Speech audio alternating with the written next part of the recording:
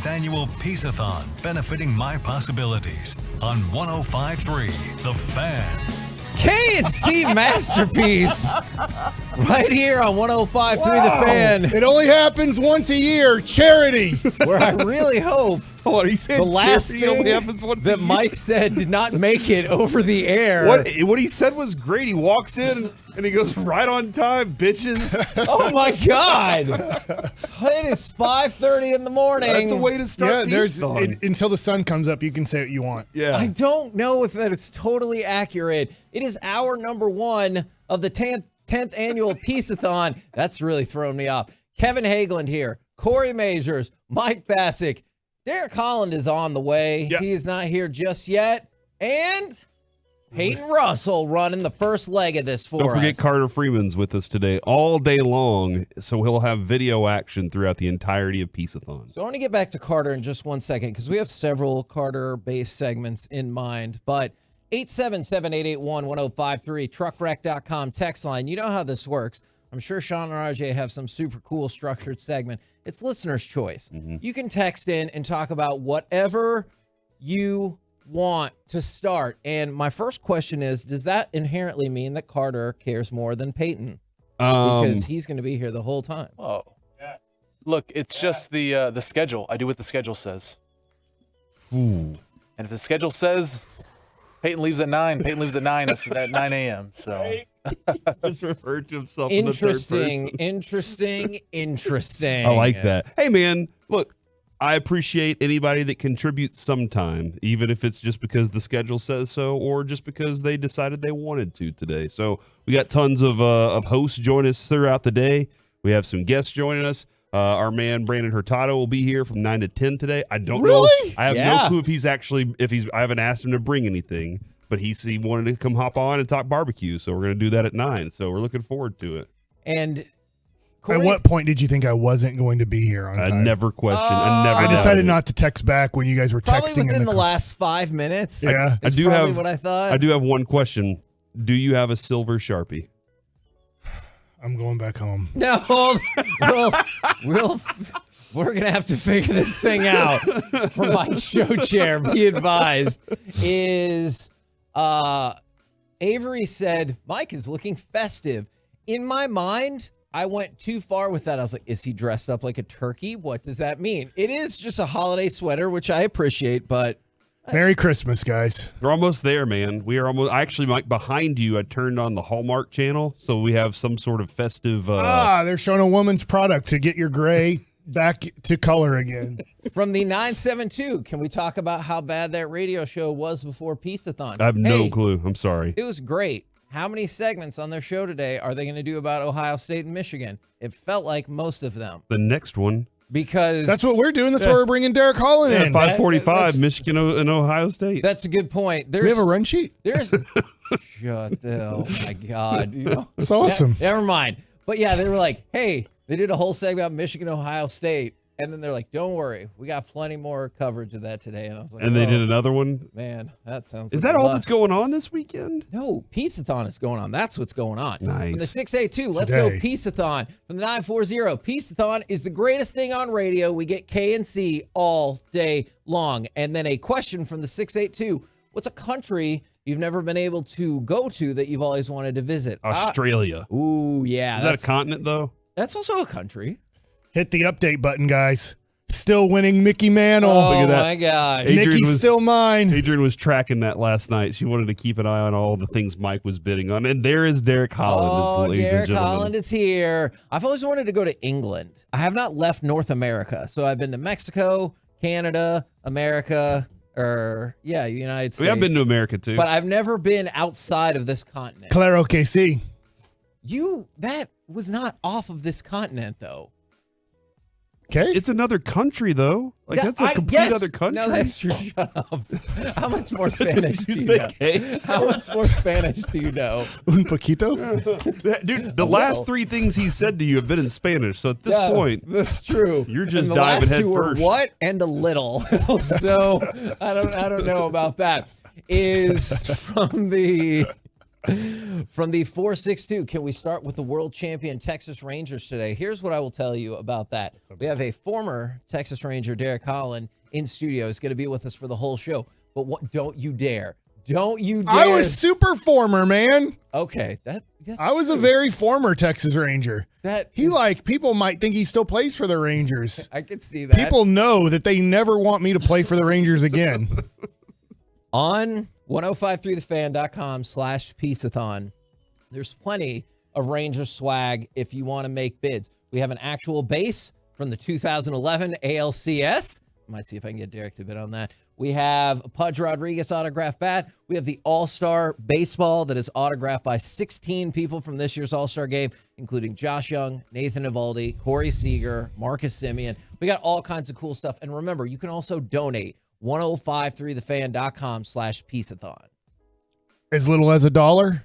I think maybe $5, but as maybe little as $5. Yeah, I believe. What's your deal? You don't have $5? Are you talking to us or are you talking to people listening? Everybody listening. Okay. All around America. What's your deal? Do you not have $5 to give to the kids? I really do think we need to push that more often. Agreed. The question, what's your deal, whenever we have guests on. That really does need to be My wife did a it to thing. me yesterday. Really ticked me off big time. But You know what? I didn't realize she does it to me until my kid said, Mom, the way that you just told Dad how crappy his day was really not probably what he wanted to hear. So that's what I'm saying. Is my God. But I think if we throw that into more interviews and more conversations, people it gives them so many options to go. Like, what avenue do I want to go down with this? What's your deal? They could be aggressive and come back at you. Do you want to start with Hurtado with that at 9 o'clock? Yeah, hey, just be like, hey, what's your deal, Mike? Mansfield, what's do your that deal? today. Let's just see how it rolls with every guest. From the Got Charlotte Jones at 1 today. I just spent yesterday. After the show was over, I came home, laid on the couch for a little bit, and then I got the text, hey, you need to take the boys to the dentist. So from 3:45 to 5:30, I was at a dentist office. Did you have a busy day yesterday, did you, Mike? That just stinks when you have a whole plan of I was going to get on the bike for 30 to 45 minutes. I was going to maybe spend some time with my daughter, and it's like, nope, guess what? Sit your at the dentist office. Safe harbor, you can say it. Yeah, it is. It's you before yelled the out sun. the B word, but you're like, I don't know if I want to say that other one. I feel like ASS is way worse. From the 214, the high energy I'll bring is going to have people ready to get their day over before they get to work. I love that. And then this is a great question, and we'll talk about this throughout the show because you brought up that Charlotte Jones is going to be on the show. We're going to have multiple representatives. Yeah, multiple representatives from My Possibilities. Pete O'Brien that's at 12:20. That's what I was doing yesterday, Mike. Is Pete O'Brien at 12:20. But Corey, can you tell everybody what is the point of this show? Oh, okay. All right. Yeah. Shut up, Mike. Are you Miss Mike question? He's like, yeah. I would also like to know as well what the point is. All right. So for people who are like, hey, can you draw Kevin offside through a whole segment? Yeah, it's been 8 minutes. My Possibilities is the first full day, year-long continuing education and job placement program in North Texas. They want to give adults with intellectual and or developmental disabilities, otherwise known as IDD, a chance at higher education and an opportunity to let their untapped possibilities shine. Hipster is their noun. Hugely important people. So that's what the hipsters are. The students that go to My Possibilities. Kevin, we got connected with them. The history of this goes back to, remember Elf. I worked with them. You guys worked with them. We all had a rotational day to work with him. And I was out at Duke's, and my friend Michael Thomas comes over, and he's like, hey, love seeing you. Love seeing what's going on with you and what you're doing. I'm working at this place called My Possibilities, and I think at the time they had about 20 students. And he said, just, hit me up sometime. Then one night, Brian brought us, we were scheduled to work nights into the next morning. Turnaround shift. And we were like, we're not going to sleep up at the station and do that. We're not Peyton. And so then I'm just joking, man. You're good. So then Broadus came in and was like, why don't you idiots just work overnight? And we were like, all right, if we're going to do that, we should have a purpose. And so we said, maybe we could raise money. And then we said, who do we know that might donate something? And I said, do you think Derek Holland would donate us a baseball? And we reached out to Derek, and Derek said, yeah, come over to my house and pick up something. I'll give you guys something signed. And I show up at his house with my daughter, Lucy, and he pulls out a jersey from the American League Championship game. And I was like, what the heck? Are you serious? This is going to be amazing. And we were like, if we can raise like $500, this would be a great event for us. We started collecting a few more things, and I think we were able to raise in our first one $5,000. And since then, we have continued to grow this entire process. It's been a lot of fun.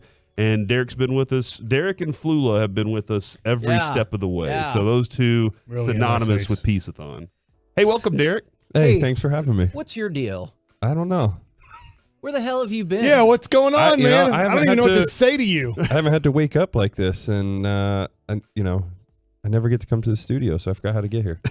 It's kind of tough. I got lost. You're always welcome at this. You got lost. I know. Yeah. We can get into that if you hard to want. believe. Dude, getting lost is a thing, man. It happens. We've seen people Yeah, get Mr. lost. Perfect. Did you make good time though? Oh, I did. I made record time. Avery, my oldest son, is with us today. And on the drive in, he goes, why did that drive seem so fast? And I was like, we did get here in like 15 minutes. I'm going to go with no traffic. That was one of the keys. I'm going to go speeding. Very light traffic and maybe going over the speed I limit. timed mine out perfectly. Literally, as you guys went on the air, I walked in the door. And said what? Nope. I think we probably got enough of that early on. Is for the 972, is the bidding open? It says everything is all sold. Maybe. It does not It say does not that. say everything's sold. I'm looking at that right now. If you want to go in and buy everything, that would be fantastic. But I just want to know what items Mike has bid on so I can outbid him. the Mickey Mantle autograph lithograph, the pizza oven. Got them all up here. Yeah. He knows what his group is. So I told you guys we would add items. Yesterday, Dirk Nowitzki is going to be traveling today, so he's not going to be able to be on the show. But he's like, what if I autograph a pair of shoes for you guys? So he Just the shoes that he watches games in now. Slippers, house slippers. No, they're Dirk 41 tennis shoes, and he autographed. That he plays tennis in. No, actually, maybe. I don't know. It's I just pickleball. know they're a pair of his Nikes. No, Yes. it's pickleball now. Okay, yeah. Maybe it's all He pickleball. pickled them. Yes. For the I don't know if purpose- he put them But in with see, vinegar. Don't okay. get trapped by this already. And so for the purposes of that, yes. So we split them up. They are both available right now, just got posted, and they look incredible. If you want to make your bid on that, we've got the Dallas Cowboys suite. We've got the Rangers suite, watch games with the KNC Masterpiece. We've got all kinds of stuff. The bidding is open, but so are the donations. 877-881-1053. No, those are shoes that he didn't wear them in a game, but those are his basketball shoes. And then somebody asked about the join KNC for a day, and the price got really high. That's why we added a second. We added a second of that. We added a second of go up in the booth with Jared Sandler, Eric Nadell, Matt Hicks, and we might add a second of something else. We need to add a second of Broadus and dinner because it looks like Broadus dinners will go very easy. But Okay. but I don't know. That What Broadus, about go up in the booth with me if I get 2 more games to do this next upcoming season? do you think the Rangers would allow you to bring somebody into the booth for my 2 TV games? Okay, guys. Oh, I know holy moly. that there's Yeah. a lot to go through with the guy who's only done this twice, and there's a lot of meetings, a lot of things to set up. But I got a family of 4 here that needs to come up and watch the game in the booth. Okay. If you want See if to we can do send that, I don't know. If you want to send photos of the sunrise today, do that at No. sunrise time. No. But make sure you send them to Kevin at Thank Kevin on Twitter. That's what he I loves don't to want see to is sunrise your photos. stupid sunrise pictures. I don't care. We're the KNC You don't like the Masterpiece. sun? He does, We yeah. need the sun. Anti-Superman. At no point did I say I'm against the sun. I just don't need to see all these sunrise pictures. The sun's good for you. They pretty much all look the same. Why are you celebrating Alaska on such a special day? It's cold outside, dude. It's like Alaska. Yeah, We're the KNC Masterpiece right here on 105.3 The Fan. it feels like Alaska Go out look what there. the temperature in Alaska is right now. Coming up It matters next, if it's the southern part or the northern. change 21 to in the Alaska. top. But what of about college the football. northern Shut part? up! It's only been 15 minutes. Why are you still talking? Just say we're going to another segment. The change to the top of the college football playoff rankings with Michigan, Ohio State this weekend. Does it even really matter? Let's talk about it next on The Fan.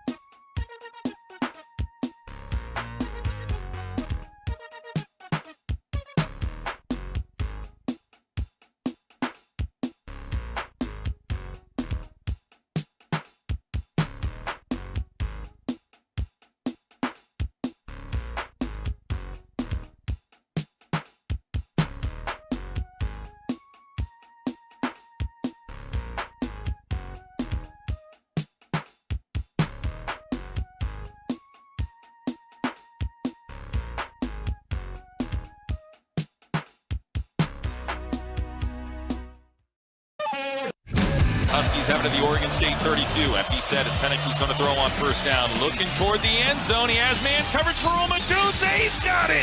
Touchdown Roma Dunze up the left sideline. A Bolitnikov kind of catch. His second touchdown catch of the night.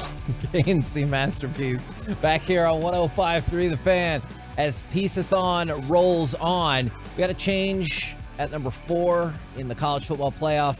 Georgia 1, Ohio State 2, Michigan 3. Now Washington 4. In your face. With Florida State at 5. So that was going to be my question. Does that really matter because you think the loser of 2 or 3 is going to be bounced and the undefeated team is going to stay? I think so. I mean, I feel like we have an expert here who's probably going to that game to dot the I. He's eating a cinnamon roll right now. It is the one, the only Derek Holland. I am not dotting the I. There's an I in Michigan. In fact, there's 2 I's in Michigan. Yeah, but I'm not doing. I know what you're doing it for. You're a jerk. No, I'm rooting for you guys. No, you're not. I hear you every day. Who's going to dot the I? Who's going to dot the I for Ohio State? OH. No. No, it's IO. No, it's not. You know what I'd really like is if Piece-A-Thon turned into a giant comeuppance for Mike, where all of these people who'd heard him Everybody comes in and badmouth him. He's like, I hear you, Mike. Like JaVale McGee is up next, and it just like goes on He and walks on in all with his day. smoothie but can't defend Do you know anybody. people recognized me at that game because I couldn't help it as it was really quiet early in the first quarter. I was behind the Sacramento bench, but in the last row in the upper bowl, and I just screamed at JaVale McGee. And then I wanted Did you to call him Magoo? No, but I was Okay. like, hey, McGee, you're horrible. Play like you were a Maverick. And then I wanted to tell him at halftime, this is the best game you've had in over a year. But there's music playing, and I don't think he could hear me. I'm glad that you Piece of stay- dump. So wait, what were you asking me? All right. About dotting the I. There's No, multiple no, teams that's with not it. I's in this That is game. definitely not what I was asking. Does it matter that Washington overtook Florida State for the 4th spot? Is that because of the quarterback getting hurt? I think that is definitely a huge part of it. I do. Yeah. Yeah, that's a huge factor. Okay, do you think it matters that they're up to 4, or do you think the loser of Ohio State Michigan will automatically be bounced outside no matter how close the game is? Yeah, they'll get dumped. One of them's going to be out. It'll be just like last year, where Ohio State got to sneak in after losing to Michigan. So, but aren't there too many it's a good one-loss teams team this year? Do you think? I guess it matters how the game goes, right? Last year, Yes. you guys, Michigan blew out Ohio State. Yeah, but here's the only thing. This is what I got is Michigan's strength of schedule, as much as I love Michigan, is not very good. So if they do lose to Ohio State, I see them, they're out because that would be their true first opponent because Penn State was just the most overrated top-ranked team at the time. So it's not, they haven't really played anybody to really back themselves up like that. How are you feeling about the game? I feel very good. Because you got pretty much the same team coming back, so it's good. And I get it, the whole cheating thing that they're Why do you trying to put that throw in out there. Parentheses. Yeah, well, Because you- it's you not did cheating, air it's called quotes. scouting. It's cheating if you do what the Houston Astros did to where you would be banging on trash cans while they're giving their signal. If I have a runner at second base and he picks up my signs from the catcher, that's on me. That has nothing to do with cheating. That's just scouting because I knew this is what he likes to work with on this situation. So it's not And if cheating. you send people to other places to try to infiltrate Yes, you their do actually. practices and stuff. Yeah. It's not to practices, it was to games. It's called advanced scouting, Sure about Kevin. It's Yes, advanced. I'm sure about that. Advanced scouting. Okay. That's exactly what it is. And yes, you do. I mean, at the end of the day, you sent. So if the Rangers, we won the World Series. When the Rangers, your Texas Rangers won the World Series. When they went to go play against I was in the Arizona, parade. I wasn't. When they went to play against Arizona, they sent scouts out there to see the team. It's the same situation here. It's such a dumb thing. And the other thing is, get rid of the cardboard cutouts that they have on the sidelines. Do headphones just like the NFL does. If you're trying to prepare these guys to go to the next level, don't you think you should be doing stuff like they do up there in the NFL? And you're not going to the game? Yes, I'm going to the game. Okay. Excited? Yes, Michael. You sound excited, Mike. I am. I'm excited gonna for look Derek. Are you going to be rooting against Michigan? No, I actually he is. do. I have a No. Michigan. I couldn't find it because it was so early in the morning, and I was like, screw it. My Panini one's available. My Yep. beanie. Yep. But I do have a Michigan beanie. This was before A beanie. that, I'd hang out with Derek. I don't have an Ohio State one. But Good, keep it that way. my middle child was born in Columbus. Not because I needed to go there because of Ohio State, because I got sent to AAA. But I do usually, I root for Michigan back in the day when they had Desmond Howard and stuff like that. Michigan was my favorite team, college football-wise. So why do you keep giving all this Ohio State love? Because I don't really love them that much. He's So trying it's to fun. irritate Yeah, you. it's fun to irritate you. He's just trying to irritate And to get you. your brother excited. What? Let's go ahead and mark that. Hey, just real quick, guys. Corey, am I setting the right tone for the day? From the 281, what the F happened to the morning show? This show sucks. And I said, Oh, no! And I said, Oh. ha, ha, ha, you suck. Have a good day. And I put my name on it. Oh, Kevin. Is that the right? The morning show doesn't support charity. They do. They're They going to won't be here throughout the day. Yeah. How much? All the hosts will be on for an hour. Are they paying? And you know what? Coming up next, They donating? We have a run sheet. Brian Broaddus joins the show, and he just said he made food. Coming up next, we will get to the thing that we talked about yesterday. You already ate your cinnamon bun. Yeah, you ate your cinnamon roll. Yeah, but I'll still eat. Okay. Coming up next, the name versus the reality. Should the Cowboys go after Shaq Leonard? Let's talk about it next right here on The Fan.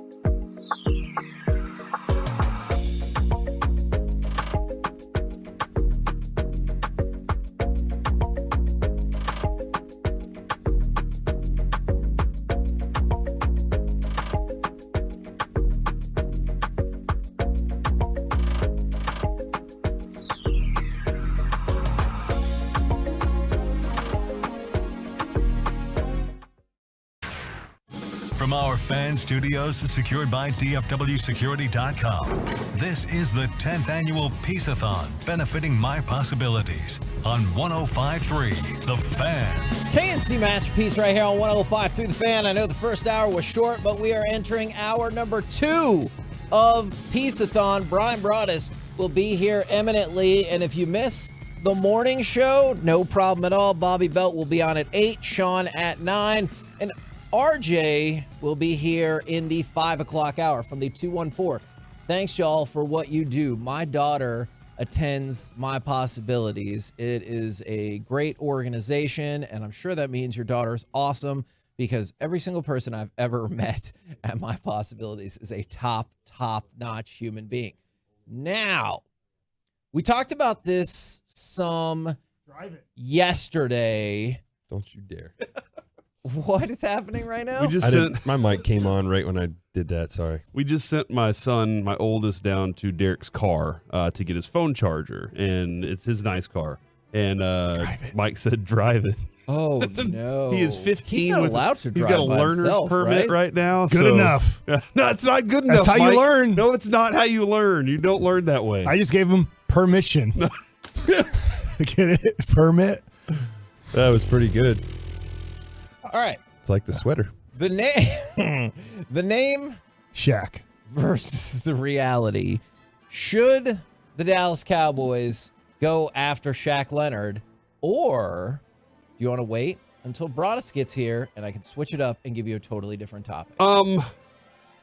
Let's give our opinion without Broaddus, and then we can really either be like, yes, my opinion was good, or oh no. I was listening to Broaddus yesterday on the drive home as they were kind of discussing it a little bit, and a lot of what he was saying fit what we were discussing yesterday regarding what the player is right now, what it looks like. I really enjoyed hearing Broaddus talk about how he doesn't look like he was laboring to get to the places that he wanted to go, the way he wanted to move his hips and get to a certain place. Broaddus was really driving in on what he physically looks like, and he went and watched all those things.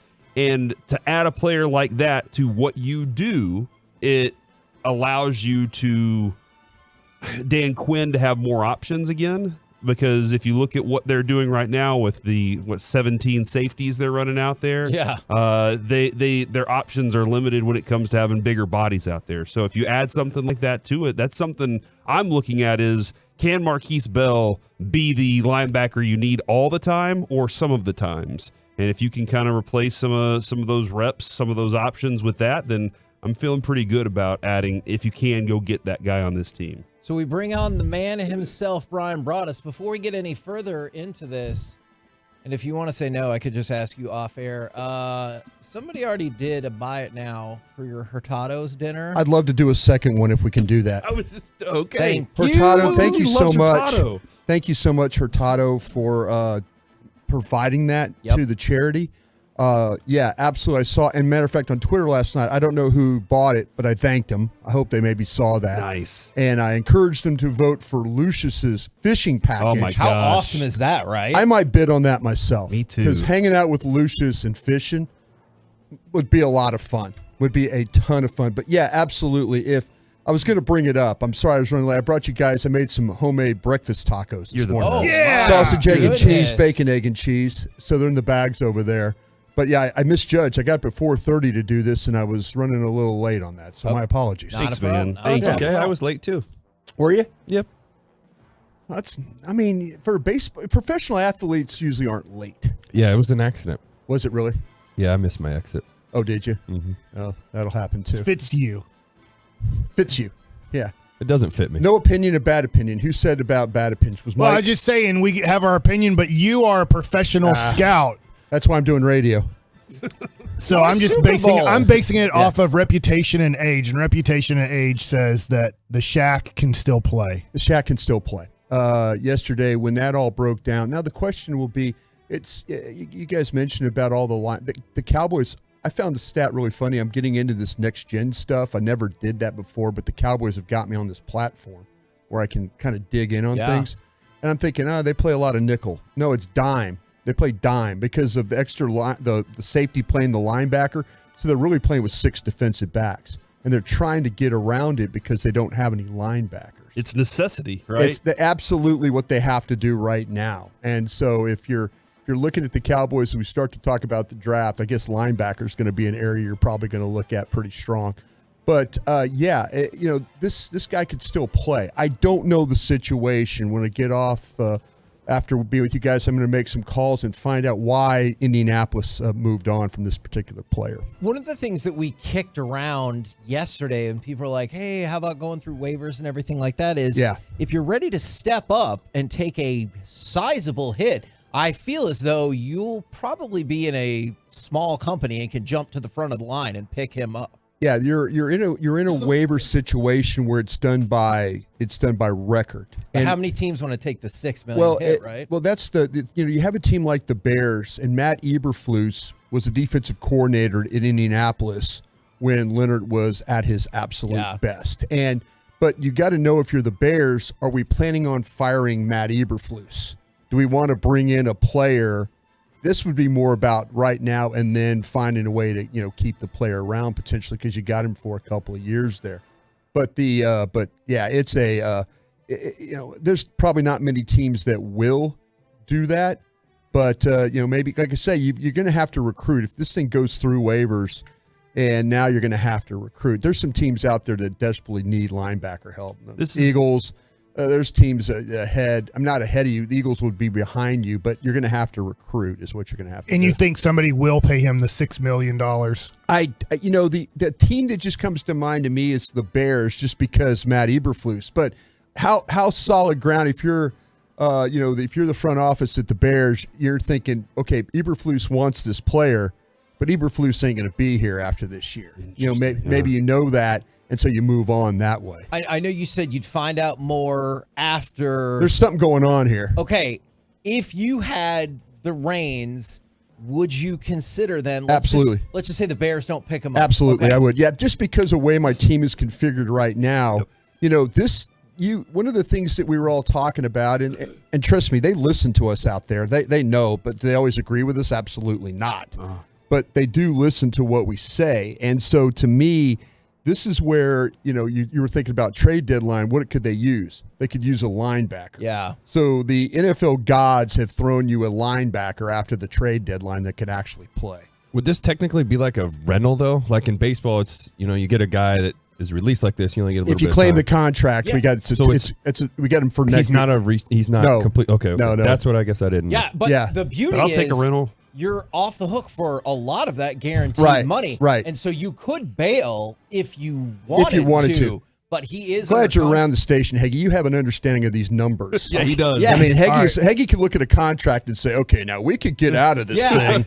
April 24th of 2024, we can get rid of this guy. It's just really neat and interesting. And honestly, that's a competitive advantage. If you have the right people who know how to get that extra $500,000 or whatever, that stacks up. That does stack up. We got to figure out why they stopped playing him on all downs. He was a 3-down player at one time, Mike, in his career, and now he's gone to where they play him on first and second down. I need to ask some folks, okay, at Indianapolis, do you have a situation where Chris Ballard, the general manager, drafted somebody and is trying to get that player more playing time? How easy do you think it would be for Shaq Leonard, let's just put him on the Cowboys, to immediately impact the team? To give you an idea, just because I don't know, Kyrie Irving couldn't do it, right? Because there's chemistry and there's how do I play off of these guys and all of this stuff. So I'm wondering how a linebacker comes in, learns the system, and is an impact. No, I think you make a really good point. I think with this one, look at the play style and you start to think this guy could fit into what we're going to do. He's the one thing that you notice on film that really jumps out is his ability to run still. I was worried about, okay, is he not, when you watch him play, and I was watching him against Derek's Brownies, and, when he was the movement side of things, if a guy looks like if he's stiff or he can't turn or he can't run, then you're thinking like, okay, I see why they're giving up on this guy. But that wasn't the case at all. So, Mike, to your point, give me a linebacker that can run sideline to sideline. That's what we kind of see with the Cowboys and what they play with their linebackers. They might not always be great at taking on blocks, but they could run, sideline to sideline. They got speed. This guy can clearly still do those things. Still physical enough too to like go fill gaps. Yeah, and get absolutely. You know, that's the thing about it is he's a finisher. There was a time and space where Zeke got him on a swing pass.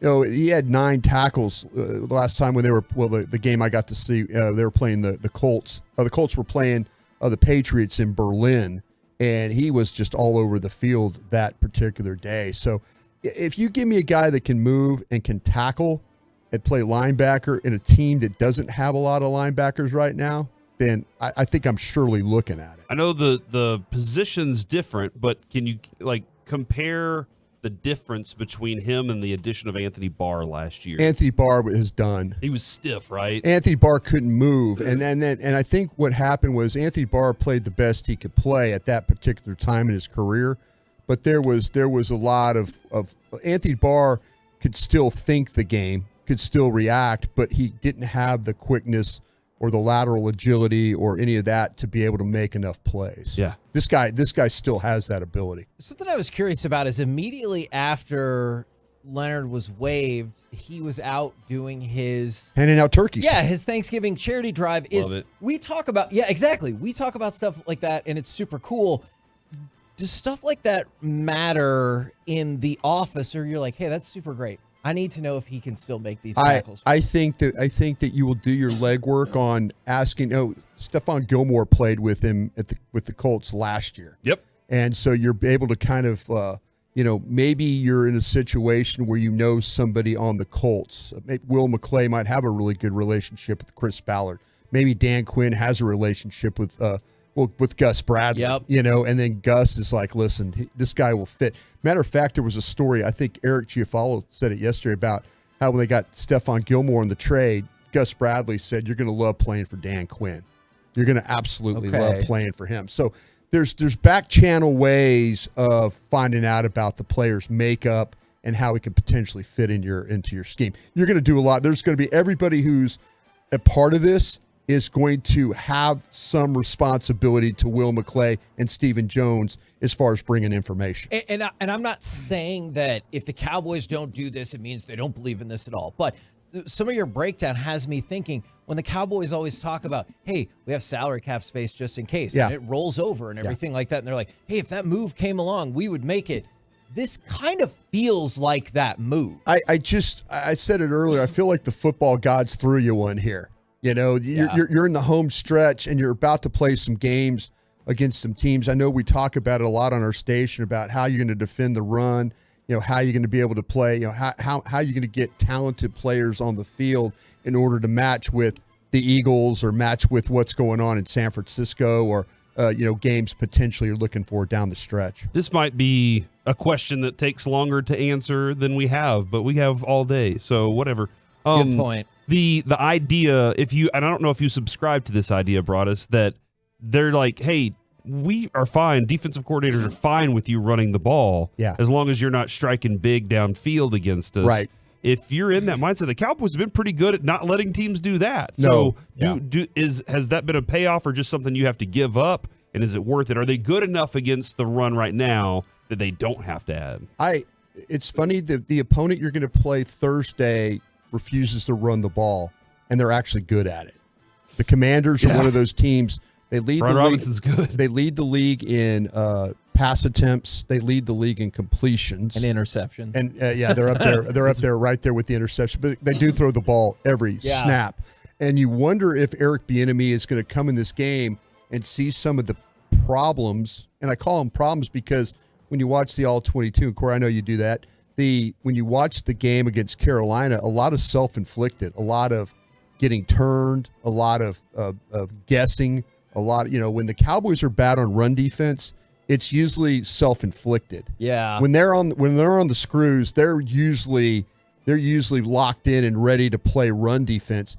I just worry about in a short week that the Commanders say, you know what, if we let this defense rush us all day and pass rush all day, we're going to give up 8 sacks. The left side of their offensive line cannot hold up in this game if, in fact, they commit to a complete throw the football every snap day. And they've been giving Howell some David Carr vibes with how many times he's been getting sacked. 51 times. It's second most. Only the Giants have been sacked more, and the pressures are some of the highest that you'll see in the league.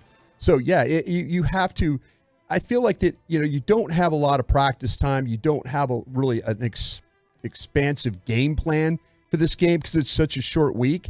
So you really have to kind of go with what you know. Maybe you have 3 or 4 pass plays you really like, and maybe you've got 3 or 4 run plays you really like, and that's going to be your offense. You want to make sure that you call things that your players are completely comfortable with. So, I mean, if I'm Eric Bieniemy and I'm watching tape, I'm like, I do not want them rushing me. Yeah. There's no way I'm going to try. It looked like that Carolina had some success running the football, and I'm going to take a chance that we can get that done today. We're the KNC Masterpiece right here on 105 through the Fan. Got Brian brought us with us for the hour, and apparently he's brought us food as well. Coming up next, I am Brian brought us? Exactly. I am epically fascinated by this story. Could this move have prevented the Cowboys from winning the Super Bowl in 1993? You're going to love this story next right here on the Fan.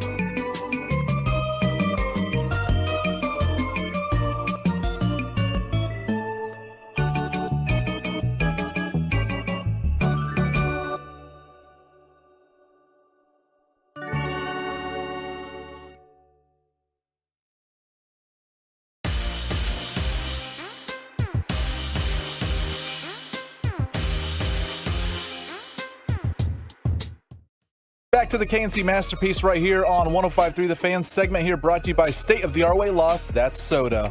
From the Chicago 40, there's Barry up the middle, 35, cuts to the right, 30, cuts it back over the middle, 20, to the 15, to the 10, to the 5, touchdown! 40 yards, the pay dirt, Barry Sanders! KNC Masterpiece right here on 105.3 The Fan. We're going to go back in time for this segment as part of Piece-A-Thon. For the Is that By the Wayne's way- World right there? Yeah, pretty much, yeah. for the 903. There's very few movies I could actually quote. That makes me so happy. I That was love good. that I am movie. the absolute worst with movies. Yes. I think you'll like this for the 903. Good morning, guys. Just wanted to say I love Piece-A-Thon, not only for a good cause, but love the content always. It's like a day full of crosstalks. And as much as I love the show, I always look forward to the crosstalks. Love you guys. Have a happy Thanksgiving. Appreciate it very much. 1053thefan.com/Piece-A-Thon if you want to bid on stuff or if you want to donate. That's a huge part of this as well. I do miss the ham slap and the cranberries in Sure, the pants sure. and the running around the building with no clothes on. Do you? I do. There was an element to that, and then drunk Jared Sandler taking over after we were done. Oh, that can still happen. He will show up and he'll go run the turkey trot Oh my all God. liquored up. And he would like lay He'd on the couch. yeah. He'd be like, hey guys, let's see it a little He'd bit. kick doors open and that just guy's a world champion. Hey, that if- guy's He is. he's a world champion. If you want to get in Yeah. the mix on that, our favorite plumber, Michael Talbot, gave me a bottle of red hot fire sauce. It's down in the car. Oh, no. If you want to try something out, Nope. you can put it on your breakfast taco. I just ate my breakfast taco. I would have done You it. know what? Have another one. Why Mike. didn't you bring it upstairs? I forgot. should have brought the salsa too. I should make that from scratch. How I'm sorry. often do you just have a hot sauce in I your love car? fresh salsa. I'll make you some. I got it. It's a couple good recipes. As long as it's spicy. I got you covered. All right. So we're going to go back in time. Could this move have cost My the second Cowboys year in the NFL. the 1993 Super Bowl? Ooh. All right. Have you guys, it just came out yesterday. Have you heard anything? Have you watched anything about the Barry Sanders documentary? I've No. competed against Barry Sanders a bunch to be Okay. able to go, my gosh, this is not good for us today. Well, first of all, Scott Mitchell, not a fan.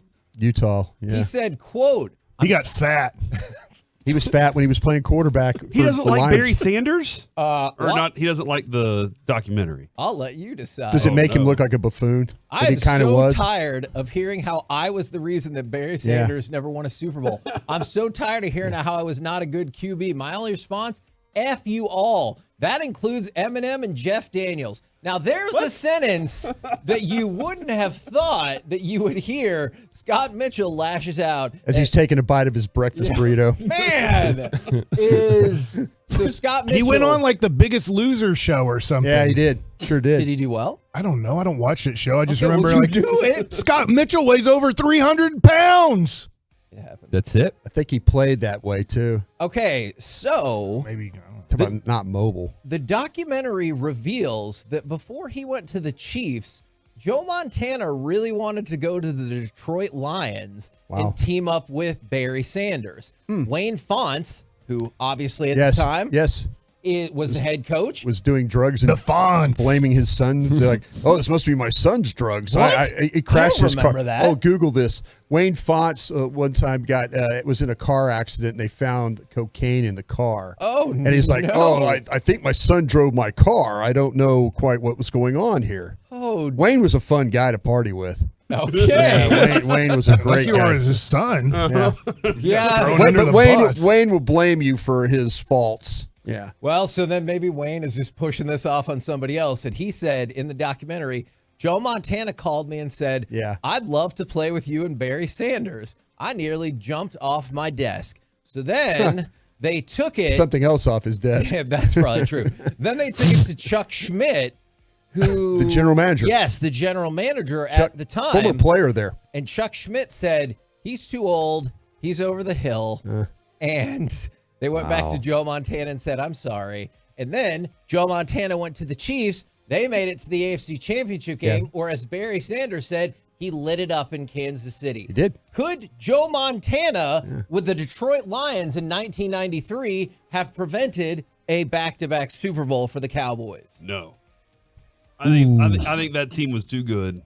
I'm going to give you more of a pitch. Competed against both, and the Cowboy team was unbelievable to play against. So difficult to deal with. But you had to deal with Barry Sanders, and they had, Detroit at the time had some guys. Do you remember who their quarterbacks were that year? 92 was that 93. They used 3. Was it Eric Kramer wasn't in that one? That is correct. Yeah, Rodney Pete. That is also correct. Yeah. And then Don't expect me to name it. Jared Goff. Andre Ware. Andre Ware. Okay. By the way, Because they were into at the time, they were into the run and shoot. Yes. Mouse Davis was the OC. great jazz musician.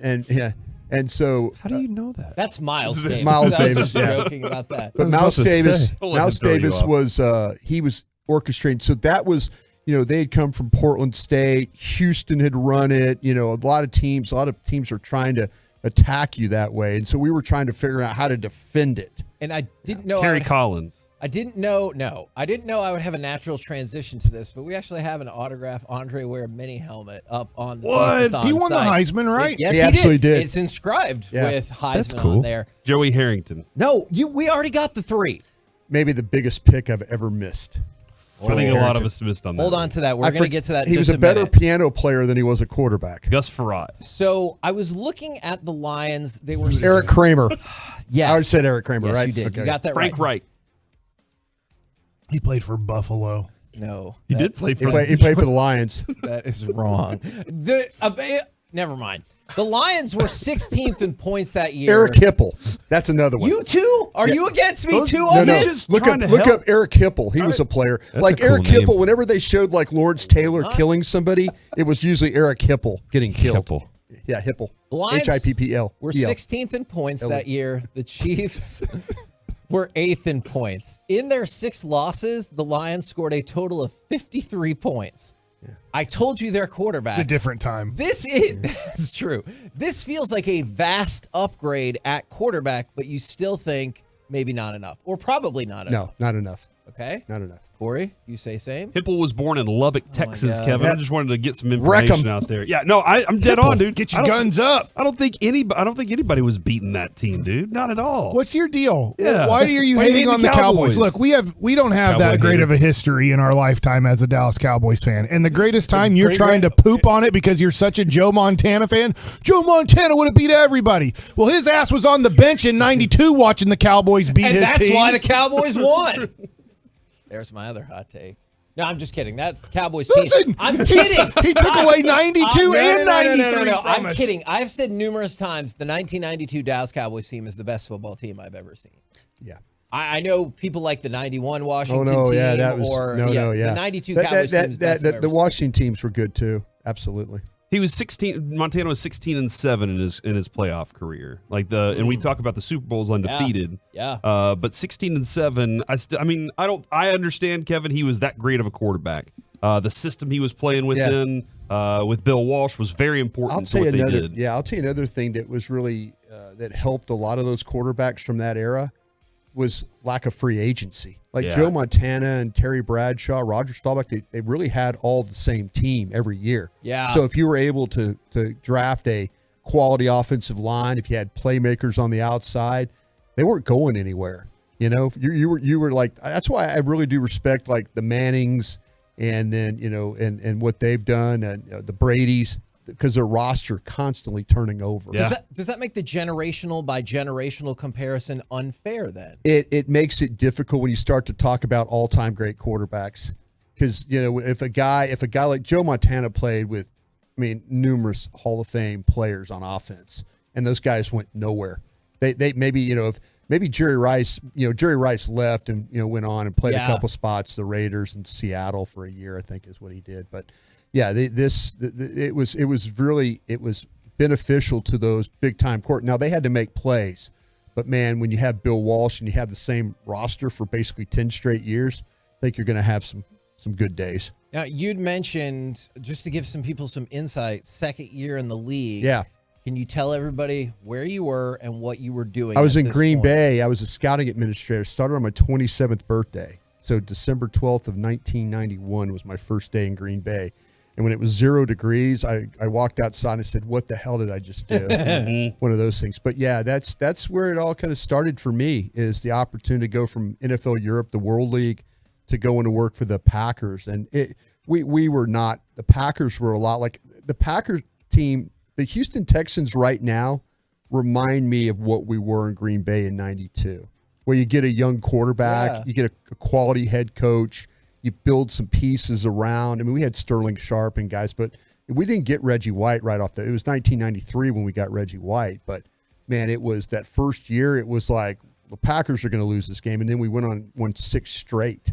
And everybody's like, oh, wait, maybe this is a team you have to kind of deal with. And sure enough, it turned out that way. Is that Couldn't beat the Cowboys. That was a problem. Well, because those teams were so good. Yeah, that is true. And I remember you've told the story, if people haven't heard it before, when people thought the Cowboys were down or the Cowboys were down, and they're like, oh, I hope the Cowboys win so we can play them again. And that was Bob Harlan. And you were like, no, we don't. Kevin Harlan's dad. Bob Harlan was president of the Packers, and he, we were on a run where we had gotten home field advantage, and Bob Harlan, we were all standing there. Bob Harlan goes, yeah, we got Dallas right where we want them. We want them to beat Carolina. And I go, no offense, Mr. Harlan, but we haven't beat them yet. Let's try and beat Carolina, this expansion team.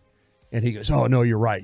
And sure enough, Kerry Collins and, they had Kevin Green. They had some veteran players, but yeah, it wasn't a second-year team that came to Lambeau Field that day in the NFC Championship game. With no regard for human life.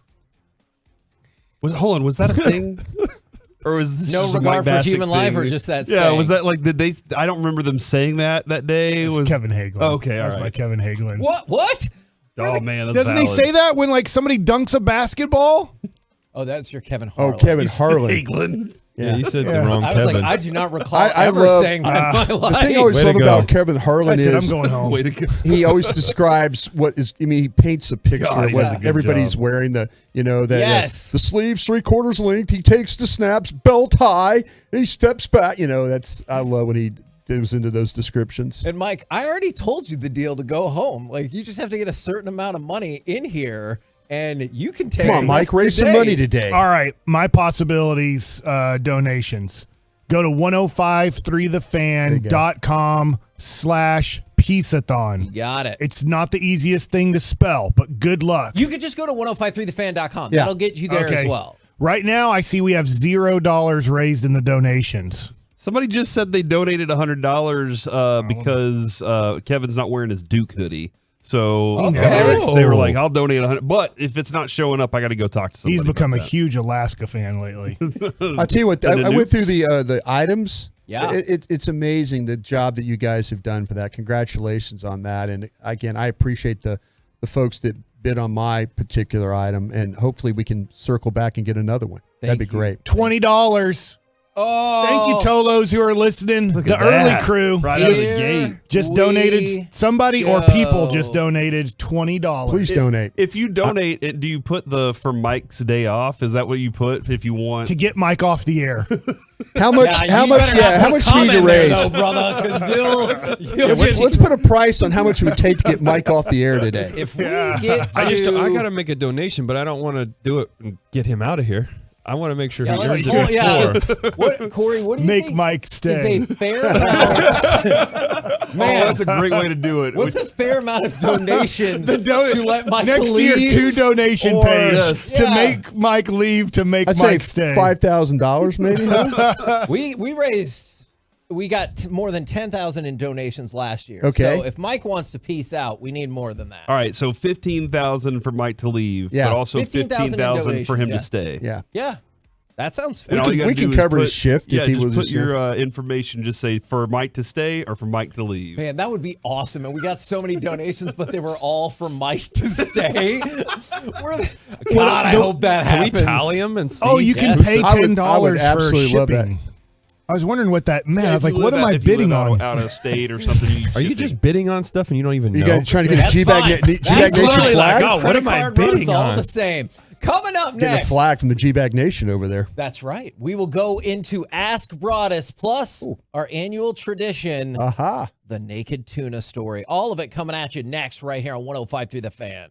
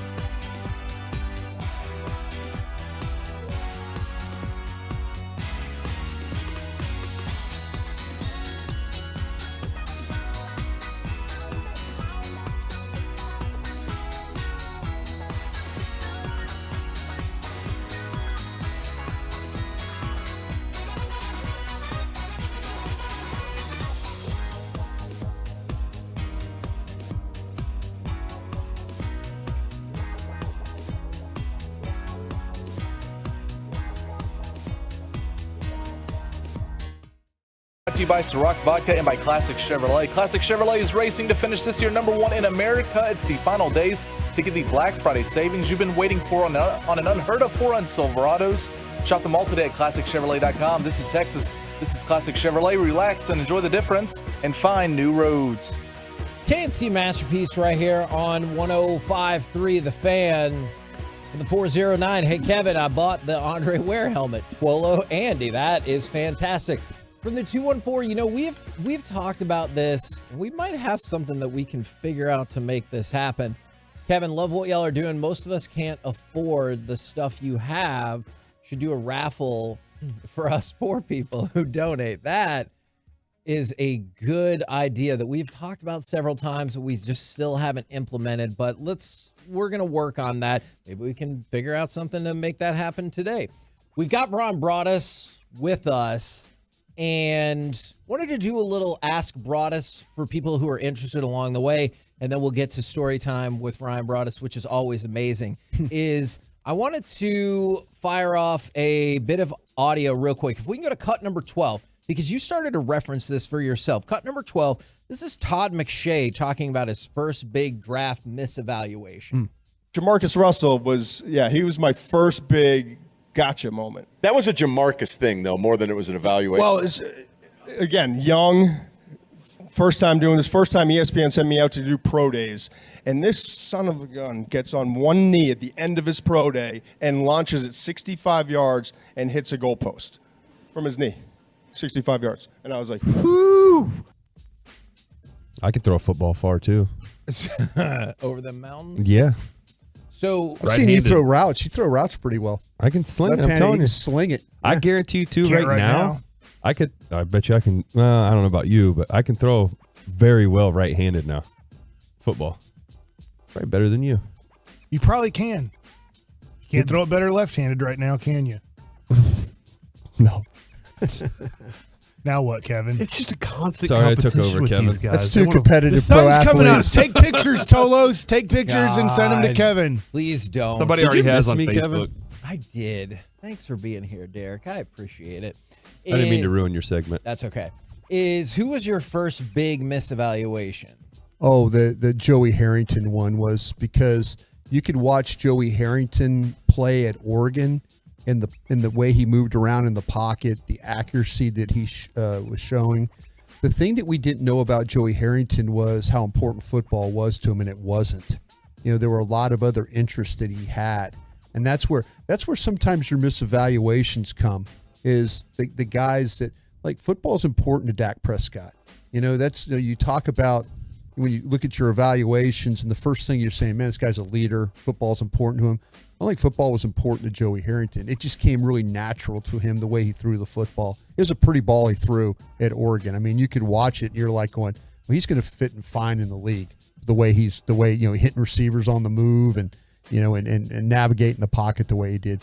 But his ability to just live and diet every day was what really got him sideways. Is that ever frustrating to you, like seeing, because I've played with guys, I'm not going to ever throw them under the bus, but there's guys that don't care to be, I'm playing baseball. It's like they don't care. But they can go out there and still do so well. Right. And then you see guys who are passionate, care about it, and then I don't want to say they suck, but they don't do as well, like Mike. Yeah, like me.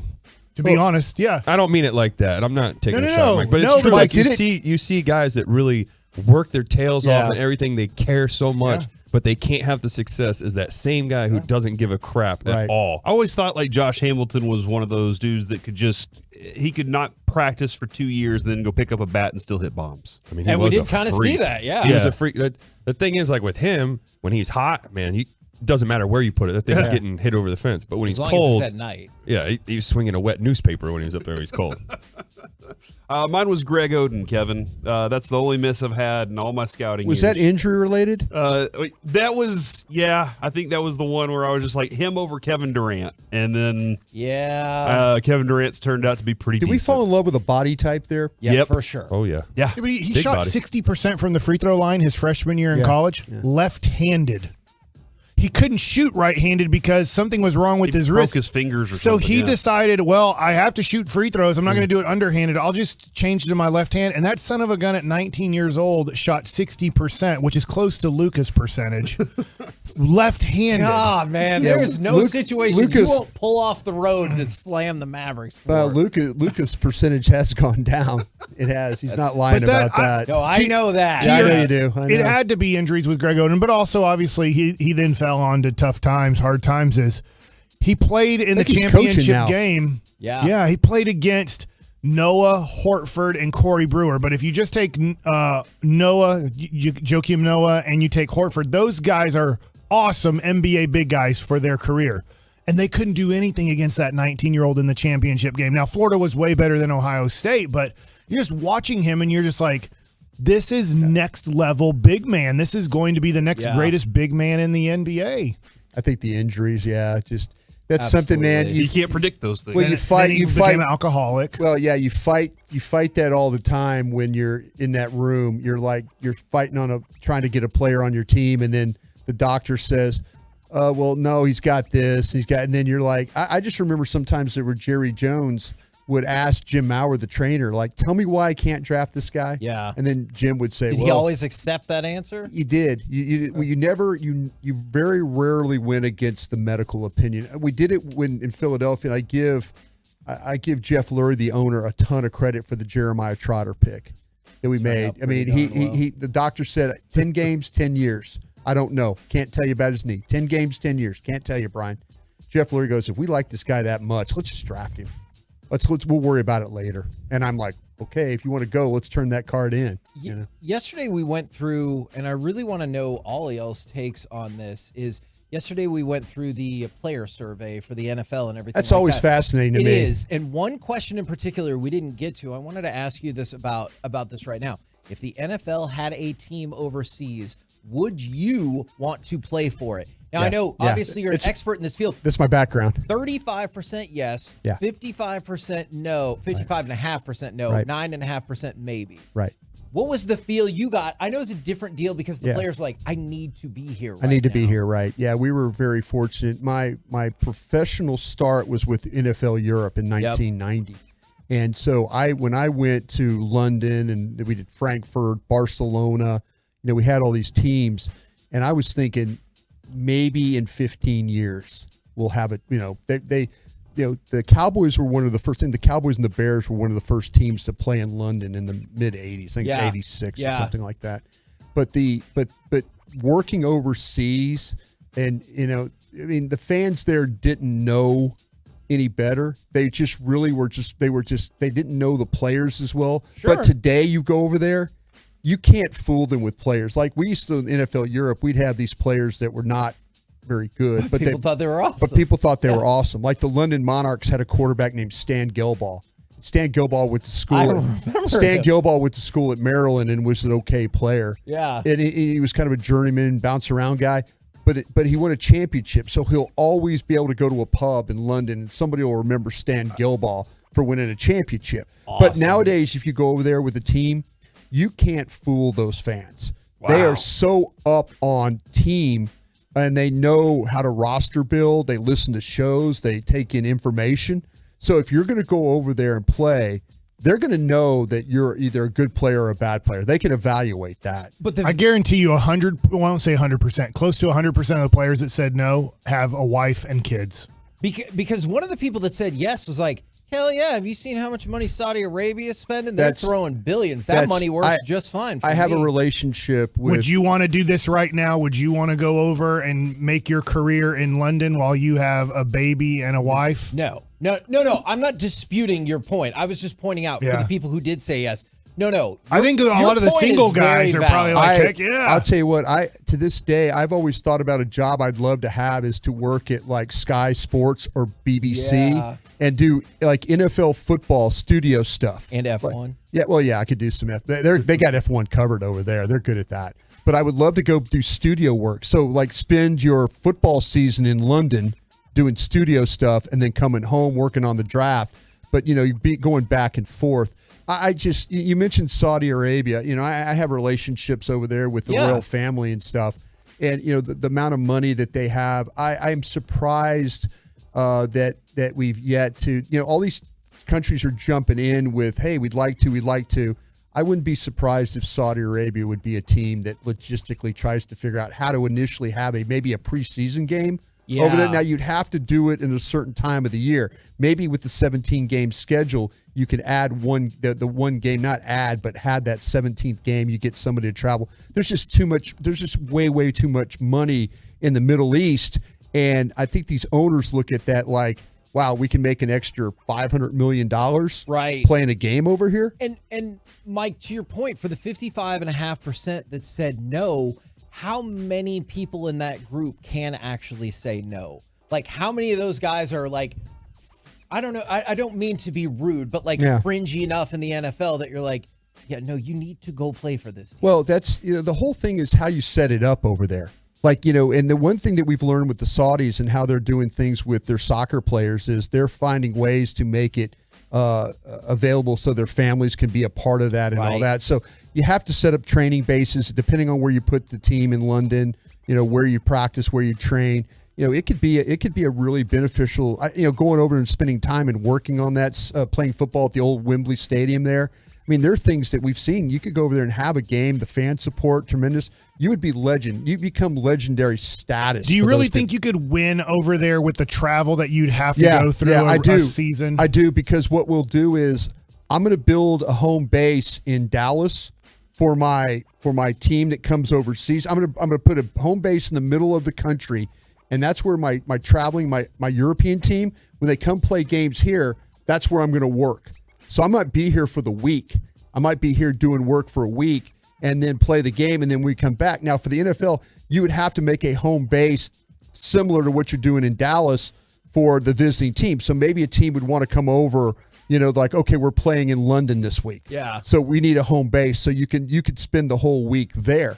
So you'd have to create two opportunities, a big hotel, meeting rooms, practice facilities, and all that. The league would probably have to come up with that. But you try and do it where you would to travel, you would work around just staying at these home bases as you're playing.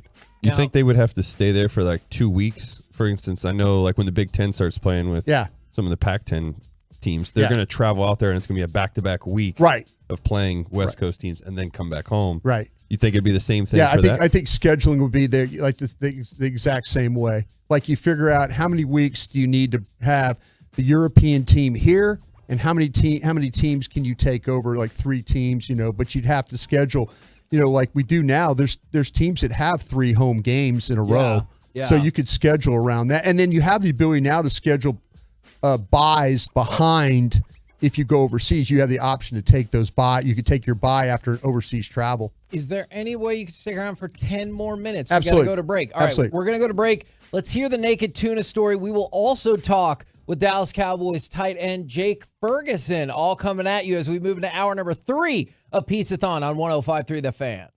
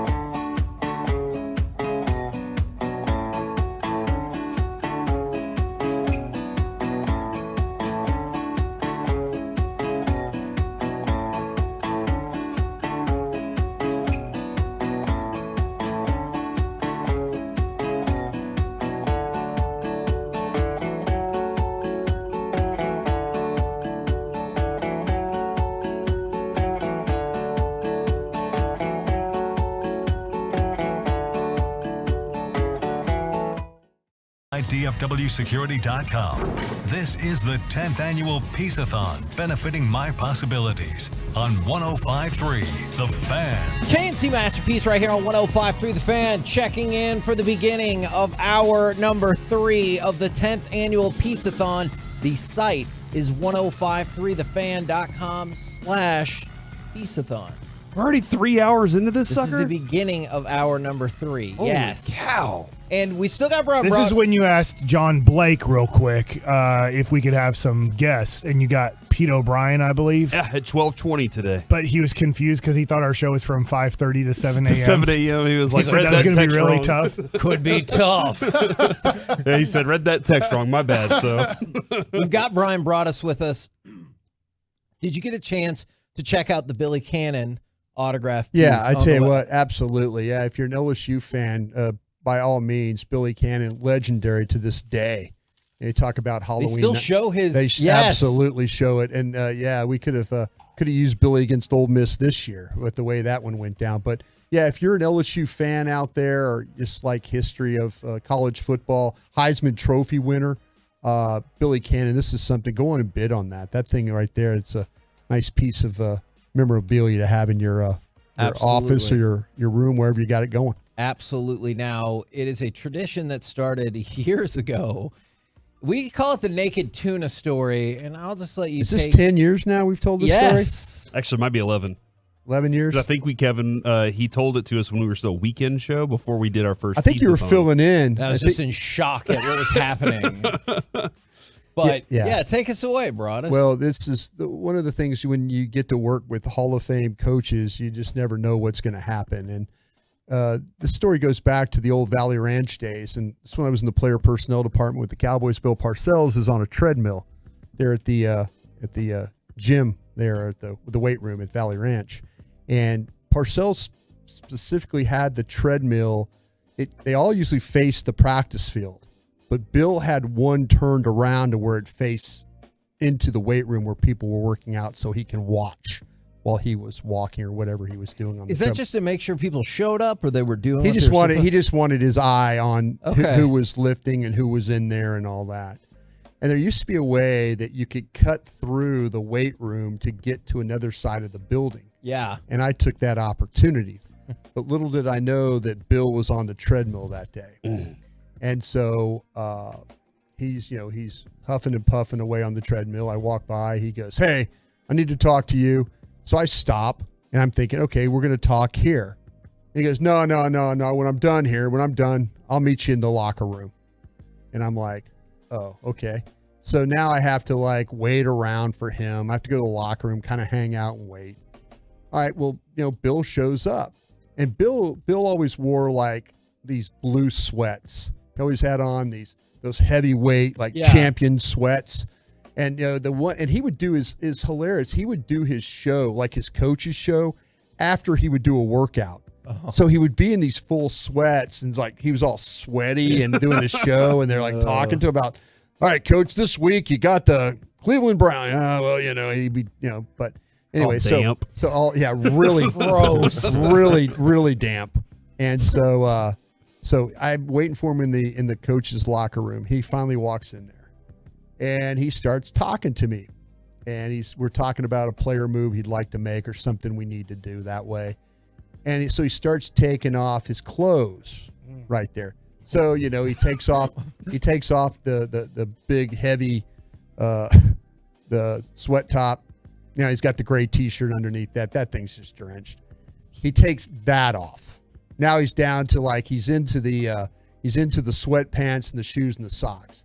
So he sits down and he's getting the shoes and the socks off. And I'm like, this is not going well for me right now.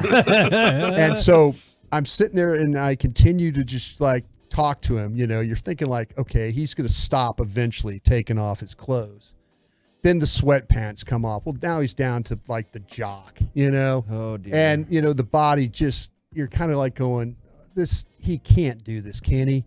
And sure enough, he stands up and the jock goes. Now he's completely naked and he's talking to me, and I'm not making eye contact at this point. I really am honestly looking around, the locker. I'm like, oh, that's how that guy spells his name. Oh, okay. That's, and he's talking to me. The shampoo bottle if you can. Yeah, he's talking to me, and he's what? I mean, I'm just listening, but he's standing there and he kind of Captain Morgans me with the pose, puts a foot up on the bench, and it's just stuff is just dangling all over the place. Oh my god! And I'm like, there's a fan blowing behind him. I'm just I'm like, he just didn't do this. He just didn't. And I literally, yes sir, yes sir, yes sir. I'm trying to go. But he's standing there completely, and it's awful. It's just a terrible look, and he's just like, we've got to be better in this, and seriously doing the Captain Morgan pose with foot up on bench. And finally I walk out of there, and I literally, it's something to this day that scarred me. I tell the story and I kind of like, oh, I have to relive this again, kind of a thing. But because this was a power play, right? I don't know what the hell he was doing. Okay. I honestly, when you're sitting there in a locker room setting, you think about if you're just talking to somebody, you kind of keep some of your clothes on. But he went down to full nothing, and then put the foot up on the bench. And I'm like, okay, pal, this is not going the right way for me. You know what though, Broadus? to add to this, Hall of Famer. That's something. Like, Hall of Famer. That's something you got can a bust in Because he Canton. doesn't waste time. You can close. He needed a conversation to happen while he was getting changed. You can close Mike, your eyes. he could have put a towel on, but he decided not to. And by the way, we didn't have a towel that was big enough to cover. Those are called sheets. I'm finding out. We're trying to figure all that out. You know, brought us though. The good thing is you can close your eyes and remember that at any moment. I don't really want to. But to remember the walk-off home run in the World Series, you have to go watch that on YouTube because you made Wolchuk leave early. I did. I heard you were going to punch some people yesterday when they were bringing that up. No, I you know what? I'm mad at myself, and I honestly, I had the trip arranged. Wolchuk and I would have been in Arizona for the clincher game. I had it all set up. We couldn't find a studio to broadcast. Oh man! Really? And I feel terrible. I honest to this day, I listened. I felt superstition, and I listened to a lot of the Rangers games. I listened to the majority of them. I love listening to Eric and Jared and Hicksey and everybody that does Rangers baseball. And so I felt like I went to the car, sat there, and the Rangers were 1-61 in games. Yes. So I'm like, they're not. This is a bad night. And, well, yeah, they hit it and. To this day, I do. I broke a rule in 1974 on Thanksgiving Day. I left the Cowboys, at the time, Redskins game when Clint Longley threw the game-winning touchdown to Drew Pearson, and I vowed never to do that again. And I broke my rule at that and they hit the home run to win it, and I ruined it for Zach, which made me feel even worse. Me, I could live with it. Zach, I felt bad about that for him, and I felt even worse because Dawson now gets on me about it. And Dawson is a leave early guy too. Yes, but how is he getting on to you? He stayed because his mom and dad were at the game. And I asked Dawson, I go, do you only stay because your mom and dad? He goes, yeah. Yeah, I did. But hey, I'm glad I went to the car. The Rangers came back. I feel terrible about what happened. But I would have loved to have been in Arizona the night they clinched that thing. Because we had the credentials and everything. We had the flights were easy, the hotel was easy, car was easy, everything about it. We just could not get a studio to broadcast from that day. Wow. Rangers won the World Series, guys. They did. Don't forget that. They did. Hell yeah. By the way, from the 214, Amazing. this is gonna be like a horror movie with the reveal at the very end. I didn't catch who Broadus was talking about at the beginning. This is Bill Parcells. Bill Parcells, yeah. Just go look at some pictures and you'll figure it out. There's a reason why they call him the tuna, the body type. From the 214, a Hall of Famer made a pass at you. That's nice. I honestly don't know what he was doing. That was one of those most awful locker room experiences I've ever had in my life. Well, I've had some bad ones before, but that was the worst. You're just kind of standing there and you're like, what is happening right now, dude? When somebody starts peeling off their clothes and you know where it's about, you're like going, this doesn't need to go. But not always, right? I've had plenty of conversations with guys in the shower. Okay, good. Derek, how many conversations would you say you've had with guys in the shower? Hundreds? Yeah, I mean, thousands? You're yeah, I don't know what to really say. It's like it's an awkward. If a clothed person stops in front of you and is like, "Hey, Derek," yeah. and starts taking his clothes off. I mean, it's if you're in the shower with another individual, that's you're doing stuff. You're both occupied. Yeah, I but guess, not. That was weird how you put that. Yeah, I don't know about doing stuff. Don't worry, Broadus. Well, I meant doing stuff. I mean, like you're taking a shower. That's what I meant. Exactly. We're cleaning up. Yeah. It is weird when I was 18. When did you get drafted? I was 20, 19. 19. It's weird at first, right? Yeah, well, yeah. When you're in the shower with a bunch of guys, and then you just get used to it. I had done it before in football when I was in high school. But so I mean, I've been naked before in front How of did you other handle people. the female reporters? How was that? Was that a shock? That was different because it was like the first time I ever experienced it was when I got called up to the Rangers. Yeah. And got done with one of the games. I took a shower. When I came back out, everybody's in the locker room, and I'm in just a towel. And I was like, oh. Yeah. Well, this is different. Yeah. And then it was a little like, all right, I'm going to make sure the towel stays on and pull my underwear up. Yeah. Like go from there. And then as I got older, it was like, all right, here we go. And just threw it down. And if anybody wants to look, check it out. Yeah, most of us, like when we're in the clubhouse and stuff, we're kind of looking around at nameplates, just trying to make sure we don't make that contact. Yeah. I try to will say stuff to people like, "Hey, how you doing over there?" And then I'll, "Good, everything's good." Yeah, that's but we're you doing gotta our be best careful, to try and See, be- he's got some Bill Parcells in him. Yeah, that's some Bill Parcells stuff going on. Sounds like you could have too. I could, yeah. That's too far. 7:13 in the That's too morning, far. sir. You're right. Did you not realize that's what you said? Jeez. What's your deal? Sunrise. I'm sorry, Brian. Right at No way sunrise. Safe Harbor, I'm Kevin. sorry. I hope they got We're that not- one. We're not in safe harbor anymore.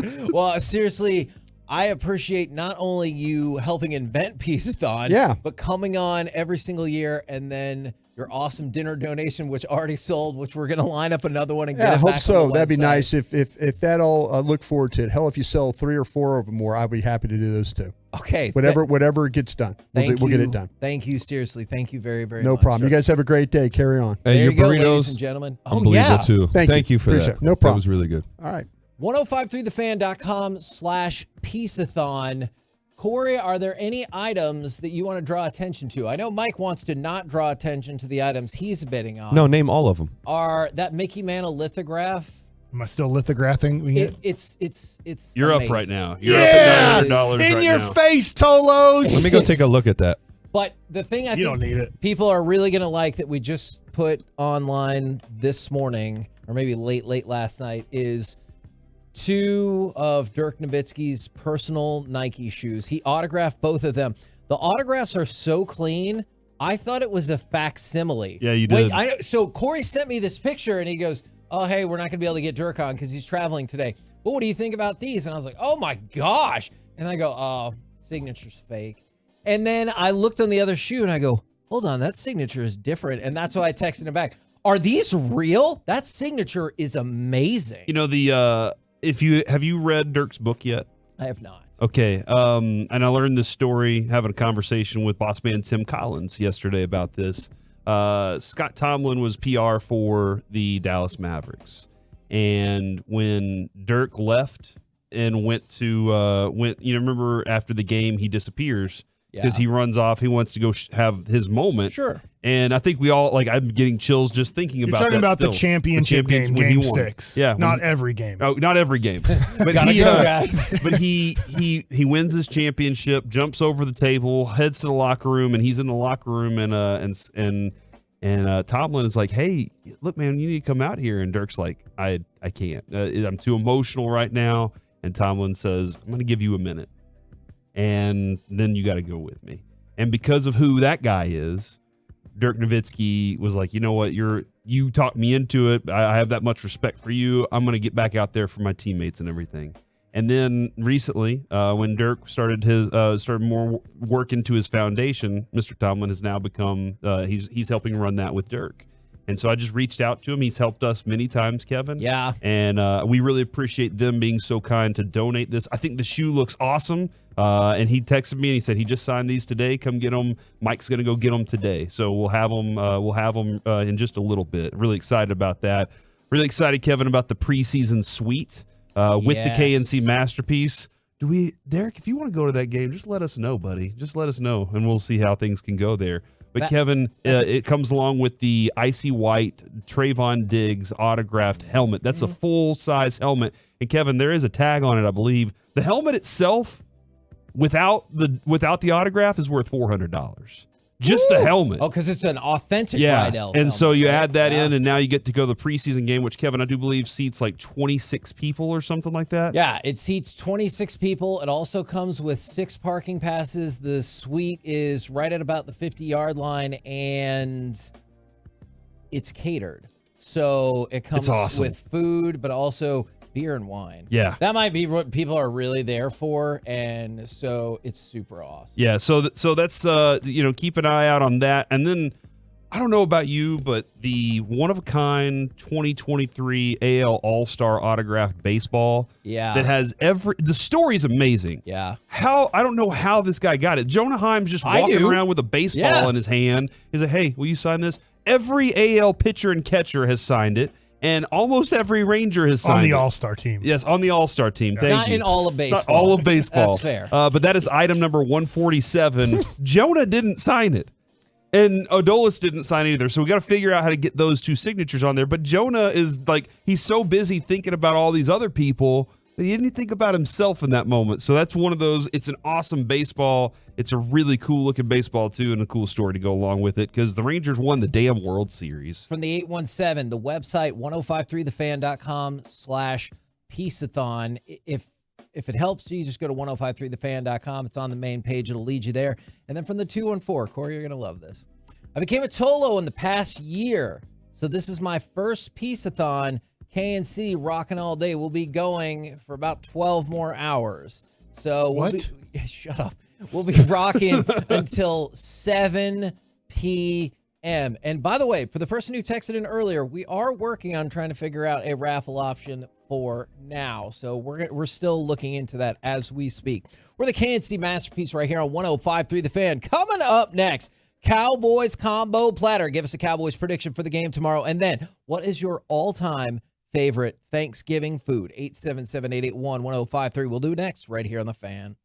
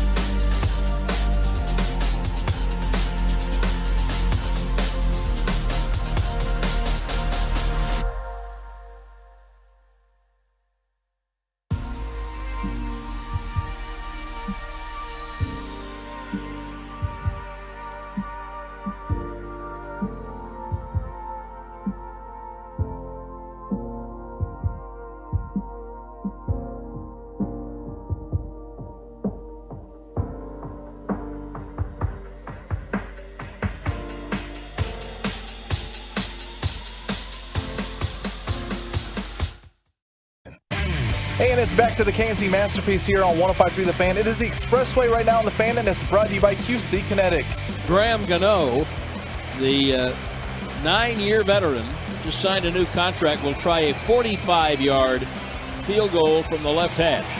And that ball is mishandled. Blocked and picked up by the Cowboys defender on the right sideline. It is Noah Igbinoghene, and he runs it in for a touchdown for Dallas. KNC Masterpiece. Love it. Igbinoghene. It's tough. It's a tough name to say, dude. Even if you practice it, you're still kind of like, I don't know. Mike, the sun is coming up right now. How you feeling, buddy? Better. Nice. The sun gives you energy, It Kevin. does. In What? fact, I think it does. It has vitamins in it. The sun has vitamins in it? Yeah, right? Yeah. That's what they say. Go outside and get your vitamins. Vitamin D is what you get from the sun. That's why they call it Sunny D, Kevin. Sunny Delight, because you're getting your vitamin D from the sun. Isn't the C in the orange juice? Okay. From the 682. He's right. Yeah. Kevin- There's vitamin C in oranges, Kevin. Are you trying to deny that? Are you a denier? No, stop that. We already got one of those in here. From the 682, Kevin, did Noah really make that artwork? If so, that's impressive. My wife has a video that she wanted to attach to that file, and she goes, "Here, I got a video. They could see him making it and everything like that." Good. So, Smart on her part. yes. Mostly he made To like prove it, like PSA report there, No, like it's just because she authenticated. She wanted the video for herself. Is artwork from Baby Noah is on there. Also, you can be part of the show for a day. We have 2 of those auctions running right now. They're going for more than $25 to $50, by the way. Yeah, that is true. We did have an inquiry about that, and they're a little bit more than that, but it's all for My Possibilities. Don't forget, we just had somebody drop in a $300 donation. Yes! You can... So close to me leaving. You can donate. Actually, it says for Mike to stay. Oh, So yeah! they're on team Mike stays. You can donate at 1053thefan.com/Piece-A-Thon for My Possibilities. Remember, I know we haven't really talked about this yet. If you donate, and you can send us an email, DM us a screenshot, something like that, you can come up and hang out in studio at someday. Not on air, but in studio. Can I do that? Absolutely, dude. Yeah. Okay. If you want to do that and donate to charity to come So that hang I out can with us come on and hang out radio. with He doesn't even have to donate. Just show up here, man. Thanks, Mike. Mike, I'm just trying to promote this. just trying to get donations, bro. Hey, man, you should We're trying to donate. send you home. You're the worst at this, Mike. I I remember. want to send you home. Hey, I'm not happy, man. Somebody just bid 1,000 on Mickey Mantle. Okay. Hey, did you see who it was? Was It was me! Oh! Wow. In your I face. remember. this Hold on, Mike. competition. I remember last year. We were at Roadshow. Oh my God. We were at Roadshow. I want to see you push that button. We were at Texas Roadshow and we pulled a Jalen Waddle silver autograph and we were like, wow, that could be like a $500 card. We're going to do it for Piece-A-Thon. And Mike goes, one just sold on eBay for $125. All I was right. like, man, well, All right, Mike. Sorry, I didn't know. Just giving the facts, man. And here's the other facts. Derek Holland, you're out on the Mickey Mantle, buddy. Did you just You, up the you bid? better find another $100 bill in your wallet. God, I hope this vanity project continues all day long. We're going to break all of the My Possibilities records today. All right. It is Dallas Cowboys combo platter. 877-881-1053. All right, I want to see you push the Oh my button. gosh. Fantastic. It's a battle, baby. It is a You battle. get outbid? How did you do that on Let's your go. computer? You know what I really want is people to tell us what they've bid on. Oh, and tell crap, Mike he and bid Derek more than they just don't a- have the balls to go ahead and bid. Did he really go up on the Mickey He Mantle? did. It's 1,500. I pushed the envelope. Okay. Derek outbids everybody on everything, takes all the stuff and says, I'm having my own charity show now. Watch this. And then he That is a doubles it great up. piece. I got that directly. not a bad idea, I right? got that directly from Heritage Auctions. I swear to you, I got to see it in person because Kevin brought it up here. It looks like Mickey Mantle signed it. Whoever did the artwork. Mickey Mantle signed it, and they put it in a tube and have never touched it for 40 years. Yeah, it's Good. So you shouldn't bid anymore. I think you should, Mike. All right, dare so you.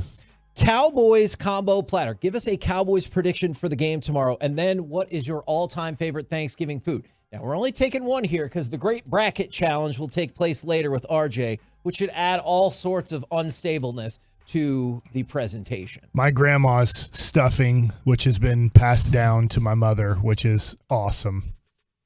Okay. And your sports opinion? Well, the Cowboys are going to win by 20-plus points. That's what they do to crappy teams. Like, it's the most – I guess it's a good year for the Cowboys, but it might be the most boring football year in Cowboys history because – in the fourth quarter, all the games are decided for the most part. Obviously, the Philly game was a very entertaining game that didn't go your way. The Chargers game was a very entertaining game that did go your way. All the other games have been determined with about 10 minutes left even in the game. Arizona game was bleh. Yeah. I mean, there was that small possibility of coming back, and then Dak's like, you know what? I want Arizona to win. Wow. Well, he threw the ball to the other team. It happens Corey? sometimes. Would you like to go next, or you want me to hit up some of the Deviled eggs. Okay. Deviled eggs are my favorite. My grandmother has a recipe that's absolutely phenomenal. And this year Carter's in charge. My Carter is in charge of making the deviled eggs. Man, your And- farts probably stink. I need 3. So here's how it always happened. When we go to grandma's house, 3 eggs. when we would go to I was grandma's thinking house. too. Well, think about this for a Be second. specific on what 3 Yeah. you need. Do you get do y'all eat breakfast on Thanksgiving morning? Yes. Yeah. Okay, Kevin says no, y'all say Wait, yes. you don't? Gotta get ready. Grandma would Gotta always save it have up. I everything get that. We pretty do the much turkey ready. trot. We gotta have something in your belly for the trot. I would always get to her house at like 10 o'clock in the morning, and we're doing watching football games throughout the day and everything. But get there, and she would already have the deviled eggs ready in the fridge, and I would go Because you're hungry. Yeah, I would go sneak 3 of them, and then that was always I would have 3 and a couple of black olives. Now I'm out on black olives, but that Did was she always put a part of black it. olive on top of the No, she deviled did egg? not. No, I just go grab them and put them on my fingers because you could act like they were Did- tips. Did your deviled eggs, does it have paprika sprinkled on top? Yep, that is true. Do you feel like there's is it mustard, mayonnaise, and relish? I think it's Miracle Whip, and it gives that Whip? a little different tang rather than the saltiness of like a Hellman's or something. I'll tell like you that. what, when I make deviled eggs, which is rare, but when I do, because Reed Drummond, who has like the show on Food Network, Yeah. instead of doing, let's say, relish or diced pickles, obviously in the yellow part, I put pickled jalapenos in it instead, and that takes it to another level. So I just tell you, if you're a deviled egg person and you're in charge of the deviled eggs this year, pickled jalapeno. Do half of them the way you've always done them. So, the people that are kind of wusses with their tongues, that they can. That's not you? No, I'm fine with it. I like spicy food. Yeah. We'll go get that sauce. Are you a tongue wuss, Kevin? Yes, for sure. I want to try it. And then, but man, that little kick of jalapeno in your deviled egg takes it to another level. I like that idea. That's a good idea. From the 214, Cowboys will win tomorrow 34-13. They said their favorite Thanksgiving food, fried turkey. By the way, somebody's going to bring some fried turkey up here today. Who? Brandon Hurtado? No, not actually somebody different. He might. He might as well. I think he's going to bring his soul and his love for Rangers baseball and Cowboys football up here. Okay. From the 945, the Cowboys win 2-0 and mashed potatoes. Oh man, because you can do the twist. But seriously, if it was 2-0, wouldn't you be like, what the hell is happening in this game? Yes. It would be Mike competitive. McCarthy. A lot of injuries. Mike McCarthy came up with no plan, for the game. He was just like, I don't know, guys. We're going to roll the football out there and see what happens. And then the defense showed up really well. So I'll say it could be 2-0 for turnovers for the Cowboys. Like they create 2 turnovers to no turnovers. It's going to be more than 2. I think it's going to be 4. Do you think the Washingtons get a turnover? No, I don't think so. Oh my God, this game is going to be. I think it's going to be a 4-0 turnover ratio. Awesome. Yeah. Who does Detroit play? They play the Bears. Is that the first game? Packers. Oh, even worse. From the 8 Jordan Love. Hey, nice call on that, Sharif. From the 806, he'll be on at 9 o'clock. From the 806, all his commercials. The Cowboys will commit multiple penalties. And mac and cheese is their favorite Thanksgiving food. All right, what's the Thanksgiving mac and cheese for y'all? We don't have it at the Bassick household, but I've been to other households that have it on Thanksgiving. And it's not just we don't have it either. It's just not Kraft. I don't know if I think Adrian added it because Lucy likes it, but it's not just the Kraft box, right? Like y'all want something that's higher end mac and cheese around this time, something that's rich and homemade, and buttery, right? Oh yeah, I make a mac and cheese that. It is not for a healthy person. If you want to be healthy. There's a whole bunch of cheese in it and a whole bunch of butter. About 10 pounds of butter. Butter. Yes, and oil. I think have you heard our segment, Are You Butter? I think there's 2 sticks of butter in it. 2 full sticks. What? Yeah. That's the way to do it, man. If you want it to taste good. Try that. Yeah. Okay. And a whole block of cheese. I'll make you some mac and cheese someday, okay? So you say. Yeah, you won't. Come over to his house and he'll cook for you. Pollard will go over 100 yards. Best part of the holidays is mixing American traditional and Asian traditional food. Best of both worlds at one table. Okay. Both worlds. You just named like 3 worlds. You named Mexican, Asian, and Thanksgiving. I said that's mixing. all one world. I will say that. I said mixing American food and Asian food. Isn't there only one world? Did you think I thought you said Mexican. Yes, I figured that out. Thanks. That is a food But that type. makes sense because, look, where we're at, I'm sure a lot of people I'm not disputing that. That's Mexican just not food what I said. and Thanksgiving Tamales, food. enchiladas, yeah, heck yeah. For a day like this, or maybe even throw in a bunch of tacos for Thanksgiving Day. Heck yeah, I'll Turkey do it. taco. Ooh, that'd be good. Or some lingua. No. From the 5, I mean, for everybody else, that's great. That's like That's 2 not for different me. languages, right? Like, No, you don't have a bilingual taco. All right? That is no. You The could 570. 2 different tongues. 27-17 Cowboys, and then chocolate pie is their favorite I Thanksgiving make a good food. chocolate pie. Okay, Mike, you say this, but then you never make and bring any He did. of these Remember things up a couple here. years ago, he made those. Was it the ginger thing that you made? The gingerbread pudding or whatever. He made a couple things that have been phenomenal. That he's look brought, at me. He brought up some brownies one year. I have make tasted so many Mike's baking. things. Yeah. I don't even remember. What were in those brownies? But I make a good chocolate chess pie. Whoa. What? Say chess? Yeah. Or chest? Chess. I still can't tell. Is that a T or a C-H-E-S-S. Okay. From the 817. What is that? Like it's designed like a I chessboard? don't know. That's what they called it at the shop. And so I did the recipe. It's great. I For don't know the if that's a real 817, thing. Pollard will go over 200 yards with 2 touchdowns. brown gravy over white gravy. 100% on Thanksgiving. But brown gravy on your chicken fried steak? No, man. Give me the cream. Yes, that's a fact. What? And you don't want brown gravy on your biscuits for like biscuits and gravy. You want cream gravy with a little sausage in there. What if only one could continue to exist? Brown gravy or white? Only one gravy? could exist. Yeah. I feel like there might be more sausage gravy. I think there might be more things to put cream gravy on than brown gravy. Okay. From the 601, Cowboys win 27-6. And sweet potato casserole. Derek Holland, do you have a Cowboys prediction for tomorrow? And what is your favorite Thanksgiving food? Yes, I'm going to go with the Cowboys 42, the Redskins Commanders. That's their name. All right, Stephen Jones, get 10. it together. And then, because everybody has turkey, so I don't want to say that. So I'm going to go with the broccoli casserole. Okay. I like it. Who makes it?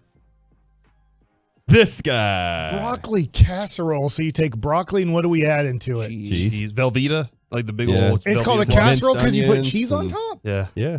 Is there rice in it? Do you do rice? I thought when you There's rice in it, casserole too. something, you have to mix it all up and then put it in the oven. And it That's kind of what you do. You mix it all up, put it in the pan, put it in the oven, let it cook. It's get it just back out broccoli and eat it. cheese. There's nothing else. And rice and minced onions and I'm trying to think of what else. Is there like cream of mushroom? Yes. Is it mushroom? Yes. Okay, now we've casseroled it. Thank you. When you just say broccoli and cheese, that's just broccoli and cheese, man. You just I just said after broccoli all those casserole. I didn't know I recipes, had to give the I don't whole know if I've recipe. ever had broccoli casserole, but now that you've explained all the ingredients, I can get down You with know it. what? Going forward, I will make sure I give the full recipe of what I'm making every time. Send for some you. links. Yeah, send I some will. links, and that I'll way we put that can out kind there. of go through those. Sausage links? From the 469, Otani blind. is coming to Texas. I appreciate that usually, but today it's Cowboys combo platter. Got to give us a Cowboys I like opinion. that person. From the Yeah, but they're World 817. Series champs. Yeah, they trumped the Cowboys. Don't worry, we will get to them. I promise. 37-0 Dallas. Just and open that one. Yams is their favorite. From the 214, Sam Howell won't finish the game, and deviled eggs without them nasty pickles is what the food opinion was right there. Do you do deviled eggs with bacon though? Anybody do it with bacon? I have seen that Like bacon at, bits or whatever? At I know our Blythe, our chef, she has made them with that before. And I've had those at Taverna Rosa. Taverna Rosa, I've had a couple with bacon on them. Man, I can't believe that just happened. That's right. Good Don't job. forget, 141, Masterpiece of the Week-a-thon. So Did I say something? No, I You did. did Okay. not. I did. Derek Holland definitely Can we just open up did. the other blind so I can I'm just continue to asking be Carter. blind? I just want Carter to tell me to close one or open one. Man. Once he Open tells the me other to. one so that way I'm it's- afraid because Carter will come in here and yell at me. But the sun's going to go up soon. Don't even try it. No. He's doing pie recipes I'm now. just telling you, Send it's us some called links, chocolate Mike. chess pie. I Why? wasn't making it up. Why are you gonna have a pie on your chest? It doesn't make any sense. Like chess, the game you play with kings and queens and bishops. Do you know and how to pawns. play chess? Yes. Yeah, me Everybody too. knows how to play chess. You don't know how to Everybody play? does not know how to play chess. Wait, you don't know how? Yeah, you I know how to hop play- over the I know. characters and then you say, That's king checkers. me. That's checkers, Mike. And then you say, checkmate, mother. I was enjoying that. I was sunbathing. No, hey, I know how to play chess. I know how the pawns move. gotta You do the can other move one. them 2 spots, but only 1 spot after you move them 2 to start if you want to do that. You can move them 1 spot to start. Okay. The horsies move in kind of an L shape. It's a knight. That is a knight. No, The it's queen can do everything because she's the horsey. queen. The king, for some reason, the king is a sucks. lard, man. Yeah. The king, like, oh, one spot's enough for me. Hey, king, your queen's going all over the map here, protecting your butt. Can you move a little bit more? From Lard. the 817. Cowboys win 38-13, get their 7th win of 20 or more, and macaroni casserole is their favorite Thanksgiving food. This one you might not like. From the 214. Dak will choke tomorrow. Commanders win 24-21. Good Turkey Lord. Dak won't is choke their against favorite. them. He's not going to choke against Yeah, the if Commanders. anything, these are the teams that he destroys. Absolutely. This is when people say he should be an MVP candidate after games. I told like you he's this. tied for 5th and 6th with Stroud, I do believe. From the 972, I have to admit, I don't know if I've ever seen this food 34-10 Cowboys and carrot pie is the best. Carrot cake? No, they say carrot pie. I heard they meant carrot horrible. cake. Oh, okay, because I've definitely heard Nope, of there's carrot cake. pie. Do you mush up the carrots? Do you cook the carrots It and looks then like mush them? it looks like a pumpkin pie, but I'm imagining it's carrot flavored. So that's what I'm assuming. You have to cook your carrots and then mush them into mush. And then All like, spices like and that. maple Add- syrup. Yeah. add egg and milk and, the condensed milk. Not Carrots just have sugar, like natural sugars in them. Sure. Yeah. They help with your eyesight. Yes. Is that really true? You, why and would you your question that, ears bro? can get bigger on them. Just like Bugs Bunny. He had big ears.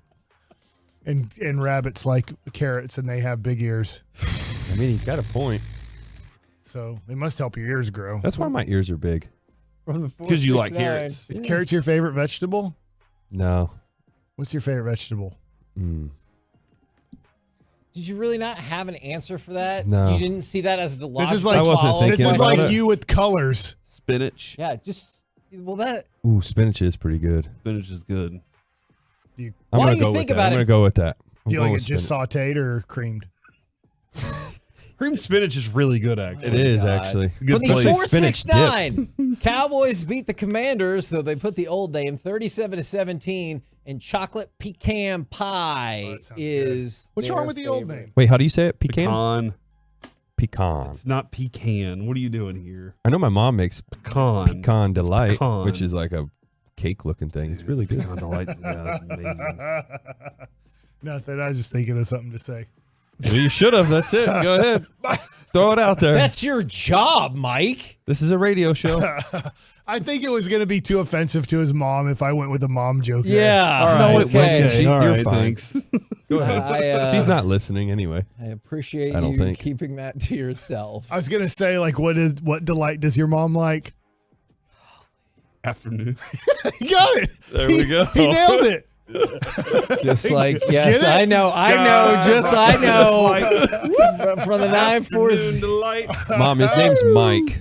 His name's Mike, Wendy. From the 940. Sports opinion, Dak feasts on the Washington secondary on Thursday, and their favorite Thanksgiving food is deviled eggs. And I like this because I always think about this next one as like an Easter or Christmas food. They said the Cowboys lose by 13 from the 817, and it's got to be honey baked ham.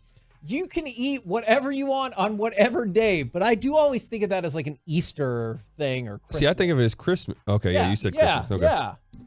But We if you do, want to have yeah. honey I baked do ham like tomorrow, ham. knock yourself out. I do like ham more than turkey, but I will eat turkey tomorrow. White meat or dark meat, mix of both. Which you Yeah, like mix of better? both. I mean, I put my mom's gravy on it, so it's good Bet to you go do. from there. Hey, I got But I also put ketchup on it too. And that What? Yeah. Do you smoke it? No, my mom bakes it. You put So I'm doing ketchup one of on each. turkey? Yeah, I put Yeah, I do too. I put the brown What? gravy on top, then ketchup it up, and then eat it. Wait, ketchup and gravy? Yeah. Ooh, you're gross. What do you think about the idea that if you had to put gravy on the turkey, you didn't do it right? I'd agree with that. No, I don't.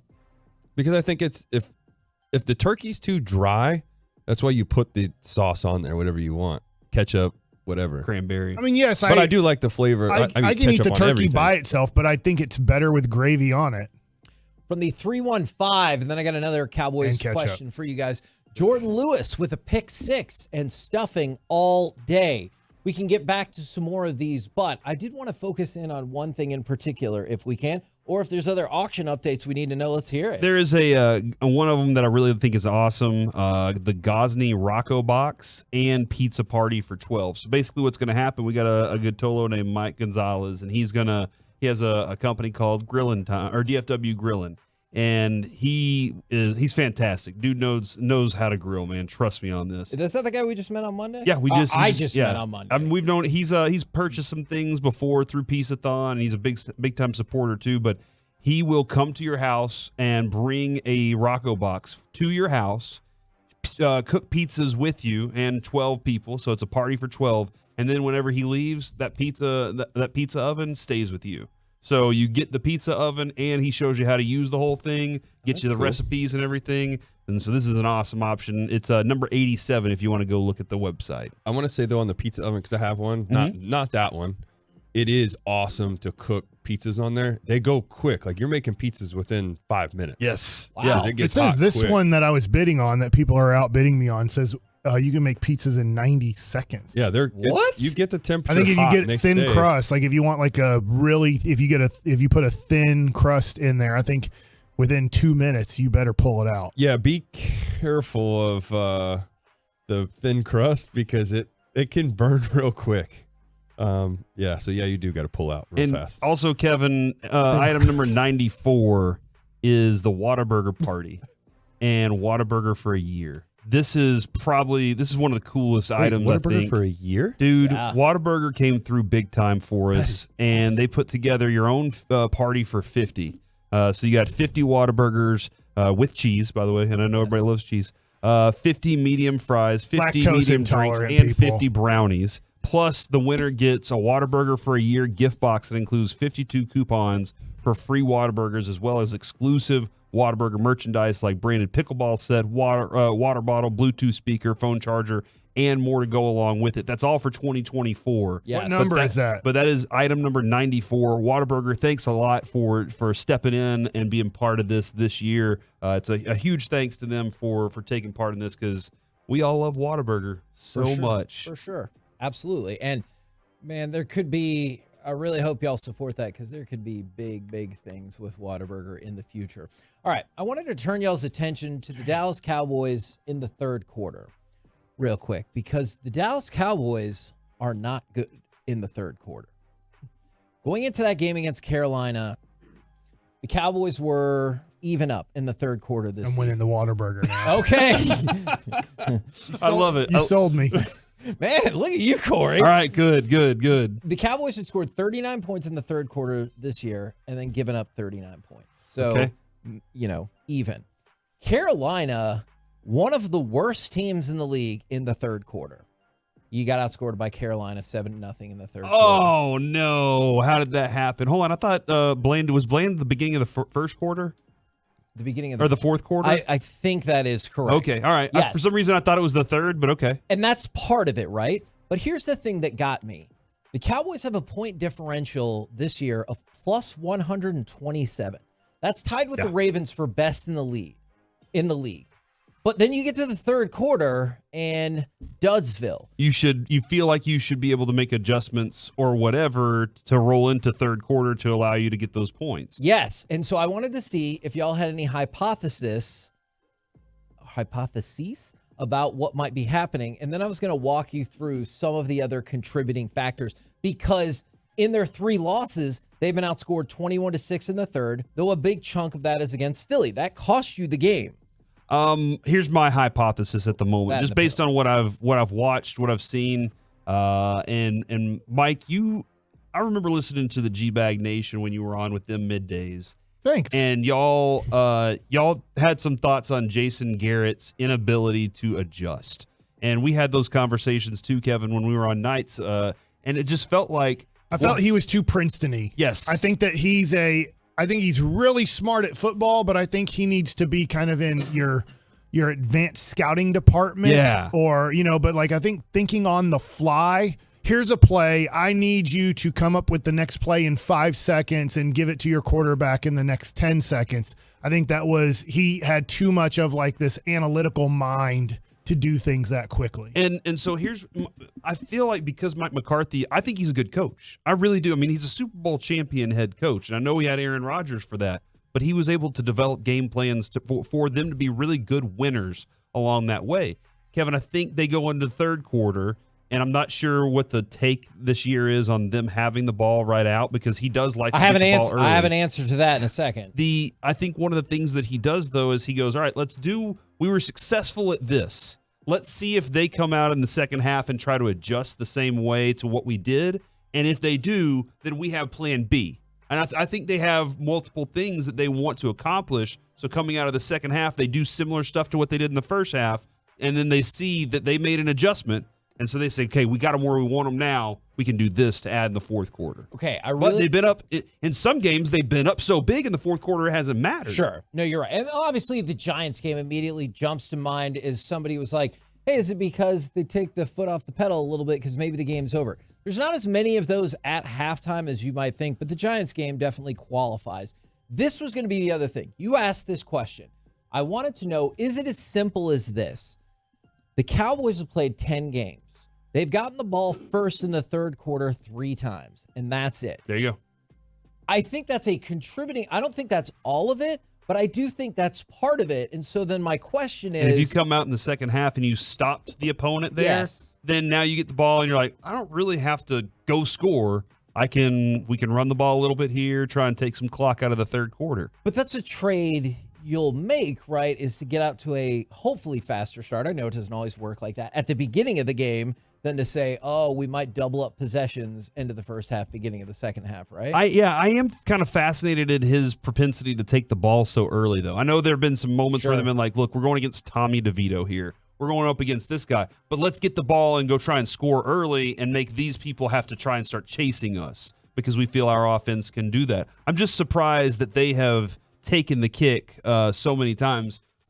Kevin, do you know if it was their choice to take or if it was an opponent's? I think it's actually almost split right down the middle. All right. Well, that makes a lot of sense then on how that develops into the third quarter. So I found that to be really interesting because for a Cowboys team that has been, and here's the other thing, they do have a tendency, if the third quarter was 19 minutes long, this stat would shift.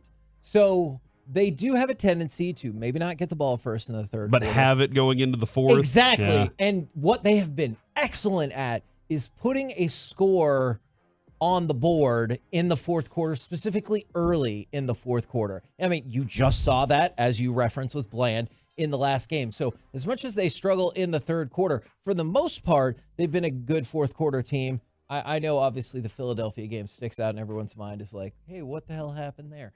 But there's that. And from the 903, I honestly am not sure. How high do y'all think Mickey Mantle will go? I've been bidding, but I keep getting outbid. It's at 3 right now. It's at what? It's at $3,000 right now. Oh my gosh. I've been blown out of the water. Kevin, I know early on when Mike was making bids. It's a special piece. I'm telling you, it looks like Mickey Mantle signed it in whatever year it was. Let's just say 1994, because that's right before he died. Wow. And nobody's touched that piece since. Yeah. Like, it has not been unrolled out of the tube. It looks like a brand new piece. It's gorgeous. It's authenticated by PSA, and it is authenticated by JSA, and we got it from Heritage Auctions. Heritage Auctions doesn't normally donate things. They're like a consignment place, and they sell things for other people. And so we got it directly from Heritage Auctions. Mike is right. It looks phenomenal from here. It is incredible. Incredible. We're the KNC Masterpiece right here on 105.3 The Fan. Thank you so much to everyone who's already got involved in the bidding, anyone who's donated, or if you're just listening and participating with the show, that is a huge factor in all of this as well. Coming up next, we move into our number 4. So let's get your check-ins going. Plus, we will have Bobby Belt join us as we ask, are there any Commanders players that you fear, and where do the Cowboys hold major advantages? 877-881-1053. Also want to hear from the Twitch and the YouTube. Do it next right here on The Fan.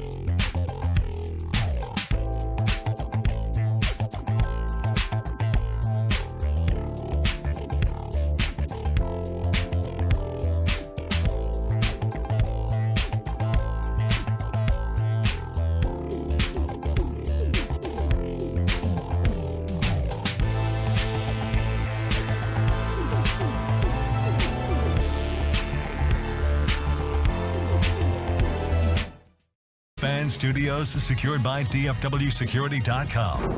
This is the 10th annual Piece-A-Thon benefiting My Possibilities on 105.3 The Fan. KNC Masterpiece right here on 105.3 The Fan. We move into hour number 4 of the 10th annual Piece-A-Thon. 1053thefan.com or 1053thefan.com/Piece-A-Thon if you want to go check out everything we got going, or if you want to donate. Are these questions? Go Are you ahead. adding time? No. What do you mean? It's 8 a.m. Correct. We start at 5:30. So 5 o'clock hour is 1, 6 is 2, 7 is 3. This is the start of the 4th hour. I'd say we've been on for 4 hours.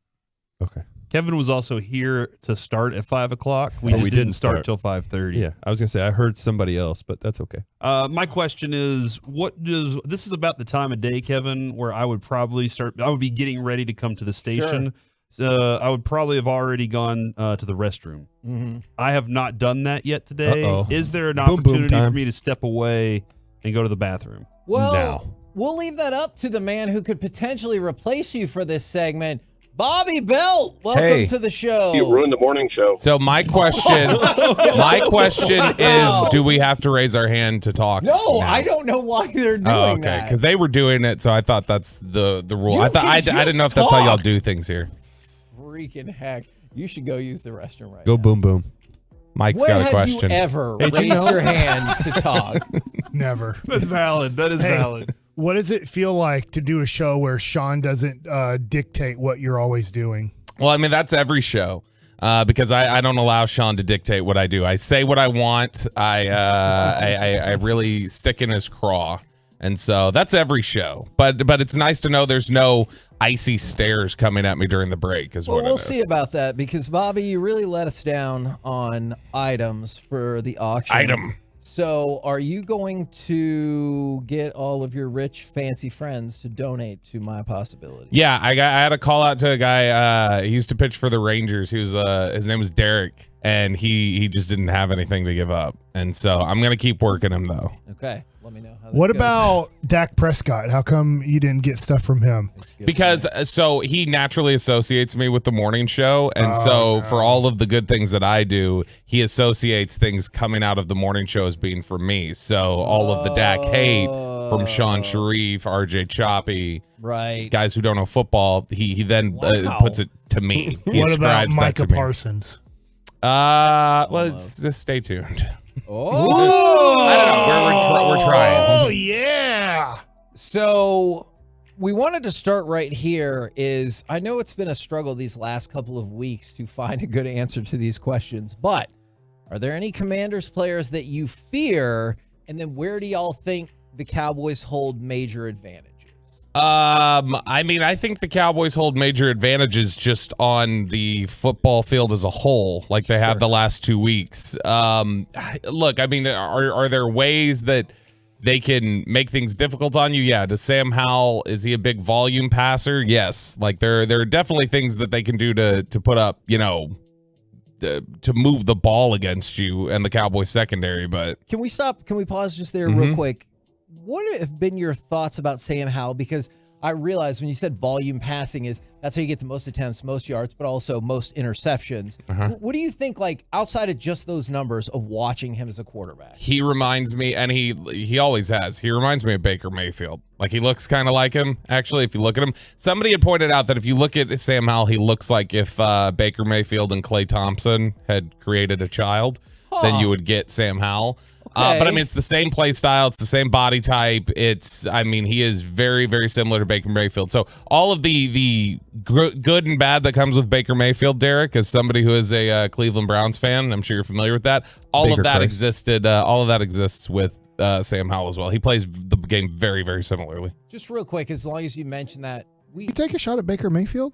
He did. He said he sucks. I said Baker Christ. Yeah. No, I knew that was a always say. Oh, okay. I didn't say anything bad. But Nice try. Baker sucks. No. I want to shout out, and there are several card shops Sometimes. that have helped us along the way. One of them is Worth Collecting in Waxahachie. He gave us that triple quarterback autograph. Worth framed Collecting what? piece. That's his last name. Oh, okay. WIRTH. And then the Luke Skywalker graded card He is a Commanders fan and just had to lie. He is not a Commanders fan. Oh, yes, that is true. He's a fan of the old team name. Is the Washington football team? The one before that. Yeah, my agent's the same way. He said you should fear all The of the Redskins. Washington players. Dude, don't say that. I mean, that's just historical. Like Yeah. we're just saying things historically. It's just like I would say I played against the Cleveland Indians. By the way, we have a Corey Kluber jersey. Are there other that old things you would say? same- He threw a no-hitter at the park that I was at that Sandler got really mad at me for cheering for after 6 innings. So Paul had to lie and say we should fear all the Commanders. Okay. But that's definitely not true because we've seen them play football. I mean, yeah, but I would also say that I've seen the Cowboys play football, so I'd say you should have a healthy fear of anybody because the Cowboys historically, I mean, look, the Cowboys will generally beat up on bad teams, and then against good teams, they lose on details. That's kind of their MO. And But- do you think that's because of the head coach? Yeah, Yes? I don't think you have a very good head coach. That's part of it. But I mean, also, this is just to me, details are coaching. And so when you lose on details consistently, that to me says coaching. Now, look, I don't think that's all. Can't all just be on Mike McCarthy. There are times they lose on details on the defensive side, and as good as I think Dan Quinn's been, that's an area where sometimes they lack. And so I think in general the coaching staff has let them down in that sense. But consistently, you look over the last decade, they're talented enough to be there. When they're healthy, when their quarterback's healthy, they're competitive.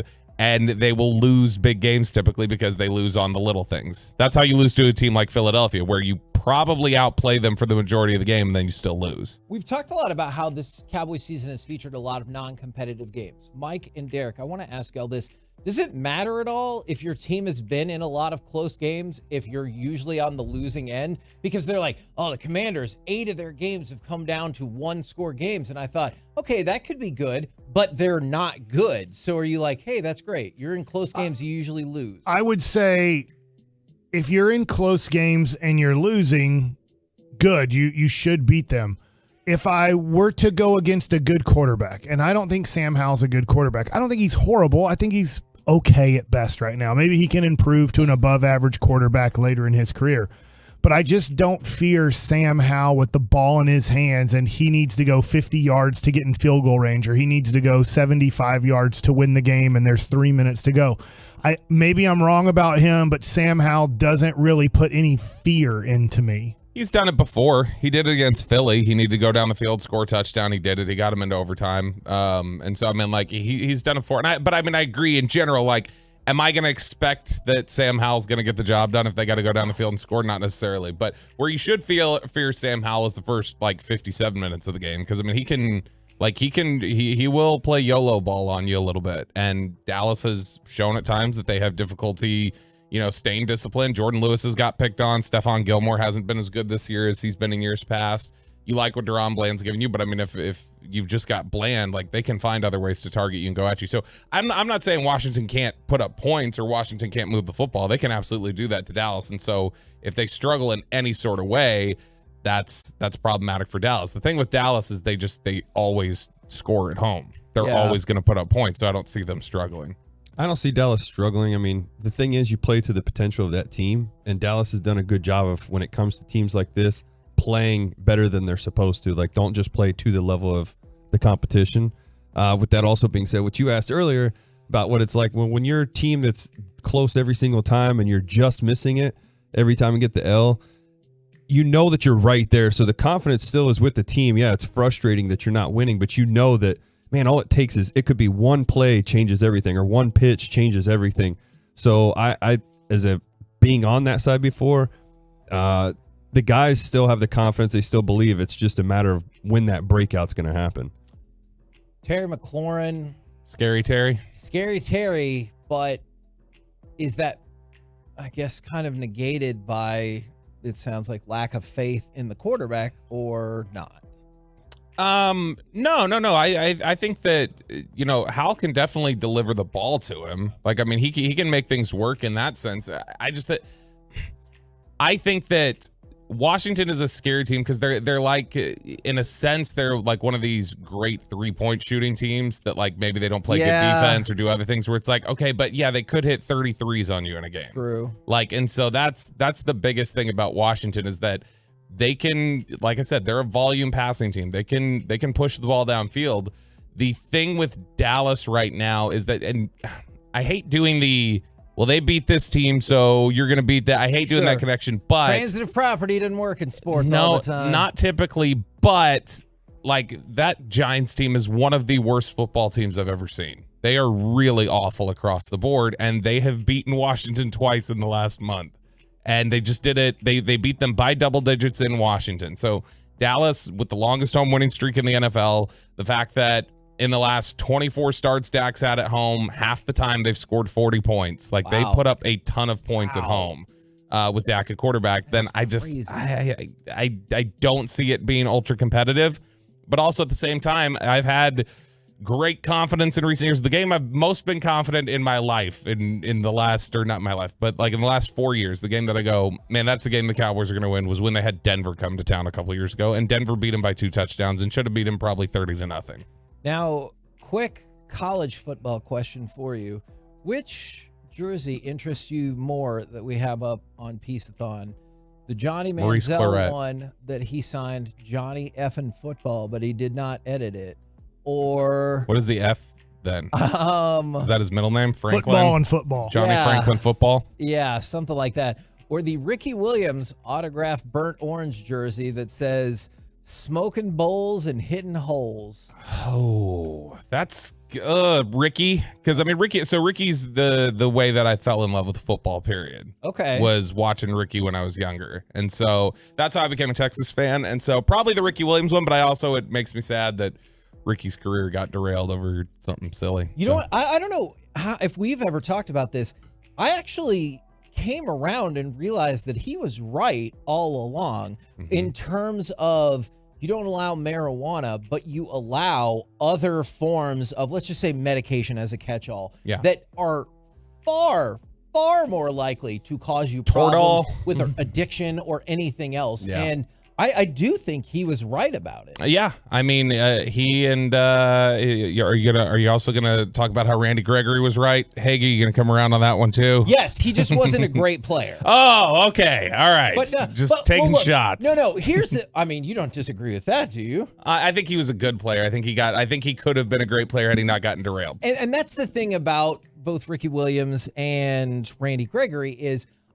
Even when I agree, we all find ourselves in spots where like you have to follow the rules of society or understand the requisite consequences. That's not to say like I think they were misinformed or anything like that. That's just like I needed to get here. So when I was going just now, like when I had left a little later than I intended, and I was going like 110 on the 635 expressway on the way up here. Isn't it great because nobody's on the roads today? No, it's awful actually because I had to take the expressway because there was traffic, and then there were work trucks on the expressway that were slowing things down. So I was having to kind of gas brake. But when I was going 110 on the expressway, I mean, I'm right. I need to get where I'm going. But I also know that if I get pulled over, that's the law. And it's another 30 minutes. Yeah. Do you fear... I'm back, guys. Welcome. How'd it go? You didn't raise your hand before you said that. No, you don't have to. This is your lighter. Corey's show. raising his hand. He doesn't have to raise his hand. It's his show. I want to take part in the show where we all raise our hands. Yeah. You feel That's lighter? What we've been doing. I do feel lighter. Thank you. You know what? I like your haircut. Thanks, Mike. I had to do my hair while I was in there. Take the hat off. It was just kind of all over the place. So I just wet it a little bit and then kind of dried it with paper towels. Whoever gave you a haircut, just wet it a little bit. Thanks, man. That's all you need. Ilya over at Sports Clips in Plano. She's awesome. He's always glared at me 3 times while you've been gone, Corey. Yeah, but the thing is, I'll be nice to you in the breaks. Oh, that's good. I don't know what that is actually. I do want to point out, Kevin. I just texted you this. Both Jared Sandler in the booth with Jared Sandler for a game have sold at $1,500 a piece. Up. Nice. And we really appreciate Told you to be quiet. Oh no! Hand raised. Mike, you didn't raise your hand to tell him to be quiet. He knows I'm not a rule follower, but Corey is, and then you told him to shut up after he was announcing something. Because I didn't raise my hand. So yeah, we really appreciate that. And that's what I'm saying. Anything Rangers right now is hot. It's a hot item, and I love seeing the Rangers fans being excited about next year and what's going to be happening. Let me ask you if you think this is the right strategy. Yesterday, I called him during a break, and I think he was concerned there was some sort of emergency. Oh, yeah. Which is fair. And I said, hey, it already sold. Can you do another one? Do you think this time I should just text him and just be like, hey, your other one sold for $1,500 too. That's pretty cool. And then just kind of leave it there to see if he's like, I mean, I guess if we needed to do it. I already texted. Yeah, you should do that. Okay, stop raising your hand.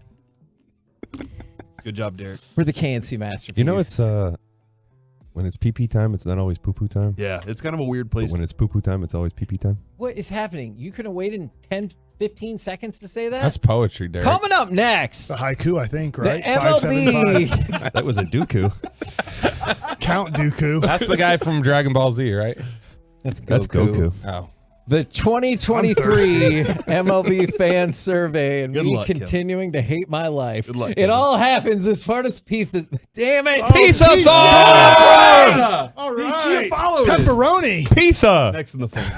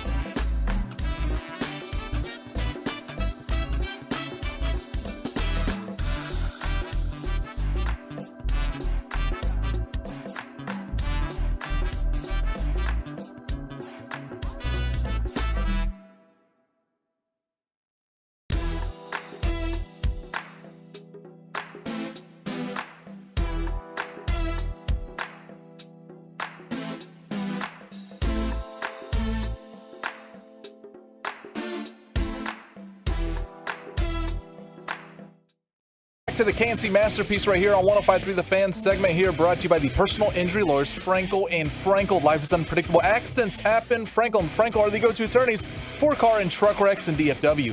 If you or a loved one have been in an accident, contact the Frankels for free at 214-817-333-3333 or just go to truckwreck.com. 2 balls, 2 strikes. Spores kicks and fires. He struck him out looking. It's over. It's over.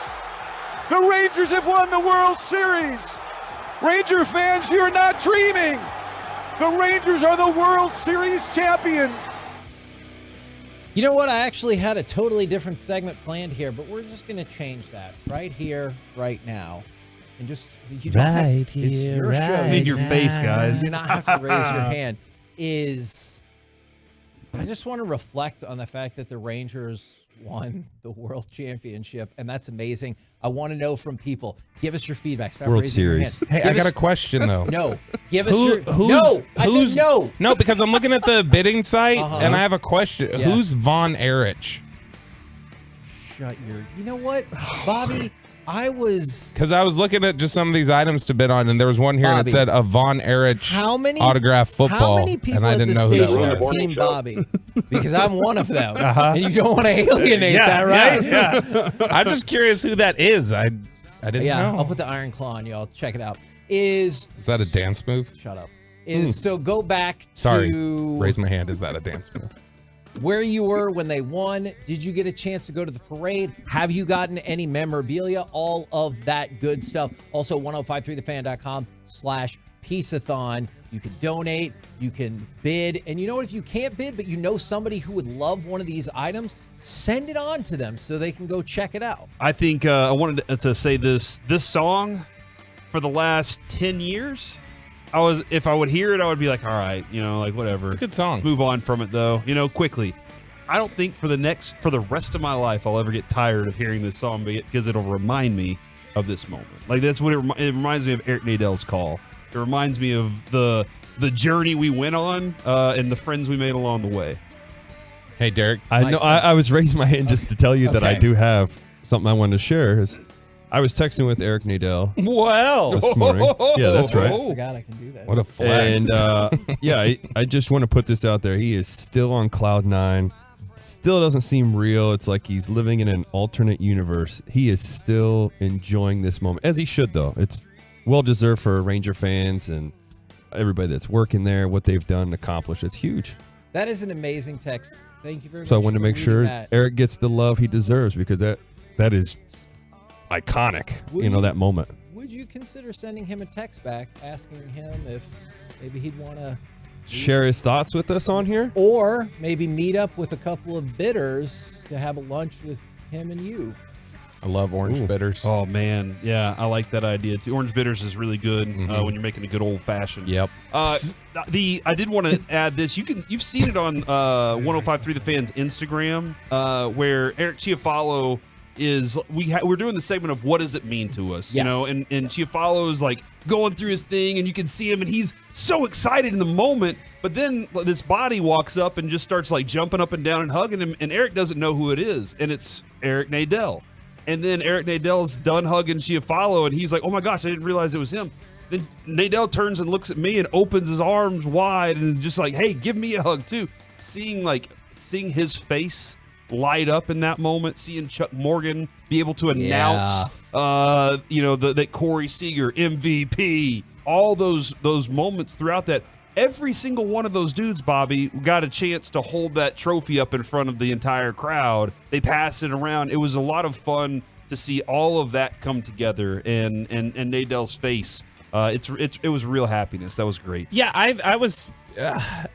You speaking of the Chiafalo and Nadell celebrating together, and Eric just not even acknowledging it. Yeah, I couldn't figure out. Did he just not feel that somebody was over his shoulders? Oh, he did. He puts his arm over him. He just didn't know who. Eric just go like, I don't care who this random person is putting their arm around? Did he assume it was Volchok? I think it was that. I think it was that. I was standing kind of near him, and so maybe he thought it was me. I have no clue what he was thinking at the time. I just feel like anytime anybody touches me, I would look to see who it is. Like, he feels a little too comfortable with anonymous touch. Yes, there's a picture of you, a video of you like caressing him at dinner one night, and he had no problem. And he doesn't. Yeah, he doesn't care. He's comfortable with it. That's Giampaolo in an eggshell. I'm gonna get Eric Nadell. Derek has a question. I mean, he could call right now if he wants. Yeah, Eric Nadell. Obviously, I have got to know him over the years, and he's an unbelievable person. But there's this Ranger like art that's out there. Obviously, from winning the World Series, there's a lot of different things you can get. But there's this guy that's licensed by Major League Baseball named Sam Preston. It's S. Preston Art, and he puts out kind of championship minimalist art. And I got 4 of them, but I'm going to get Eric Nadell to sign one of them, but sign underneath, quote, "You're not dreaming, Ranger fans." Oh my God. What a great call was. So for his call, but that's the piece of art. Oh, yeah. And I just think it'd be really cool to get him to sign that and frame it in one of my kids' rooms. From the 817, that lump hits my throat every time we reminisce. And I wouldn't have thought, and I realize on a national scape, everyone might still be like, oh, it's Vin Scully and Kirk Gibson. And that was amazing. But for me, that's going to be the baseball call I think about above all others. And there's no question about that. It's the first one. For sure. I mean, again, we're going to have Pete O'Brien on at 12:20 today. Well. And thank you. I appreciate that. He's great. He was, like, for me, he was childhood memory of baseball. He's responsible. Him, Pete Incaviglia, Ruben Sierra, they're responsible for a majority of us being Rangers fans at this point. You know, like we caught on with them then, and now we have that. Eric Nadell's been synonymous with that the entire way. We know it because of that, and because he loves 105.3 The Fan. Let's bring on Eric Nadell. Good morning, sir. We're just living our best life, raising money for charity, and talking about the Rangers winning the World Series. It really happened, didn't it? Yes, it wasn't a dream. It's like we're living in some alternate universe. That is very true. It's incredible that they finally got the job done to give the Rangers Nation what they deserve, and this fan base. This is so. It's cool as a former player here, and then obviously we didn't get the job done. And then you get to see it done. I got to cover it and watch it happen. This is just so surreal. People are so excited. You know, we're now almost a month removed. Wow. From November the 1st. You know, we're 3 weeks plus. And the level of ecstasy doesn't seem to have gone down at all. You know, everybody's still on cloud 9. Maybe a couple of people have dropped down to cloud 8 or cloud 7. But for the most part,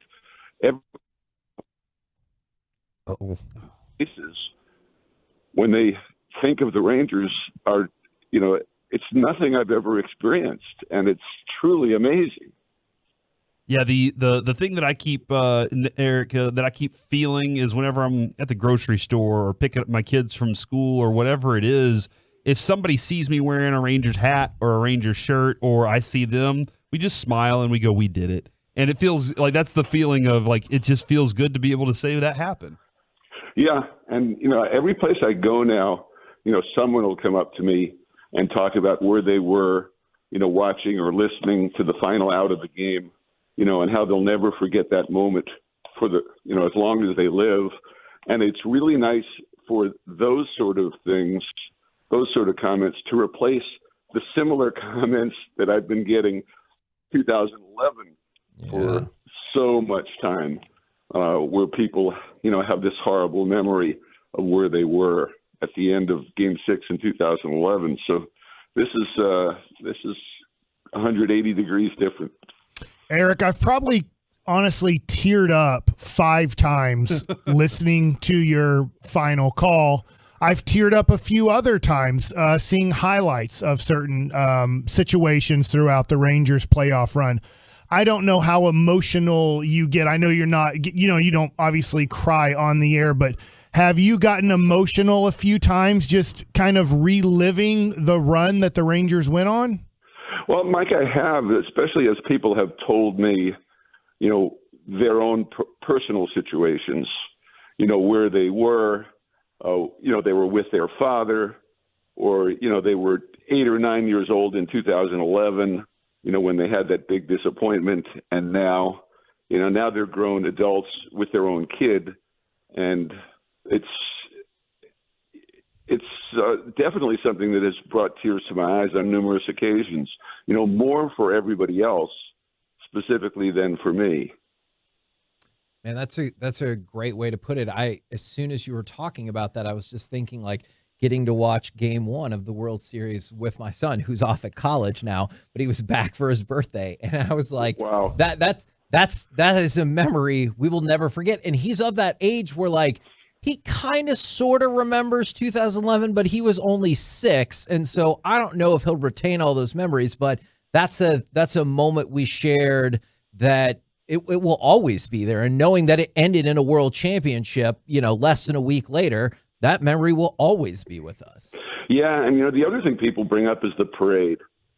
Mike and I and the other broadcasters had a chance to ride on a float in the parade, and to go through 600,000 or 700,000 people and see the delirious joy on people's faces was a really moving experience. It was something that really hammered home the importance that the Rangers and baseball play in people's lives, and how generations of fans came out to the parade together, how they drove for hours. I talked to people who came from Corpus Christi, from El Paso to experience this. And that turnout, was really surprising to me. I really didn't expect that.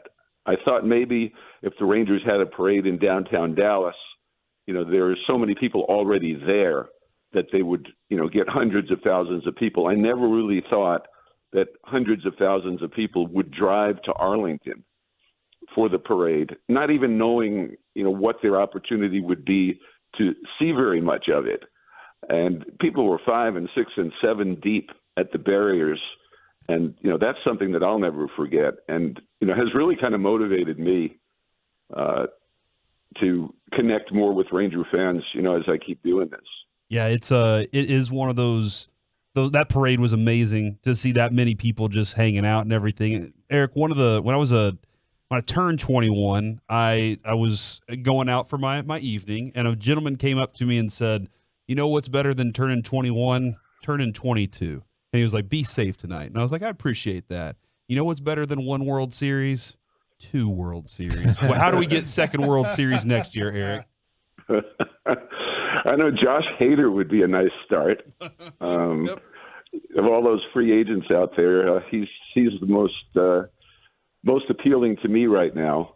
I'm sure they'll come up with another starting pitcher or two. They might have to trade to do it. But I think signing Josh Hader would go a long way to solving those bullpen woes. So I'm going to add a little bit there to getting ready for the next season. Eric, you saw in 2010, the following of the Texas Rangers got pretty big, but in 2011, it was 3 million fans. In 2012, it was 3 million fans, and then it dropped off a hair. What do you think this is going to do after seeing that parade, the championship being World Series champs, to the Rangers fandom and what could happen the next few years at the park? Yeah, I imagine we'll be looking at around 3 million again. It's a smaller stadium, so you don't have the opportunity to draw 48, 49,000 on the big nights the way you used to across the street. But, I think we'll be right up there, close to 40 each night. And the other thing that's going to be really different, I think, and Mike Krukow, one of the Giants announcers, former big leaguer, called me after the World Series. And one of the things he said was, the thing you're not going to believe is how many Ranger fans you're going to start seeing on the road in places where you didn't used to see them. They're going to come out of the woodwork now in Detroit and Chicago and Cleveland and all these places where usually there aren't very many Ranger fans. Not to mention spring training, where I imagine Surprise, is going to be mobbed with fans next February and March. Those are 2 things that I think didn't necessarily happen as much in 2011, but are going to happen now because the Rangers actually won the World Series. We always love talking with Eric Nadel right here in your home of the Texas Rangers, 105.3 The Fan, but you've caught us on a particularly special day as we are raising money today for My Possibilities, the charity. This is the 10th annual, and I know you do a lot of work with charities, especially mental health causes and everything like that. Do you think people would be interested in bidding on a potential meal with you and Derek Holland, and do you think that's something we could auction off? I'm in.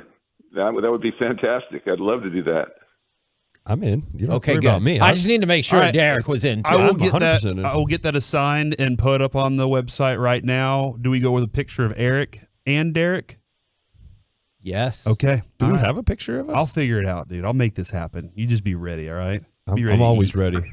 Eric, you ready to eat? That'd be great. Where are you sending us? To be determined. I'll get back to you on that. I'll get back to you on that. Does Eric Nadell have a story from obviously traveling all the years with Derek Holland on planes and in hotels? That's a funny Derek Holland story. Or a mean one. I'm curious. I'd have to think about that one to try and decide what's usable on the air and what's not. There you go. And then also at 12:20 today, we got Pete O'Brien coming on the show. So if you want to give that a listen, or if you have any fun anecdotes we need to remember about Pete O'Brien, we're here for it. I actually have something that would be interesting for you to ask Pete about, because I remember one year in spring training, Dick Allen was a special instructor for the Rangers. He's a borderline Hall of Famer for me, and I'm a little disappointed he's not in the Hall of Fame. This guy was one of the greatest hitters of his generation. He got a bad rap at times as a bad teammate, but just an unbelievable hitter. And I think it was Eddie Robinson, Ranger general manager, who brought Dick to spring training one time. And I remember him telling me how impressed he was with Pete as a hitter. And I don't think Pete was in the big leagues yet. He may have been knocking on the door at that point. But I want to know if Pete has any recollection of Dick Allen, working with Dick Allen in spring training, in that year. Would have been in the early 80s, and whether that had any real impact on him. Okay. It just came out of nowhere the other day when I was doing the Immaculate Grid. And Dick Allen came up in my mind as an answer to a guy who had played for the Phillies and the White Sox. And then it just came into my head, the story about Dick Allen telling me how impressed he was with Pete's swing and Pete's discipline at the plate, as a young guy. So I haven't had a chance to talk to Pete since then. So maybe you guys could ask me. Outstanding, I love man. it. Yeah, Look at I you love it. helping us out across the board. Thank you very, very much for the time this morning, good sir. Anytime. Love to join you guys. Thanks for ringing me up there. Yes, no problem. We got to make sure we get the Rangers voice on the radio. Come on now. Good point. For sure. Very Hi, good Eric. point. Eric Nadell right here on your home of the Rangers and the Cowboys, 105.3 The Fan. Coming up next, Bobby, you want to have a little fun? You want to do a little versus? On. Thanks, Peyton. I don't have a button over here. I was trying to get your attention. Yeah. So, yeah, let's have fun, Hagee. And then at 9 o'clock, Brandon Hurtado, Sean Sharif will kick off the barbecue roundtable right here on 105.3 The Fan. RJ Choppy here, my good friends over at Platinum.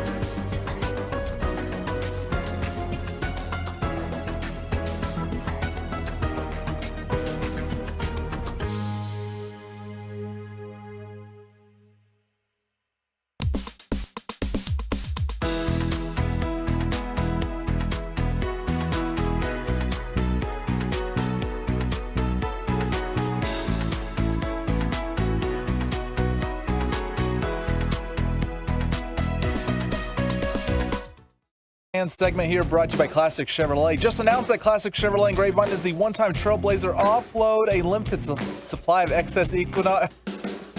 Bobby, stop talking in my ear. Excess new Trailblazer models will be sold directly to the public for below. It's Classic Chevrolet. Find new roads. This isn't our war, you guys. It never was. We've been pitted against each other by two companies for the sake of marketing. That's why they want lines around the block. Because they want a war to promote their product. They don't give a crap what kind of friendships it costs. You two want a war so bad? Then you fight. Want to point out that Peyton is a professional, but multiple people were talking in his ear while that was happening. That wasn't cool, Happens all the Derek. time. That wasn't Sorry about cool. that. I didn't mean to do that. Yeah. So, we're going to do verses right here. This is my jam. Wait, on bids here? Because I'm winning on a lot of these bids. What are you winning on right now? Well, the Mickey Mantle one. Really? Yeah. Dang. You won the Baker Nobody Mayfield has- helmet? No, I didn't do that. But hey, people should tell them about the Mickey Mantle thing, just so we can get that out there. It's at least. auction number 25. It's a 26 by 38 autograph lithograph. I'll be honest, I saw it a couple weeks ago. Is he still signing No, he stuff? died in 94 to 96 in that range. It was around here It too. looked like when he signed it, whoever did the art then put it in a cylinder container and hasn't touched it since, and gave it through Heritage Auctions to Kevin Hagelin. And now you can, obviously, if you win this, get it beautifully framed, and it will look like it's from 2023. Yeah. I mean, it's a beautiful, It is really cool, and it's a very big Mickey Mantle autograph, too, because it is a 26 by 38, and he signed it. It looks like from lower butt to close to his knee. The signature is humongous, and it looks beautiful. Well, if you've seen Mickey Mantle's signature, it is absolutely outstanding. Versus, I had some like Thanksgiving-based versus questions here, but we can do the moon thing if you want. What about the other one that we're talking about? No, we're not doing the other one. Well, Derek doesn't believe that the United States of America landed on the moon. Correct, I don't. Not as a country. He doesn't believe. Not all of us. He doesn't Nobody's believe. been to the moon. Nobody? Nobody? Have people been into space? No.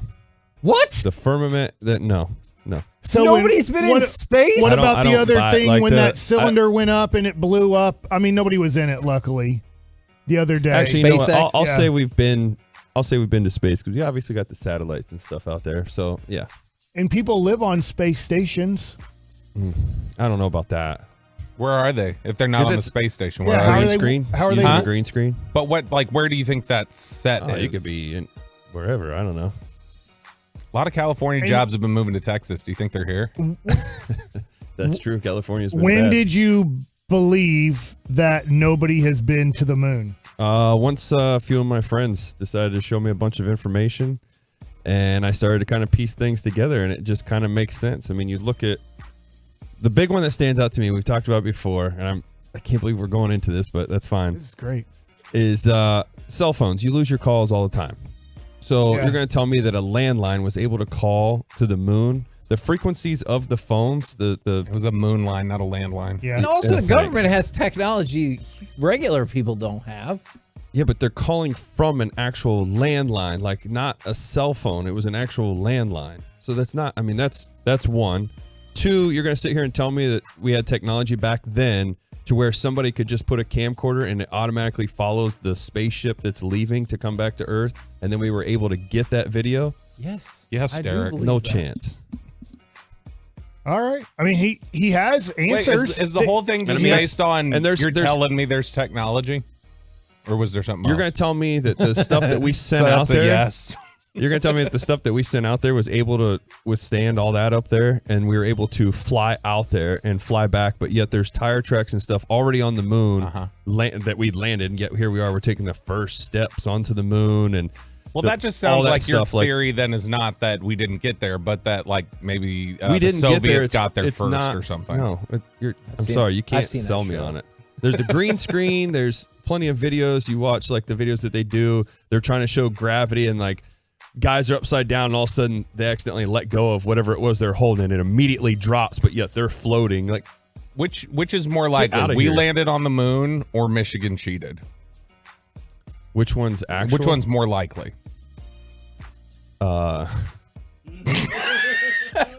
Michigan cheated. Oh, He my said it. gosh. Pull that clip right there, Wow. Peyton. Michigan cheated. Grab Derek saying I that. like you were this. going This to. is fun. Can we ask more questions? Go for Go for it. Hey, Let me ask you Hey, this. No, I'm not. Okay, I'll cut off those other questions. There's literally video too that they show, like a rat is running across the screen. You can see it while they're filming on the moon. Where did you like see these videos, Yeah. though? they're all over the internet. Okay, but you don't believe in the technology that can edit these videos? Yeah, now. Like we didn't have. There's The no, original video has a rat in it. How do you in know the that's background. not Well, doctored? I can't really say that I know that's the original video. All right. How old is the Earth? Oh my god. I don't know. Old. All right. Okay, I like that answer. Yeah. I like that answer. What's your What are you favorite damn conspiracy talking about? theory? What? What's your favorite conspiracy theory Careful. that you can say into a microphone and Hagee won't go? Oh my I don't god! know what I can say. I don't do like that. I like this stuff. I don't want. I mean, Is How about it this one? I TWA think the flat JFK 800? thing's inside job. Top this one, I Derek. don't know if I can. Derek, top this one. Oh, wait, JFK, what about it? 2 more I minutes, don't know if we Hagee, and can. then I'm out Can of we? here. I don't know. I don't want to make. Payne's gonna save us. Wrap it up. You're gonna get me and Derek, I think Jesus is coming back in our lifetime. Okay, I we would gotta agree with go. you there. Good KNC Masterpiece right here on 105.3 The Fan. Thank you Man. very, very, very much to Bobby Belt. Do you mean that? For jumping in here. You know what? You weren't responsible for that last one, so I guess I do. Oh man, look who just got here! The guy with all the commercials we've been playing. Sean, we got a text here. It says Kevin Hageland has newfound respect for Sean Sharif after having to deal How with does Bobby Sharif's for 30 sweats minutes. not fall off with all the money he has in his pants? All right, Bobby, thank you very much. Coming up next, we welcome Brandon Hurtado. We welcome Sean Sharif. We will kick off hour number 5 of Piece-A-Thon and our barbecue roundtable next, right here on 105.3 The Fan.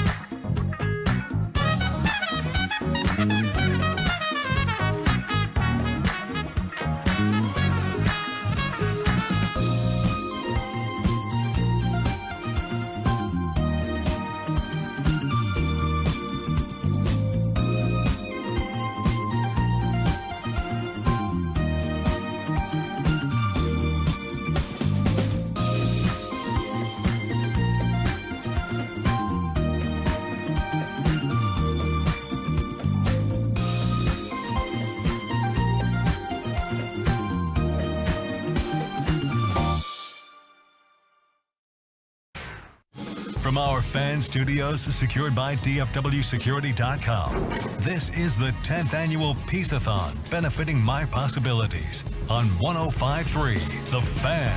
KNC Masterpiece right here on 105.3 The Fan. As we move into hour number 5 of the 10th annual Piece-A-Thon, 105.3thefan.com/Piece-A-Thon. If you want to check out all of the auction items, you can also donate on there. We would love that as we look to spiral past our record that we set last year for most money raised at a Piece-A-Thon. I am hopeful that we can smash that record. And I'm going to bring on 2 people right now, one of whom we like, the other of whom we like more because they're helping us out a lot with this. It is Sean Sharif and Brandon Hurtado. Good morning, gentlemen. So which one's which? What have you brought to the table? My presents? All right. That's why we like you. Gross. But why we like Brandon better is, first of all, I probably don't need to convince you to go eat at Hurtado because it's delicious. But if you needed more encouragement, he's setting up the dinner with Brian Broaddus. It's sold out. I asked, hey, can we do another one? He said, sure. Why not? Eric Nadell and Derek Holland, we're going to try to set up a dinner. We didn't even need to shop that around. He's like, you should have that at our spot as well. And the cooking class extravaganza at Globe Life Field, correct? Yeah, I'm doing a cooking class at Globe Life in January. And we're I think it's in the midst of those being put on the website right now. I told you there was going to be new stuff today. That last one especially sounds like a once in a lifetime opportunity. That is, are they gonna have to open the roof for that? Or just keep all that permeating inside? It gets a little smoky. Okay, all right. Yeah. Well, I will add this, Kevin. It is January 13th. 2 alcoholic beverages to go along with breakfast and lunch and the class, and it'll be on the dugout. And Sean Sharif has committed to being your +1 for that. So you get to go hang out with Sharif and the experts in barbecue. You can stop guilting me now, Kevin. I thought Sean was going to help me teach the class. Oh, Hey, I'm that good. I'm telling you, I've been to Brandon's class before, and he does a lot of interactive stuff. So, I mean, he can call you up anytime. I need to ask Brandon this Ranger question. You're a huge Texas Rangers fan, yet when I see you at the ballpark, you have about 500 people in line. Honestly, probably 50 to 150 people. The line at the playoff games were unbelievable. How tough is it for you while you're trying to get everybody their food and everything for you to also take in some of the Ranger game? You know, during the season, it was about us fulfilling our obligation to the Rangers and Globe Life and more so the fan base, feeding people. It's not about watching baseball at that point. You know, I got to watch the Rangers win the World Series from my home, and that made all of it worth it. Okay. Now, I think that you guys should have a second spot at Globe Life. I think obviously you have a tremendous line. Yes. Everybody wants your food at the game. They go to a Ranger game. I think a lot of people are like, I want to obviously see the Rangers, and I also want to get Hurtado's barbecue while I'm there.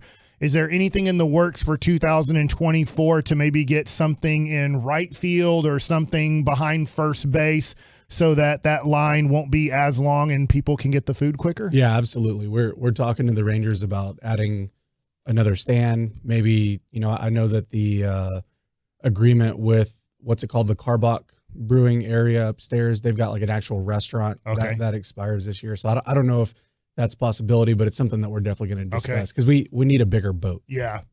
Put it right in the bullpen, right? Just put a stand right in the bullpen. Yeah, be like, hey, if you get this save or get this hold, you can come back. We'll set you up. Yeah. We got spoiled though doing the games when we did, like before the doors open usually, or right when the doors open, because I felt bad because people are like, oh man, the food's so good. It's like, sometimes I wish the line was a little shorter. And I always say, yeah, they usually bring it to us where we're broadcasting. I'm sorry. I know that sounds really arrogant, but I was like, they do. And it is freaking amazing. Next year, we're going to get those t-shirt guns from the, the girls that shoot out t-shirts before the game, and just load them up with Oaxaca dogs. Yes. That's a good idea. No potential lawsuit right there. Not at all. What are the most popular things that people order? Ranger fans at the top 3 highest sellers. Number 1 is the Heim Hammer. Yeah. Whenever we the shank, came out with the beef shank, that was number 1.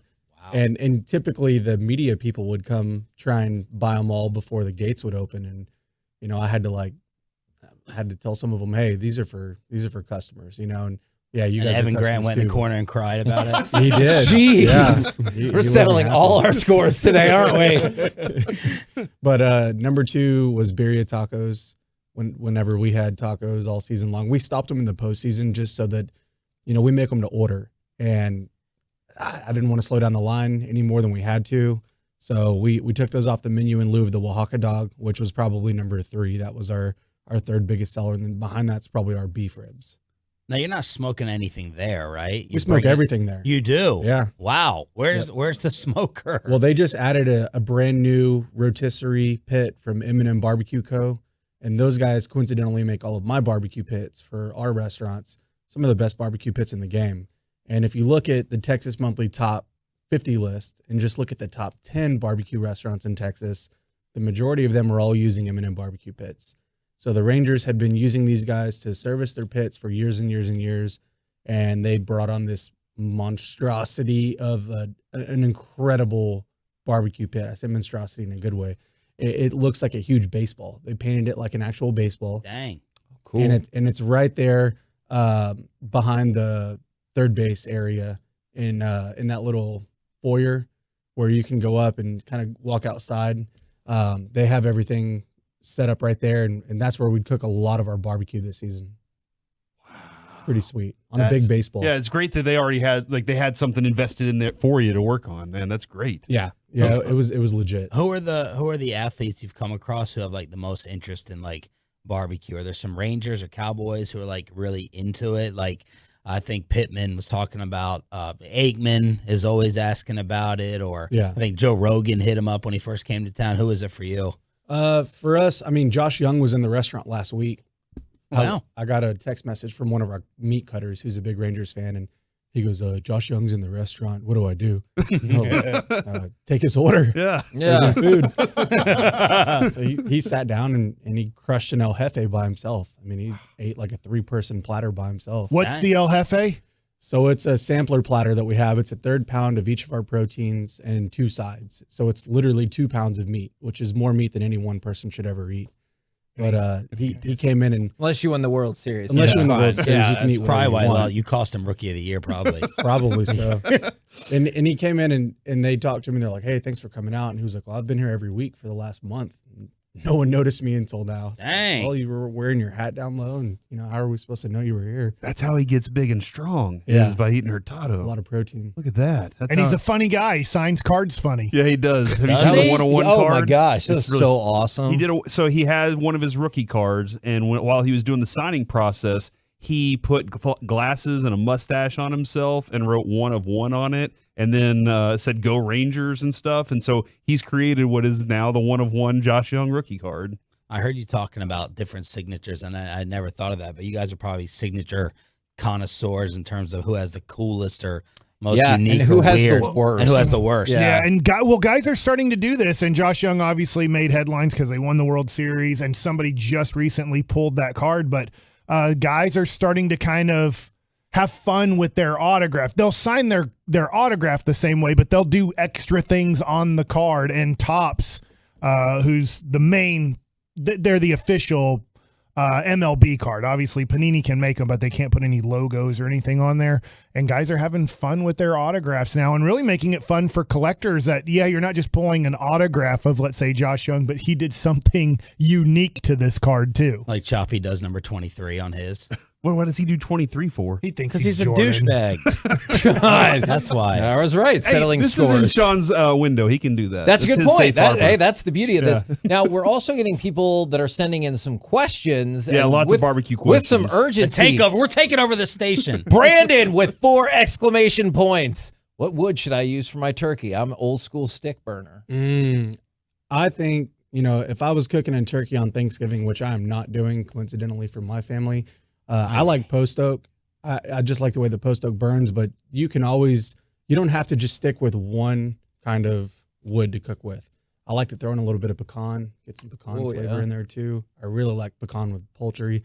But if you're cooking on like a pellet grill, which there's nothing wrong with that, you can mix in, some cherry wood, different stuff like that with your pellet. But there's definitely some no-nos, right? Like one or two where it's gonna taste like. Yeah, I don't like using mesquite to smoke with personally. That's more of a South Texas thing. If I'm gonna use mesquite, it's to grill. A lot of people in South Texas will use mesquite wood when they're smoking, and it can get a little acrid sometimes and get a little bitter. So I prefer not to use mesquite with fajitas. I love mesquite grilled fajitas, man. That's my jam. Yeah, that's the way to do that. Somebody also texted in and said, fat side up or down? Fat side towards the heat source, and that's the only answer. That's the only answer. If someone says fat side up or down, fat side towards the heat source. If you're cooking on an offset pit, fat side up. If you're cooking on like a pellet grill, you can fat side down if that heat's coming from the bottom.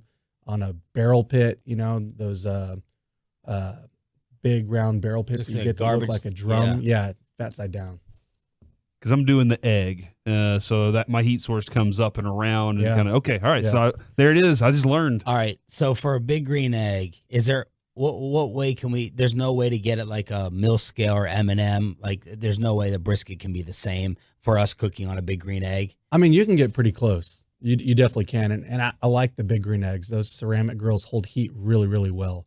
So you can cook for a really long time without having to keep adding wood to it. The difference is when you're using a mill scale or you're using a big offset pit, you're going to burn through a ton of wood.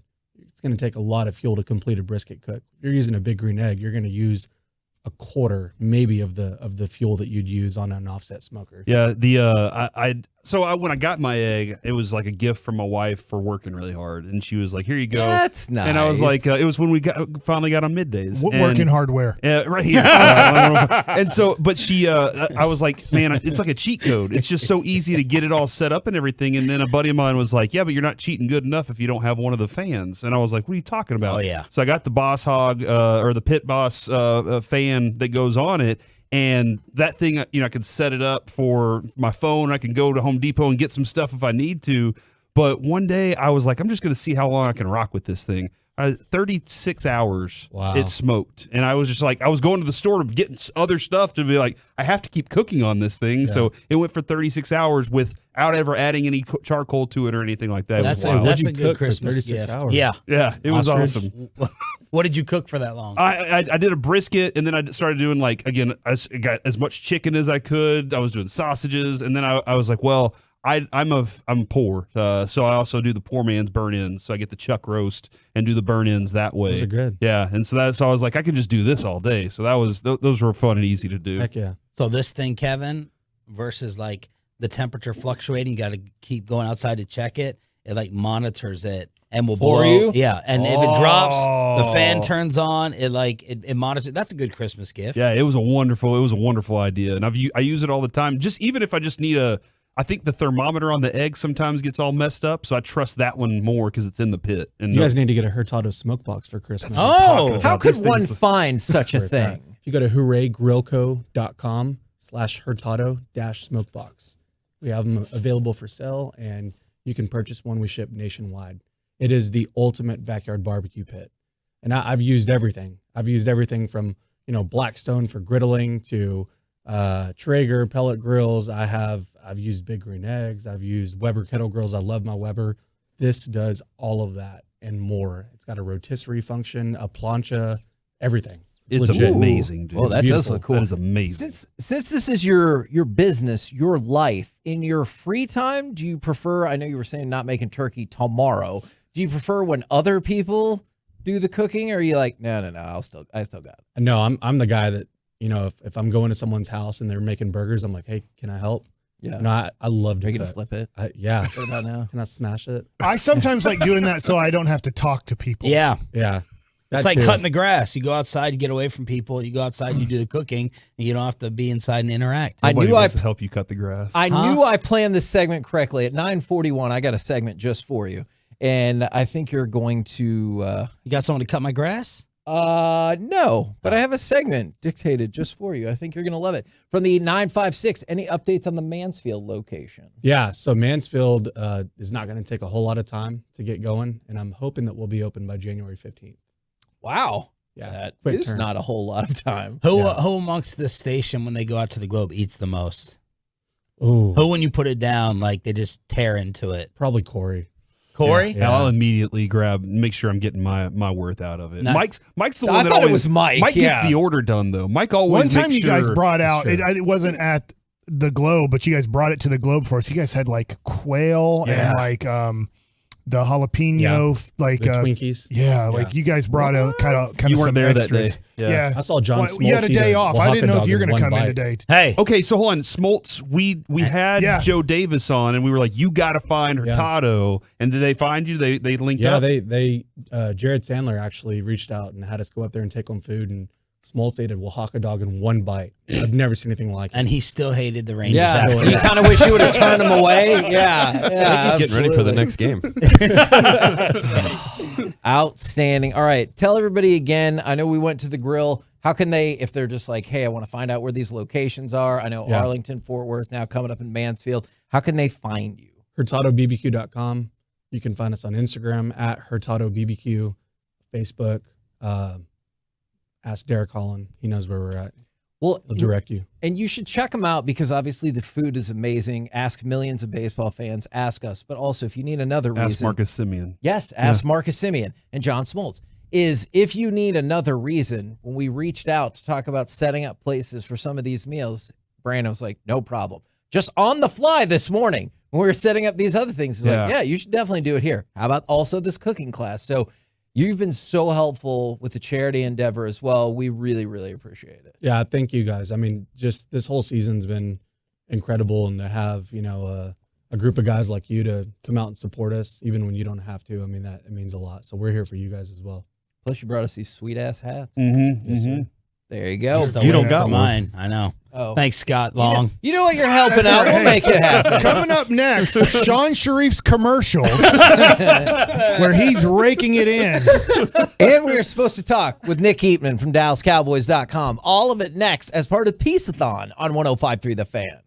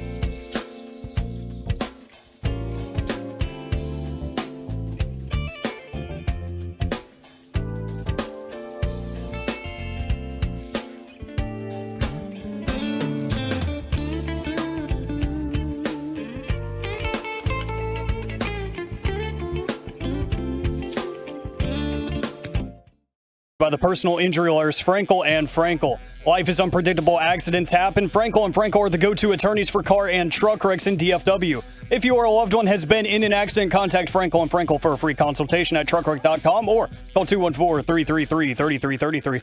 KNC Masterpiece back here on 105.3 The Fan as part of the 10th annual Piece-A-Thon. Want to throw your attention real quick. 105.3thefan.com/Piece-A-Thon is you can see the featured items with no bids, all items. You can check everything out there. If you want to donate, that would be fantastic. I want to direct you to item number 86. That's a custom My Possibilities Nike Air Force One. Is Parker Hillis got that done through the NFL My Cause, My Cleats program. And so this is the only pair of shoes like this in the world. Yeah, and Parker was at every single Piece-A-Thon until he went off to go run his own stations. And then so good point. And actually, I think he came back one year for one of them. Yes. So we always appreciate Parker and appreciate that donation. And right now on the line, brought to you by the WinStar World Casino and Resort, proud to be the casino of the Dallas Cowboys. Please game responsibly. It is Nick Eatman from DallasCowboys.com. Good morning, sir. Good morning, guys. How are you? Well, good news is you get to talk to us. Bad news, Sean is still here. Yeah, so your thoughts. You could not escape. Win-win. just like the WinStar Casino. That's a win-win. Oh, I love it. I love it. I love it. I couldn't give you up, Nick. Even on a day off, I couldn't give you up. If it was Patrick, I would have skipped. We'll see what happens tomorrow, I guess, huh? Yeah. So, obviously, I would have come in for Mickey too. That is a lie. There's a lot of there's been a lot of discussion about Shaq Leonard. How realistic is this discussion, and is this a player that would still make an impact? Maybe not the same impact as once, but an impact on the Cowboys. Yeah, I mean, it sounds like it. I mean, it sounds like he could make an impact, but to answer that part, you've got to go through waivers, I believe. If that's right? Correct. But yeah, I mean, and I just have a hard time thinking it'll get to the Cowboys. But that is the type of player, position, and I don't know this person, but it sounds like a type of person you would want. I mean, I know the people in the community relations team would love to, to have a guy that says, "Oh, I'm sorry, I just got cut by the team. I'm just going to go deliver turkeys and we'll figure it out." I mean, like that. I thought that was kind of odd, but also cool at the same time. So, but as a player, he's been a great player. Don't know all the details going on there with the Colts. Well, he's not the first player to have some issues there, contract wise. So, seems like they could have gotten something for him. So there's got to be more to the story, but just as a player to line up and play a position the Cowboys would need, yeah, it seems like a fit.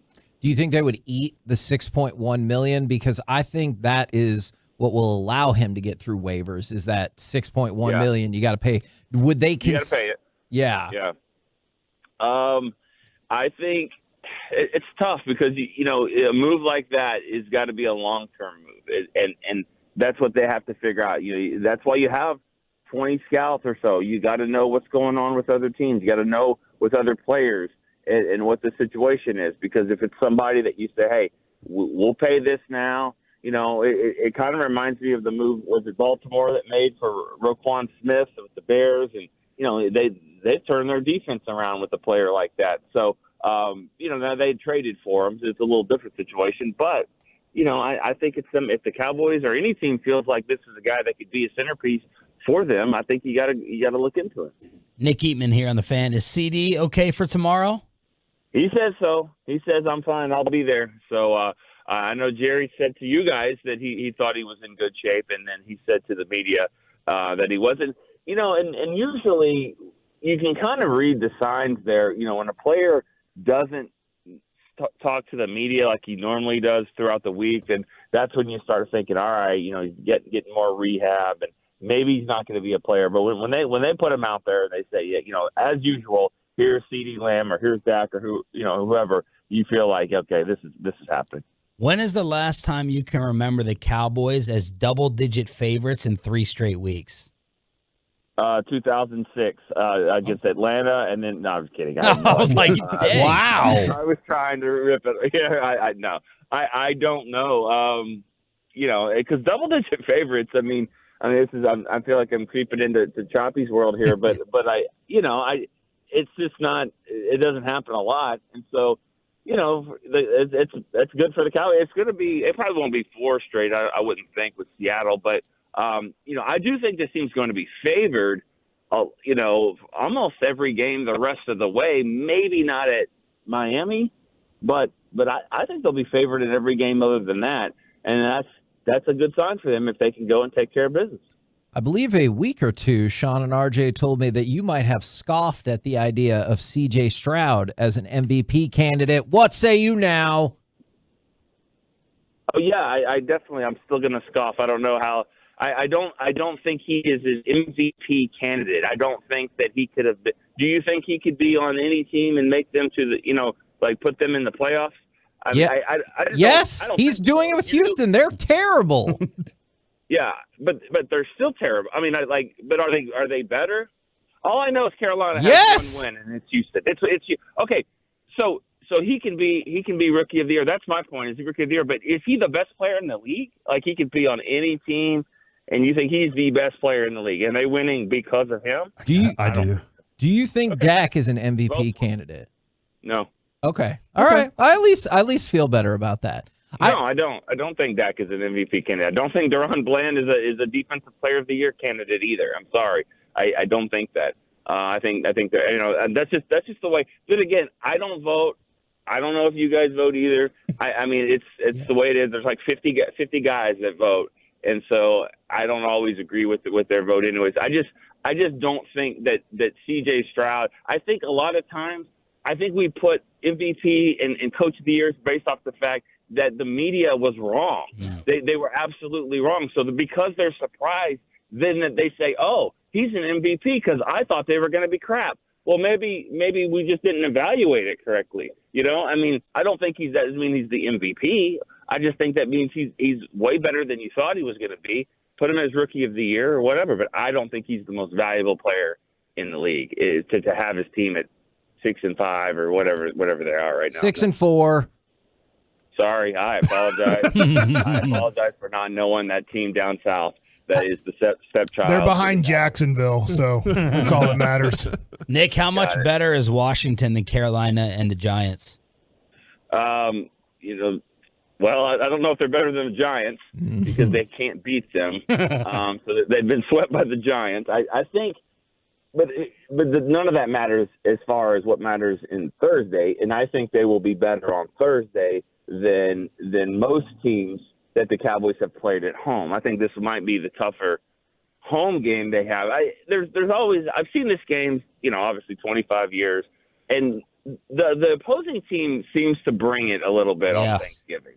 It's festive for them too.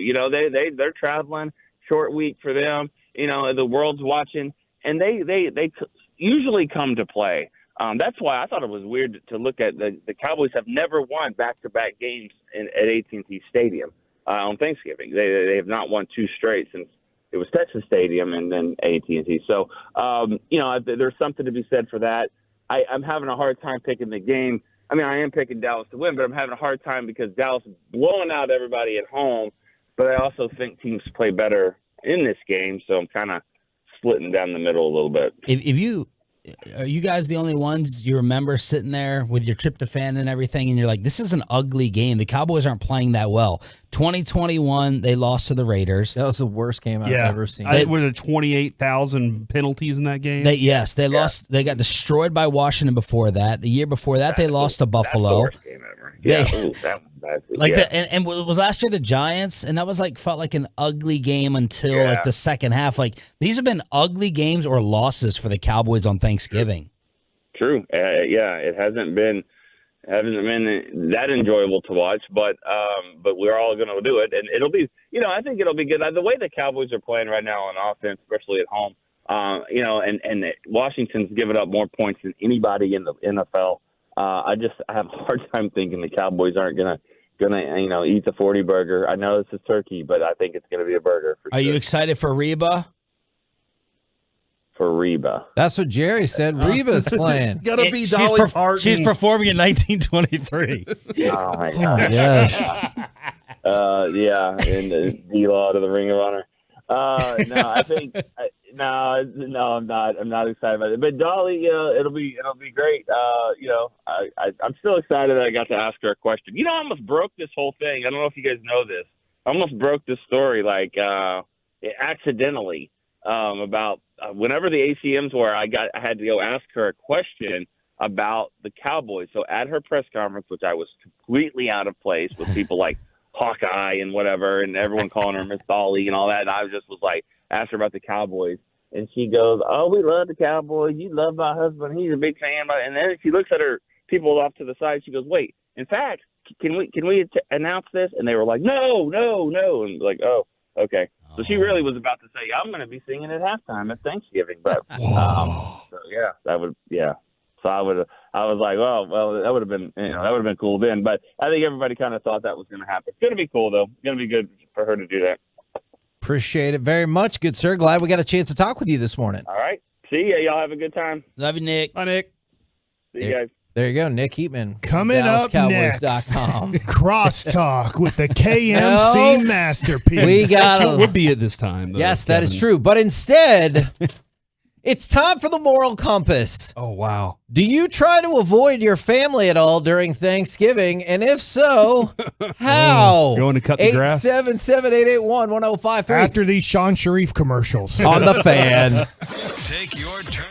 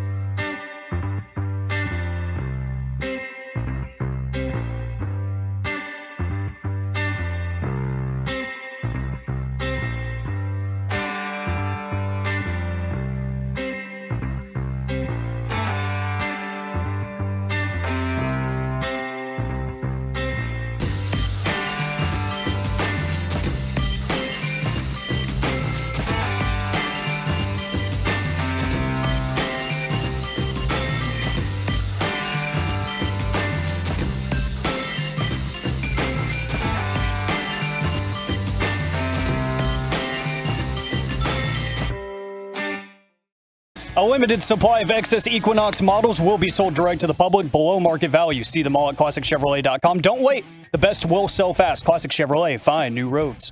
KNC Masterpiece back here on 105.3 The Fan. We got Sean Sharif with us, and that's how you do a read, by the way. Coming back, Alec. Well done. Appreciate that. Good job. Why do you think he's so much better than Peyton? That's good question. Maybe the education. Where I don't know. Where'd you go to school? UTA.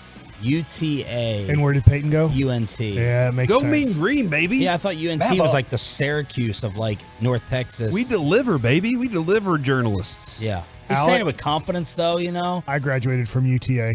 You did? Yeah. Never mind. So did Reggie. Ouch. Yep. Well, look at that. Look I'm at back. that All right. trifecta. We're the three amigos. Can you say unprecedented? Unprecedented. Unprecedented. What a beast. What a beast. They taught us that at UTA. We actually had a class on that. Use it in a sentence. I don't know if America is unprecedented right now. Did I do it right? I don't think so. Holy freaking cow. Over to you, Derek. No. Right. No. Showtime. All right, guys. It's time. Back to the moon. Somehow my You phone said use picked it in that a up sentence. and flagged. My phone flagged that statement. It picked it up during the text. I was texting Adrian and flagged it. I don't know why. You have an iPhone, right? Yeah. I bet they did. Makes sense. It's time for the moral compass. We can talk about that For the too, moral if you'd like. compass, 877-881-1053. Sean, I'm really glad that we have you in for this. Do you try to avoid your family at all during Thanksgiving? And if so, how? Because like Mike said, he would go to like a party or cookout or whatever and be like, yeah, no, I'll go over to the grill. Yeah. I don't necessarily need to see all the people. Yeah. Well, I don't have any family here ever. But I see them so rarely. My in-laws are really cool to party with, so Yeah. I do not try to avoid them. My father-in-law always wants to drink it up and party during the Cowboy games. My mother-in-law is entertaining, so no, unfortunately, I do not. But my You don't wife have to gets say unfortunately. my wife gets mad when we have get-togethers, and I'm like, there's two schools of thought on having the food out. And Derek knows this, hosting a lot of people. I want the food. You work all day on it. I want it to be like hot and ready to go. So I'm fine with having people over for an hour beforehand, hour and a half, get all liquored up, then eat. She fights me and gets mad that the food isn't just laying out for when they walk in the door. And I'm like, no, it's going to be cold. It's not going to be prepared. So she gets mad when we have company over and I'm in the kitchen like cooking and stuff because she thinks she has to then carry all the conversation and the topics. And Ooh, yeah. and I'm dodging it. Even in the kitchen. I'm like, she's like, your back is turned. Does your wife also buy food for a disproportionate amount of people that are actually going to be there? No, that's me. Okay. Way overboard. The Bassick family is like that too. I learned that from my grandma. You always want to have so more. much. You never want to run out of food. Like that is so embarrassing. One of the worst things in the world would be inviting people over and running out of food. Yes. You do not do that. You try to get it perfect or go under? Not perfect or under. I'm fine with over as well. My wife buys for scenarios in which she thinks at least 3 times as many people are coming as are actually coming. Yeah. But I've learned from spending more time with my in-laws, that is the Drummond family way. Depends if you're a leftover person, right? If you're fine with Which you are. You're a big leftovers guy. I could eat the same thing 3 or 4 days in a row. Other people won't eat leftovers. They throw it away after the second day. So I'm fine with the leftover. Or I freeze it. I'm a big freezer. I got a second freezer. I got 2 What's freezers. the most important thing you've ever had frozen? Is that endorsement money? Those commercials? Most important thing ever Yeah. frozen. Maybe like some leftover Wagyu, leftover steak. Okay. I have I was trying to come up with like a body part. non-food question for you. Yeah. Is buying 6 bath towels for $271 too much? Why is this And happening what's a bath on air? sheet? Have we decided? Bath sheet is just bigger. So it would be, if you want, it's not like 2 times the size, but if you ever have like a really big bath towel, that's what they call instead of, I didn't know, it's called a sheet instead of a towel. So I just looked at it. It's just a larger bath towel. I love how you always search for deals. So this is 35% off. This He's is even searching for deals in our charity Yeah, auction. I was like, is this on the list? Yeah. No, These but towels, these sheets? This is an Oprah favorite, her favorite bath towel from Cozy Earth. Yeah. And so I do think $271 for 6. That's a I'm a lot. little That's surprised. 45 for a towel? I'm a little surprised you're an Oprah supporter. Well, I'm not a supporter of her. I'm just saying that I do. She does have great. She does have great recommendations though for like sheets, towels. Okay. My macaroni and cheese recipe that I'll make for Derek Holland one day is from Oprah's favorite macaroni and cheese, which comes from a lady in Philadelphia. So 45 a towel, but 45 a sheet would be good. 45 a towel, no, in my opinion. Yeah, maybe. But Adrian man, knows. but when you have a great bath She's a towel, deal grabber too. you know what I'm saying? Like when you go to, nothing against Kohl's, I love Kohl's, but if you just get a Kohl's bath towel, after a while, you're just like, I want a better towel than this. Now, look, Derek lived in 5-star hotels. He gets great bath towels for his decade or more in Major League Baseball. Aren't the great towels just awesome? I really, they are. Mike, It feels good on the skin. I don't think any guys think like that. I think we do that with toilet paper. I think we can do that with Yes, sheets. definitely. I think you can do that with a shirt. I've never Double been ply. like, wow, this is, maybe I need to start Yeah. thinking about it Oh, more. that's Because I'm like, anymore. this is going to take 20 seconds. it dries off. That's all I care about. I don't think the Yeah. quality of the bath towel, no, I don't think anyone else thinks like that. My opinion. Maybe choppy. Corey, you're in a tough position right here because the question posed is, do you ever try to avoid your family at all during Thanksgiving? And if so, how? If you have to pass because of the present circumstances, I might understand. My wife is sitting behind me. Yep. And along with my daughter. And our next guest. And our next guest. And she's actually been to my house too on a day that I've cooked. And I don't think I avoided anybody by cooking that entire process. I think I had burn-ins and some sausage and some stuff ready. And was it pretty decent? We did all right? Okay. She put thumbs down she when got you thumb- turn no, around. she When didn't. you turn She's around. like, Do you have and any say, family members that are kind of cousins or maybe uncles or even kind of maybe have all further those. away from that critique your work? Oh, no, everybody usually it's pretty good. I'm not kissing butt here. Sean and Dawson have been very helpful. Whenever I ask, hey, what do I do here? They've always been very helpful and giving me advice. Awesome. And now I got people like Hurtado and Matt Pittman that I can turn to also. Okay. So, And Sean that has definitely helped me out a lot too. Yeah. see, and that's excellent. But do you have any family members or anything that would critique any of your wife's work? Hey, are you calling out my grandma right now? and their relationship, they've grown closer. Okay, since, good. Gosh, since everything Kevin, was that a thing? I thought I had to sit in this chair and be like Mike Wallace from 60 Minutes. I heard that interview yesterday. Sean, my approach, and now I'm giving away the way I do it, is if my wife says that she doesn't think she can do something, I always would say, well, Maxine could do that. Maxine, when she was pregnant, she was cooking for 10 people because my wife's competitive. Yeah. And so I knew if I threw a challenge out there Yeah. that she would take the challenge head first. And she did. So I'm proud of her. For You like the McCarthyist side dishes. Yes, exactly. Getting her inspired, getting her Well, going. And Bobby's not interested.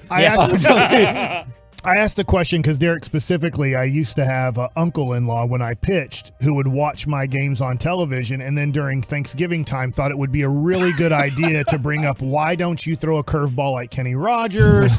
Why don't you cut the ball like Al Leiter? Why don't you throw a changeup like Tom Glavine? And I was like, if I did all those things, I would be the greatest pitcher in baseball. But I was just like, I just don't want to say that to him. So I just kind of avoid the conversation of like the critiquing of my pitching in the major That's leagues. awesome. This is amazing because this has expanded out beyond Thanksgiving excuses. From the 214, I just tell them I have COVID. I did that last year to miss my stupid third wedding of one of my sisters. Dang. I mean, yikes. Or I say my It wife's is a third wedding. So Yeah, I feel like at number 3, you You start just looking go at the to the person justice of going, the peace. "Hey, you're not doing good on this marriage thing." So is that how you look at me? You haven't been married at all. I know, but I've been two proposals. Yeah, I've been so if engaged you twice. get engaged, Like the Bachelor. I'm going to be like, let's see if he actually goes to the altar. Because at this point, I don't know. Your commitment to the altar seems to be a little suspect. We But got once you get to the altar, I'll be there. We got Derek taken care of. Lucky number 3. We got him. We got Yes, him. I mean, From if you're going to yesterday? have Maybe. kids, you're getting up there. TikTok, TikTok. Bro, You I can have I'm not kids even at into your 40. 40s. I'm Thank not you even very 40. much. You can. In fact, guys can get a lot of women pregnant even after their 40s. But women in their 40s, there can be difficulties with pregnancy. So his wife's a doctor, so you should listen to him. I'm just saying, and women in their She's a great 40s doctor. can have babies. I blame but there's a little bit of more difficulty doing it. I blame the women in Derek's life. He would be, I think, a fantastic father, fantastic husband. So it And must you're have going to been fix them. this with that thing from yesterday? Did you say that thing? The conversation. Speak about her like Wow. The conversation. Wow, look at you already standing up for her. That's That great. person might be part of our family, Kevin. Conversation. Well, I ain't getting invited, it sounds like. Now, I meant We'll never be able to fly American for any of our trips, but that MFR ain't real. all right, my Derek. God, I was worried Derek, about you that. could get if you get married, you have to fly Spirit the rest of your Sorry, life because she's banned on American. Would you make that trade? Or private jet. Yeah, I don't care about You that. ever, All right. have You you ever will. flown Spirit? No, and I It's won't. that's But- horrible. You have to. Other airlines. You ain't flying No, there's American. I know there's other airlines. You guys Like act like Delta. it's just American or Spirit. Yeah. Well, it wouldn't have made the question as fun. Yeah, I know. exactly. Well, you need to get married here pretty soon, man. Mike, he can get a younger girl. He can get a 26-year-old. I a know. I've seen 30-year-old. him at Mavs games. I don't. Hold Mike, on. me I and don't you need ever to host. I don't. You had such a Take good people segment to the idea, game. Kevin. I know. There was a lot of feedback, but, you know. Yeah. Hey, man, that was great, though. That was an enjoyable segment. I never even got to answer it. It's like crosstalk That's all how day, good it baby. was. He has 30 seconds. 30 seconds go before we get to the KNC. No, I don't masterpiece. avoid my family. We're good. Hey, he's Love it. golfing. Well, you don't invite many people. I know most of my family's up north in Ohio, so I don't have to. It's just my parents, and that's it, really. And what are they doing in Ohio this weekend? They're going to be watching Michigan take on Ohio State, and But, they're going is to most dot of the your I. family going to dot the I? No. Sean, what are your plans for tomorrow? How are you taking all this in? Going over to my buddy's house.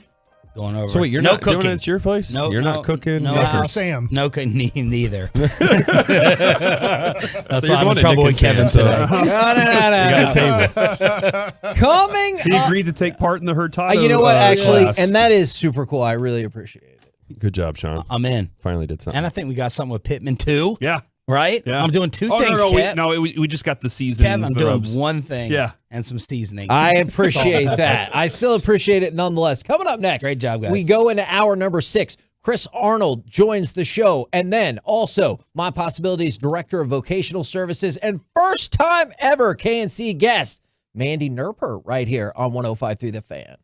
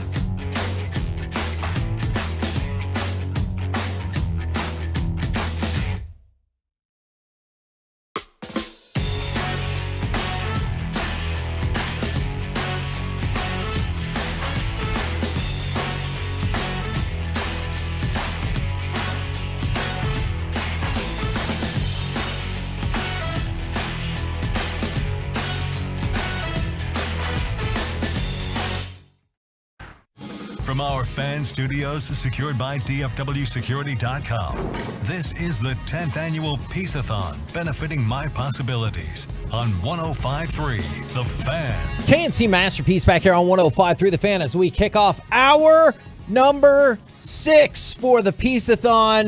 We've got 2 special guests. First, I will introduce the man who, if you make a Hall of Fame, he will make it into your Hall of Fame. It is Chris Arnold. Good morning, sir. They just roll them out and they keep inducting me.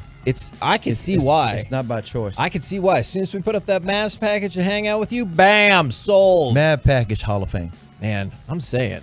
But we're also bringing on another special guest. I know we've talked all morning, and maybe people have listened for the last 10 years, and if that's the case, appreciate it very much. But we have new listeners all the time. We talk about 1053thefan.com/Piece-A-Thon. We talk about My Possibilities, but let's get some more insight into the place and actually what the next phase of My Possibilities is with the Director of Vocational Services and first time ever KNC guest. It's Mandy Nerper. Welcome to the show. Thank you, guys. Thanks for having me, and thanks for all the support you're providing My Possibilities today. Absolutely. Thank you for staying, even though you heard that last segment, and you were like, I'm going to hang around anyway. I felt like I needed to defend the burnt ends. They were really good. Sure. Okay. Good. I did good. Now, we talk about... I did well. We talk about this organization from a Well perspective of we go there, it's amazing. The people there are amazing. The people who work there are amazing, but I'm hoping that you can give us more insight and a whole nother perspective about being at My Possibilities and what you do there.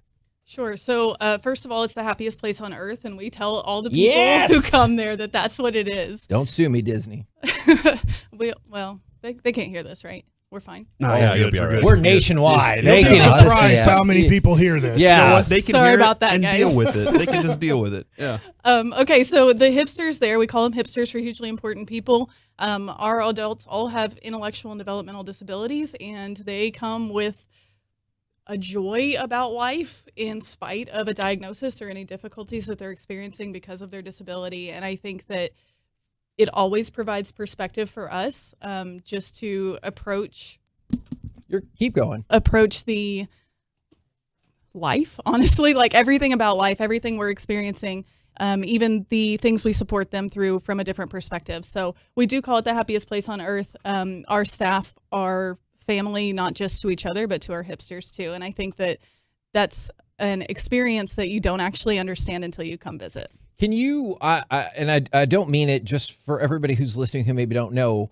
intellectual and cognitive disabilities. Can you give us any more description for people who are like, maybe I know, maybe I don't? Yeah, absolutely. So the intellectual disability part is usually tied to IQ. So someone with an IQ below 70 will qualify for a cognitive disability. The developmental disability is a disability that has an onset prior to the age of 18 and impacts various aspects of their functioning through life, usually how it will impact their adulthood. So things like autism, cerebral palsy, Down syndrome, those are going to be developmental disabilities, even learning disabilities, ADHD, and there may or may not be a cognitive disability that's associated with that. The money we're raising today, we're kind of seeing what's going on. Our listeners are having a great time in the process of it all. How will what we raise today help? What can it be applied to? Everything. Okay, all right. So what's great about what we do is that we have multiple types of programming at My Possibilities. So we have an educational program for adults 18 and over who are really just looking to add substance to their life. So it's a lot of independent living skills, social skills development. There's health and wellness. There's some vocational and community-based instruction through that. And then now we also have this new branch of our education, which is the vocational training perspective. And that's what I do at My Possibilities, is I oversee all of our vocational training, our community job placements, as well as creating internal opportunities for vocational training outside of the classroom, but in real business environments too. Okay, so hire a hipster is kind of what we're pushing right now, and that's kind of in that vein where you're at. Absolutely. If you have a job, there's a job for a hipster there too. There you go. Hipsters are everywhere, and they're so happy and functional, and they're underrated. Can you talk about how since the pandemic hit, you got all these different businesses? We made the pivot. You guys learned some things and were able to take advantage of some of the things you had to adjust to help the hipsters. Absolutely. So the the biggest barrier to employment for our hipsters is transportation, Right. period. And there's such a limited availability of transportation if you live outside of basically Dallas County and Plano. DART serves that, and that's County, pretty yeah. much it. Mm-hmm. So when we had COVID and all of a sudden there were hybrid jobs or fully remote jobs, all of a sudden people with disabilities can do the job, Right. even if they can't get to the office. So it created a lot of opportunities around more job opportunities for hipsters and now ongoing job opportunities because so many people have never gone back to the office or aren't back at the office full time. And so we have hipsters who have job opportunities they never had before. But when COVID first hit, hipsters are the last to get hired and the first to get fired. They're the first to get laid off when something goes wrong because people have perspectives of what they're capable of doing. Right. And I think that because of COVID, we were able to look at what they're capable of doing without the stereotypes of looking at that person and seeing how they're interacting with the world around them. How much progress do you feel like, not just your organization, but maybe the world in general has made in terms of progress on those stereotypes? I think we're doing better. I mean, over the last 10 years in particular, I've been connected to My Possibility since 2012. So I've seen a lot of development around the IDD community in Plano specifically, and in the Dallas area. And I think that we're having more and more people come to the table and be willing to hear what hipsters are capable of. And I think that's really the first step to overcoming those stereotypes. All right, so there was a new wing opened this year, and Yeah. Kevin, we were there for the grand opening of The this. growth. And Adrian, my There's wife, a lot of fancy people. yeah, I believe my wife now wants her office to be over there. Like Yes, she's she's moved in. Yeah, she really enjoys. But you guys are utilizing that wing for it's multi-purposed, and right now with what we're doing specifically with the Piece-A-Thon stuff. There's an element of the hipsters being able to help out there, but there's also so much more with the cafe and everything too. Yeah. So for the Piece-A-Thon in particular, we had our individuals in the vocational training program bag up all the items, tag them. They're going to be responsible for making sure if you win something, you get the right item. So they'll be there to greet you, get you all of your prizes. So you get to meet a hipster that you're That's so helping out whenever you go up to get your prize. That's awesome. If you've been to My Possibilities, you know you're not just meeting one hipster. Yes, You're meeting that's many true. hipsters, That's and you good are their new point. best that's friend. true. Yeah. Which is good though. That that is absolutely. They're so giving. We did the show on North Texas Giving Day, which this year happened to fall on my birthday, and we were finishing up, and Corey is convinced that he might be right that I'm an emotionless robot, but the hipsters and some of the staff out there came out with signs and balloons and everything, and by golly, if that wasn't just an amazing moment. You found out that they were better. Yes, that day, my heart, I don't know if it grew 3 sizes, but it definitely, it was definitely really, really cool. I mean, just going there from the experience myself. You've been there a lot. I've been there several times, and like I wish more people would see, I guess you could say, the behind the scenes or what it's like there. I mean, we talk about what all they do and everything, but actually seeing it get done, and then also, for instance, the food. When they cook the food, that was unbelievable. I've had some of the food that they've had there. You got me a painting. Corey got me a painting from there. I mean, it's a little thing. It came with what was that? It was cookie or gingerbread. Yeah, it was gingerbread. Yeah, and like just the arts and crafts and everything. Like it's unbelievable. And I wish more people would see it rather than just talk about it or whatever. They need to actually see it, experience it. It is life changing. Like, I do stuff with my charity, but this is like, it's a different animal. This is something that people need to experience firsthand and see for themselves what it's all about. And that wing actually gives you all that opportunity too, because there's cooking that goes on there. Y'all have a bunch of different areas of expertise y'all can work on, right? Yeah, we're doing vocational training in 6 different industries. So we've got the culinary program obviously can do the cooking for our staff and our guests, but also anybody who comes and utilizes our space for events and things like that. Hospitality is going to incorporate the hotels, but also like banquet setup and receptionists and those types of things as well. We've got administrative support for office jobs, so we're going to bring in our shredding in-house just so that we can provide that training. Lots of opportunities for filing, scanning, electronic document management, all sorts of things in that realm. IT for tech support, basic coding, those types of things, just entry-level jobs in the IT realm as well. And then retail is the group that's going to be providing the visitors experience when they come pick up what they've won from the Piece-A-Thon. And I think I'm missing one. There's 6.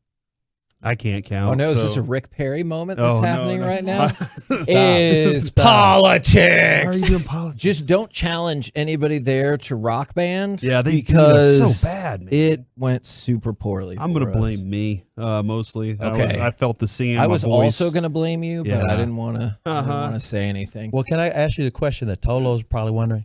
I mean, this sounds like a great place to work. If you wanted to volunteer or work there, I mean, what are the requirements? How do you get involved? And again, it is the place to be. Volunteering is super easy, so just go to mypossibilities.org. There's a Get Involved tab. You can just send your information through the website, and we will get you hooked up. There's opportunities for whole businesses to volunteer. There you go, partner. Absolutely. Mhm. For visitors or individuals to volunteer, you can go in the community with our hipsters. You can come and just support kind of behind the scenes if you're not as comfortable being in the classroom or in the community with the hipsters. There's lots of ways for volunteering. We are always hiring instructors and support in the program. We have a lot of administrative roles that don't necessarily work directly with the hipsters if you don't have that expertise. And then we're currently hiring for those industry-specific tracks. We need some people from the community. The whole idea is that we're actually meeting the business need, and so I need somebody from that industry to come teach the hipsters what they need to be doing. So we're hiring for a culinary instructor right now, and then we'll be hiring for IT, hospitality, and administrative support in early 2024. I'll tell you this real quick, CA. That kitchen, we have multiple Tolos that have heard and seen the kitchen. And they're like, I need to get in that kitchen. I want to help cook. I want to teach them. I want to do some things. That it is high quality, grade A stuff in that kitchen. What if you have a hipster or two in your family? You mentioned the transportation may be a problem with hipsters. Are the only ones that are involved with My Possibilities in the Collin County area, North Dallas County area, or they come from all over? They come from all over. So we have some, who come as far as like South Lake, and they just drive in, and that's a commitment they're willing to make for the quality of education we provide. We also, though, have online programming, and we have someone who attends from as far as San Antonio. So There there's you lots of go. opportunity. Wow. That's right. See, that's part of that pivot, online to education, virtual. So mypossibilities.org if you want to learn more directly about the organization. Today, 1053thefan.com/Piece-A-Thon. If you want to bid on anything, that would be amazing. If you see any items that you know people in your life would love, share it, spread it around. Or you know what? Maybe you don't, and you're just like, you might like this anyway. But you know what I always say, Corey? People are like, oh, it's the thought that counts with giving. That's great. What you really need to do is you need to win these items and scoreboard the people in your life that you don't like. It's like maybe you got that neighbor is like, oh, yeah, we just redid the thing. And you're like, awesome. Hey, look what I got that you can't buy anywhere else. Yeah, That's the real reason. I got a Cowboys preseason game suite, and Trayvon Diggs icy white helmet, and I get to take all my friends to the suite and hang out, and it all went to charity. And so scoreboard that guy by telling him that. And guess what? You don't get to go. Or you know what? You can go. I But think the whole you time, should take gotta them, just, so they can be like, "Hey, are you liking your suite? Is it good?" But also, you can donate. Like I know people are concerned and they're like, "Hey, I can't afford some of these packages," and I appreciate all of that. But you can absolutely donate. Spread the word of My Possibilities. It doesn't have to be today. It can be tomorrow. It can be tomorrow for sure. You'll see a lot of people next week, next month, whatever. Share what you can about this organization because it's awesome. Mm-hmm. Thank you very much for joining us. Thank Really you, guys. appreciate your time today. You traveled all the way down to Dallas from Plano. He's just trying to make sure his wife gets in office. It might be working. If that's the office she gets, it's the largest office anywhere I've been. Like, it's awesome. It really is a cool little setup. She loving it over there. Thank you again very, very much. Ladies and gentlemen, Mandy Nerper right here on 105.3 The Fan. Coming up next, the Dallas Cowboys history on Thanksgiving. Besides Leon Lett. Oh, man. What is your standout Turkey Day memory? Leon 877. Lett. No, You remember besides that. Those moments. 877-881-1053. 1998 coming up next. It was more ice than it was snow. That I'll accept. We'll do this next The right fumble. here on 105.3 The Fan. Remember that fumble? You can hear Kevin.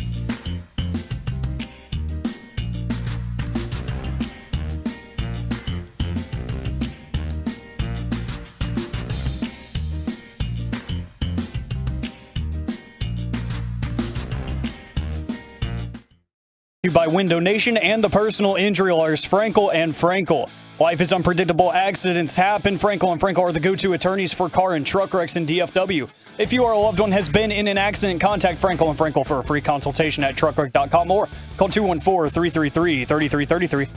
Garrett going deep for Urban. Flag on the play, but a touchdown Dallas. The flag was way away from the touchdown catch. Touchdown, Michael Irvin. KNC Masterpiece right here on 105.3 The Fan. I'm going to read you this text real quick as we're in the midst of Piece-A-Thon. And I want to make this very clear if anybody is concerned about this. The 817, this year has been a little lean for my family, but I want y'all to know that I think you're doing the Lord's work, and I wish I could give to y'all's extremely worthy cause. Please keep it up and help raise awareness for mental health, advocacy of talking doctors, my possibilities. Y'all are the best. I would just want to make this clear. I don't want anybody to worry about that. If you cannot donate anything, if you cannot bid on anything, that is totally fine. You can help support the cause by spreading the word about my possibilities, about telling people about the volunteer efforts of my possibilities. You have many, many non-monetary based ways to do stuff here. We are just also raising money in the process for my possibilities. But yeah, if you can contribute via listening, via sharing, that's a huge part of this day today. Yeah, there's no question.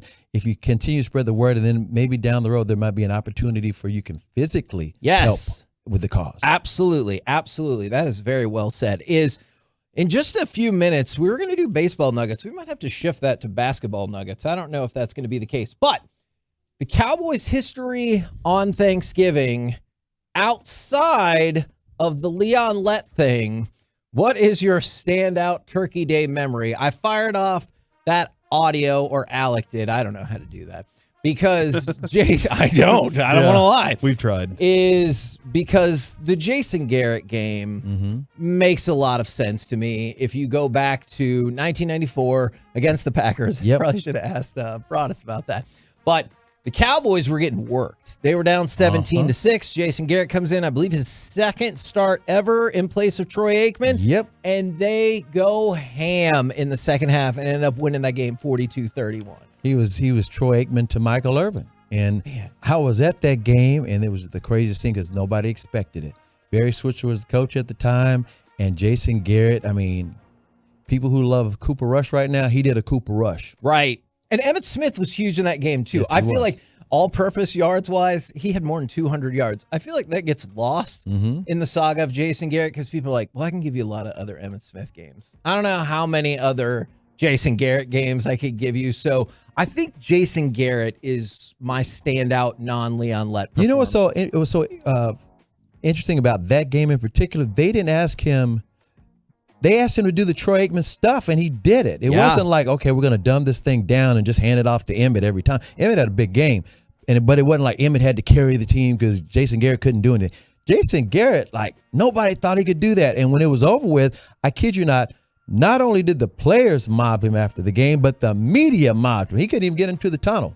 Did he answer all the questions? Yes, he did. But he didn't do the robotic Coach Jason Garrett. He evolved. All three phases of the game are important. He was a real guy back then. Now, that was a positive one, Mike. I have a feeling you're going to go 4 years later to a not positive one. Well, I was there, and it was pretty amazing. That's fair. In 1998, Randy Moss is a rookie, and obviously big story coming into the game because he thought he was going to be drafted by the Cowboys. I think it was the 8th or 9th pick. I'll always say this. Greg Ellis was a really good player. Yes. Like he wasn't solid, very solid. It wasn't like a bad pick. If you just look at Greg Ellis's career, you would say, that's a good pick. He had a good career. But the thing was, everybody thought it was going to be Randy Moss at that pick, and it wasn't. And honestly, I don't know, 8 or 10 other teams passed on Randy Moss till But he you know what the deal picked. was? Jerry was going to pick him. And Galloway and Dale Hansen led a media charge where no. We just went through the White House at Michael Irvin. We just he got busted at college for smoking weed. You know what I don't understand, Chris, is why would Jerry go draft somebody like this? Well, that media narrative talked him out of it. And when he wasn't drafted, Michael Irvin called Randy Moss and said, that was all my fault. If my stuff hadn't happened, this is on me. because Michael Irvin wanted Randy Moss to be drafted as well.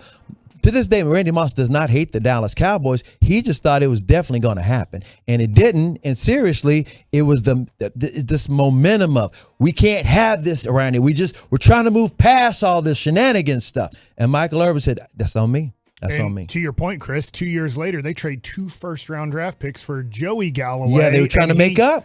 And he gets hurt first game of the year, and his career pretty much ends after that. I know that he came back from the injury, but he was never close to the same. So the Cowboys were chasing after that. Exactly. Not taking Randy Moss. Like, we have to get another guy. But that game going, I was with 3 of my cousins at that game. My grandfather had season tickets from day one of the Dallas Cowboys until the end of the 98 season. That was just because he had hip replacement surgeries. He just physically couldn't. It wasn't Randy Moss that is like, I'm done. He physically couldn't go to the games anymore. And so that ended his season ticket ownership. But going to that game and being there, every time they threw the ball to Randy Moss, and I think it was only 3 times. It was a touchdown every time. 3 catches, all for touchdowns, more than 50 yards. Ended the game, 3 catches, 163 yards. The whole team, the Cowboys, got mossed. That Vikings team was really good. They were really, really good. I thought they would go to the Super Bowl and win it. For sure. I really did. Kevin, I'm going to say 2001. Potentially the greatest band of all time performs a halftime show.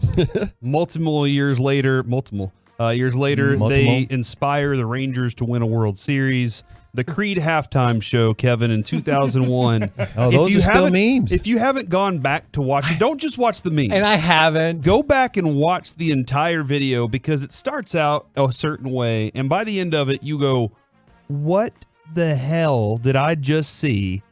And you're also kind of caught off guard by how amazing it was. Who was that man? That was Creed. Well, there is a Scott Stapp. There is a moment, Chris, where a woman hops up on stage and sings 4 words and then leaves. I don't know who she is to this day. I still have no clue. So who was that woman is what I thought. But Kevin, there was this guy floating around. Who was that guy? Yeah, there were 2 of them. It sounds like you guys have been studying this like no, I was there. I was at it. I was like, who is this guy? I'm surprised it wasn't you. No. But I mean, you've done all the things. I'm surprised you're like, yep, that was me. It was. That would be you know amazing. what? Somebody thought I did do halftime at a Cowboys Thanksgiving game. It was Neil McCoy. It was not me. Okay. Neil, y'all do look alike. I can see that. I swear to God, he and I talked about that after that game. He said, I bet people say you look like me. And I said, yes, they say that all the time. So we took a picture together. There you go, man. That's a confusing picture, I bet. Mm-hmm. All right, so 2001. Anything about the game, or you're just like, who Creed. cares? I mean, Watch do you the not Creed. remember that Creed was there, Kevin, and that they performed? It inspired the Rangers 30 years later. 20 years later. They lost that game, I do believe, 26-24 to the Denver Broncos. There's no way that the Philadelphia game in '89, that wasn't Thanksgiving where they killed Troy Aikman and killed our kicker. That wasn't Thanksgiving. I don't think that was Thanksgiving. You in the bounty game? Because I was like 11 years old then, and I just remember it being a big game, as in just because Buddy Ryan hated Tom Landry and was always trying to embarrass him as much as possible. And put a bounty on Zendejas, the kicker, because he used to kick for the Eagles. So, I just couldn't remember as a kid if that was Thanksgiving or not. It might have been, but I don't think so. Yeah. I wanted to throw this one out there as well. As I don't know how much people talk about this game, and maybe they should, is 2006. Cowboys beat the Bucs 38-10 in Romo's first Thanksgiving game. And remember, he had not taken over that long earlier. It might have been like a month earlier that he took over the starting spot. 22-29, 309 yards passing. And it just felt like, I mean, that is a national stage. It felt like he had arrived in that moment. And much like in 2016 with Dak and Zeke, it felt like it was going to be the beginning of something special. Yeah. Unfortunately, it was not. It was something good, but never transcended to that next level. Not quite. He always had a great November, though. Ironically, if you look up Romo's record in November, the month of November, he was either undefeated several years or only lost 1 game. I will say this about the Thanksgiving game specifically, Kevin, when it comes to memories of it. Yeah. A lot of times it gets lost what happened, because it is Thanksgiving, and maybe you're having a little extra piece of pie, or maybe you're having a little extra bourbon, whatever it is, you're in and the conversations start happening. Or and the if you- tryptophan kicks in. Yeah, exactly. It's time to nap. I a lot of times I've found myself Mm-hmm. napping on the in-laws couch somewhere. But that is what it does happen a lot of times, where you're like, you get invested now in conversation about whatever, and you lose track of the third quarter, kind of like the Cowboys did. Yeah. And then and so that does happen a lot of times. You know, your grandparents might say that the best Thanksgiving Day game was Clint Longley came in for Roger Staubach. Somebody texted that and in. won the game. For the 469, the Clint Longley game on It is. Thanksgiving Day. I have to Was admit. the final pass to Tony Hill or Drew Pearson? I don't remember. I see the highlight all the Yeah. time of it. I You'll wanna see say- the I wanna- highlight I tomorrow. want to say it was Drew. I want to say it Yeah. was Drew because Drew kind of says, But I you'll made that see guy the highlight famous. tomorrow when they show Yeah. great, especially because they're playing Washington. So Yeah. that will be one of the highlights of this is a big rival, and it's happened on Thanksgiving plenty of times. And so you'll see it tomorrow if you're paying attention. By the way, quiet as it's kept, the part 2 of that story is later the next year in training camp. Roger Staubach had to beat his ass. Did you hear about that? Yeah, he punched in the him locker room. right in the face. It was Drew Pearson. I thought by it the was way. Okay. Yeah, Yep. but Roger Staubach, because Clint was getting all full of himself in training camp, like he might challenge for Roger's job, and Josh like, no, you're not. You just had a Whoops. lucky Thanksgiving. somebody texted in. Same thing happened with Troy Aikman and Jason Garrett, I heard. No, not quite. Whoa. No, I'm just joking, Kevin. They're That's not tight true. From the friends to this day. 713, Zeke jumping in the kettle was pretty cool. Yeah, We will have Jake Ferguson on the show today. And he jumped in there last year. and he might have thoughts about tomorrow. We will get Nice. to Oh, that. he was part of the tight end thing last Yeah, year. last year he jumped in. Last year was the whack-a-mole. We have a great bit of detail about that one, and Mm-hmm. then potentially maybe something tomorrow. So we will you we will never get know. that in on the show. Remember today. when Zeke threw in Dak? Just picked him up and threw him in? And it's really weird to me that, like, while bringing spotlight to the charitable thing that the Cowboys are doing, the NFL's like, we got to find you. They find him all the time. It's just a mess. I think there are some good, like, the better options to do with that fine money No too. fun I think league. there's some great. Donate it to Piece-A-Thon, NFL. If that happens, take that money and donate it to Piece-A-Thon. That's a great point. We are lagging in donations. As much as everyone's bidding, that's super awesome. We are lagging on donations. I might need to go get that hot sauce. The 817, Jason Garrett on Thanksgiving from the 940. Jason Garrett. Now, it probably depends on how old you are, is like Yeah. which one stands up. But obviously, to everybody, they know Leon Lett. And that's why we're like, hey, let's set that one Poor to the Leon. side. Yeah, and I remember the only thing He was that trying too hard. I know, and he just For didn't- those that don't know, the field goal got blocked, and he decided to chase the football and fall on it, but he fumbled it because it was icy. And you just needed to Just not leave it touch alone. it, Just and the don't game touch it, was the over. game's over. You win. And I remember being mad, but I was also a kid, and so me and my sister went and played out in the snow, and then you just kind of forgot about it for like a little while. Now I feel like that might permeate through the rest of my day. I distinctly remember my grandparents didn't live too far from us. When I went to Bryan Adams High School, I was on one side of Bryan Adams. My grandparents were on the other. And I distinctly remember driving down PV Road, and my dad's trying to keep, in the sliding. in the ruts, he's trying to stay keep in the it- ruts so we can that's keep what you everything do. going. And we're listening to the game because I don't know why we left. I can't remember why we left during the game to go home. But as we're driving, I'm hearing everything going on, and then we get in the house, open the door, turn the TV on, and that happened immediately. And I have a distinct memory of, because when it snows or ices here, it's not white, it's gray and yeah, and that's muddy a looking. great point. I can still see it all, black man. ice. Now, coming up next, we're supposed to have baseball nuggets, but do we need to shift it to basketball? We'll do both because maybe Shohei might have not been the best pitcher hitter of all time if they would have let this guy do it 20 years ago. Next. With Blue Cross and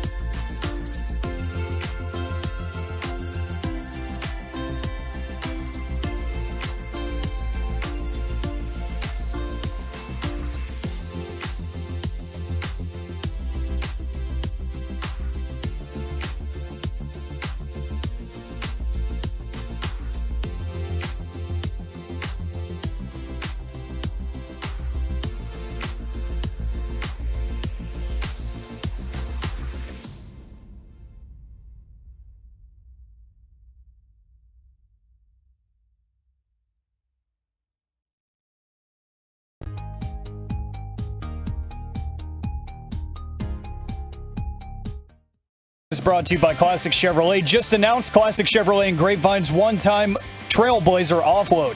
A limited supply of excess new Trailblazer models will be sold direct to the public below market value. See them all at ClassicChevrolet.com. Don't wait, the best will sell fast. Classic Chevrolet, find new roads. And once again, Dallas's defense crams the door shut on Ben Caro. And a dagger. First Kyrie, then Luka.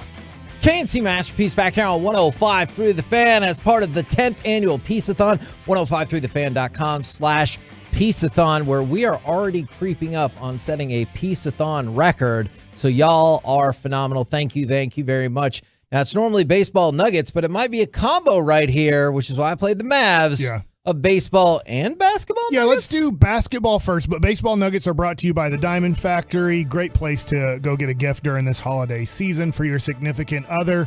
We have Chris Arnold with us right now during Piece-A-Thon. And Chris, I've had so much fun watching this Dallas Maverick team. They're playing a style of basketball that I think is much more appealing to the fan. Yes. Not that the way they played the last few years has been, for the most part, winning basketball, and Luka's done great in it. But I think that this is much more fun to watch from a fan's perspective. The pace, the ball movement, working off of the ball. You're at all of the home games. What have you been most impressed with so far with this Maverick team? I was talking to you guys about this off the air. The fact that they started the season, it's 9-5 now, but at one point they were 9-3 with 10 of the first 16 games on the road. And in the first 10 games, there was no game where they slept in the same bed. They were like home, away, home, away, home, away, home, away, or away, away, away. The bottom line is it's very difficult to win games, a lot of games with that kind of a schedule. I thought that it surprised me that they would start off as fast as they did. Yeah. It's very impressive that Derek Lively started as center, not necessarily the very first game, but he's been the starting center most of the time. When a lot of people thought now, he'll just go down the G League and eventually he'll get his No, he's been that good, and it's because he's got a very high basketball IQ. But the fact that they won 9 games with this crazy heavy road schedule has been surprising. Yeah, tonight they play at 9:30, which is honestly going to be tough for us In after LA. waking up at 1 a.m. or whatever it was to start the show off. But obviously that game's not going to end till midnight tonight. What are you looking for or at in this game? I always think it's fun. Luka was totally, if people don't remember this, he was totally intimidated his first ever game against LeBron because that's his hero. And I was like, oh man, I remember his rookie year being so fun. But that one you could tell, like he was kind of in awe of being on the same court with LeBron. That's not the case anymore. He usually has very good games playing against LeBron. Not that they're covering each other the whole time, but what are you expecting tonight or looking for tonight? I hope it to be wildly entertaining like the Milwaukee Bucks game. That game was wildly entertaining. Wouldn't you rather it be super boring and they win? No, I'd rather have the win, of course, but don't get me wrong. You're talking about what I expect to see. Wildly entertaining. For those who missed that Milwaukee Bucks game because it wasn't a national game, it was a Bally Sports game, dude, Kyrie 39, Luka 34, Giannis 40 points in Dame time. He had like 27, and all of them were just, it was just shooting lights out. All right, just real quick, from the 469, dude, I'm so mad I missed out on the Chris Arnold Mavs game. Well, guess what? Due to overwhelming popularity, the experience, giveaway, we're going to post another one. You got to do that on the bid site. Let's do 2 of them. Do I need to tell somebody? No, you already did. Oh, I did? I told Adrian. Okay, all right. Yeah, we're going to bid up another one because the other one went before the show even started. Yes, it did. But yeah, I'm hoping that LeBron, if AD plays, they put on a nice show, but the Mavericks win this game. And it's going to be up-tempo. This is what you don't normally see the Mavericks versus Lakers up-tempo because since Luka got here, up until this season, it was a half-court game where Luka dictated the tempo. What they have found, and Luka enjoys this, is Luka doesn't get beat up as much if they're up tempo. That's a great point. And the other point is he doesn't do as many step back threes. As he puts it, he does the catch and shoot threes, and he says, I can make those even better. Yeah, and I feel like his percentage, I know it's early in the year. We'll see how it plays out, but his percentage seems to be better. I don't have him pulled up from 3. Let me ask you this real quick, because I know Chris has to go here pretty soon, is Jason Kidd was pretty honest the other night after the Sacramento game. And look, they had 107 points after 3 quarters. So they were going to get 140, but the fourth quarter got out of hand. So the last 6 minutes, it was. The Kings kept going and the Mavericks ran out of gas. Jason Kidd said it's going to be tough for us to win because we have to score 130. I might be messing up the quote a little bit, but he's pretty much saying against these teams, we have to score 130. If we're going to have a chance to beat these teams. What are your thoughts on Jason Kidd's talk about that? He's telling the fact, but at the same time, they're capable of doing it. The problem is you want them to have a better defense. They got top 5 offense. They got number 1 in clutch game wins. That means they're number 1. That means it comes down to the wire, they usually win the game. At the same time, they were terrible at that last year. They're probably number 30 in the league. But what they got to do is protect the paint better. They got to stop guys from driving into the paint until they make one more trade to help out Lively. Lively's going to be the center of the future, center for right now. He's only 19. He's got a high basketball IQ, but he only weighs like 220 pounds. Which I know sounds like only, but he's gigantic. Do you look at, because we kicked around Vooch a little bit, but that doesn't help you out defensively. I know offensively and rebounding wise, it does plenty for you. But you need defense. And that's the issue. Do you have a person or two in mind that you would like to see them chase? I can't really think of it right off the bat. Clint Capella, if they were still interested in him. But the problem, again, you can't just grab anybody. Yeah. Do not. It's every now and then somebody throws out Andre Drummond. He does not have a basketball IQ. He's a dummy. Otherwise, he'd still be with the Lakers. At the same, or with Brooklyn, wherever Detroit. I can go on and on and on. You cannot just put a body in and say, okay, pick up these 5 zone defenses that we run. And you've got to have a buy-in possible. You can't say, I got to get a guy that has to have his touches. And you're limited in assets because your first-round pick this year most likely will go to the New York Knicks. Your 2029 first-round pick goes to the Brooklyn Nets, unprotected. I believe right now you only have 1 first-round pick you can trade in trades, I think, if I have the rules correct, because you obviously can't trade 2025 because 2024 is already conveyed to the Knicks. You can trade 26, but I'm not sure if you can trade 2028 because you've traded 2029. So it gets a little bit confusing on all those, because I'm going to throw out a name here.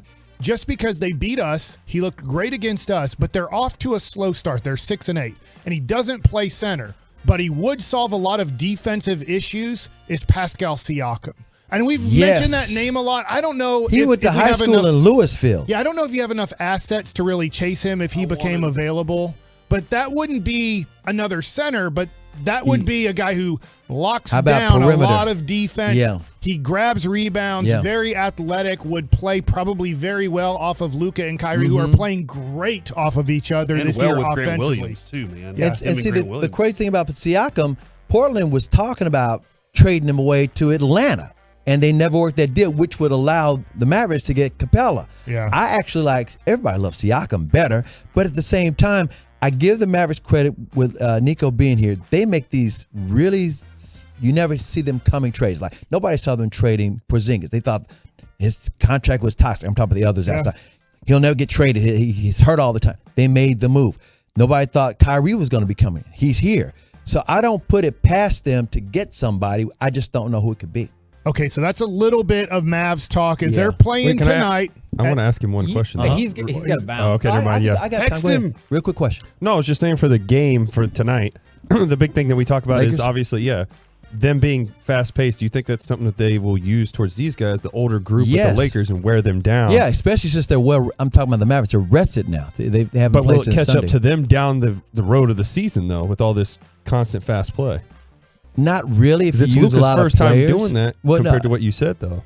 I think that they're going to use a lot of the players in the playoffs. It slows down to more of a half court thing. You know you can do that, but I think they use a lot of bodies, and Kyrie's more effective when he's fast paced anyway. And again, the wear and tear on Luka's body is better if you're fast paced and not a half court. They got guards like no, that's Hardy, what I was just I go down the curious. list. Yeah, I think against the older teams like the Lakers, you run them. Especially if you run them and you can get the basket, the rebound, and that's how you play some defense, by running and getting your own rebound if you miss. So I have to bring up this baseball nugget. This was pretty amazing to me. Thanks, guys. Appreciate it, man. Ichiro, yesterday at 50 years old. Now, I get he was going against a girls' high school all-star team. And He's also not a pitcher, though. No. But at 50 years old, he hit 86 miles an hour and threw 116 pitches, and he threw a shutout while striking out 9 hitters, walking 2. He gave up 5 hits. Is a 4-0 victory. Obviously, we know that he can still probably hit. He went 2 for 3 in the game, too, at 50 years old. But 86 miles an hour at 50 years old for somebody who wasn't a pitcher. I realize he's an outfielder. But Derek, it makes me wonder, and I'm sure he didn't want to do this, but in 1999, 2000, as he's deciding to come over to America in 2001, he was MVP and Rookie of the Year for the Mariners, who had 114 wins. I think I have that number right for the season. I just wonder if you would have let Shohei be a relief pitcher every third day for an inning if he would have been able to do that. Because from the outfield, he could throw the ball close to 100 miles an hour. Yeah, and to me, that's what I was going to eventually be proposing to you was if we went out and we go get Shohei and he comes back, let's turn him into the closer. We already seen that he could do it. He did it in the WBC, and then it's also going to save that wear and tear of his arm by not using him as a starter with the lengthy outings and stuff. So why not have that? It's something that we need. We need bullpen help. So why not get something like that? And you still keep him in the lineup. But with what Ichiro did, that is unbelievable. It's huge. Obviously playing against him as well. I mean, the dude's talented. So I don't know if Ichiro, everything changes when you actually have to pitch. Well, right. Look, you were a really good outfielder in high school, right? Mm-hmm. I was a really good first baseman. I was recruited by all the Big 12 schools to be a pitcher and a hitter. Now, the only one that didn't is Texas A&M, was the only school in the United States of America that didn't want me to do that, and that's why I didn't want to go there. But I just wonder if you allow guys in the minor leagues, it's really tough because you have to develop at the same level, right? When you're ready to go to AA, are you ready to pitch at AA and hit at AA? That becomes tough. Don't we have the LSU kid? He's doing that now, right? Somebody got drafted this year? I thought there was a pitcher and a position player. Maybe so. I do know the first overall pick, Skeens, was a great hitter at Air Force, did not hit at LSU. Okay. Now, that's who I was thinking. But if you just let guys, and most of them will fade away. Most of them you won't develop into anything. But I'm just wondering with how many times you have to use position players now in games, if you let guys throw 1 to 2 innings every third or fourth day, I'm not saying start him. I think it's almost impossible. Ichiro has the greatest body maybe in baseball history, and his body is struggling to do both, to be a starting pitcher and an everyday hitter. But I'm just wondering if more and more teams shouldn't look at a Mitch Moreland, a Mike Bassick, a Derek Holland, whoever it is. I know I'm bringing up us, and Mitch Moreland did it in college at a high level. He did it. He did it at the big leagues through '93 in one of the games. Oh, yeah, I remember that. Wow. But I'm just wondering if you should start letting guys at 18, 19, 20 years old go, hey, let's just keep working on our pitching, but we're going to use you as a reliever, not as a starter. We know how almost impossible that is to do. To your point, Shohei, it might be impossible in his future to be a starting pitcher and an everyday hitter. But I'm just wondering if when I see these stories like Ichiro, special player in the history of baseball, but if maybe teams should just look at giving guys an inning or two out of bullpen relief to keep them pitching. Because most guys that are in professional baseball, I won't say all, most of them were stud pitchers in high school. Just imagine if Dan Quinn had never thought, let's move Micah Parsons to an end rusher guy. We wouldn't know what he can do. And if you're a little open-minded to an idea, maybe it can develop into an extra skill. We're the KNC Masterpiece right here on 105.3 The Fan. Coming up next, we add Eric Chiafalo to the group. Head in to hour number 7 of Piece-A-Thon, and we will talk with our Dallas Cowboys insider, Mickey Spagnola. All of that coming at you next right here on The Fan. Sports.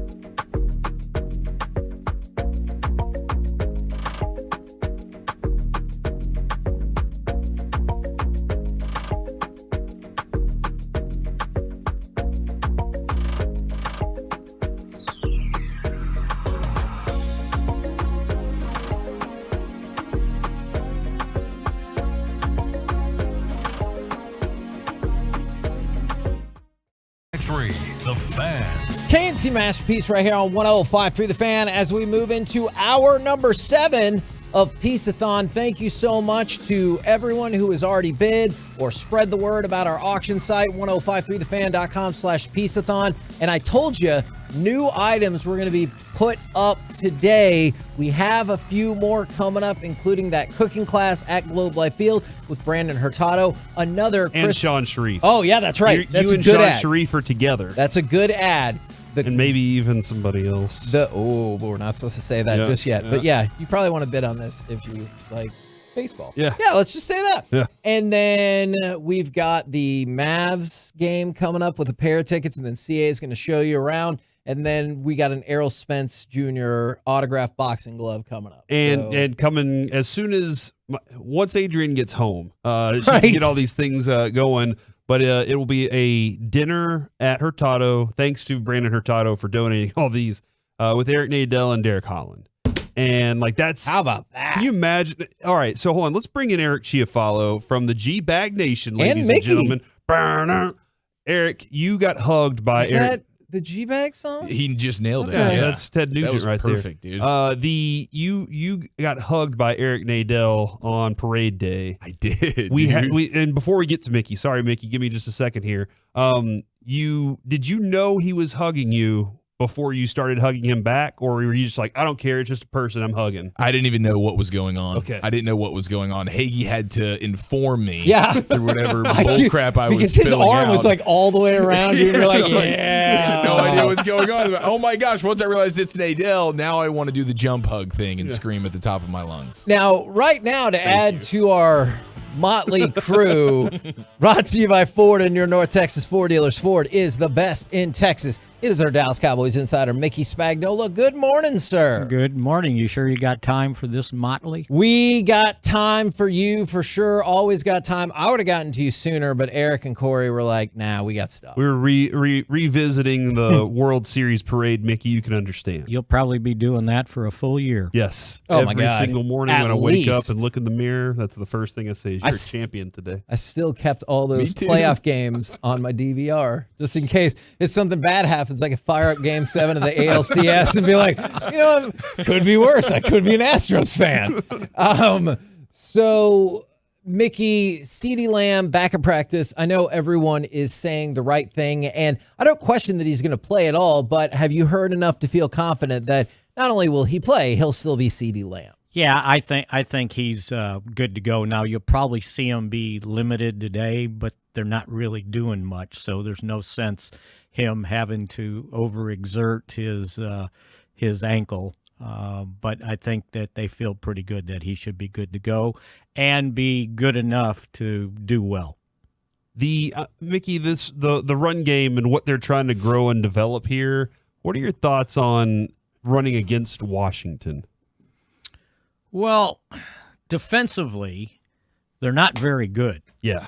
To be frank, I don't think I'm hurting their feelings by saying that. No, they know. But yeah, I mean, the easiest thing to do when you're practicing on a short week is to try to run the ball. But if total yards on defense mean anything, they're 21st against the run and 30th against the pass.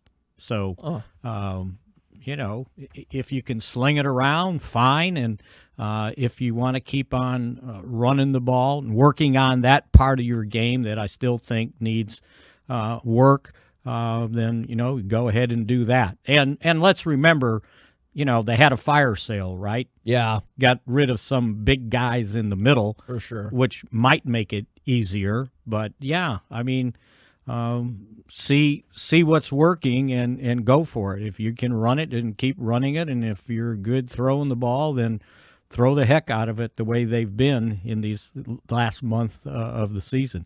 Now, we went ahead and took care of this for the Cowboys. We went ahead and claimed Shaq Leonard. Would you prefer if we do that via the waiver process where we have to take the $6.1 million hit, or do you want us to wait until he passes through waivers and take our chances with everybody else? Yeah, I would wait, right? Okay. I mean, what are you going to do if you claim him? You got to cut somebody, right? or he can put him on the practice squad if he clears waivers. Yeah, sort it's of true. how they dealt with. I'm going to forget his first name, Davis, the defensive tackle. Yeah. Not only you got to pay him, but you got to also find a spot on the roster for him. So, yeah, I would wait. Just wait the process out. Let it all happen.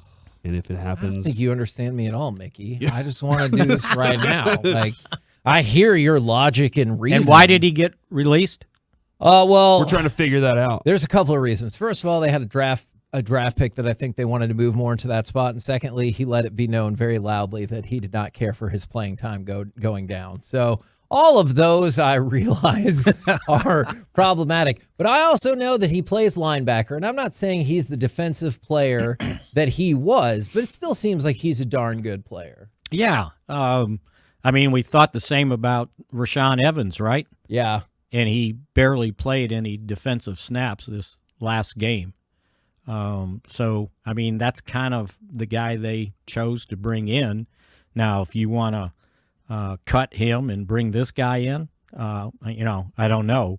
But again, I would wait because then I could put him on the practice squad and then I get 3 elevations if indeed he wants a sign here, right? Because if he clears waivers, how many years in is he? Does he have to clear waivers? I think because of the monetary part. I love the idea of a player going, if you pick me up on waivers, I will not sign with you. And then like that being an option. So I love that idea. I mean, if he's a vested veteran. How many years in do you have to be a vested? More than 4, I think 4. Yeah, he is. He's more than 4. 6, so he may have a. Now they do have a stipulation at some point in the season that you got to clear waivers. Like, they don't want anybody brother-law, and it's like, oh yeah, we'll release this guy, and you can just have him, right? You may have to clear waivers after a certain period of time. I'm kind of I think that, but I'm not sure. I know it wasn't necessarily the most eye-popping statistical performance, but I thought Tony Pollard looked better and maybe significantly better in that last game than he has for much of the season. How much do you factor that to opponent, to Pollard himself, or maybe continued continuity with the line? I'll pick door number 3. Okay. Because there were holes, right? Yes. And not only did you see them, he saw them. Which is probably better. And he popped right through them with no problem from any health issues that anybody might think that was still lingering, right? Yeah. And again, I think I told you this, maybe it was Monday, when he got hit around the 3-yard line, I was keeping my notes and I wrote Pollard, 18 yards. And then I looked up and he was still going. I thought the play was over when he got hit. And he powered right through. So I thought that was a good sign for any of us that think he doesn't have any power when he runs. It's all speed related, right? I just think 3 games in a row, the offensive line was intact. I thought they played somewhat better. They produced some big runs. They could still do a better job picking up blitzes. Which I would imagine Washington saw, because Carroll, even though they didn't sack Dak, they had him on the run a couple times, and a few times he's throwing the ball under duress. So that's got to improve, and knowing Jack Del Rio and how aggressive he is, I'm sure he's coming after him and thinking, okay, this is how we stop the Cowboys. We got to stop Dak Prescott. There was a big game from Micah Parsons last week. Do you think Deron Bland deserves Player of the Week over him after he's just been announced Player of the Week? It comes out today. He was just announced as NFC play. I guess I missed that. Defensive player. It was moments ago, Mickey. You're like right as you hopped on. And with it was Micah. No, it's Deron Bland. Brock Purdy in the NFC, and Ethan Evans, the punter for the Rams. And Trevor Lawrence won AFC Offensive Player of the Week, which is why Mike went off to celebrate for just a few minutes, so he can go party. So about he's not that. here right now. Yeah, he needed to go party. I got no problem with. I mean, has Bland ever won it before? I don't think so. That's what I was thinking. Yeah, this is big for him, man. So Puts him I'm on the sure spotlight. Micah's won it, right? Yeah. So maybe, the NFL does this. It's at their discretion. They decide who wins these things. And so I'm sure they like to pass it around. Not only did he intercept the ball, they didn't really throw his way at all until that.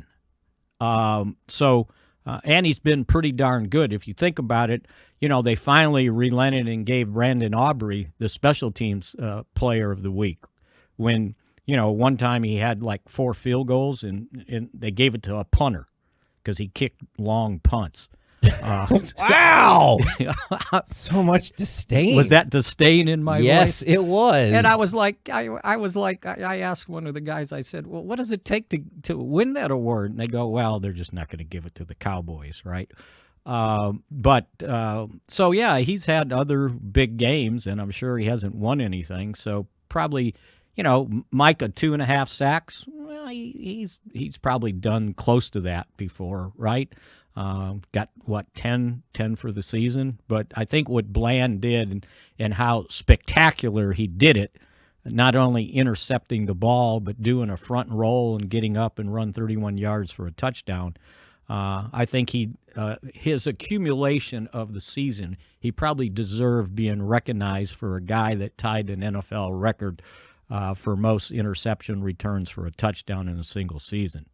And eventually he'll win Defensive Player of the Year. You just wait it out. I know it is a quick turnaround, Mick, but it's time for another prediction. Wow, yeah. What say you for the Commanders tomorrow? I'm trying to remember what I did last week. I was going to be close if they didn't kick one of those field goals and scored a touchdown. I think I gave Is that close? That's close? I had 38-13 maybe? That's true. Something like that. I guess I gave Carolina too much credit, right? Yes, because what did I tell you all week, Mickey? They suck. I'm going to start doing what Nate Newton did on our podcast the other week. 100-0. 100-0. I'm just going to keep predicting 100-0, right? Yeah, man. How about, since it's a short week, like 31-13? I like it. Okay. Does that make sense? Corey accepts. I accept it. What's the spread, by the way? Which 11. I never look at. 11. Old turkey, some cranberries, some stuffing. Right. Yeah. That's good, Corey. Real good. And just a number of that almost went right by me, Thank you very much, good sir. We will catch up with you again on Friday. Have a good day today and earn a lot of money. Hey, thanks, man. If you know people who love sports memorabilia, autographs, all kinds of cool Spread experiences, the word. 1053thefan.com. Check it out. All right, I'll do it. There you go. Thanks, Mickey Spagnola right here on 1053 The Fan. Now, Eric Chiafalo was busy getting us a lot more bids in the break, or not in the break, but while we were talking with Mickey. So appreciate all of your networking right there. Thank you very much, good sir. Hey, man, you give me the word, I hop on the horn, I dial up the boys. Thank you. Thank you very much. We should tell them what kind of cool stuff we have out there. You know what? You're getting really good at this, Derek. That's a hell of a segue right there. Just saying. I mean, we got some really cool options out there for you to bid on so that you can help make a difference with this My Possibilities. Can I throw your attention to some of the things, thank you, that do not have a bid yet is if you live in the Metroplex, the people with Aqua Tots. So if you have kids. I do. You do have kids, yeah. A lot of I don't know if I do. But you feel like probability is probably most likely, right? Yeah, they're out there. Aqua Tots stepped up really big for us if you're interested in swim lessons and stuff like that. Is they offered a month of swim lessons at every single location they have in the Metroplex. So they didn't just say, here's one card for everywhere. They're like, hey, you know what? McKinney, done. Rockwall, Plano, Murphy, Flower Mound, Frisco. All of their locations, Richardson, they're like, we will give you separate memberships for a month for every single one of their locations. So all of those are available. I just got the AEW 4-pack of floor seats. I got that directly from AEW. I'm pretty sure I got those from Sting's daughter, who works in one of their departments. So that's kind of awesome as well. And then the Cowboys preseason suite that comes along with the Trayvon Diggs autograph icy white helmet. And I heard you say beers. Yes, have you ever been up to one of their suites? Yeah, they're fantastic. And I always feel like that's lost on me as much because I'm like, hey, do you have more water? But yeah, no, they have wine up there. They have beer up there. It's catered. Delicious food. It's a happening up there. Yeah, that'll be a good time. Yeah, man. And then the pizza party too, right? Yeah, the pizza party's dope. I think this is a really cool idea. It's a really cool concept. One of our Tolos, who also runs a place called DFW Grillin', here's the starting bid right now, $685. He comes to your house for a party at 12. He brings the dough, all the setup for you, makes pizzas, teaches you how to use the product as well, and then he leaves, and you have a Gosney Rocco box. You have a pizza oven right there, plus your party at 12 just had a great time, and now you can cook on the pizza oven, and you know how to do it from an expert. Wow. Yeah. It's a at-home cooking class for you and your friends, and it's pizza. Yeah, you get to take the oven home, or keep the oven home. You know, I'm taking it if I'm at my buddy's place. That's mine now. Leave it with this. You could make pizza burgers. Which we've done. It would be Y'all the second. have done this. It would be the second ever pizza burger situation, but this would be done slightly more professionally, I imagine. It's with a real pizza oven. And by professionally, what do you mean by that? I mean, like we got professionals rolling up into the house and demonstrating how to make kick-ass pizza. I just said that. They got Kevin. the dough. Corey just said it. And the fishing trip with Lucius and Luck of the Irish fishing guys. Yes. That fishing trip with Lucius is going to be awesome. Oh, and Lucius said he was going to have something in his pocket for you that day. All right. So that's pretty exciting. And then you might end up making that pizza burger, right? Yeah. We're the KNC Masterpiece. This is a guess. Right here on 105.3 The Fan. I don't Coming know up what you're next, talking about. it's time for My Buddy's an Idiot. And I was going to have a whole bunch of different topics and everything, and we still can.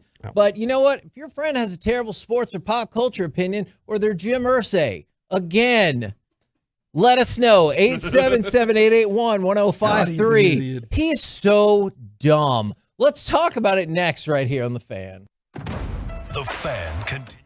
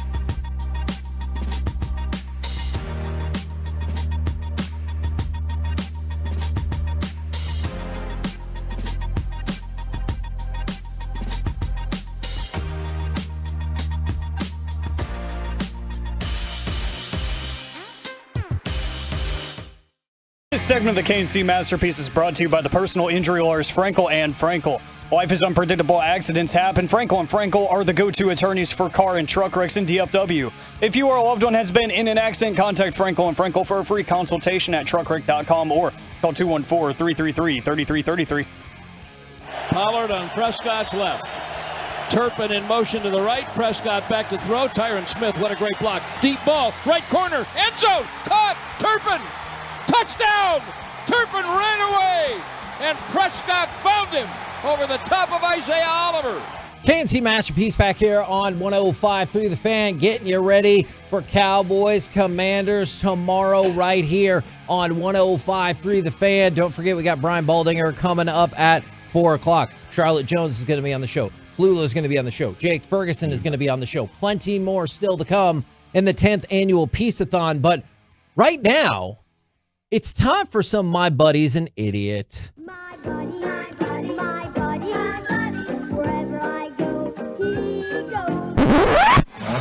877-881-1053. I like that.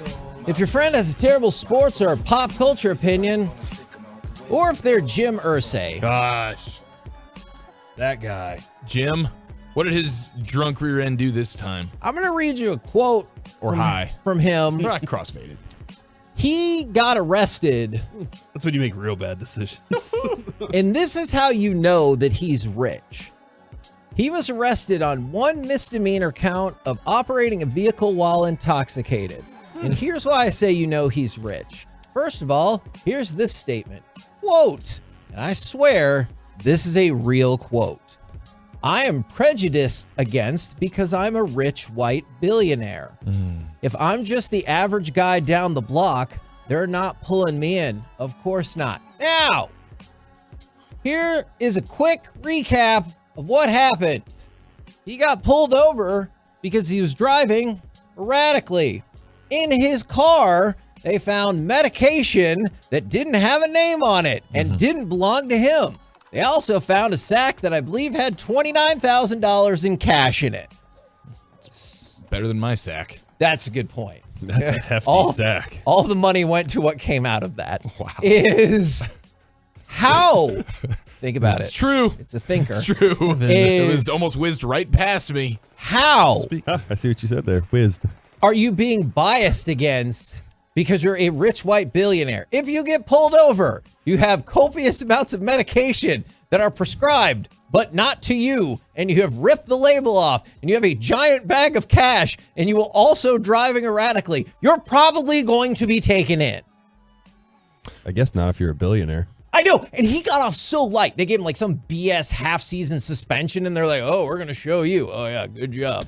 And then he's like, "It's unfair. Get the hell out of here." Wait, so on his power rankings list of reasons why he got pulled over, is it rich or white first? What See, did I think it's both. Yeah, I it's think the the combo cop car. platter. Yeah, the cop car pulled up next to him and saw he was driving like a nice car, and they go, "Hold on, is he white?" And then they went right behind him. Go see how and they rich pulled he him over. is. They're like, "Your car is too nice, sir." You and he's must like, be rich. "I'll tell you something about cars." And he got a BS punishment. People never talk about it. There are things, whether it's Zeke or whoever, that people bring up to this day that is way less inflammatory than what Jim Irsay did. What Jim Irsay just said, I think we can all agree, is in the upper quartile of dumbest things a person's ever said. It is astonishing. But don't worry, there are other My Buddies and Idiots. By the way, somebody asked Corey, 1053thefan.com/Piece-A-Thon. They don't have all of the monies, but they want to try to bid. I have seen items as low as $51, and I was only able to scroll through one page while that question was being asked. There are plenty of there's one for $25. There are plenty of items under $100. There are multiple items under $50 available on the bid page. If you're just looking for something because you want to get involved, you want to bid, you can also donate. What if I don't really want to bid, Hagee, because I got so many bid things in my life, as you can understand. I hear you. But I just want to donate, and I just want to give you. It's the some same money. site. You can just click on the fancy button that says make a donation, and you can get that Look at done. that. Yeah. Yeah, it's pretty impressive what we can do with technology. Yeah, it's They easy, did, man. They did it for us because we were like, this is too complex. And they're like, okay, dumb. Let's dumb this And down. yeah, Donation button. Yeah, and then they really simplified it for us. Appreciate and that. So hopefully those savings are passed on to everybody else. Let's talk about, Derek, you're gonna love it. Yay. The Browns going to the Super Bowl? You might love this even more. They did about 45 minutes ago at my place. You made impressive Calls time his up toilet here. the Super Bowl. Let's talk about how dumb Ohio State is. Oh, yes, I do love that. So it is Michigan week. Sure is. And every time they send out something on social media, they cross out the M's and put an X there. That's great. No, it's Well- not. Well, They love the app That- so much. that was a sarcastic. Big Elon Musk fans. That's great. And so, because of that, Jim Knowles, one of their coaches, is up for the Broyles Award. But he is no longer a semifinalist. He is a sex-a-finalist. What's that mean? I don't know. I don't think it sounds good. Maybe he should be up for the Broyles Award. That is sex-a-finalist? Sex-a-finalist, because remember, they're replacing all the M's with giant X's just to show Michigan what their place is. Whoa. And so now their coach is a sex-a-finalist.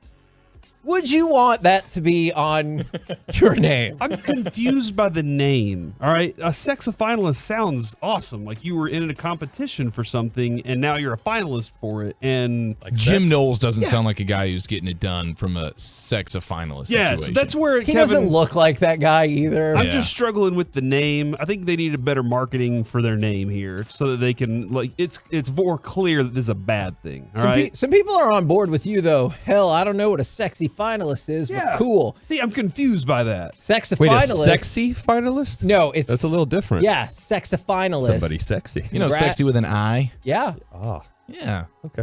See? So, advantage Michigan. Yep. Congratulations. I guess we aren't sexy finalists. Your face. Sexy finalist. Tim Collins, our boss, is going to be mad at me, but that's objectively dumb. Did nobody proofread that? No, nobody And they're did. like, hey, Blocking the M is dumb. let it slide on this one, okay? Mm-hmm. And they're like, no, we can't do it. Now I want to take you Hopefully Ohio State can actually block against the M. to cut number 13, but first, do you guys all know what state Mount Rushmore is in? North Dakota. Dakotas. Wrong. South Dakota. South. Okay, Shoot. but I are knew it you was a sure? Dakota. Are you sure? Yes. I wouldn't have. No, Yeah. I'm honestly not. I'm 'Cause completely you sure. went. I did. You went there on is true. vacation and you went to go see the mountain that has all the more rushing. Oh my yards.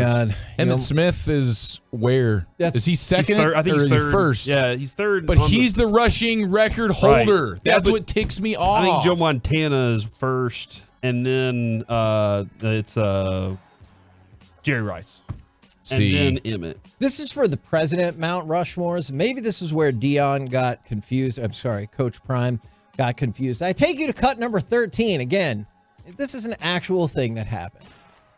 What's those little four heads that's in California? What do they call those? The people faces engraved?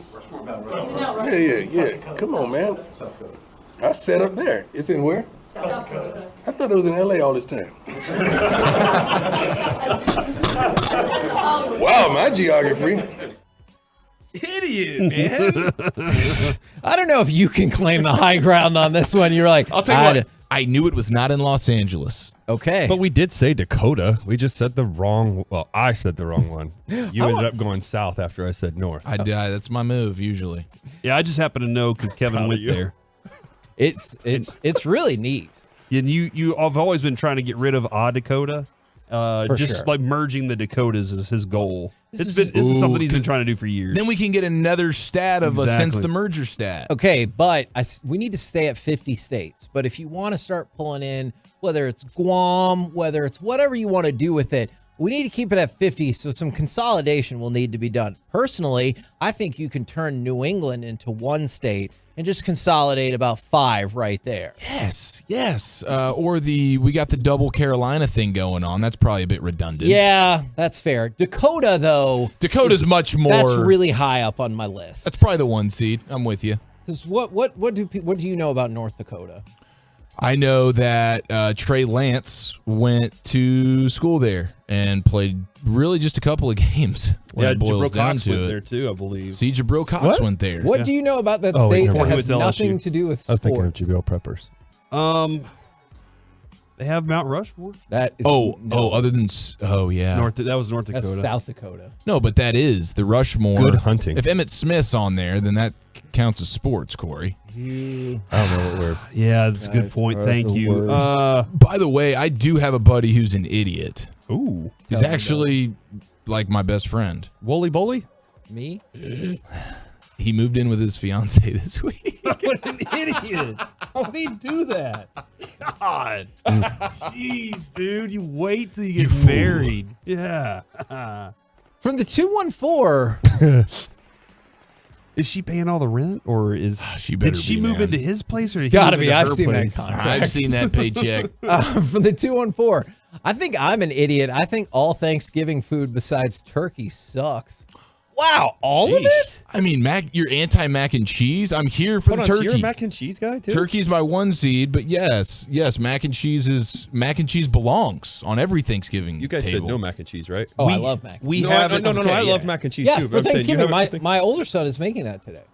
We have it this year because daughter requested it. So that's otherwise it's not necessarily something I go for. So it's not your traditional. Nah. I do. But you like mac and cheese. Yeah, So it's, you do have it. Go ahead, Derek. no, I was gonna say it's traditional with you guys. No, but So is this like your first or it's second not. year? It's like it feels like a leap year. It just shows up From time to time. about every 4 years, give or take. No rhyme or reason why. And you guys are every year. Yeah. You're gonna get a good old fashioned fist slam from me on the table if there's no mac and cheese. And then what are you gonna do? And then I'm gonna go to the store and I'm gonna get a Kraft box and do it myself. That's the best I got. I like that. That's a my smart- fastball. You do have a tradition, and I don't know. Last year you said it kind of got moved to the wayside because of the game, but do you have a tradition where you go walk around the neighborhood with your cousins? Right? You guys Amish? Oh my gosh, yes, yeah. We got a good crew of family. We are not Amish. I have a mustache. What? And a cell phone. Don't Amish people famously have plenty of facial hair? But it's they're I think they're the mustache free. They're very heavy into the sideburns and the chops. beard. Why The is chin it- strap. Do you have any idea Chin why the strap. mustache is bad for them? I honestly don't know. Okay. I'm not sure the origins of why, but I mean it's real. We actually have it on the payoff board for G-Bag Survivor. You can do the Amish strap on, which is where you just go chin strap, no mustache. As long as we've got obviously. you, can I make a suggestion for payoff? Yes, we need all that we can get. I think it would be great because you never know how many people would be down there. Is if you did a singing telegram down to the front desk, and so maybe, and you're kind of like Elf. I'm singing, and because it could be one person. It could be. There are times when there are a lot of people down there, and I feel like they would stop if they heard someone just belting out a tune. Like some Christmas carols or something? Yes. Well, because we do have the national anthem. At any point, someone can stand up and sing the national anthem. That's an on-remote situation for Tolos to be involved in a little bit. But, yeah, that's fantastic. And we can knock that out here, probably on wireless, potentially. Are they wearing the costume, too? That I'll leave that to the show's discretion. I think elf that's due for it. Yes, we're gonna do that's a good Christmas payoff. That's topical. That's happening very, very soon. And Broadus has a double bet payoff situation. He's got to figure out. I want to see Broadus in that costume. Idiot chose the Commanders last week. Come on, Broadus. Who does that? We're the KNC masterpiece right here on 105.3 The Fan. Coming up next, it's time for Gridiron Gravy. Are the Chiefs finally asking Mahomes to do too much? Let's talk about it next right here on The Fan. DFW's #1 Cowboys podcast. 1.2 million downloads and counting. Love of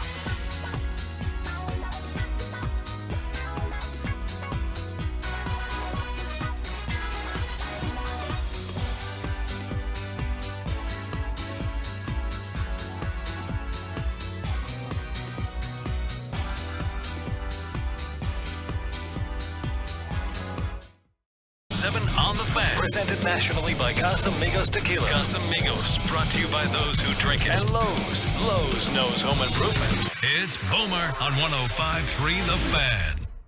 This segment of the KNC Masterpiece is brought to you by Classic Chevrolet. Just announced Classic Chevrolet and Grapevine's one-time Equinox offload. A limited supply of excess Equinox models will be sold direct to the public below market value. See them all at ClassicChevrolet.com. Don't wait. The best will sell fast. Classic Chevrolet. Find new roads. Snap to Mahomes, retreating. He's unloading it long. He's got Valdez-Scantling, and he cannot hang on to the ball. He drops the ball in the end zone. A deep post pattern. The Chiefs had it. They had the defender beat, and Valdez-Scantling on a deep post had the deep safety beat, and Valdez-Scantling drops the ball at the 1-yard line. KNC Masterpiece right here on 105.3 The Fan. We're going to talk more about that play specifically and a bigger idea as we go around the entire NFL and dip into some gridiron gravy. Read you a couple of texts real quick. From the 972, I love Piece-A-Thon. You guys are making my slow day at work go by with a smile. And then from the 806, huge Piece-A-Thon. It is tough. I screwed Piece-A-Thon. You would have loved it. I screwed up. KNC Masterpiece Piece-A-Thon.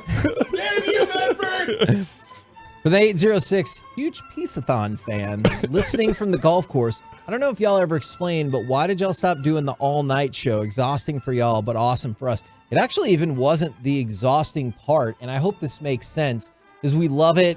We're doing it for fun, but also for charity, and we found that by going earlier and taking over more of the daytime stuff, we brought in more money. And plus, our show shifted. You know, like we were doing that when we were at night, so we would kick off Piece-A-Thon at night, but then we moved and our show started 9 hours earlier. So I think Piece-A-Thon just kind of shifted with it, and a lot of money started to come in the daytime, which it doesn't go to us. It all goes to My Possibilities, so that was a huge advantage.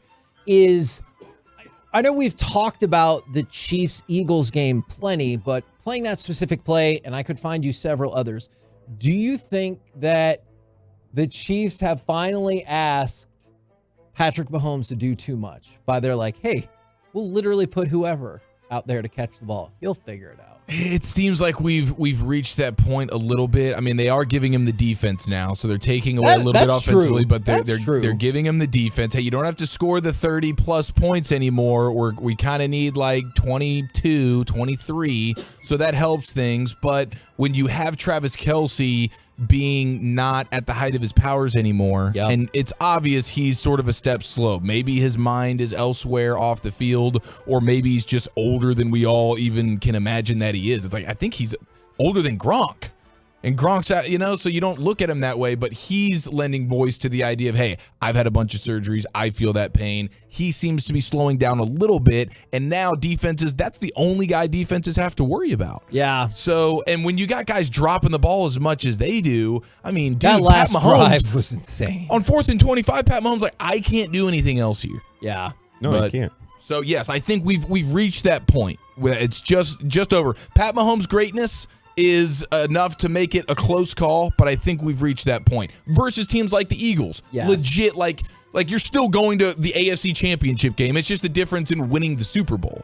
Now, Derek, I'm going to direct this one to you. Is the Browns put out a statement about Deshaun Watson's shoulder surgery, saying it was awesome and all that good stuff, and he'll be ready for 2024.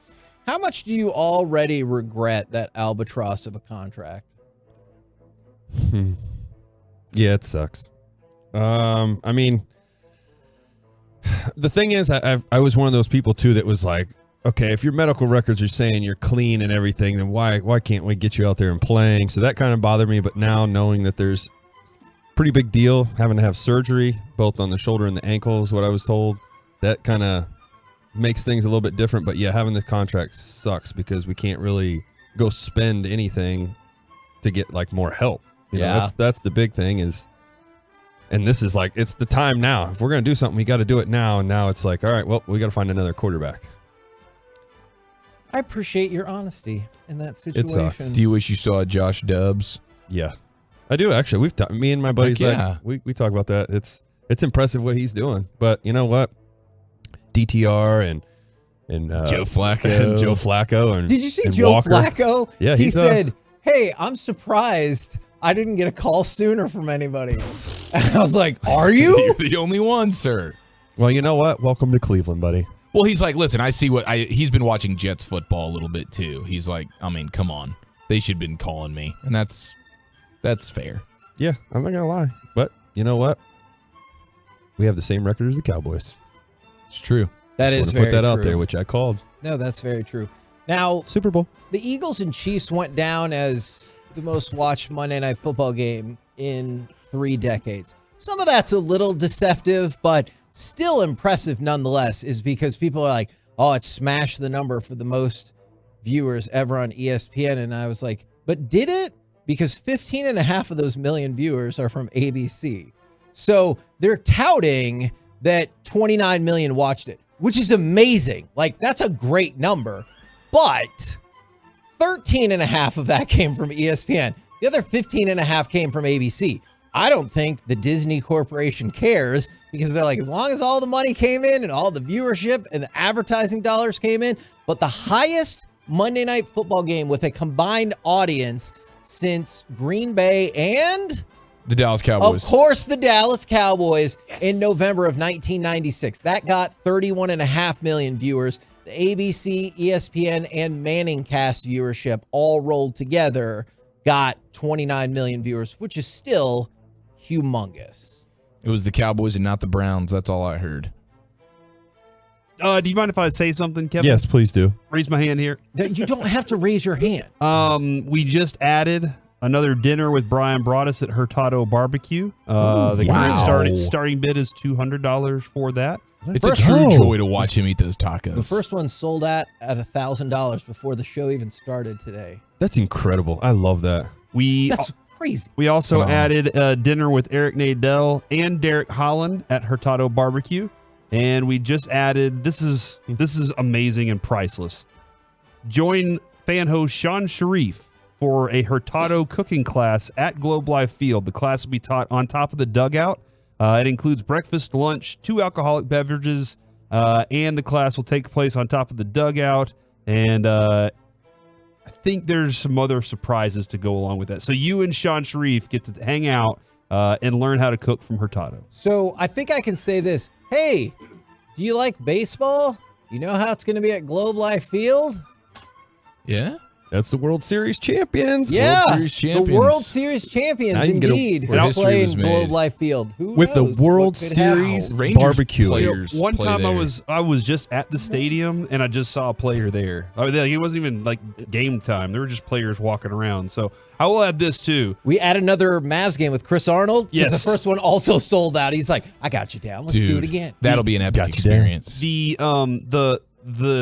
cooking class itself is awesome because I went to one of Hurtado's classes and it's awesome. He shows you how to do it. I mean, the way they do it and the way you can do it for competition, you're going to walk away from that with some secret recipes also that are going to be awesome. Dude, epic, man. And I don't know if you care about this as much.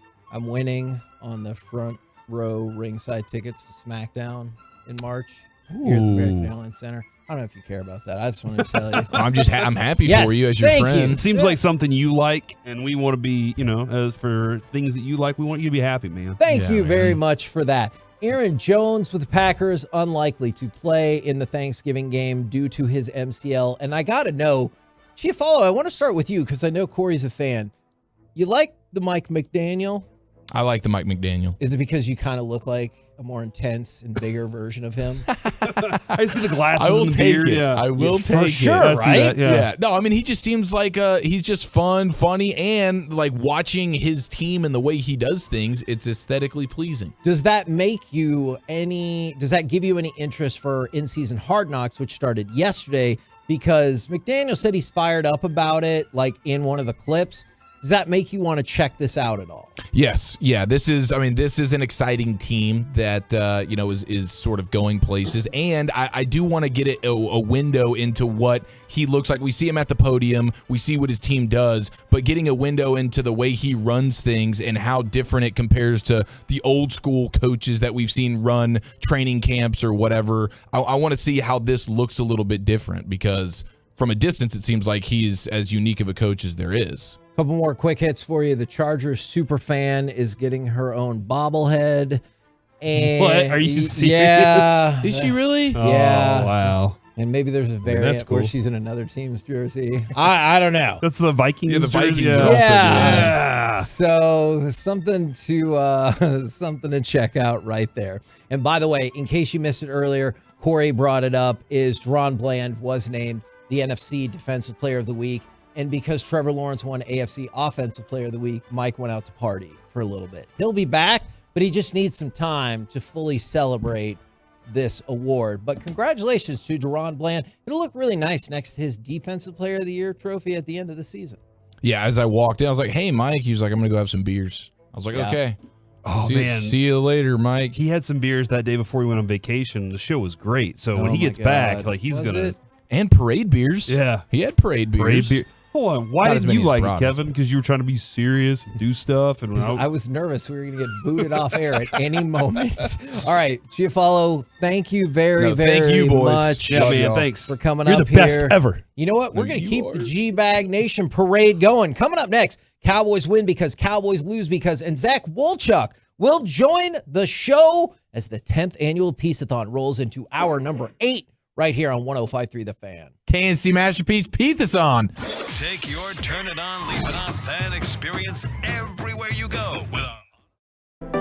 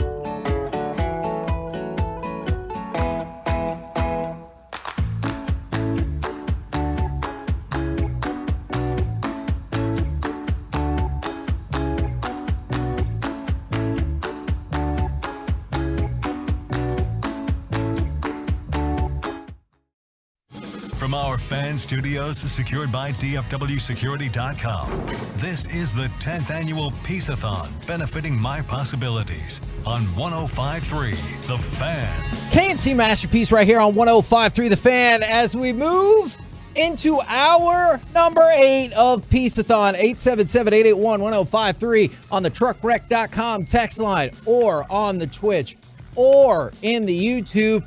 Tell us how many hours you have been rocking with us, because we definitely want to know. I want to bring your attention to items number 139 and 140, Blaze Pizza for 1 year. And Corey, in a little bit, I'll let you bestow the virtues of that, because there is going to be a whole bunch of Blaze Pizza. Oh, their pizza's fantastic, dude. That is, I love they have unique styles of pizzas too that go along with it, so you can kind of change it up just a little bit. But I love Blaze Pizza, man. Thank you for those donations. That's amazing. Are there any other auction items you feel like we need to spotlight before we move into Cowboys win because Cowboys lose because? We do have the individual Dirk Nowitzki personalized Nike shoes autographed. Those two are items number 1 and 2. I just told you about the Sean Sharif and Hurtado cooking class at Globe Life Field. That's going to be awesome.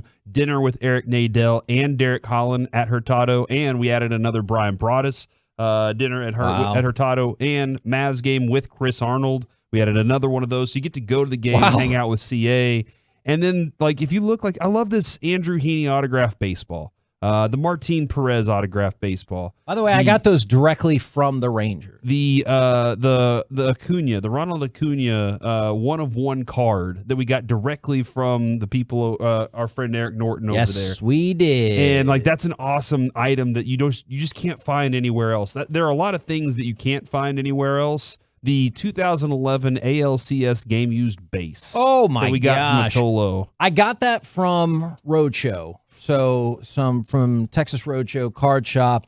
They were also super, super generous. So if you're out in Mansfield or if you're near Mansfield and you're looking for an excellent shop with excellent prices, Roadshow is where it's at. And also, they like to donate to charity, so maybe go check them out. And I want to add just this too. This is something that this is thanks to My Possibilities and their relationship with Kendra Scott.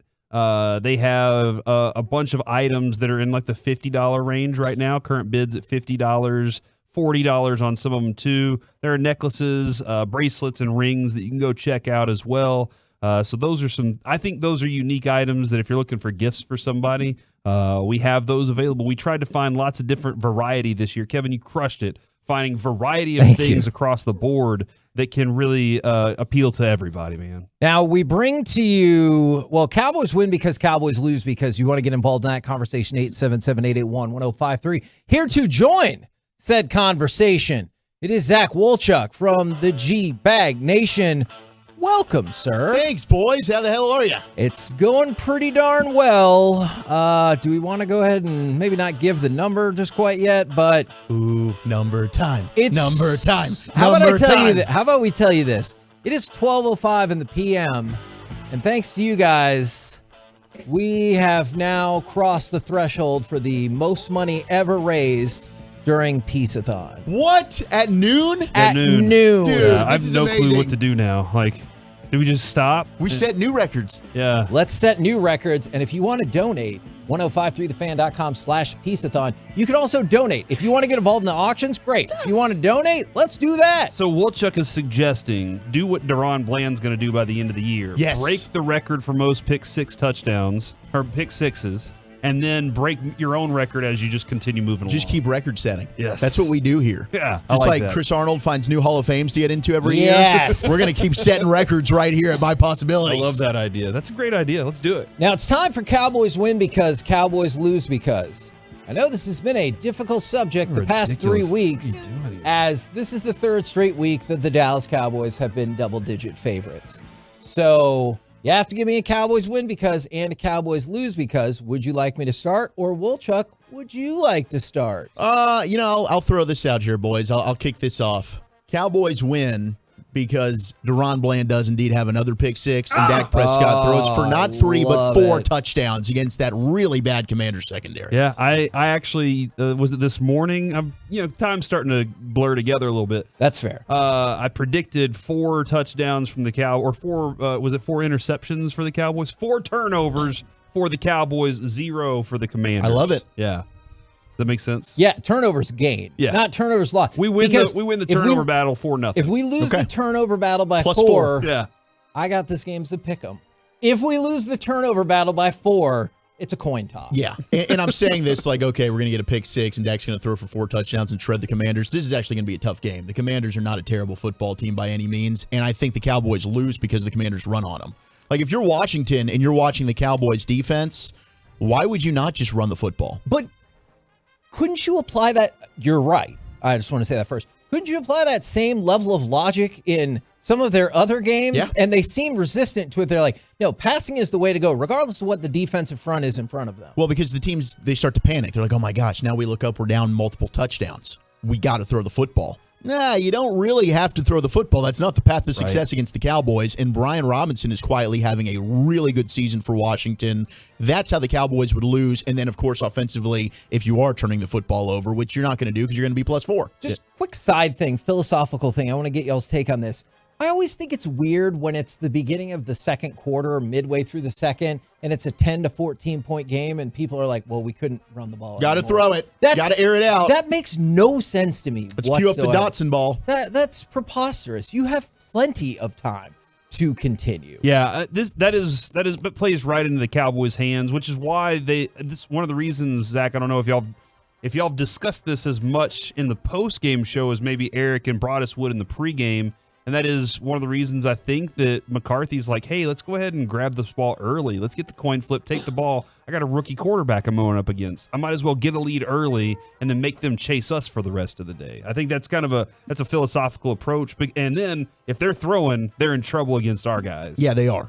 Because I don't think they're going to be able to protect offensively. So I think with this, Cowboys win because, one, Dak is going to throw for 337 yards. Let's go. And on top of that, Pollard's going to be close to 100 rushing. Ooh, I'm nervous about running the ball. I know, but it's going to be a solid day of offense. The reason why the running's going to be so good is because of the passing is going to open up the running game. And then obviously later into the game, we try to run the clock down. The Cowboys lose if they can't stop the run. Agreed. Yeah.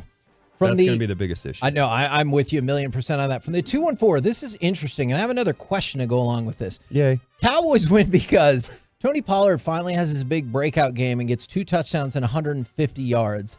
Oof. And Cowboys lose because they aren't getting my sister-in-law's gravy on their turkey tomorrow. That is an interesting. We'll allow it.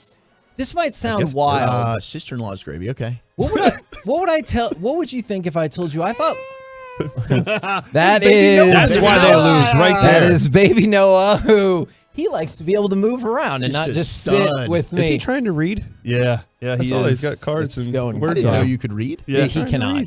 Do you think it's weird if I say I thought last week was his breakout game? I know the yardage wasn't there, but I thought he looked much better last week. You're right. It was strong. It was his best game of the season. I mean, that touchdown run, that was an angry man's run. Yeah, it and was. he showed a little bit of burst and that quickness we've been wanting to see to get through to and through the hole, like Broadus likes to say. Yep. But then the finish there, he had a run for about 13 yards that they got set up inside the red zone against the Giants the week before.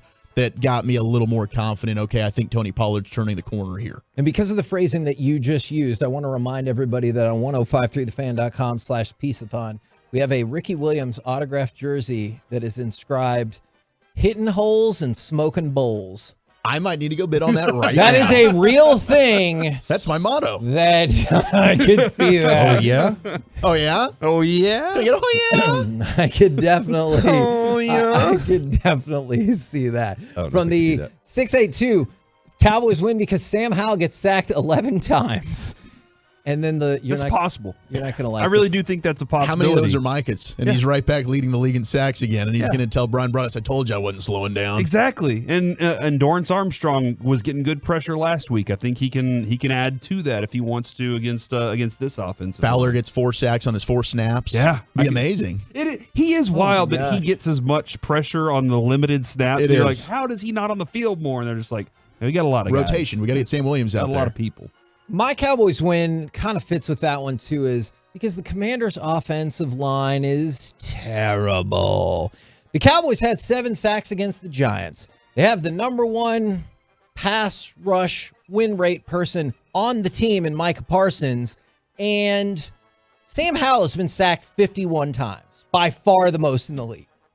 Yeah, let's let it happen all day. He'll hold the football. Yeah. Yeah, he will. Because he's trying to make a big play Yeah. downfield. And I wonder how much of that, like, I know Bieniemy is trying to implement something new here. I wonder how much of that is when Bieniemy was working with Mahomes. Mahomes holding the football is a different story. Yeah. You know, like when he has the football in his hand, you're like, something, last second, he's going to make a big play. With Sam Howell, it's just a little different. But he's treating him like that. He's treating him very similar to the way Andy Reid did offense. And then Cowboys lose because I thought about this, and this might sound odd because of the fire sale that they had, is the Commanders can still at times be effective stopping the run. Like you look back at the Giants game, and until they got to the fourth quarter, they completely neutralized the Giants running game. I know that is a hit or miss prospect for the Commanders, but that is something that they've shown the ability, even with offloading 2 of their premium talents, right, that they can stop the run. Yeah, Deron Payne and Jonathan Allen are still 2 of the best defensive tackles in all of football.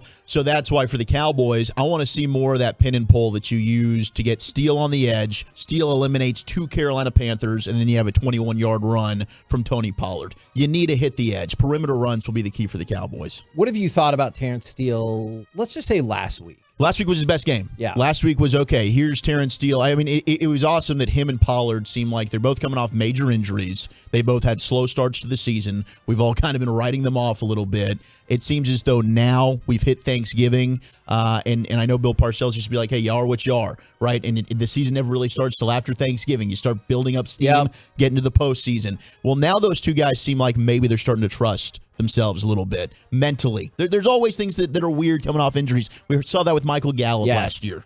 But I thought Steele came off his best game. From the 469, Cowboys win because the defense gets 2 touchdowns and a total of 4 takeaways. Cowboys lose because of Mike McCarthy play calling. We need to check and see if that was Bobby's number.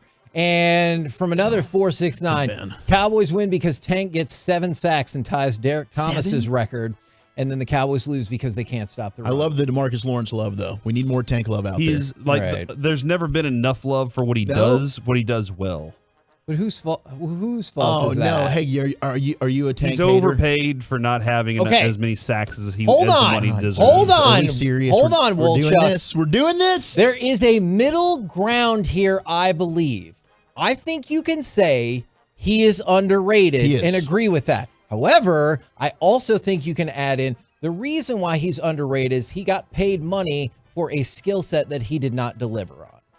Yeah, he got paid for one breakout sack production type of year. And that's my only thing, is part of the reason he gets underrated is because he took the money, which again, any logical human would likely do. Right. And so I think that's the issue. If you just look at it from people's complaints versus production, totally underrated. But it's impossible to factor out the money.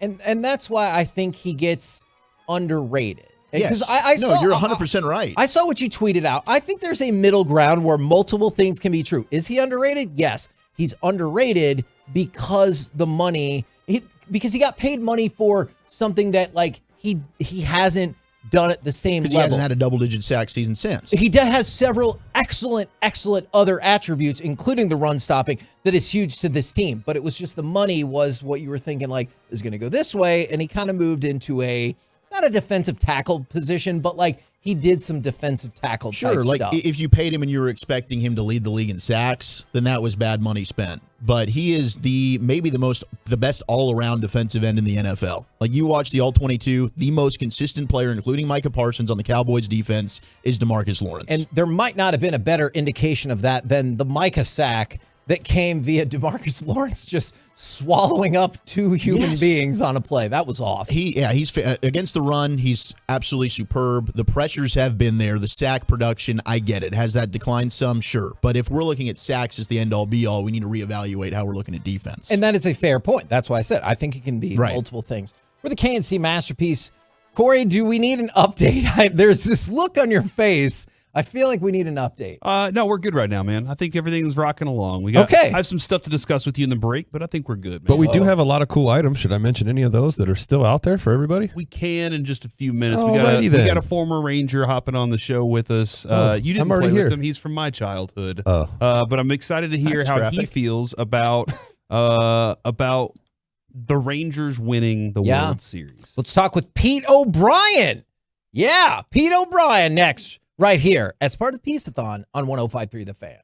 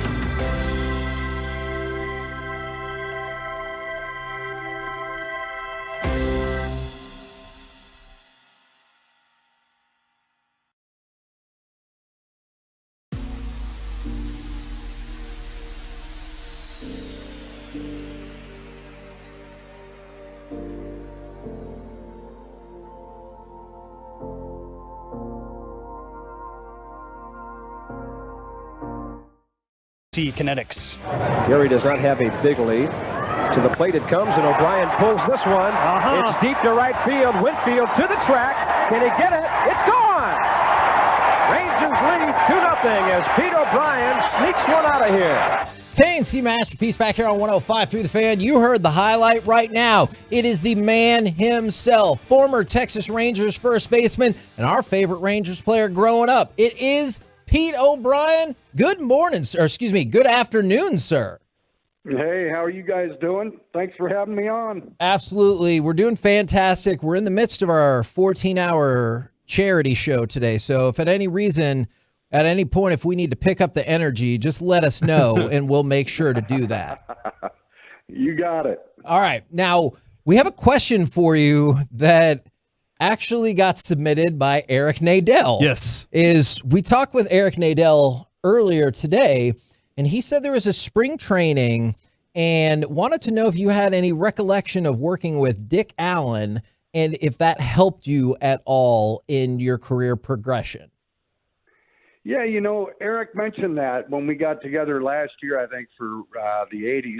We were recognizing the 80s. And I do remember Dick Allen being down there, and I was a big Dick Allen fan for sure. And but Eric kind of, he knew something a little bit more than maybe I remembered about Dick, kind of working with me a little bit, and I would have totally been all ears on that one. But then Dick sent something very nice to Eric and said, hey, this guy's going to be, a really a nice player. So to hear that from Eric and recollecting some of that is, that's a good memory. That was a hell of a hitter right there, Dick Allen. Now we have Derek Holland in studio with us today, and Mike Bassick usually is on with us. He's stepped out for just a little bit, but he'll be back. And both of those guys are former Rangers, and we've kind of had a chance to talk about this World Series win with them. I was just kind of curious for what you were to me and Kevin growing up. Do you still have that connection, that fraternity connection to the Rangers, where you're like, that World Series was part mine now? Yeah, I mean, I'm just, when that final out was made, I was really, what was going through my mind was, Mark Holtz, Eric Nadell, John Blake, Tawny Taylor, the fans, these folks have been with the, program for decades, and for them to get to enjoy something like this, and I know, Derek, your club got awfully close, and that kind of wetted everybody's whistle. So to have it finally come to fruition, I think was just and the fans. I mean, these Texas fans have been with this club for a long time. They've sat through a lot of long, hot summers. And for them to close that out, that was kind of what was going through my mind. It was, you feel a part of it because, we all are a part of it. And we've all played our part in it. But that group's a special group that brought it home this year. It's okay if we yelled out happy expletives too, right? Yes. Okay. Absolutely. Okay, good. I just wanted to be sure. Pete, one of the other things that I remembered growing up, and I kept telling my dad I have to hit with one glove because Pete O'Brien hits with one glove. What was that like a golf decision? What was the decision behind that? Yeah, you when you get to the big leagues, you get all the gloves you want. I think going through the minor leagues, you kind of dig around and hopefully you get one. And so, having the one, I just always kind of grew up with one. I like to have the feel of the bat in my, without a glove as well. And but the one, just because you're using the pine tar, you really don't want to get the stick 'em on your ungloved hand. So that was really the reason, just to kind of get that nice grip and be able to use the pine tar as well. We've described this to some of our younger fans. Can you tell us your description of the original Arlington Stadium? Because in my mind, it was pretty much all blue with nothing but metal bleachers in it. Well, it was special to me, I can tell you that. It was a very quaint, cozy. You felt like the fans were kind of right on top of you, which they were. And so it was a great place to play. It wasn't a great left-handed hitter's place to play for a lot of years. In fact, when I got called up in '82, actually Putnam and Bass, both left-handed hitting first basemen, came down to AAA. And I told Rich Donnelly I need to go to left field because Hostetler went up and he was hitting a home run a day when he first came up. So I figured I needed a new position. And but then they started building that wall or for the screens and everything and for the big screen TV out in center field. So those walls got taller. And then it turned into a pretty good hitter's park because that wind would come in and then just kind of swirl back out. Do you feel like the old stadiums versus the new ones, you brought up something that I love talking about is with the fans being able to be right on top of you versus now it feels like we're farther away from the players. Do you think that's like an advantage when it comes to what we can use home field advantage? Yeah, that's a good question. I always thought, and baseball's, going to prove out what's going to be the best, but I like the 40. I think that thing held 45,000 or somewhere close. So, I like that size stadium for baseball because I think you can fill it. But now they've really built these new parks, to accommodate just baseball, where it was, Riverfront and Three Rivers. They were football and baseball, so they could get cavernous for sure. But I do like the smaller stadiums. I think, I think Torey Lovello said it. That stadium at Globe Life was the, loudest he has ever heard. And so I think they've done a good job kind of accommodating that. And I know that they were, fighting against attendance to host an all-star game and had to be able to, accommodate a certain amount of people. But I think they're kind of getting it right. Pac Bell in San Fran seems to be really pretty. Fenway Park, my favorite park, very quaint, fans right on you. So I do tend to like those a little better. Do you miss like the old school names of the parks? I mean, you look at like something like Comiskey Park and I'm just throwing this out there, but like the Polo Grounds and all that stuff. Do you miss those names? And then also, who was the toughest pitcher you faced in your career? I do miss, I came up, my first game was in Old Comiskey. So, yeah, and then Detroit Stadium. Tiger Stadium, rather. Those were iconic. I mean, I watched those. I'd stay home from school to watch those World Series. Even, Anheuser-Busch Stadium in St. Louis was pretty quaint and right on top of people. But so I think that to answer your second question, I would have to say any 6'10" left-hander would have probably given me a little bit of trouble. Candelaria and Randy Johnson come to mind. Matt Young, very tough. He was about 6'5", 6'6", and he just threw a heavy ball. So, but yeah, Randy and Candelaria, and really Willie Hernandez, who just passed away. God rest his soul. I don't think I ever got a hit off him. And but he wasn't as intimidating to me as Candelaria and Johnson. Is that it was those boys were just tough to pick up. Were they intimidating because of the height, or because you saw that video where Randy Johnson made a bird explode with a pitch? Both. I said that could be my head, no problem.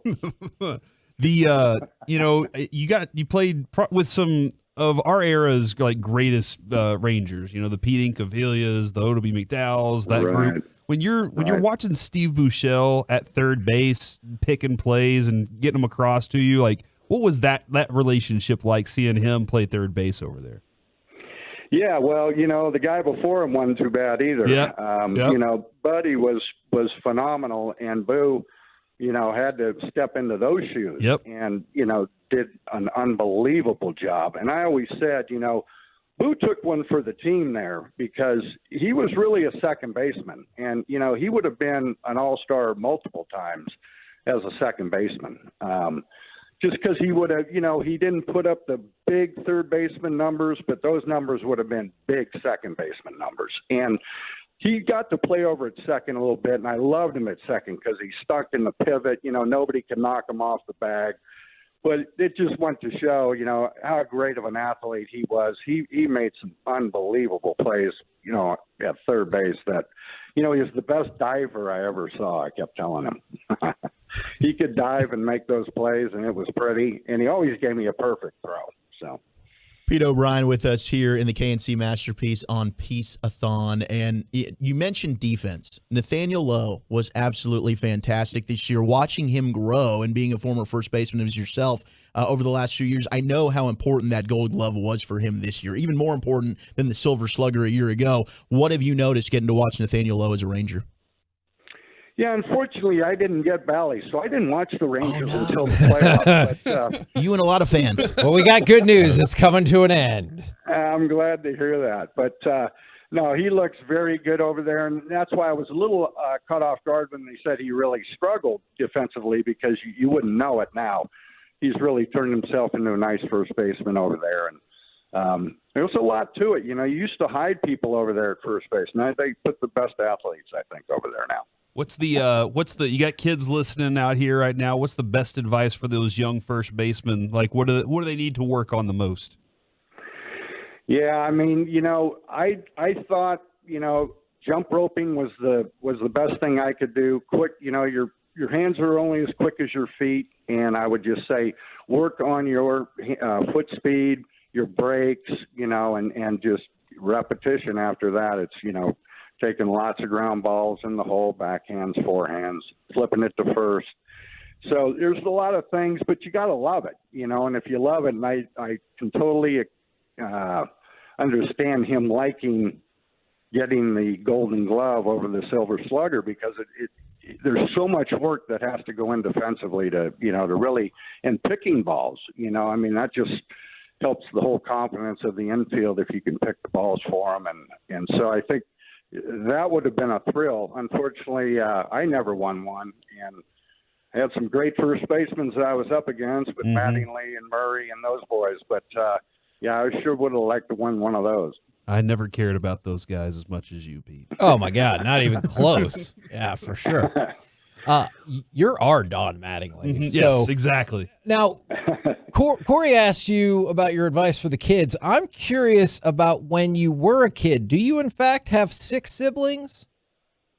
I have some. The youngest is 7. You are correct. All right. Can you walk us through how Thanksgiving worked in the O'Brien household? Is it a cutthroat business? How did that all go down?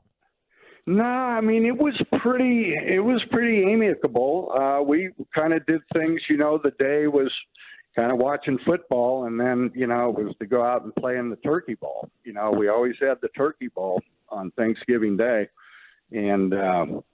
And so, you know, the neighbors would get together, my brothers would, you know, so we'd have a pretty good group out there. And, you know, obviously you're hoping for a little rain and a little, you know, mud and all of that. But Thanksgiving, nothing but good memories for me. Yeah, not too many, even though my mom was a staunch Democrat, my dad was a staunch Republican, the dinners were never too out of control, but they could get close. Put the fork down. Put that fork down. Whoa, hold on. Yeah, no, actually. I appreciate that very, very much. Thanks for sharing your thoughts on, man, just so many things. We love having you on and appreciate the time very much. Hey, I appreciate it. And you guys are doing a great job, man. Keep it up. Thank you so much. Hey, there you go, Makes Corey. me feel so good, Pete dude. O'Brien, thanks for doing a good job. Yes. Do you need validation from anywhere else? 8-year-old Corey is losing his mind right now. Like, this is what I keep telling John Blake is getting to work with Derek whenever he pops on with us is amazing. Like, you're a great dude. You're a genuine guy. Working with Mike's great. These interviews we've been able to do this season, we got to talk with Bruce Bochy every week.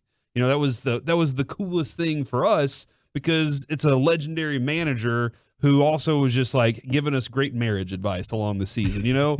and then throughout the year we were getting players, former players, and it was John would say, "Who do you want?" And I'd just go into my childhood and say, "This player." Or I'd go to my card collection and be like, "I want to talk to this guy." So it's all the whole bucket's been filled this year, man, thanks to the Rangers. And then we capped it with the World Series, dude. Unbelievable. It is. This has been the year of dreams. We're still dreaming. Yes. Yeah, it's just too cool right now. And Kevin, I am looking at. Oh no, I lost the website. Did I close it? I was looking at the website. 1053thefan.com/Piece-A-Thon. Okay, that's what we are doing today. Piece-A-Thon. That is where we are today. And you can go click on make a bid or donate to my possibilities and go browse the entire setup that we have there. The Mickey Mantle poster, or it's a lithograph. It's a lithograph. A lithograph? A lithograph for the Piece-A-Thon. That was autographed by Mickey Mantle. Yes. And Mike says that he thinks they rolled that thing up and it's been in. It's a never tube come out of the forever. tube since it's been signed. But it looks amazing. Never out of the Number tube? 25, if you want to go get something that has Mickey Mantle's real autograph on there. It's a 26 by 38. His signature, so it's pretty big.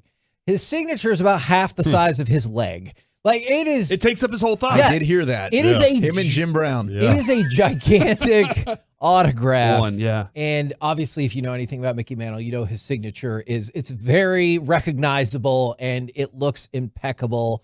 I love it, love it, love it. If you want to check that out. It's authenticated too, right? And yes, it is authenticated by PSA via their DNA program, by JSA. It was brought to us by Heritage Auctions, which does not usually just give things away. So this was really cool big time. for Heritage Auctions right there. Big time. And I also, Big time. speaking of cool, I want to shout out Blaze Pizza, not only because they brought us pizza, but we found out that, and they did, and it's delicious. And if you're like, hey, I want a six-person party, we've got that up for auction. If you want Blaze Pizza for a year, we have that up in multiple auctions. Their Fort Worth location tomorrow will be open. Essentially, they had employees at various Blaze locations who they didn't have anywhere to go. Like I will admit, I'm guilty of just taking it for granted that, hey, everyone's got a family and everyone's got a place to go on the holidays or whatever. That is definitely not the case. And so a bunch of employees were like, yeah, we can work. And so their Fort Worth location will be open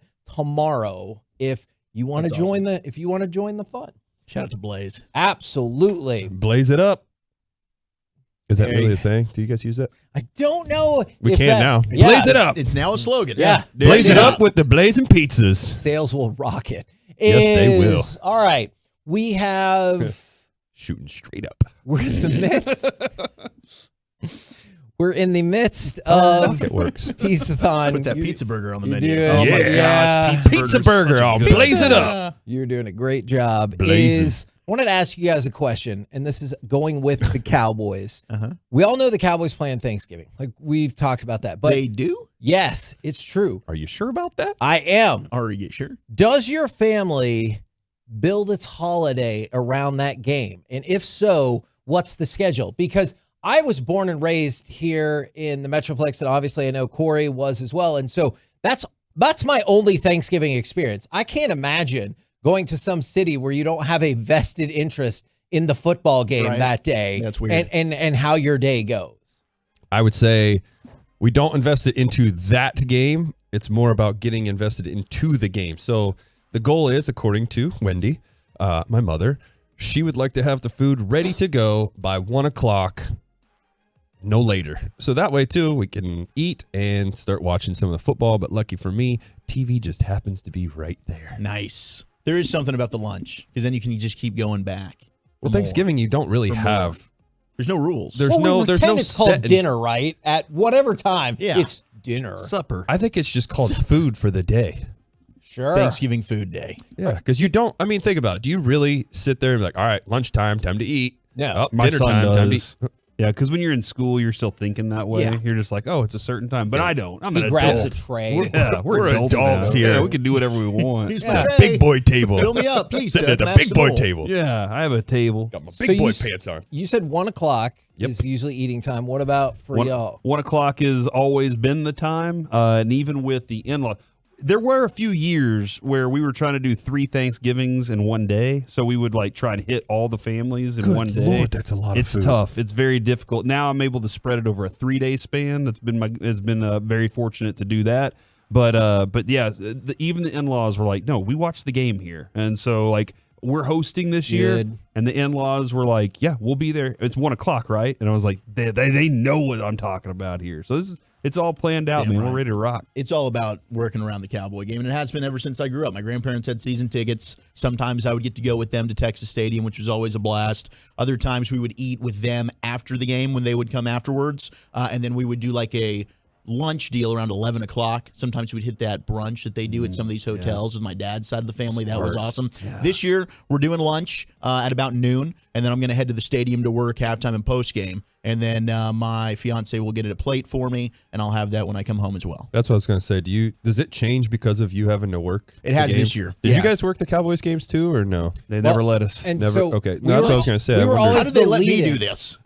We were always the lead-in. Yeah, that's right. Yeah, Eric and I did that a couple years, which was fun. I did cover. I've covered multiple Thanksgiving Day games, and anytime you hear a media member say that Jerry Jones, the spread that he gives for everybody is amazing, they're not lying. It's not a lie. It's amazing. Everything you want, everything you envision on your Thanksgiving table, it's there. It's on the table, and it's made perfectly. It's one of those where, as media members, that is the one thing. And Zach, from like covering high school sports too. Maybe you get a nice spread from like Plano West or something, and then you might get Chick-fil-A. Yeah, you might get Dickies one night, or you get a bunch of crock pots out at like was it Wiley or something like that. And so it's always different. But the way Jerry Jones and family do it, man, it's fantastic. They do it right. Now, it's fascinating. The wide range of opinions on here is from the 214. My wife's family doesn't plan for S. Last year it was at her grandpa's, and that dude doesn't even have cable TV.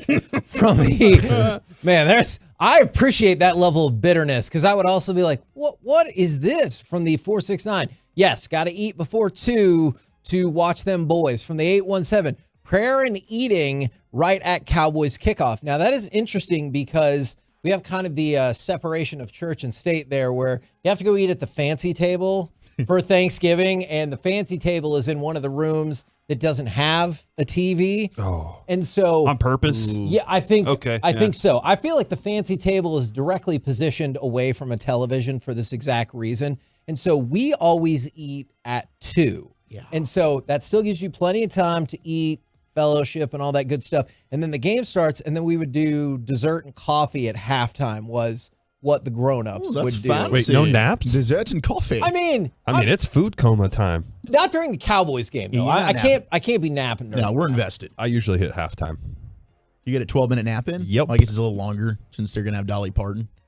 Did Jerry mess that up? Dolly? I thought He said Reba McEntire. Yeah, Jerry said it was Reba. No, it's Dolly. Yeah, it's definitely Dolly Parton. That was a huge announcement. And as Nick Eatman told us earlier this morning, he almost broke that story when Dolly was here a while back for was it the CMAs? Yes. And she was asking her people, can we make this announcement now? And they were like, no, not yet. So he almost got that story to break. The timing of which is very important, though. It's got to be before or after kickoff. Yes. I'm not messing with this during the game, and I've dodged a bullet here because I'm going to be working it. That's so good. my in-laws, That's true. which will be my in-laws, they're doing something at 5 o'clock in the afternoon.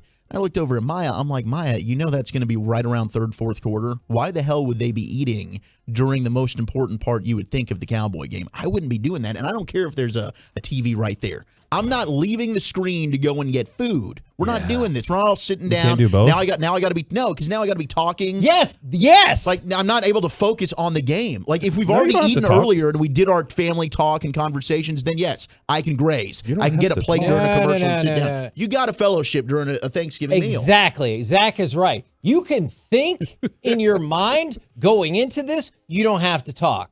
But when your aunt asks you a question and you try to ignore it, not only will you hear about it that day, it'll be the next day. There'll be something about it in the lead up to Christmas. That won't be let go of. Yeah, but if you're talking, that means the food's not that good.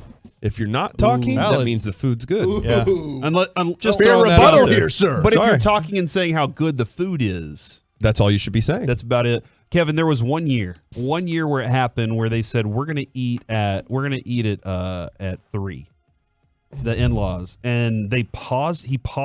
Father-in-law paused the game, and while we're eating, like we're in the midst of the process of eating, and everybody's kind of looking and talking to each other and chatting and everything. And I could see on the father-in-law's face, he was just like, I want to leave this table right now. And I was like, why would we do this? And he kind of gave me the look, y'all are trying to fit 3 in 1, and we have to eat at a certain time. And I was like, all right. That game, I don't think we finished it until like 9 o'clock that night.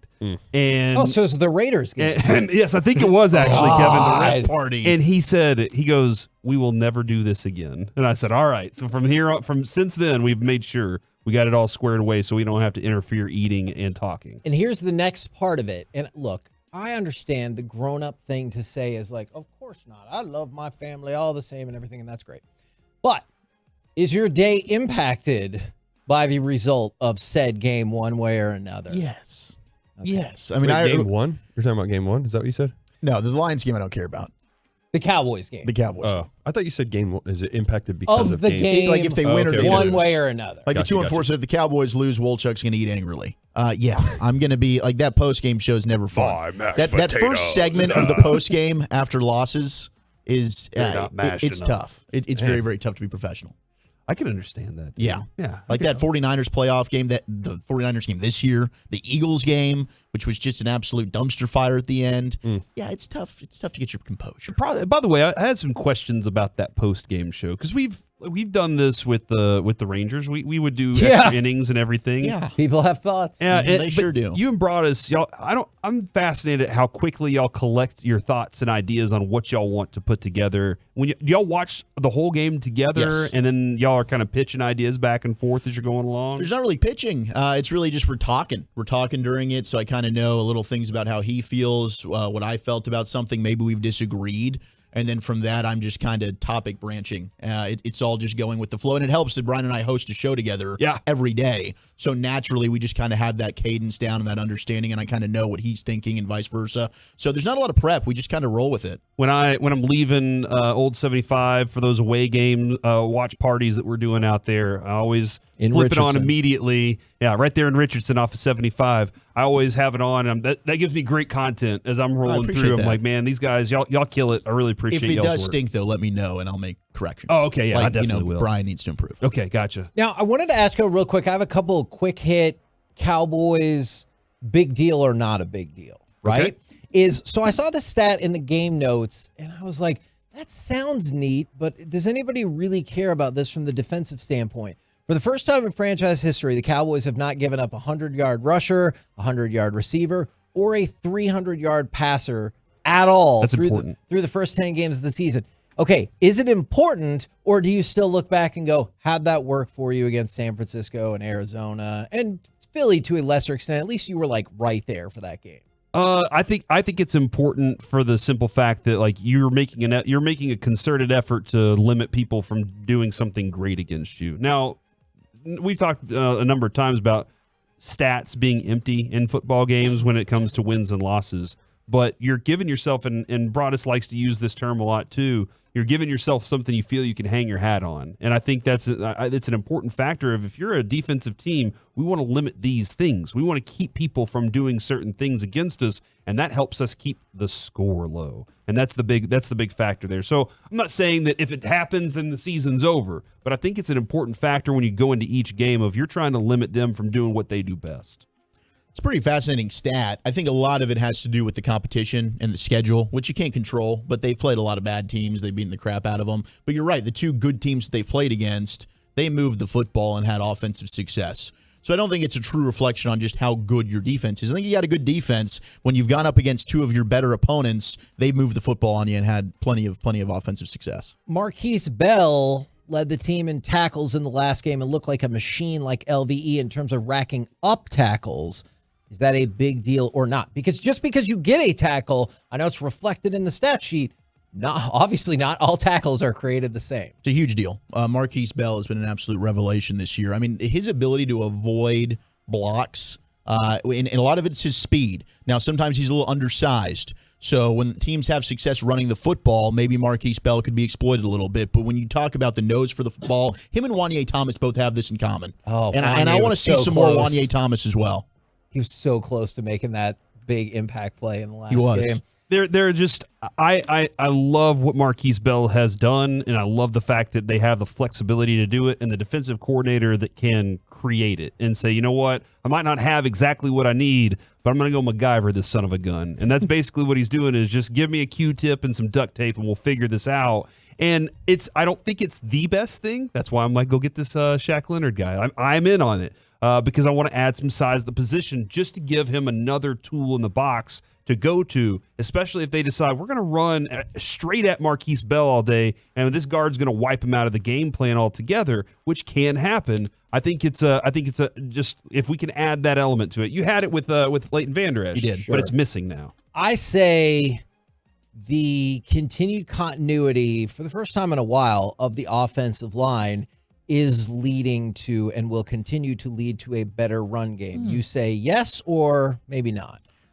I would say I don't think it's going to matter against the bigger defensive fronts. I'm nervous about the Seattle game. We'll get a good test this week. But there's like Tyler Biotish is going to struggle against the bigger defensive tackles regardless of the continuity there, right? Getting Terrence Steele back healthy and playing with more confidence, that's big. And that is ultimately going to matter. But they've talked a lot about the continuity. I'm not saying there's nothing to that on the offensive line, but they've shuffled a lot. They've moved some things around. They did it last year with Jason Peters being put in the lineup, subbed out of the lineup. They had a completely new offensive line, starting 5 against Tampa Bay in the postseason. So, yeah, I don't know as much about that. I think it's more so against the teams that they're going to play against. And you shouldn't complain to players if you lose a gambling bet on a game. Now, I saw Dak and Does that Micah happen to you, Derek? always complain. Does that ever happen where people are like, I can't believe I lost a bet because of you? But because you Like think fans? Yeah. Yeah, oh yeah. because we But it's only been on the internet. Sorry, it's I only need been one on the more internet. K, Derek. Never been in person though. Nobody will really say that like to your face. Yeah. Well, because the idea is nobody has ever made a bad bet. It's just the players didn't do what they were supposed to Yes. do. Right? Isn't that what? I have Isn't the that what- over-under on strikeouts, and I know Derek that's Hall not let really me true, down. What the hell? It sucks. I mean, I'm literally out there thinking about your fantasy team. I'm trying to get you that And extra I know point. you are because I texted you before the game. It would be a weird take if Derek's like, yeah, I didn't really care about it as much for my career or my team. I was just really bummed that I let you down on your wager.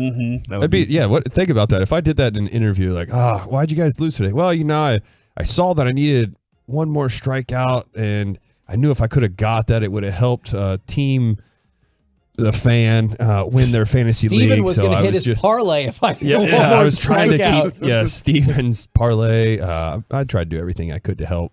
Sorry, I failed. I really hope. Don't forget about starts FanDuel, happening. though. But sorry, FanDuel people there, DraftKings. I appreciate you guys for picking me. Sorry, I couldn't get the point. We're the KNC Masterpiece right here on 105.3 The Fan. Coming up next, we keep the G-Bag Nation parade going with Gavin Dawson, and we will talk with Dallas Cowboys Executive Vice President and Chief Brand Officer Charlotte Jones right here on your 10th annual Piece-A-Thon on 105.3 The Fan.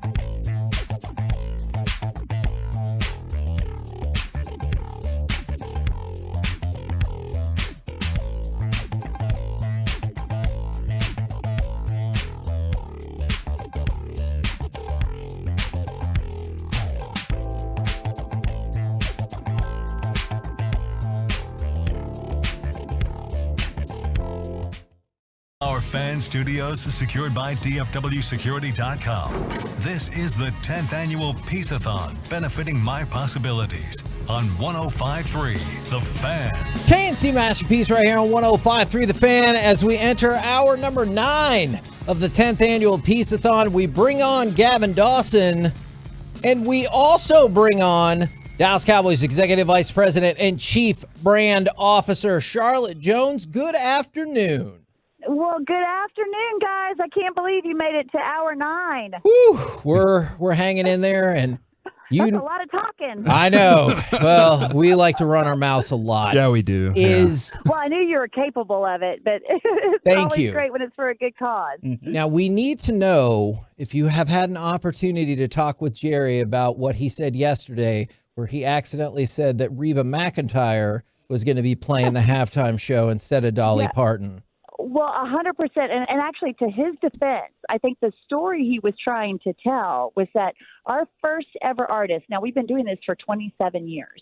So our very first artist was Reba McEntire. Ah, yes. And she is the one who actually wrote a song. She was like our entree. I mean, Troy Aikman and I were actually in the studio with her writing the song. And she's the one with her music that actually got us to get aired in the first place on NBC. And then the tradition started. And now, 27 years later, here we are with Dolly Parton. But I'll tell you this, you'll appreciate it because we had a media round of satellite interviews this morning. And he was on top of it this morning because he told his first interview, he said, when we have her here tomorrow, I hope she gets in the middle of that offensive line and starts telling them, men, it's 9 to 5. We got to be working 9 to 5 to get over here and score. So he had it rolling today. I think he might have gotten his tongue tied yesterday. That is awesome. And I heard the fan reaction has been crazy in terms of those T-shirts, and the Dolly Parton themed shirts and other stuff has just flown off the shelf. It is amazing. First of all, it's so exciting to have her one. I mean, what a rock star and what an icon. And she's never done any kind of halftime performance. She's always turned on the Super Bowl. She's just never done that. And now she's launching this rock star album. And because it is dropping today, this makes it the perfect opportunity for us to come together. And they printed these great T-shirts that have, the Cowboys and Dolly together.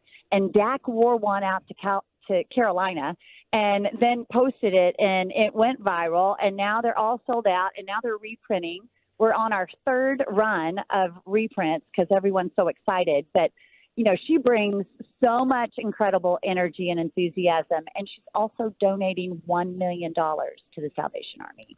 So, It doesn't get much better than that. It doesn't get much bigger, and it sure doesn't get more generous than her heart. So we can't wait for tomorrow. One of my favorite stories that I heard from her, Charlotte, was that she wrote a song a while back that she has buried out at Dollywood. And it's buried in a time capsule. And I think 100 years from now, they'll open it up and they'll release it. And she said, I kind of wish I hadn't done that because it's a pretty good song. I want to hear it. So I don't know if we can get a chance. I know. And I don't know if you've seen any of the songs that are actually in this release of this rock star album, because she has partnered with all of the iconic rock stars. I mean, she's got Paul McCartney, she has Stevie Nicks, she has the list goes on and on. Elton John. I mean, there's 30 different artists there. Prince. Wow. Everyone. And it is really, really iconic. And she said, they put me in the Rock and Roll Hall of Fame. So my dad always told me I needed to earn whatever I got. So I figured I needed to release a rock album. And so here she is. And, we're just thrilled that she's going to be here. Okay. Well, if we're talking about that level of versatility, I want to know, you pivoted from potentially politics to the football world. Did you ever think rock star or music could be in your future? Well, I'll tell you what, today in the middle of this media tour, somebody that was interviewing her asked her to sing a little. And she leans over and she goes, you know what? I'm not going to sing unless Charlotte sings with me. And she starts singing, Jolene. And, everybody that knew me behind the set was like, don't open your mouth. It is not in my future. I am not a performer, and I am most definitely not a singer. And I'm glad we've got one that will hold court tomorrow. So this is probably going to fail, but for those of us who missed it, how did your part go again in that song? No way. No way. I'm not falling for it.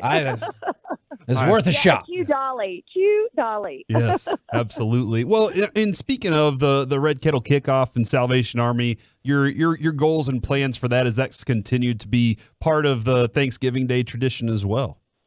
Yeah, it's amazing. 27 years we've been doing this. And the beauty of that is having a great partner like the Salvation Army. And you do that because, here we get to go out to probably 40 million people tomorrow. And the second most watched game next to the Super Bowl is usually Thanksgiving Day and our game. And when you have that kind of reach and that kind of visibility, you really feel a responsibility to do something powerful with it. And by partnering with the Salvation Army, then we hopefully will inspire those who are watching, those who are excited about Dolly to learn a little bit about the Salvation Army, but more importantly, be inspired to help their community, to give a little and help their neighbors, because every dollar they give goes actually to their own neighborhood.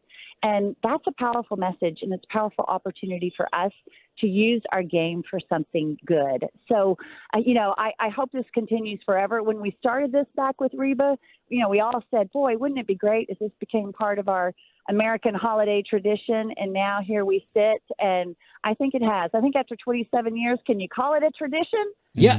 And we were just doing a segment about that a little bit ago.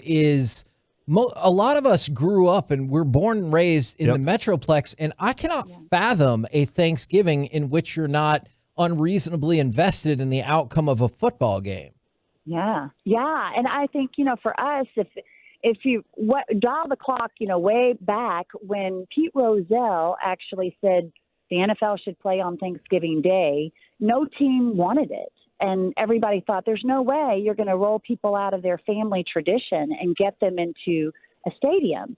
And Tex Schramm, who was an incredible promoter and such a great visionary, said, I'll take it. I'll take that game in Dallas, but you have to promise me you'll give it to me every year, year after year. And now today, it is certainly a coveted spot. Obviously, Detroit has their game that precedes ours. And then the NFL a few years ago added the third game. But it certainly has become part of what American holiday traditions are all about. And we just get the great fortune of being able to host it right here. Charlotte, last year we had the Micah Parsons Matt Black helmet, and that raised over $8,000. Yep. And this year we were talking at training camp with Trayvon Diggs, and he was like, "Hey, maybe we can get to the lucky number 7,000 for you guys this year. What if how can I help out?" And you guys were kind enough to send a icy white Trayvon Diggs autographed helmet over, which we didn't package with our Odyssey suite for the preseason game. Do you think that we can get over 7,000 for that? What are you thinking on that? Oh, boy, I think people give to the cause and they get inspired by the donor. And I think if there's anybody that can inspire people, it's Trayvon and you guys. And if there's any cause that's worth it, it's my possibilities. And I hope people reach deep in their generous heart and want to be supportive. I know there's actually a big kind of side competition between Trayvon and Micah going on in the locker room about who's just going to raise more money than the other. So these guys take it seriously.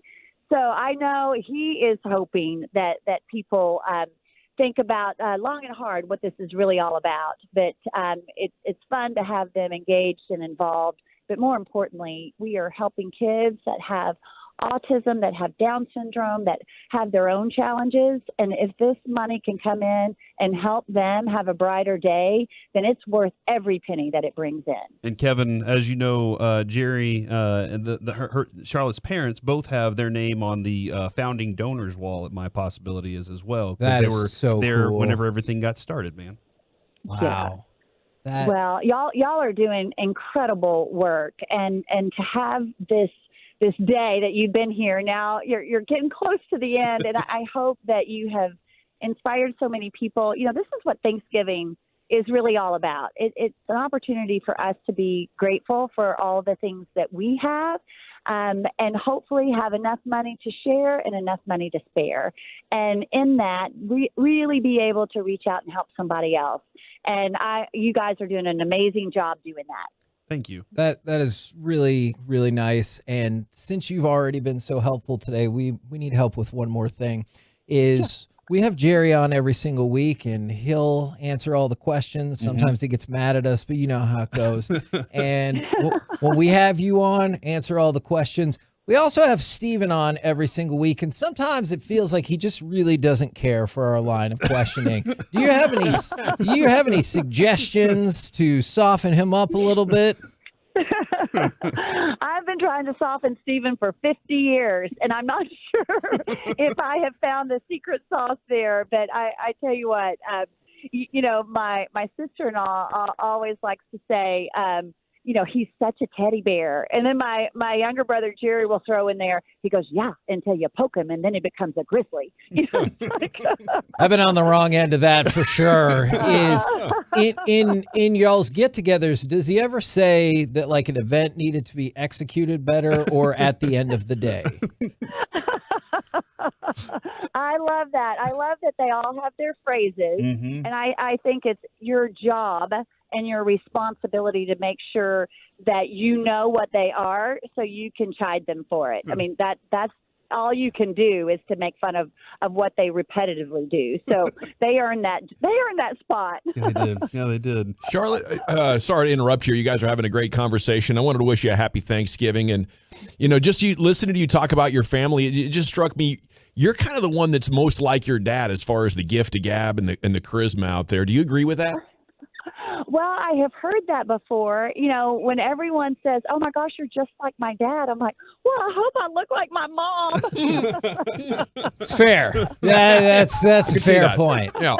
That is best of both of them. You took the best from mom, best of dad. Yes, Boom, there's Charlotte. Yes, no. Well, I think I get my passion from my dad, but I get my compassion from my mom. So it's a good combination.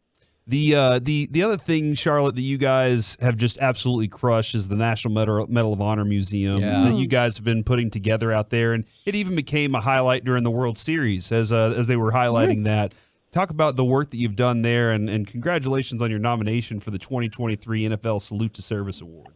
Oh, well, first of all, thank you guys. It's really humbling to be in that cast of people getting recognized, and boy, that's certainly not why you do it. But for me, this has been an incredible journey over the past couple of years. But when I found out that there was not a National Medal of Honor Museum, I think to all of us, we think, well, of course there is. That is the highest recognition someone can receive in combat by the president, that surely they have been paid tribute to in the proper way. And when that effort actually went out on an RFP across the country, there were like 20 different cities that bid to actually get it located in their own hometown. Well, it came down between Arlington, because Texas had come together and said Arlington would be the great, representative for Texas. And the other city was Denver. And leading the charge in Denver was a man named Peyton Manning. Oh. And so when they found out that he was leading their charge, the mayor called us and said, okay, guys, we need your help. And you know what? We had never beaten Peyton Manning on our field here, and I was about to change that. Like, oh, man. Okay, we've got to beat him somehow. And so, we stepped up and we actually shared the story of the success of the Salvation Army partnership and how the visibility of what we host here can really move mountains, and that we had proof of concept after 27 years. And with that, we said we can do the same thing for the National Medal of Honor, because everybody that comes through our doors will want to pay tribute to those recipients and hear their stories.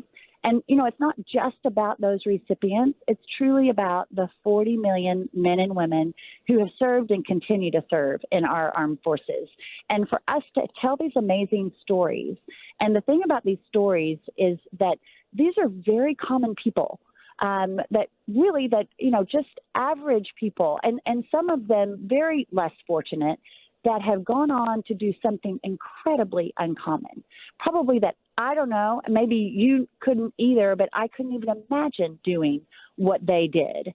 And their sense of self-sacrifice and the courage under fire and what they do to help their fellow man. And the crazy thing is they do it all for us.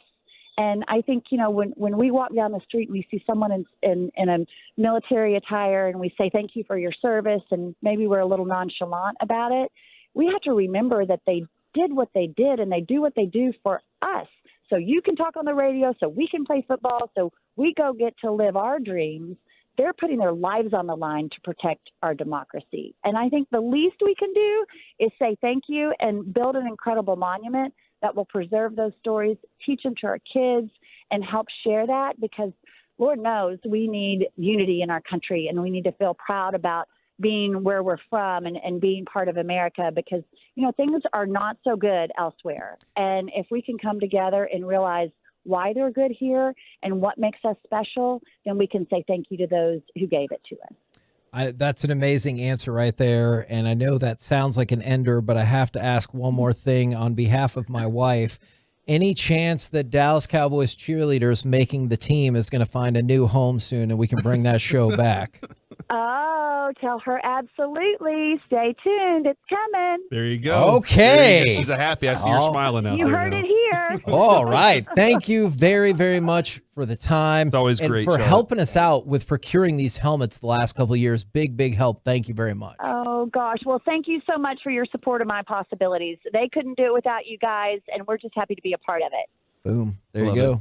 Charlotte Bye, Jones Charlotte. right here on 105.3 The Fan. Outstanding stuff. And you heard they're part of the founding group for My Possibilities on the Founders Wall. 1053thefan.com/Piece-A-Thon if you can donate, if you want to check out the items, and it will also help you if you want to go learn more about My Possibilities. Coming up next. Yeah, buddy. I'm going to ask you. This is usually about the time we do the C Block, where Corey gets to chop up a variety of sports and non-sports topics. Are you in? I love that. Yeah. Hey, I have no clue what we're doing next, man. What? I was relying on Dawson for this. Oh, my goodness. Just my game. Well, coming up next, I guess we'll all find out together. Good luck to right us. here on 105.3 The Fan.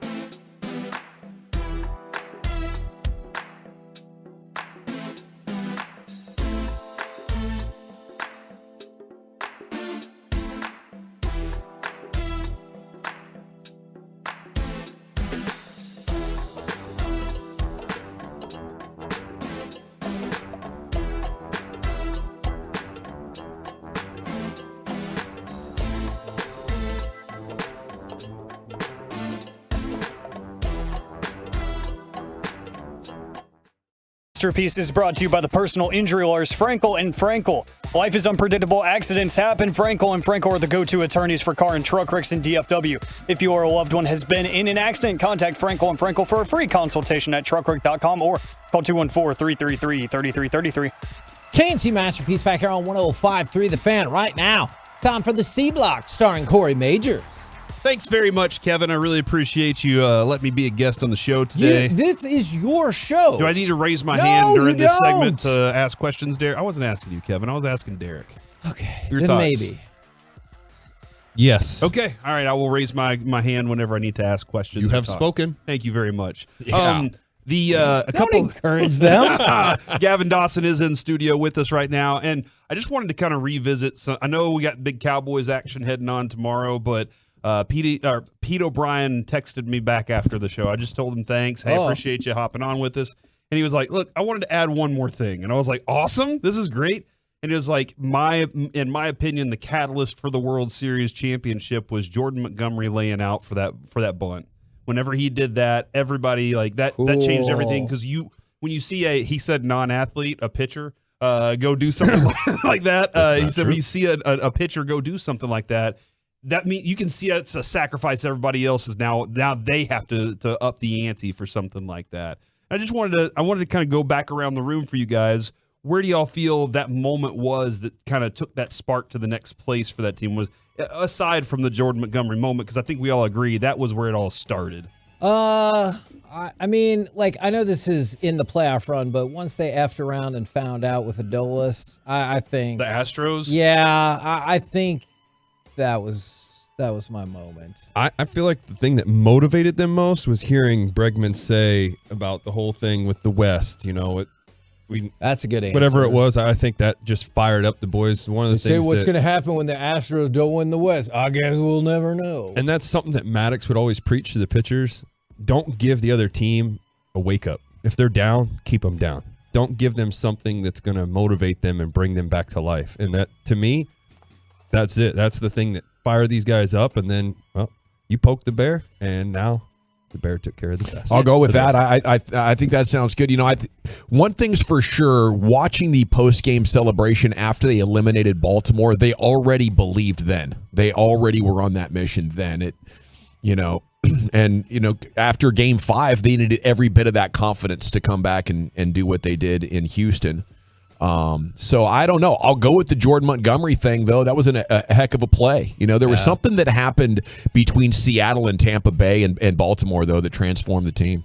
Yeah, that was a really nice. It was nice to watch that, and the way they just did it so quickly from there on. They were like, "We're just going to sweep you guys." The Astros were the only drama. It felt like everything else just kind of went away after that. It's rivalry, and even another quote, because Gavin just made me think of it too, is when Maldonado made his comment the Rangers just poked the Astros. You woke us up or whatever. Yeah, that didn't work out. You just continued to give more fuel to the Rangers. Yeah, we were behind 3-2 going back to Houston. Yeah, there's so much that Houston, and I get it. People are like, "Oh, well, you just let Houston live in your head rent free." No, that's not what it is. You just added fuel to the fire. That's all it was. Yeah. The other thing too, though, Dawson, do you think how much was it the Broadus breaking his own rule and leaving a game early? How much of a factor do you think that was? Yep. And do you think Wolchuk should have stood up to him and said, "No, we're not leaving"? I absolutely do believe Wolchuk should have. I've told Brian twice now, you do not owe Wolchuk anything. That's on him for not telling you to, either get lost or mind your own business or something. You're at the game. You're a man. You don't need the ride home. You can Uber it. Yeah. So I think Broadus listening on the radio might have been a catalyst. He started doing that, and that was a good luck charm. But what Dutch was just saying right there is it was fuel to the fire because of the competitive character that this team has, the greatness that they are. It's why guys that are on this team have won championships before and were managed by a champion. When the adversity kicks up, that's when they're at their best. And that's what we found out about those guys. And that's what's really exciting is I feel like they can do it again. I definitely agree with that. Yeah. I do want to say this because it made me think of it too, is as a younger guy, when for me, let's say I started working today, I'm looking up to you guys. You're the longest tenured one here, right? I believe so. So as a rookie, as I would say, if you tell me we're going, then we're going. Like that's how it works. So it's like to stand up to him. Like I was always brought up, man, you respect your veterans that have done the time. You haven't earned that respect to just go in there and be like, no, Gavin, sorry, I'm not. You can kick rocks. Like that's never going to happen. At least for me, that's just how I was brought up with it. So I think on Wolchuk's side, he's standing up to, or not standing up, but just respecting. Yeah. But how much? And it was one of 61, right? That you won going into the ninth. Yeah. And I think Kevin was the one game that we were at. It was when Adolis hits the walk-off home run against the Twins. I think was the one that happened. Yes, we just happened to be there that day. So. Broadus is so mad though because I'm the one that always leaves early. Yeah. And I have no problem. He called you out on that. He said if your parents weren't there, there's no chance. That's right. I'd have been gone by the third or fourth inning. Wow. Yeah. I don't mind. I don't mind an iconic moment at home. You know, some people got to be there. I'm a person that doesn't. I appreciated being there, especially because my parents were there. It was my favorite sports moment of all time. Mm-hmm. And that's cool. Brian was not in attendance. I just loved. Yeah, he threw you straight under the bus, dude. And that's fine because I have been trolling the hell out of him on this. Oh no, yeah. That's all he's got. That's all he can do. I was driving around yesterday, hearing it, and it sounded like his fist was clenched to punch both of y'all at one time in one fell swoop. I was excited. I was, it was the drama that radio is, so it was a lot of fun. There is something interesting to they're going to talk, and we don't really have to say anything back to them. The Rangers, I felt like it was a page out of Greg Popovich's book. Pop was really good at, when the Mavericks were at their height trying to compete against them, talking about how great the Mavericks were, how good of a team, and all these things. And they never said anything bad, and you were like, I need some fuel. I need something from you guys. But they were just complimenting you after they would beat you. You know, they would then compliment how good you were in a 6-game series. And you're just like, dadgummit, why can't? And I just felt like the Rangers did that the entire time. They would compliment their opponents without, like you said, giving them any fuel to go on. You see how fired up you got just from even thinking that. Like, that's the thing is when people take shots at you, troll you, whatever it is, and you go back and say, yeah, you're right. You know, I did. I sucked. That was bad. Or you guys are really good.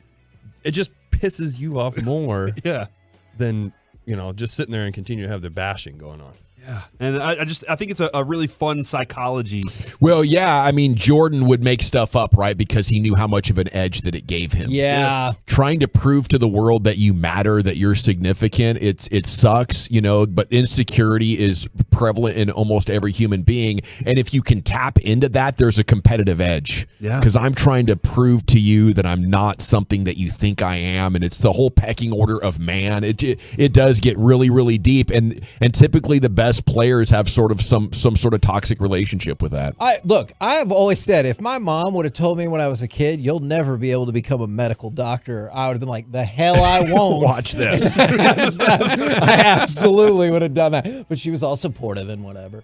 She was right there for you the entire time. You can do whatever you want. Kevin, did you have a moment you wanted to throw in there that you thought, or did you already do it? Did you thought was that change? Yeah, I already gave you mine. All right, I am looking at the website right now too, Kevin. I wanted to kind of throw this out there. The donations have taken a tick up. We have surpassed our goal. Our goal was a certain number. Okay. We have done that. Is that why Mike's gone? That is not why Mike is gone. Mike is actually out collecting one item and having lunch with his daughter. All right. So are you okay if I share some general goal numbers? Okay. Absolutely, man. Last year, we raised $50,000, I believe $400 for Piece-A-Thon, which was a record. And it was more than the year before, which is more the year. Like, we've gained every single year. And so it was great. Super ecstatic. But immediately I'm like, we have to do better than that. And so in talking with Talking Doctor, 50,401 should be considered a success in my mind. And I was like, hey, that makes a lot of sense. I also feel the need to tell you that my goal is $60,000. And he kind of rolled his eyes at me because he knows me. And he's like, right. So it feels like you kind of heard what I said, but maybe didn't process everything that I just said. And he's right. My wife has echoed those sentiments, but I believe you were telling me we have now surpassed $60,000. Yes, the last time. Let's go. I know the last time I was told it was at 61 plus, and since then Holy things Lordy. have changed, and I think we're even beyond that. So thank you so much to the Tolos and Twolos out there that have been supporting all day long. And I wanted Holy crap! This is a text or a message that I got from a bidder via Adrian. that was bidding on or maybe even still is bidding on the Eric Nadel and Derek Holland dinner. They said, I'm visually impaired and I've been listening to Eric since I was 8 years old. I'm 40 now, and this would be a dream. I'll continue bidding. Thank you. So they're bidding on the dinner with Derek and Eric, and that thing came together at the last minute today. Yeah, it did. It's really awesome that we were able to put that together and get it to happen so quickly, and that Brandon Hurtado just happened to be standing here in studio and said, "Y'all do that dinner at my place," and so hopefully that was cool. Oh yeah, hopefully we can continue to do this thing for many years for many great causes. That's something that we've been growing. It was a little idea when we started this whole thing, and now the entire station jumps on with us, has a lot of fun with us. Derek, now this is year 2, the entire year, or the entire show with us. I'm sorry. You know what I mean. I didn't. Last year disappeared for some key stretches there. Last year was his first time to the entire show. Now, I also wanted to point you in the direction of number 137 and number 138. Okay, hold on. Let me pull these up here. These are some gift cards to Elements Massage. Now, Nice. Gavin, this was your brother-in-law reached out to me out of just one night. I got a text from him, and he was like, "Hey, I got an idea for you." And he's thrown this my way, and I would like for those, like, if you want to get a massage, this place is right there in Frisco, and I went in there. Amazing. He does bits too, right? Your Yeah. brother-in-law with what the name of this event is. He does bits. Yeah. Man, I tell you what though, go see them over there at Element. I'm so proud of my brother-in-law. You know, I've known him for such a long time, and great family. Hard-working dude. He owns the thing. He's massaging like constantly, really trying to grow this business in like year 1 or year 2. So he's trying to build the client base. It's very early on for them. And if anybody would, need a massage up there in that area, I'd highly suggest Elements. Yeah. And those are, again, numbers 137 and 138 on our on My Possibilities, the website we have up, 1053thefan.com/Piece-A-Thon. And Kevin, to go along with what you were saying, Dawson is every year referred to this as Piece-A-Thon. Mm-hmm. And since we started it, and there's been a lot of confusion along the way. That has really permeated among people, It has, too. yes. I saw it on the text yesterday, and I was like, I don't know. Should I discontinue the bit? Is this creating confusion? But we hit 60K. Yeah. So it didn't hurt. fine. It didn't hurt. Something's going right. Okay. When I got over to Elements, though, to pick up the coupons, the gift cards, on the envelope, it said Piece-A-Thon. And I was like, son of a bee. This bit is growing. I think Dawson's like totally in on this right now. Man, I'm just so proud of you guys for getting the Metroplex together to eat pepperoni pizza and raise money for My Possibilities. It's so beautiful. All right, as long as we're doing bits, have you seen the Ricky Williams and Johnny Manziel jersey? The Johnny Manziel one is sold. No. He autographed it Johnny effing football, but he did not shorten do it the up. effing? Yeah, no, That's he did not cool. shorten it up. And then Ricky Williams is autographed Hidden Holes and Smoking Bowls. Oh my God. What? Yes. He did that? Yes. Let's go. Yes, Thanks, he Ricky did. Williams. So There's got to be a big bid on that There- from some there is a big 420 bid on- friendly Tolo. And you know what? If you're losing that bid, I might be able to get another one of those. So we'll see if we can figure it out. By the way, YouTube, Twitch, and right here on the truckwreck.com text line. If you have questions about any of the items, feel free to send them in. We will do our best to answer those questions. And there's also 2 different Join KNC for a Day auction packages. Oh, cool. Where you get to be on the show. I feel like there's got to be a very big waiver on that, Kevin. I'm just saying. Look, we negotiated really hard to make this happen at all. So Can I do just one more thing on Corey's topic of the turning point? Yeah. The DeGrom injury. It happens before the deadline, so you can go get Montgomery and Scherzer. It galvanizes the team. And I bring up the injury as well because in the previous championship, one of your best players, Caron Butler, got hurt. Yeah. So maybe there's something going on there. Yeah, man, I remember that because we were like, could he come back? Could that be, could he even be involved? And maybe late in the season they were hoping that he could. And they're like, hey, let's go add a couple other players to this thing. That was a great run, man. We're the KNC Masterpiece right here on 105.3 The Fan. Coming up next, Masterpiece of the Week-a-thon. So let's have some fun with this. We'll do it next right here live on Piece-A-Thon on 105.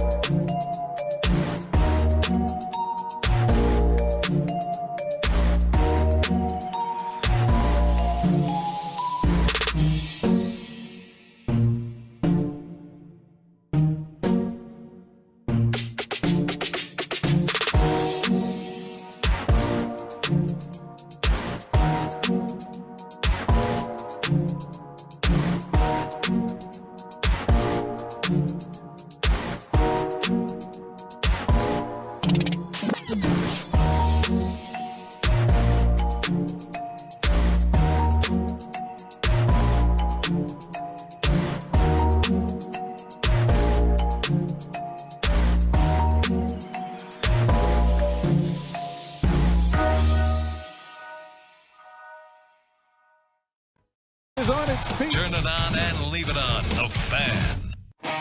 This segment of the KNC Masterpiece is brought to you by D&M Leasing and Classic Chevrolet. Just announced Classic Chevrolet in Grapevine's one-time Trailblazer offload. A limited supply of excess new Trailblazer models will be sold direct to the public below market value. See them all at ClassicChevrolet.com, but don't wait. The best will sell fast. Classic Chevrolet, find new roads.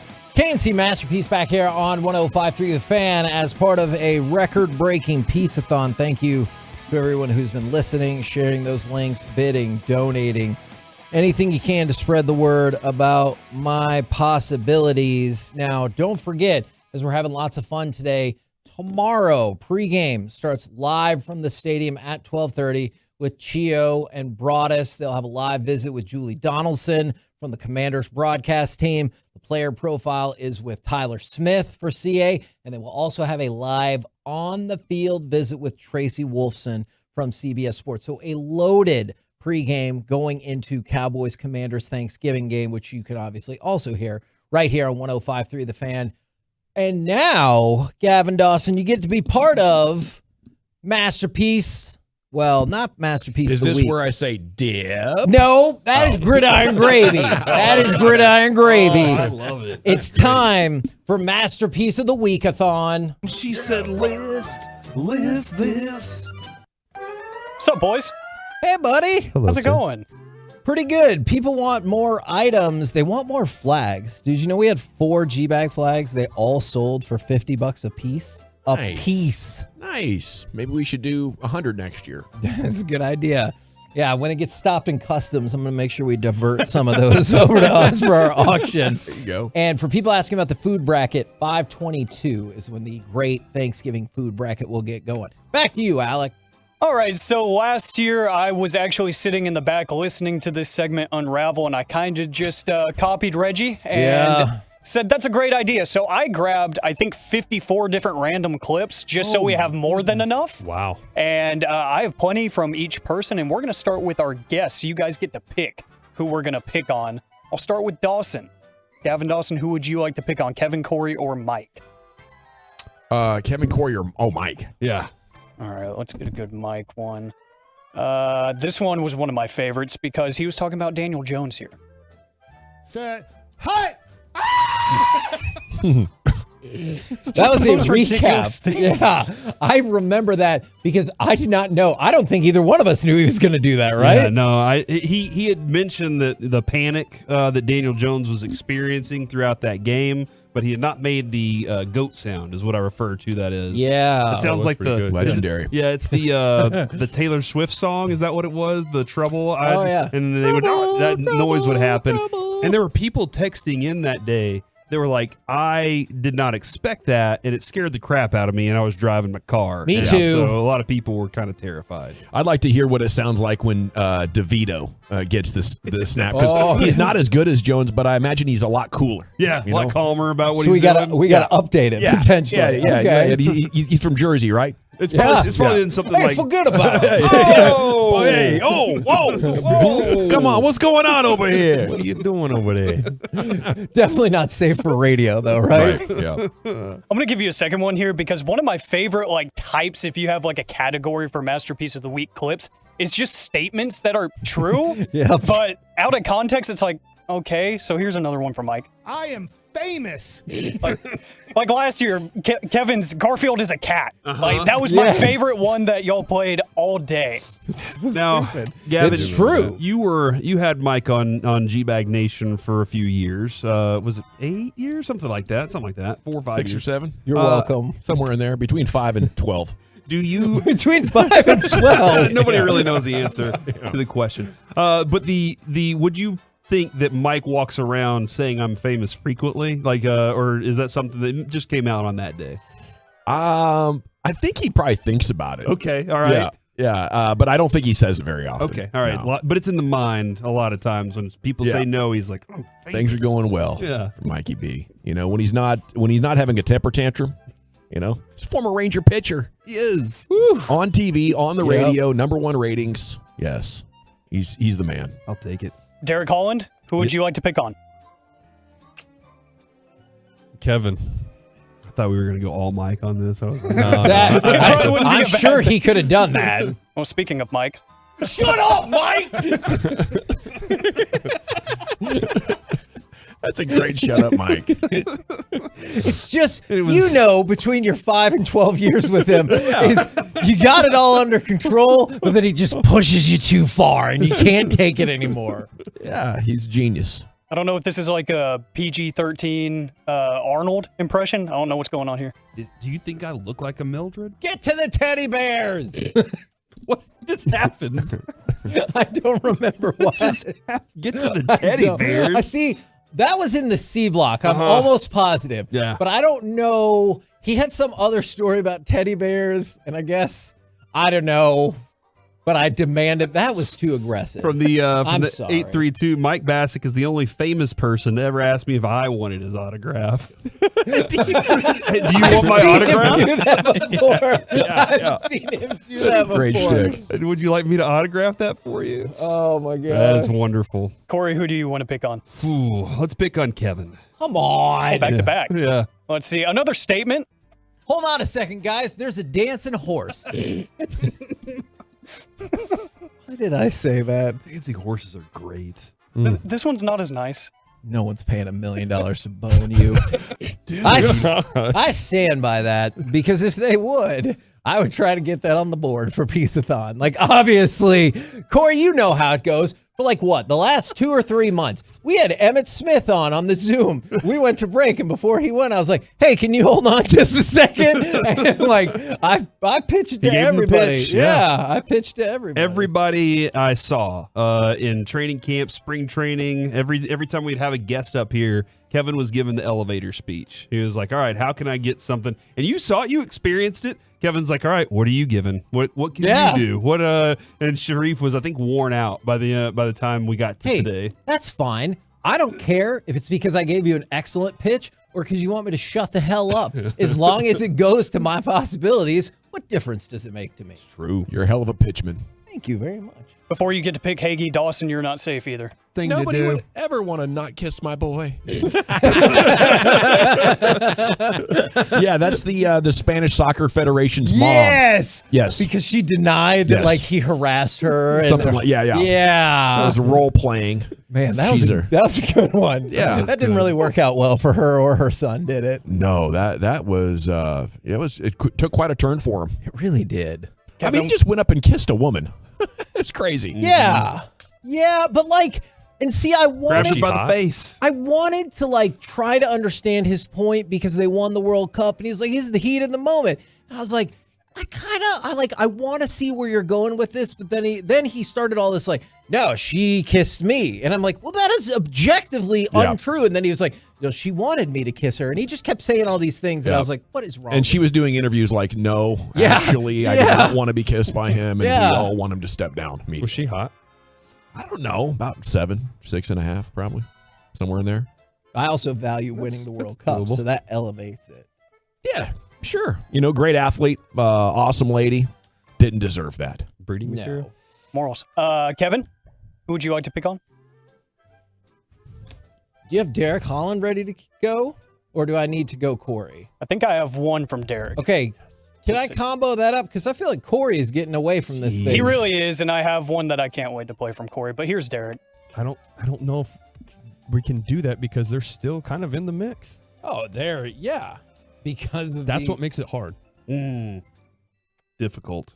I feel like we had some good ones today, though. I have trained my kids to say difficult around the house just because I don't want them to be victims in that situation whenever they're at school and they say that. That makes sense. And it was Avery one day that he was like, oh, now I get why you've always said that to me. And I was like, I'm just trying to, get it in your mind without even thinking about it. It's great fathering. Thank you. Appreciate that.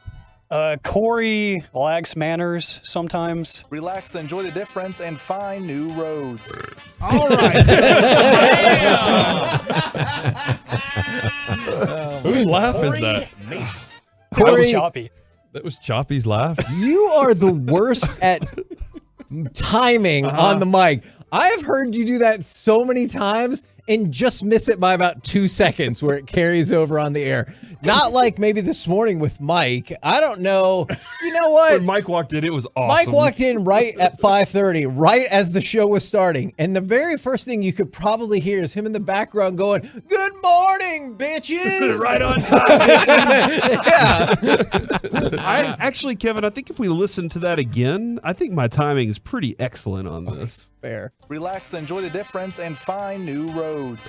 Yeah. All right. That's really good comedic timing if you're doing it that way. And to be quite honest, I don't have control over that microphone over there, so I can't turn it on or off at that time. So he just turned on all the microphones, and I just got caught off guard, man. That's I'm going to stand by that. But that was good timing, in my opinion. It was a good burp. Thank you. I got a couple more to fire off real quick. Go for it. Kevin is truthful. Happy hoes ain't hating, and hating hoes ain't happy. Fact. I feel like you're thinking I should be embarrassed by that. That's fact. I said you're truthful. Tell me where the lie Stop is. the hating is all I say. Yeah, that's right. Reggie Atatula is standing behind me, so hi, Reggie.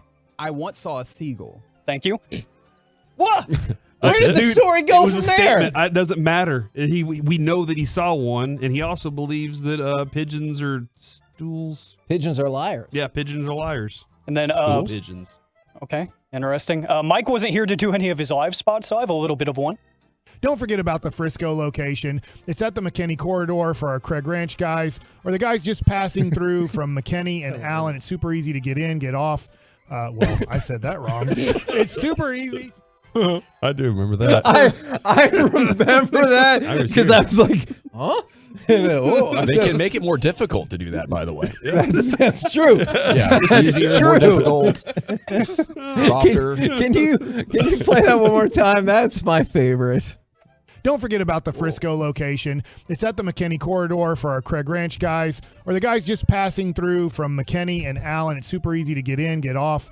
Well, I said that wrong. Oh, man, I love that line. Well, whoops. Well, I said that. The delayed defeat. It's so good. That is good stuff. And then Kevin finally made a horrible joke, and Mike wouldn't let it go. Eric. What? Eric. Oh, man, their second kid was Ricky. So is Eric Ricky? That is the maddest anyone has ever got about like a non-offensive joke. Do you remember that joke? Yeah, I do. Okay, he just looked at me and he was like, "What?" I felt really bad too because like I had told you that joke and then I just left you under the bus in the moment. And I just left him out in the cold and just acted like I didn't know anything about it. It was great. And I felt like I did you proud by executing it correctly. And then you're just like, nope. I you're on your own. love awkward silence on radio. I think it's glorious. So, and then there you were, and then Mike's, just teed off, twisting in the wind like an idiot. Well, thank you very much for jumping on the show and ceding your time slot for the day. It's my pleasure. Thank you for allowing me to participate, and congrats on that 60K. Woo! Unbelievable. Thank you very much. Coming up next, somebody he didn't say it. How are you today? Pure gold as always. Thank you. Yes. How much more gold do we have here? We're looking at another 8 hours? 5 hours. 5 more hours. 5 more hours. You guys are beastly. Thanks, man. Coming up next, you heard Alec. We will talk with Reginald Atatula, and joining us, actor, comedian, DJ, and lover of all things Dallas Mavericks, it's Flula Borg. Next on The Fan. This is a cream crime. Hey, laughing too.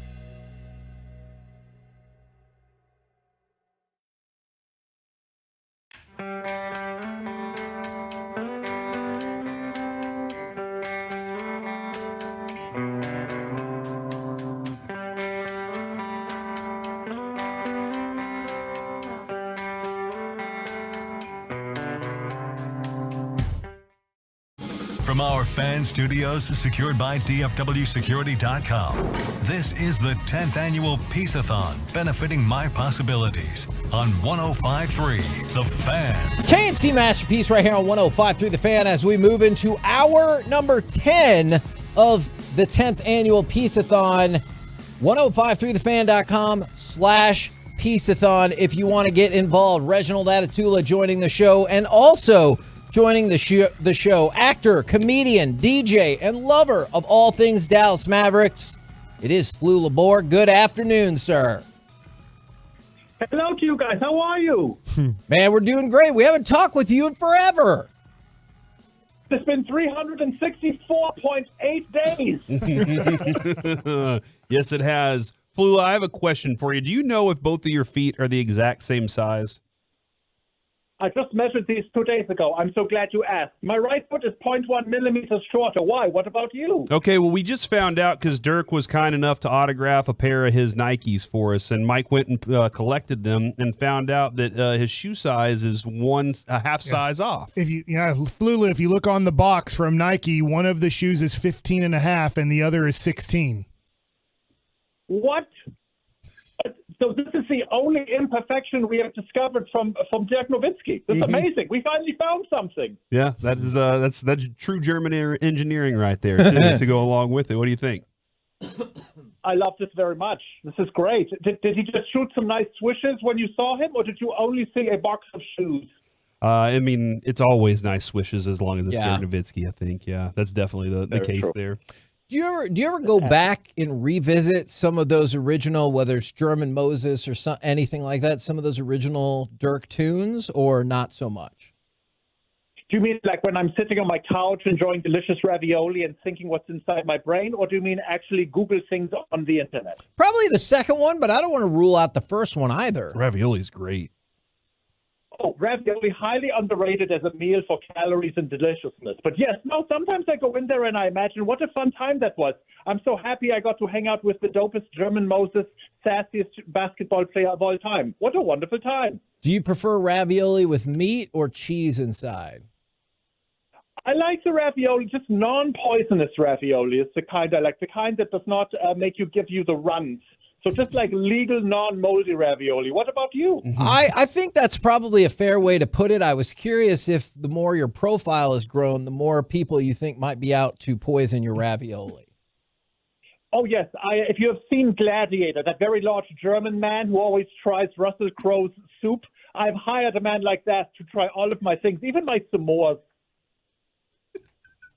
Amazing. Hey, I'm kind of curious when it comes to, because you have had some great opportunities to do some movies and do different types of stuff out there. What do you enjoy more, being the face, the real face on the screen, or the behind the scenes animated character stuff? I like that you said I've had these opportunities, which implies that I've blown them all, which I really love. Oh, man. That's great. What do I enjoy? Well, I enjoy not blowing opportunities, of course. But then I just enjoy the snacks wherever I am. If it's live action cartoons, all I want to know is, do you have muffins and do you have ravioli? 1, 2. Okay. Yeah, now, craft services. Flula, I'm sure you're used to this question, and I just want to clear this up from the 682. Is this guy a real person? Will you please explain to them how real and spectacular that you are? I just pinched myself. It hurts slightly. I just told you about the lengths differing between my 2 feet. I'm not sure what else I can tell you. Do you need my long form birth certificate? What's required? That was a few years ago. I think we moved on from that. Is politics. Is this year's Mavericks team off to a good start? I know last 3 of 4, not the best, but what are your early thoughts about this Mavericks team? Oh, man, what a tasty, delicious offense, of course. Luka is amazing. I'm very excited. I'm a little worried. What's up with Maxey? What's up with Maxey? I think he's dealing with the toe right now. Yeah, sprained toe. Yeah. Yeah, those are the worst. A toe injury, you think, oh, so small, large man, why is it painful? But it is. Toes can hurt. that is a fact. But don't you think the public perception is that it makes you soft, right? Because you're like, just a little toe, but that's a big deal. It's a large deal, especially, well, first of all, a large person, their toe is still the size of like a Peugeot or a Saab or some other Scandinavian vehicle. And I remember Shaquille O'Neal had like turf toe or something and could not play for several games. So it can be, even the tough dudes have tough toes. What was that first car that you said? A Peugeot? Peugeot, yes. You guys have Peugeots? I don't know what I'm looking that up right now. How do you spell that? Yeah, I'm pretty sure we don't have those stateside. Peugeot. It's basically like the DeLorean of Europe. Oh my gosh! So it can actually take you back in time? If you go in reverse and take lots of candies with you, magical candies. I appreciate you sanitizing that for our audience. And if you were Shaquille O'Neal or Maxi Kleba, wouldn't you have wood toe? Yeah, because it's not. You're playing on wood. Oh, you mean like George Washington? Is this what you mean? Like all the toes have become wood because you played on them for so long? Well, we call them turf toe in football, but they're playing on turf. But if you're on wood, it should be wood toe. Oh, it's called court toe. That's court what it's toe. called. Yeah, court toe. Court toe. Hold on, did Yeah, George Washington have a peg leg? Is that what we're trying to go out here? Or his teeth were wooden. Yeah. That's right. How do you think your career would fare if you had wooden teeth? Oh, thank you for implying I have a career. Once again, these compliments. Dude, I see you in everything, Every man. time I turn around, fool, we see your face and hear your voice. You know what? The same can be said of pneumonia, okay? But also, thank you very much. I'm so excited to have a career of any kind. I'm sad I cannot be in Dallas with you in person, guys. Yeah, what's the story? When are you going to be back here? I need to book my Amtrak / bicycle and get down there. I very much need it. I need my delicious Texan foods, barbecues. I need this. I miss this. Well, Flula, you could come down here and be a halftime show. I've been to the Mavs games this year, and there's interesting halftime shows happening. There's dogs doing certain things. There's a guy on a bicycle balancing on a bike. If you had to do a halftime show for the Dallas Mavericks for 8 minutes, what would you do? Oh, first of all, you say dogs doing certain things. Yeah. What does this mean? That is very vague, and I'm almost concerned for the dogs and the audience. This guy was like a gymnast, and then he was using the dog to like climb up his back and then to hang out on a basketball and bounce on a basketball. Then he'd give him a soft basketball, and he'd dunk it on a like a little doggy basket. Okay, great. To answer your question, for my 8-minute performance, the first 2, I would sing the song Kokomo by Beach Boys, but in reverse. Then for minutes 3 through 6, I would hire 5 poodles. I would have them shave me, and then they would be running all over my back and their back. We would do back massages. It would be a centipede of back massages. Do you have a name for this act? Because Red Panda does the bowls. What would be the name for your act? The name for my act would be Don't Watch It. Man, that would be very confusing for people who are like, but I have to. I have to watch It's definitely like a psychological effect there, Marketing. right? Oh, I forgot to tell you. Minutes 7 through 8, we clean up all of the hairs that we shaved, just to give you the full. Oh, that's nice. Is that an audience participation kind of deal, or y'all still do that? It's implied. So if you want to join, you can. It's a no pressure. It's like one of those theaters where you don't know if the audience is actually actors or not. It's very confusing. That's my show. Your seat comes with a broom, though, just It would in be case. tough because the next night he goes to Oklahoma City, but he doesn't have any hair left. Well, Well, number one, have you heard of chia pets? I just put that on my scalp and color it. Put it all over. It takes a minute for those to grow, though, right? Will they all? Exactly. 60 seconds. Okay. You just said it takes a minute to grow. And it's only 60 Outstanding. seconds to get that Man, done. I really wish this show would go on the road. As long as you're giving us great advice, do you have any idea of what the Mavericks could do to play defense? Because that's still not working out super great for us. I think the best defense is 25,000 three-pointers. I think that's... We agree. Yeah, Jason Kidd agrees too. Yeah, I like that. You must think Tim Hardaway Jr. is the best player in the universe. He then. loves shooting 3-pointers. I love it. Listen, more. Let's double and triple these. Let's create a 4-pointer. Who cares? Now, we're doing our charity show today, and you've always been super generous with your time and everything. But for next year, is there some kind of Flula event, experience, memorabilia that you think we could auction off next year? Well, absolutely. You tell me what you need. I will auction this off. I can give you, I mean, I have no children, but I can make a child. I can do whatever you need. I can give you plants. Just tell me. You need a painting? What do you need? It feels like a painting is somewhere in between a plant and a baby that I feel comfortable with. If you could paint something. Paint a plant and a baby. A plant baby. Watching Dirk. A plant and a baby watching Dirk. That will fetch several dollars. Yes. Yes. And I might be the one buying it and hanging it up in my house. I'm just saying. So I might be the one to do that, man. I like this idea, Flula. I love this. This is only the best idea sounds stupid, and this could not be more better. Hold on, is that implying that it's very stupid? Yes. Okay, all right. I feel like that was a pretty straightforward that is implication. wonderful. All right, we've talked about the Mavericks. What's coming up next for you? I know Corey thinks you're going to mess it up, whatever No, I it is. don't. I think he's going to be amazing. What's next on your work agenda that you can tell us about? So to phrase it for Corey, what opportunity can I blow next? Is what you're saying? Pretty much, yeah. Lucky opportunity. Well, I mean, yeah, opportunity. There's a film called My Spy: The Eternal City with Dave Bautista, and I will be inside this movie. Let's see how it goes. So, guys, let's reserve judgment until we've seen it. Did you ask him wrestling questions, or did he show you anything? Oh, we engaged in several scripted, fun, argument scenes. Let's assume it's arguments with fists. I love but that. These were scripted. Oh, it was very fun. It's very terrifying. The man is a professional and also the kindest man in the human history. What a wonderful dude. And when they're a professional, Kevin, you don't want to hurt them in the process. You True. don't want to like expose that you're tougher than they are. Is Dave Bautista the biggest human you've ever seen that has a belly button tattoo? Interesting that you know about the BBT. Yes, he is. There are two other people that have a BBT. One is my uncle, and the other person, well, we all know who it is. I won't say his name, but we know who it is. Sure. I appreciate you refraining on that. Well, we appreciate the time, man. And seriously, we've been talking with you for every year, 10 or 11 years now. Since the Mavericks won the championship. Yeah. Was the first time so we 12 years now. Yeah. And you're incredible every single time.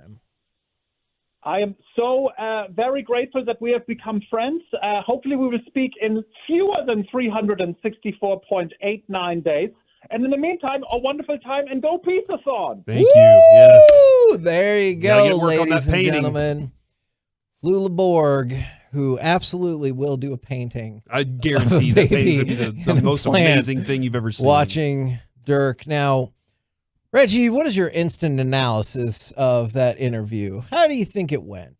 I think that was a solid 7.85 out of 8. Oh, out of 8? Out of That's 8. right. Wow. I never expected to hear that. But I it's a never weird expected scale. to hear But it's a out of Flula 8. segment. You have to have a somewhat odd scale. That was a good Well, curveball. plus, it just made me feel a lot better. Yeah. 7.85 out of 10. You were like, and then it was like, oh. Yeah, that was expectation good. subversion. Man, you're right My about knees that. buckled on that one. Comment. Good. You're sitting down. Coming up next Tell me on the Piece-A-Thon. Tell me what's up next. Piece-A-Thon. Tell me what's up next. I sent you the run sheet. Piece-A-Thon. It's going to be random because I don't know. Let's talk about Shohei as the most hyped free agent in with Major League Sandler. Baseball history. Maybe. Oh, Sandler's out. Next, right here on the Fan. G-Bag's Brian Broaddus setting.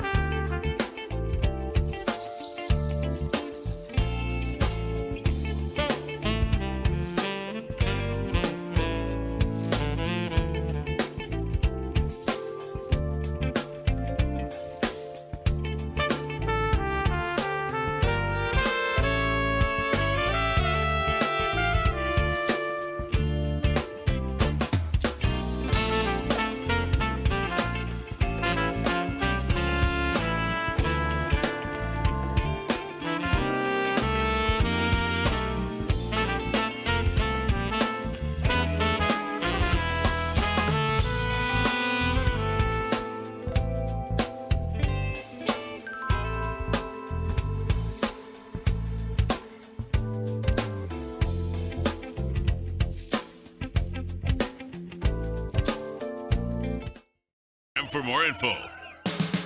This segment of the KNC Masterpiece Piece-A-Thon is brought to you by the personal injury lawyers Frankel and Frankel. Life is unpredictable. Accidents happen. Frankel and Frankel are the go-to attorneys for car and truck wrecks in DFW. If you or a loved one has been in an accident, contact Frankel and Frankel for a free consultation at truckwreck.com or call 214-333-3333. One, swinging a high fly ball, sliced in the air to left center. Tavares turns, he watches, and that one is gone. Wow. Nearly 460 feet off of Shohei Ohtani's bat to the second level above the Angels bullpen. Ohtani's home run, his 19th of the year, ties the game at 5. KNC Masterpiece back here on 105 through the Fan as Piece-A-Thon rolls on, and Alec Medford is a treasure. Maybe you'll hear him on some upcoming Get Rights. By the way, tonight we got Reginald Atatula Get Right running from 8 to 11 this evening, correct? That's right. Myself and the Fan Phenom winner, Blake Elliott, taking you in the post-Piece-A-Thon time. Wow, so you guys are going to 8 again? He said he's not going until 8. We're going until 7, and then there's Cowboys Cross Talk tonight. Yeah. So we'll get an hour. Yeah, got an hour of that. I mean, look, it's still a Cowboys game week, baby. You know what I mean? We got to get ready for the Commandos. And so that'll happen from 7 to 8, and then 8 till 11 we'll wind you down as we get you ready for Thanksgiving and Cowboys football. So I was reading an interesting article with a few other candidates, but I'm just curious before we dive into the specifics, do you think Shohei Ohtani is the most hyped baseball free agent ever? Yeah. Yes, I do. Yes, A-Rod. I'm looking at Adrian. I mean, A-Rod was. Well, no, but like if you factor in social media and the way that information is now shared immediately, like A-Rod was a big deal. I was in like 4th grade, but that was a big deal. But it wasn't like there were conversations, and I mean, we didn't have an MLB channel, right? MLB Network didn't exist, where it seems like it's, if not 24/7 Shohei coverage, close to it. So yes, I think for a number of reasons, I would say yes. Other than Derek Holland when he was a free agent most recently. Yeah, that didn't happen. For us, we hyped it up. Like we were really hype on it. So I'm sorry to hear that. Well, I remember being on air when it happened. Whenever it came down, I was like, "Look at this! Congratulations, bro." Mike, were you ever a free agent? Like plenty of times. The non-tendered happened all the time for me. But was that an enjoyable experience for either of you guys? I mean, I think it's a different experience for people like Shohei, where you make the rules. So, but like, was that an enjoyable experience or no? If you're successful leading into the free agency, I'm sure it is. But when you really weren't, at least for me, not so much. Did you feel pressure going into that? I didn't have much options, so it's like, which one do you think you have the best chance of making the team? Which year was your pre-free agency year? Your last ARB year was what year? All that stuff was bought out. So my last that's year, right, with you. Okay, yeah. So it was 17 was my first year, or 16 was my first year going into free agency. Okay, so that was post-injury in 15. And then played a year here, and then left and went to Chicago. Okay. So I'm just curious, did you feel pressure in 16, not just because you were pitching for a team that ultimately would win the division, but were you thinking, gosh, like my value's going up and down based on this outing? I just felt fine, like, all right, whatever, probably not going to be here next year, so, do whatever. But then, especially once it came to playoffs and I wasn't on the roster, and me and Colby didn't make the roster, it was like, all right, well, let's figure out where we're going to go next, because they definitely don't have anything to do with me anymore. He was very morbid. I remember like middle of the year, I'd be like, hey, what's up? And you said to me one point, why are you wasting your time talking to me? I'm not going to be here next year. That's spicy. I mean, it was like you could feel it's not that it hadn't. He thought you were transactional. He thought you only liked him. No. It was like it was coming from within. It wasn't like the guys loved having me there. It was just certain things weren't lining up very well, and we were kind of just getting pushed back. It was me and Colby. I hate saying that. I will tell you, though, there are people in every clubhouse, and Kevin and Corey, you guys have maybe witnessed this. I don't know, like if you guys noticed this, Mike and Derek, when you were playing. Reggie, same thing. I'm sure you've seen this. There are people in every clubhouse who will only go and talk to the people they believe are going to. It's transactional, the star players or whatever. Yeah. And like, I do the opposite. Yeah. Those people are way more fun. They're way more fun. And plus, you want to go talk to Adrian Beltre the few times he's going to be there. Like, I'll talk to Adrian. I'm going to have opportunities to talk to him because of my role. But when Evan Grant goes there and Bogart's, Adrian's time, I don't want to be there for that. Let Evan annoy the hell out of Adrian. I'll get him another time. I'll go hang with Derek while he plays FIFA. That was the thing I got to see, especially covering the World Series this year, was getting to walk in there and seeing. And it's exactly like you said, like all these other guys could have had some sort of part to that game. And it's like they were left out. It was like, all right, we're going to go to Simeon. We're going to go to Garcia. We're going to go here. And it's like, well, what about the other guys that still were doing things with the team? Like they might not have had the biggest moment, but you're forgetting about them. So that was like, for me, it was like, all right, I'm going to go visit with this guy and just kind of hype him up. Like one guy definitely made sure now he had more of a spotlight though. So this doesn't really fit to what I'm saying, but John Gray, I went and talked to him and I wanted to make sure he felt like he was on cloud 9 and should stay there. He deserved it. He's gone through a lot of crap. So I wanted to make sure I'm not here. I don't want to say anything negative. I want him to feel the positivity so that he can get there, and I want them to win the ring. So I'm going to give him as much boost of confidence as I possibly could.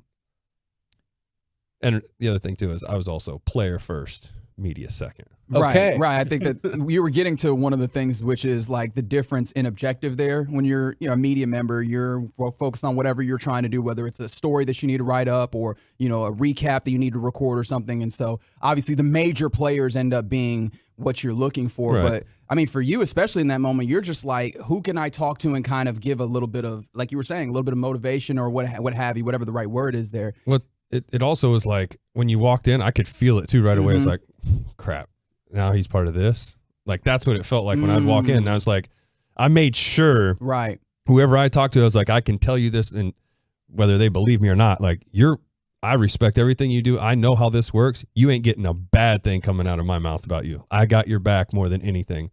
Do not worry about that. Because again, like I said, I'm player first, media second.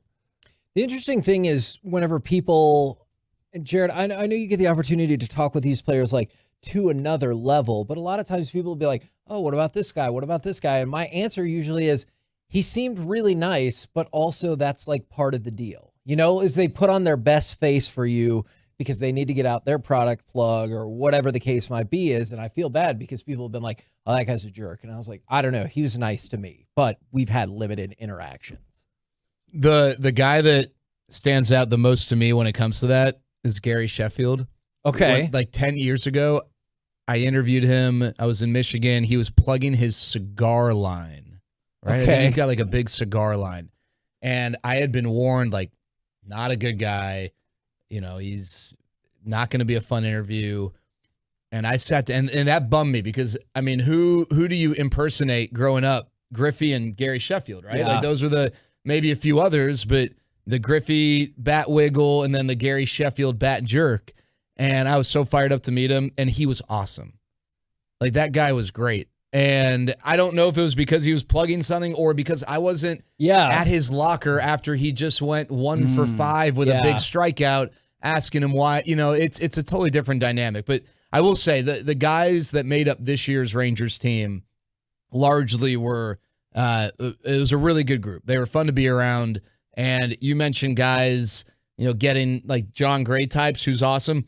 Travis Jankowski is one of the coolest guys I've ever met, and I'm so fired up that he had his moment too in the World Series. Do you think, and we've talked about it, I'm not saying he's the best player, and Mike pitched a couple scenarios where maybe you'd have to rethink it, but my take is Adolis Garcia is unmovable off of this team now, whereas I don't know if I think that was the case even a month and a half, 2 months ago, probably 2 months ago. No, that's fair. I think if you were to look at things straight, objectively, robotically, you could make an argument, hey, his value's never going to be higher. He's north of 30. The Rangers have a pretty good group of players on the outfield side. What can you get for him? But after he just did what he did, I mean, I know that Bill Belichick would probably say you got to be heartless. Sure. But it's not just what he did, but this guy he's not the MVP of the team, but he really is, in a lot of ways, the emotional heartbeat of this team. Yeah. And I think sometimes you've got to show, we talk about this all the time, whether it's lineup decisions when a guy's struggling, sticking with a guy, maybe it's a transactional, like a player movement decision.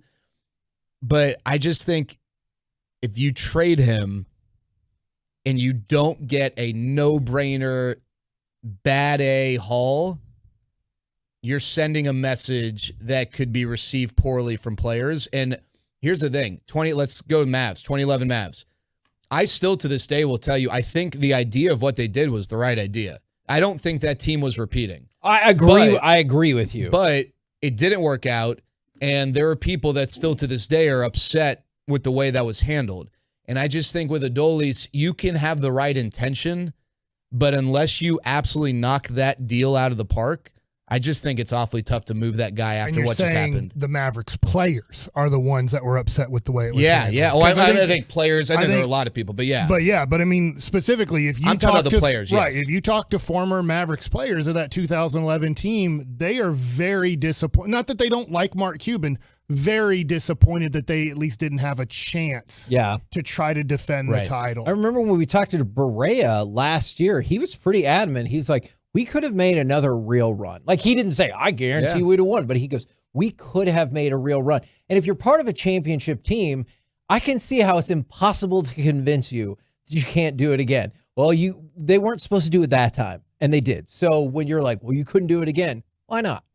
Yeah. But I understand how you have to look at it from a cold business perspective. I will tell you, the only thing that could get in the way here, Adolis Garcia is an ARB player. He's an arbitration, right? Yeah. So he is, people who don't follow baseball would probably think, oh, wow, Adolis Garcia hitting middle of the order, team that won the World Series, this and that.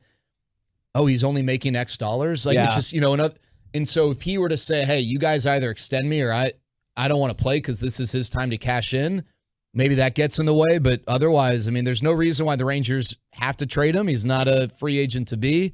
And he, he's relatively cheap based on his production. Do you think the baseball will ever overhaul that system? Because it does seem like, I don't know what you think the age is. Maybe you think it's 26, 27, but it does seem like if you don't get to the bigs before then, you're never going to hit like a really big payday. Well, it's a horrible system, and we talked about this when the Rangers were bad. The way the system works, it doesn't encourage bad teams to spend because in a lot of cases, you are being asked to spend on a 30, 31-year-old guy, in which case you're going to have to pay for past production, and it's not smart. Yeah. The Rangers were able to spend, it was unconventional, but they spent first, developed second.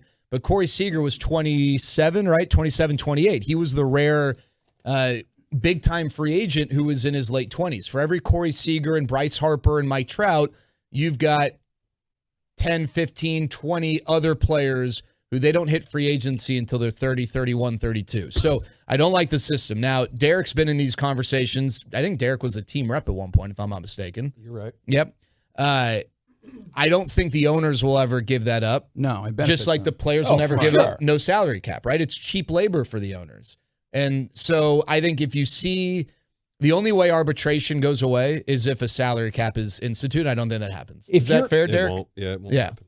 If you're Evan Carter, they come to you with a 8 for 110 is what Corbin Carroll got. Okay, 8 for 110. Are you like, let's do that? Or are you thinking, if I can ride it out, I can be ahead of the game? Let me just say this because I want to say it because when the money gets in front of you, it's a different situation. I can see that. That's where it becomes, okay, I'm financially set, and this is what you've worked your tail off for. And the other thing is you also got to look at it as, okay, you got this contract, now you're playing for your next. And I could see that being his mindset is, all right, I got paid, my family's taken care of, I can do everything I want to do, now let's play for that next one. And now you don't have to worry about the stress of, oh, man, if I do this, I'm not going to get paid or whatever. Just go out there now. You're set. You can do whatever you want. It makes everything a lot easier. And I think a team is more likely to offer that contract to a guy who has that mindset rather than I can kick back now, right? Yeah. It's not. Well, you can't predict that. No, I know, but those conversations are going to go, like Corbin Carroll. I don't think the Diamondbacks have any concern that Corbin Carroll is going to just kick his feet up. Evan Carter, same thing, but you're right. Not that 100%. I've ever been presented that, but I wonder, and I don't mean to throw this guy under the bus, but he's the guy. Think about Rugi. No, because Rugi took the deal. Yeah. Nomar Mazara. And it's tough because at that time, Nomar's thinking he's probably got people in his ear saying, hey, wait 3 more years. You're going to make X dollars. Yeah. You're going to make more. Yeah, but if you're Evan Carter, I mean, it's tough. He comes from a small town, right? This was a guy who didn't play in showcases because it costs too much money. He's already married and stuff. He's married. Yeah. It's tough to turn that type of money down. We're the KNC Masterpiece right here on 105.3 The Fan. Coming up next, it's time to power rank those NFL power rankings unless Reggie and Jared overrule and start a brand new segment. Who knows what could happen? Turkey legs are good. Next right here on The Fan. RJ Chop, your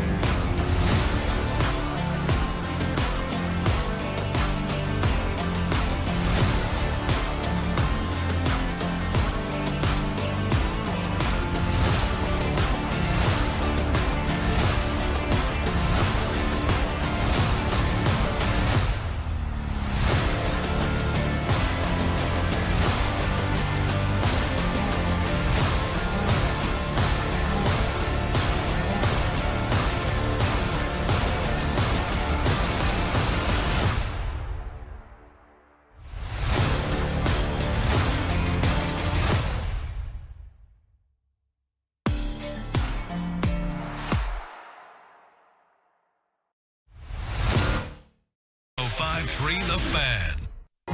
This segment of the KNC Masterpiece is brought to you by Classic Chevrolet. Just announced Classic Chevrolet in Grapevine's one-time Equinox offload. A limited supply of excess Equinox models will be sold direct to the public below market value. See them all at ClassicChevrolet.com. Don't wait. The best will sell fast. Classic Chevrolet. Find new roads. 1st and 10 at the Giants' 41. Snap to Prescott. Well protected. Deep down the right side. Gallup in the end zone. He caught it. Touchdown to Michael Gallup. What a throw and what a catch. 41 yards. KNC Masterpiece back here on 105.3 The Fan as part of the 10th annual Piece-A-Thon. If you go to 105.3thefan.com/Piece-A-Thon, I was just checking out. There are actually still a handful of items that don't have any bids on them. If you want to get involved, auctions will end today, and there's all kinds of incredible stuff out there. We were just hyping up Blaze Pizza because they came up here, brought some stuff. Blaze Pizza for a year. If you want to go check that out, go look at the auctions. We're going to power rank the power rankings, but Mike, I want to play some audio for you first, if we can. Are you familiar with the Grey Cup? That's Canadians championship, right? Yes, look at you. Correct. Where Doug Flutie dominated. I'm going to take you to Marc-Antoine Dequoy. This is... Wait, Mark Twain? Not Mark Twain. I think you meant Antoine Walker. Shania Twain. No. How did we get from Dequoy to Shania Twain? Mark I don't know why I said it weird like that. All right. His team, the Montreal Alouettes, won the Grey Cup. Here is his speech. I just want you to listen to it. Is it in English? Take it in. It's not. It's not in English. I will translate it for you after the fact, but listen to it. N'ont jamais cru en nous, man. Tu regardes partout, c'est écrit en anglais. Tu mets tes quêtes de TSN, c'est écrit Toronto contre Winnipeg. Tu viens ici, tu as un jeu en anglais. Ils n'ont jamais cru en nous. Mais tu sais quoi, man? Gardez-le, votre anglais. Parce qu'on va prendre ces coupes-là. On va ramener au Montréal. On va ramener au Québec. On va ramener chez nous. Parce qu'on est champion. Let's go! All right. I fight for me, not you. Yes, it sounds like they're going to behead a king. Is that Ivan Drago? Like. Yeah, not quite. All right. So they just won the championship. Do you think he was fired up, happy, or angry? I think he was emotional. Okay. We know that. Thanks. There were emotions involved. I think that's technically correct, which, as we know, is the best kind of That correct. is correct. I think he was angry. I think he was mad. Okay. Derek, do you want to clarify your stance? Yeah, I guess I'm going to go with the angry. I think he was happy. I think he was doing the motivational look. You can, but they already won. You're only borrowing the name, but we will also borrow the history. Let's play it again. Well done. And I will translate it for you into English as we go along. You don't know French. Oh, boy. Can't speak French. They never believed in us. You look everywhere, it's written in English. You check TSN, it was written Toronto versus Winnipeg. You come here, and they only speak English. They never believed in us. But you know what, man? Keep your English. Because we're taking the cup, we're going to bring it to Montreal, back to Quebec, and we're going to lift it at home because we're the effing champions. Let's go. See? You should be a translator. That was kind of really close to what I was saying. Yeah, Can you do sign language with that too next time? Did you take French in Garland? Dude, I'm impressed, man. No, I want the sign language with it. Actually, I did not. But he ate French's mustard and just could talk. I would never. What? You don't like mustard? Isn't that weird how I don't like the French? He doesn't like condiments. I don't mind different mustards, generic mustard, French's mustard, Heinz mustard. Mustard's mustard to me. But ketchup? Ketchup is not ketchup. What? I'm having Heinz. Will you save that last word right there? Ketchup is not ketchup. Tomorrow on my turkey will be Heinz ketchup and only Heinz Wait, you ketchup. put ketchup on turkey? You shouldn't do that. Yeah, me too. Both of them do. Why are you doing this? Because I love ketchup. Because not every turkey is as good as the turkey that our Tolo brought. I in would today. still put ketchup on that. Yeah. What? That is. My older son is judging y'all out there right now. All right, so you don't He's have not to even paying step to the mic. Our Tolo Brad is here. Just thumbs up, thumbs down. Do you take it as a insult to your turkey? If somebody yes, it is insulting. I think so. Also, I'm insulted awkward for him. pause there. Yeah. Chef said no. Yeah. I don't care. Yes, chef. Yeah. Yeah, he said no. I'm insulted no, for chef? him. That's what I right. decided. Okay. Kevin sees it as an insult if you put anything on anything. That's right. Condiments on anything is a bad thing. Don't need it. Don't need it. All right, you guys ready to power rank the power rankings? Maybe. You want, okay, Reggie, do you want ESPN? Sauce chefs are so mad at you. The Athletic? There's people that do their living on sauces. That's fine. That's great. And they're amazing at what they do, and they have a great life and a great career, I'm sure. But I go to places with people when they're like, isn't it the best? And I'm like, this is like $24, and I don't want most of this crap. So it's not for me. You want NFL, The Athletic, or ESPN? I feel like it's an NFL, like they do this. It is the NFL, so we should probably try that, right? Yeah. Okay. Do we want athletics doing it? What? I wouldn't want the Oakland Athletics doing any power rankings myself. It's not Oakland. I'm not an athletic supporter anymore. It kind of is. Yeah, Until you're like right. 28 is the first full season. My bad. Do we know where they're playing yet? The A's? Las Vegas. Yeah. Well, before they get there in 28. They'll stay where they are. Yeah, for 2 to 3 years, they're in the Possum Kingdom. Possum Kingdom. I want that to become the official name of the Oakland. They got a possum living in the radio television booth. Possum Kingdom. They said they killed it, but they killed it by trapping Starvation it. or something. Yeah, they trapped it in the wall. So then everybody's like, it smelled like a dead rodent or whatever it's called. Not a rodent. Mike, what did we learn? Are they it is a rodent. Marsupial. Varmint. See, you like this, Mike. Kevin also didn't know that whales breathe air, so you can't trust his opinion. That is true. That is fair. I remember that. What did you think whales breathe? Water. Turkey. Look, I don't want to lie to that turkey. I didn't want to lie to you and change my opinion. That's as believable as water. I told my wife that. What? And she was like, how did he miss that in school? Did you tell her I'm smart about other stuff? Yeah. Okay. But it's just one of those things. That was a tough one. You know a lot. I don't know. But then I just don't know how you missed the whale as a mammal. Kevin is like a budding AI where he just he's not been able to master. Upgraded yet? Yeah, he's like numbers, beep, boop, got that. I'll take this information and I'll grow. I'll take this information, I'll grow. All right, number one team. What did you think the hole was for? All right, okay, all right. I don't like where we're going here. Collecting food, probably. All right, who is the number one team in all of the NFL lands? I feel like after the Monday night, it's probably going to be the Eagles, isn't it? Yeah, in your face, Kevin. Yep. No, stop it. Who is the number? That is correct. Okay. Second team. Clee. All what? No, just kidding. Second team in all of the land. Niners. You think so? Lions. Okay. They barely beat the Bears, but it is a win. What are your votes? I'll stick with the Chefs. I think I will also go with the Kansas City Chiefs. Quite amazingly, you're all wrong. Nice. The Baltimore Ravens that's right. are second. I missed my opportunity to bring the Lamar agenda to the Yes, my you fault. did. My bad, dude. The Browns are better. Than the Then Ravens? Yeah, they beat them already. The Ravens, they did beat them. I can never take that away from you. You are very correct. They did beat them. Thank you. The thing that's annoying to me about the Baltimore Ravens is that they look dominant in all these games and then somehow just like give the game away. All three of their losses and it's have so come in the frustrating. final 2 minutes when they gave up the lead. Like I like looking at the chart of the win probability because it's just like, Oh, my God. they've got the game 99% and then lost. See ya. Unbelievable. Number 3 team why you in gotta win the all whole thing. of the land. Fair enough. If it goes Eagles, Ravens, what next? All right, I mean, now I we do can go think Chiefs. 49ers because I think they're making the Super Bowl. Niners. I already tried the Chiefs and they didn't help me out. I think so they're I'm gonna here go now. Niners. Say 49ers. Yeah, I did. I got the Chiefs. Unbelievably, once again, you are all incorrect. It's Dallas. Corey, It's Detroit. I'm particularly disappointed in you as your boys, the Detroit Lions, are number 3 on the list. They're not number 3 Is in their my defense heart. even like Darn good? it. No. Okay. They barely beat the Bears. San Francisco is 4. Kansas City is 5. Cleveland 6. Cleveland is not 6. Where do you put the Cowboys? If your top 5 is Philly, Baltimore, Detroit, San Francisco, Kansas City, where does Dallas go? 9. Okay. What say the rest of y'all? 8. I'll put them at 6. I will put them at I'll go 6. I didn't think I would get the opportunity to say this again. Yeah. Unbelievably. $1, You Rob. literally could have gone 7, Reggie, and we would have had all bases covered. I was actually not listening to I anything. blame you guys said. Mike. I blame Mike because it went 9, 8, and then Mike goes 6. And so the Dallas Cowboys are 7 on the list. Miami is 6.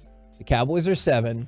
The Jags are 8. And the Cleveland Browns are 9. Mike, did you hear Top the 10. news when you were off having lunch that Trevor Lawrence was named the AFC Offensive Player of the Week? 4 touchdowns, Sean. I didn't see old Lovey-Dovey do that in Green Bay. Oh, man, I really think he's got it. I'll tell you what, you add 2 extra letters to the it, and that's what he's got. God. It is. Is it one of the apostrophe in a letter? No, before it. Okay. That's love. And he gets to play tomorrow. I tell you what, the So, NFL, tell me that about Detroit game, and I get it, I'm man. lost. They're number 3. But that Detroit game is always Does a he mean pathetic quit? game. You're always like, should I keep watching this stupid parade or should I watch this Detroit crap mess? But usually it's Detroit who's the crap mess, but now you have to watch the Green Bay love fest. Well, there you go. That's power ranking the 11:30. power rankings. We did it, Who man. was 10? 10 is The Rangers. It's not the Rangers. No, they're number 1. 10 is the Houston Texans, on which Nick Eatman. Wait, they're higher than the Jaguars? I told you the Jags are 8. We just effing went over this. The Jags are 8, and the Texans are. Kevin. Yeah, you're late again. We are raising I'll tell money you for a what. nonprofit. I'm going to tell Spittle you're not on the clock. That's right. Yeah. Let me know how that turns out. We're the KNC. Shut up. Shut up. Just shut up. Like 3 hours. Coming up Kevin was very next. calm. We will talk with My Possibilities Yeah, no executive energy. director and not the Saints wide receiver that just went on the injured reserve, Michael Thomas. Michael Thomas got hurt again? Of course he did. 4th year in a row. Maybe some Are You Better. How is he as ever we healthy? move into hour If I was his 11. doctor, I'd say- Why are you still talking? Because you have to get healthy to get hurt again. Of Piece-A-Thon on 105.3 The Fan. KNC Masterpiece.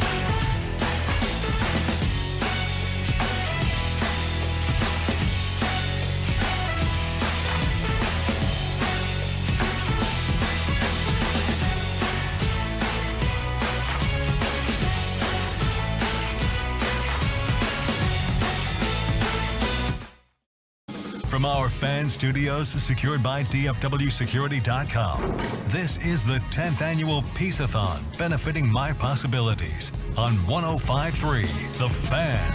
KNC Masterpiece right here on 105.3 The Fan as we move into hour number 11 of Piece-A-Thon. Hit us up on Twitch. Want to hear you from the YouTube and text into the truckwreck.com text line 877-881-1053. How many hours you've been listening today? We appreciate every single one of you from the 682. You know, I love hearing about all the amazing stuff you guys get to auction. Even though I'm one of the little people, I like to imagine that I could win. We are actually working on, I don't think it's going to hit today, but something at least for next year that could open that up for a lot more people. Right now, we bring you from My Possibilities, the face that runs the place. It is Michael Thomas. Good afternoon, sir. What's going on, guys? How you doing? Doing great, man. Hey, thanks for sticking around as we came back a little bit late there from break. No worries at all. How you guys up to? I mean, 11 hours. You got your. Are you on the other side of the hill? Yes.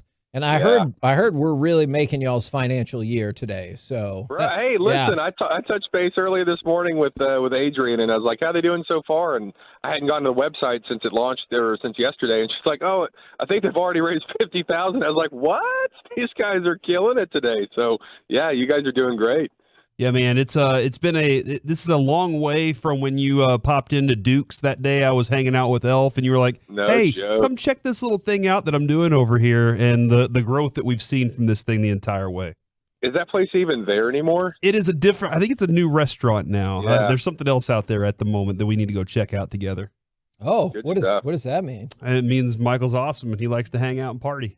Oh, Truth. It's like a strip club. No, what are you talking about? No, it's a restaurant. It's a family restaurant. It's Good in Plano. Lord. There's nothing like that in Plano. I mean, absolutely not. That I know of. Nothing. Kevin, this is for next time. Okay. All right. Michael, that might have hurt our ability to make some money here. No, not at all. Okay. So we've been telling people all day long, directing them to the website, 1053thefan.com/Piece-A-Thon. And there's all kinds of amazing auction items up there if you want to get involved. And I appreciate all that. I appreciate the heck out of everyone who's bid or already won something or will bid today, anything like that. I was hoping you could also speak to the donation aspect, because we're also taking donations on the site. And I know funding is a huge issue. So can you walk us through like why this money matters or why donations matter so much for y'all? Yeah, absolutely. I mean, to sum it up quickly, for as phenomenal as the state of Texas is, and look, you know, I'm a proud Texan. Corey, you know, born and raised here. We love this place. There's a lot we like to talk about. And unfortunately, one of the things the state does not do well is take care of people with disabilities. And that's both in the public school and that's after they've graduated. This is no matter what metric or statistic you want to look at, the state is bottom 1 or 2 in the United States for funding support for people with disabilities. And so it means once a young adult is graduating from any public school in the state, the funding, the system that exists beyond public school is just not funded well. There's just, it's a sixth of the funding that public school gets. And I think most would say public education in Texas is funded poorly. So organizations like My Possibilities, the dollars that come in from the state, they cover about half of what we do. So that means every single year, every time a new hipster starts in our program, that represents a new fundraising goal. And so our model is the bigger we get, the more we need community support. So Piece-A-Thon has fortunately grown with us, and it's just a great example that the Tolos out there get it. They understand it. A great deal of them probably have a child or a sibling with special needs, and the dollars, whether it's an auction item or it's just a general donation, I mean, those are going to support 600-700 adults with disabilities in North Texas. So it means a great deal. Yeah, and I think, Kevin, you've found this out as you've gone along, is every time we see anybody, the first thing Kevin will do is give him the elevator speech and say, hey, how do you want to help us? And so like and then immediately a lot of times it's, oh, I have a cousin or I have a friend or my sister or this and that. And there's so many people, even when I was talking with Charmaine a few years ago at the Christmas party, she was like, delightful. So many people that work here have a connection in some way, shape, or form, and that's where the passion comes from. Michael, go ahead. Sorry, I was just going to say, I think it's easy to overlook how immediate the impact is, but 4% of the American population has an intellectual or developmental disability. Wow. And if you extend that to their parents, so that's another 8%. 12% of the American population either has IDD or is a parent of a child with IDD.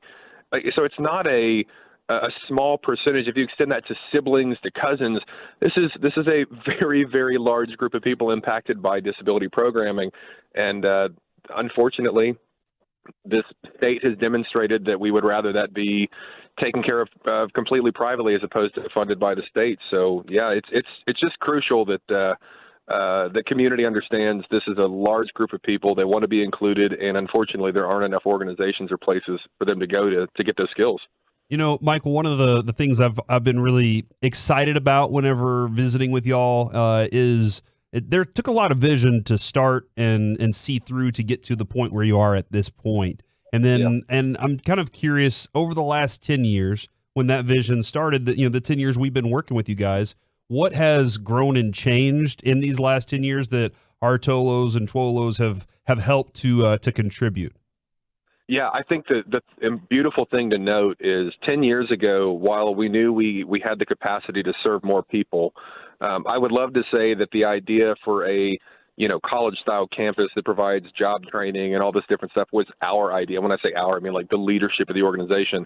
And the reality is we've built what our hipsters have asked us to build. As we were talking about where we were going, and we kept asking them, what do you want? Where do you want to go? What do you want to do next? The frequency that we heard young adults with disabilities say, I want to go to college because their siblings went to college, or their friends from high school went to college, or their parents are, Texas, SMU, OU graduates, and they went to college. Like, that was what they were asking for. So fast forward to 2023, and there is a campus that functions like higher ed, and they do get to choose their own classes, and they do get to pick. Now in the second building, the Employment Innovation School that we just opened, they get to choose a career path. And if they want to work in culinary or retail or technology or facility support, whatever, there's all these different paths, and they get to say, I want a job, I want a career, and I want it to be in this space, and I'm going to take those classes. And guys, just to point out, like, that's not only is that a new concept or a new school in North Texas, it just doesn't exist on a national level. I mean, it should be the expectation. Every major city should have continued ed and job training for this population. It should be expected. And unfortunately, it's not yet. And I think what the Tolos should know is supporting MP locally and doing this work in North Texas is demonstrating on a state and a national level this is where this space should be headed, and we believe they should be included, and we believe they should have an opportunity to continue learning and choose their pathway to be a part of the community. And previously, that was just simply not the case. All right, so I guess then within the next 10 years, that vision then is probably those efforts can be contributed to promoting that then. 100%. Yeah. In 10 years, when we're celebrating the 20th Piece-A-Thon, if there aren't continued ed, job training schools, vocational schools in every major city in the state, I'd be blown away. I absolutely think that's where it's going. I think the DEI world has acknowledged this population is an amazing addition to the workforce. We have better appreciation for them living next door to us in the community, and it is changing. We're still on a national level, we're still kind of babies when it comes to disability and inclusion, but it is rapidly improving. And I think kudos to X and millennial generations that are making a lot of these decisions. But we just look at this a bit differently, and the whole concept of put your child with Down syndrome in a corner or take care of them on your own, don't make that a community issue. Those days are gone, and the expectation now is this is my child. He may have autism. You're going to love him just the same, and he's going to work for you. And I think, it really is. It's changing rapidly. All right. So you got us on the hook for another 10 years is what I just took from that. That's a minimum expectation. Yeah. Yeah. So or else we can't build these things and make these advancements. Is that what you're telling me? If you guys don't commit to Piece-A-Thon through 2033, we will not have job training centers for adults with disabilities across the country. That's exactly what I'm saying. In your face, Kevin. You know what? I really want that. So you got me in a tough spot where making a 10-year commitment to this right now I think we can. is overwhelming. But if this is what it takes, I'm in for it. They're in. I guess I am too.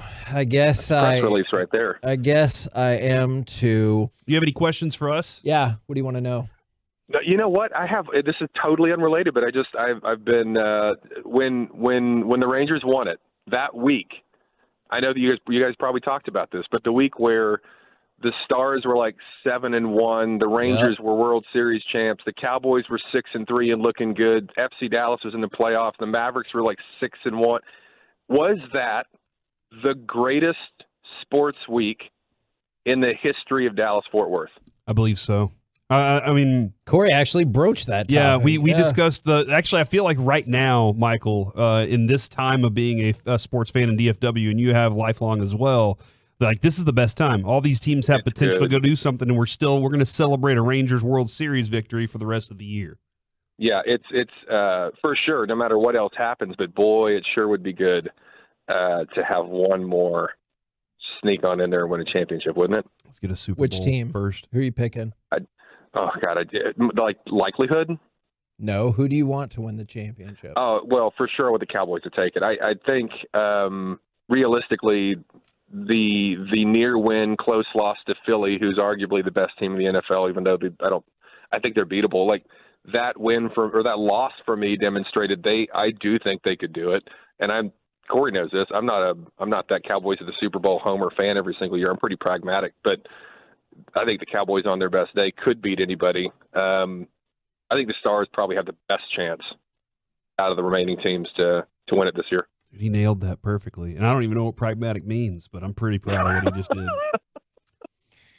That is concerning. All right. Thank you very much, Michael. We appreciate it. We appreciate everything that you do for My Possibilities, and we're glad to help in any way.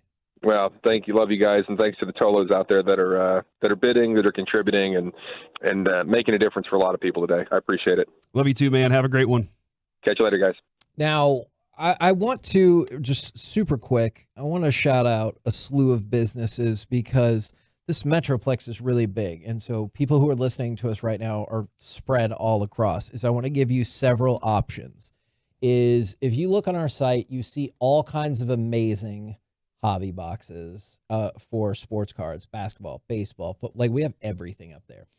A lot of them are right now going for less they would on retail. So if you want to go pick some of those up and help a charity in the process, that would be amazing. Worth Collecting in Waxahachie helped us out with the Tony Romo, Troy Aikman, Roger Staubach poster, and the Luke Skywalker card. Collectible Investments brought us the Dak mini helmet, and then several of these the Baker Mayfield mini helmet, several of these other things. They're in Bedford. RJ Dukes, if you're looking for a spot in McKinney, we were just there on Monday. Told you then, he's been contributing to this cause for a long time. Those National Treasures boxes, among other things, those are from him. Trading Card World in Dallas. If you see all of those Topps Chrome Update baseball boxes, they gave us a case. Wow. They were like, here, how about a case? And you're like, great. Yeah. And so we ended up splitting up, and that's why we have 6 different auctions for that. They're in Dallas, right across the street from us. I know their Black Friday sale on Friday. I guess that makes sense. Their Black Friday sale, 10% off all purchases in store, off of everything. Nice. So Friday, if you want to go check them out, Texas Roadshow in Mansfield, that base, that ALCS 2011 base, that's from them as an add-on to all the other boxes that they already gave. That's another spot along with RJ and Paul that has been helping for years and years and years. And then 2 more, Louisville Comics, that's in Louisville. You can probably figure that out. Texas Roadshow's in Mansfield, by the way. We've been there. Louisville Comics they have been super helpful the last 2 years. By the way, that shop filled with Tolo workers. Okay. Yeah, they love our station. So go check them out. And then Dallas Card Show. We talk about Dallas Card Show a lot, and I get it because the people are like, oh, yeah, and you do ads for them and stuff. Sure, I guess. But the first time I met Kyle, who was in charge of everything at Dallas Card Show, he didn't know, he'd never met me in my life, but somebody in his shop was a fan of our show. And I just told him, like, hey, we got this thing coming up. And he's like, oh, yeah, sure. Do you want this? And, like, we had met 2 minutes earlier.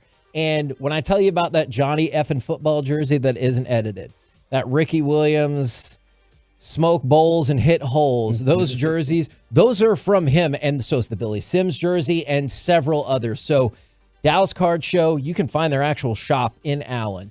Louisville Comics, Texas Roadshow in Mansfield, Trading Card World in Dallas, RJ Dukes in McKinney, Collectible Investments in Bedford, Worth Collecting in Waxahachie. I know that's a lot. And if you need any of them, just give us a message or DM me. I will tell you more about these shops. But across the Metroplex, you have a lot of great shops where you get good deals and they're good people.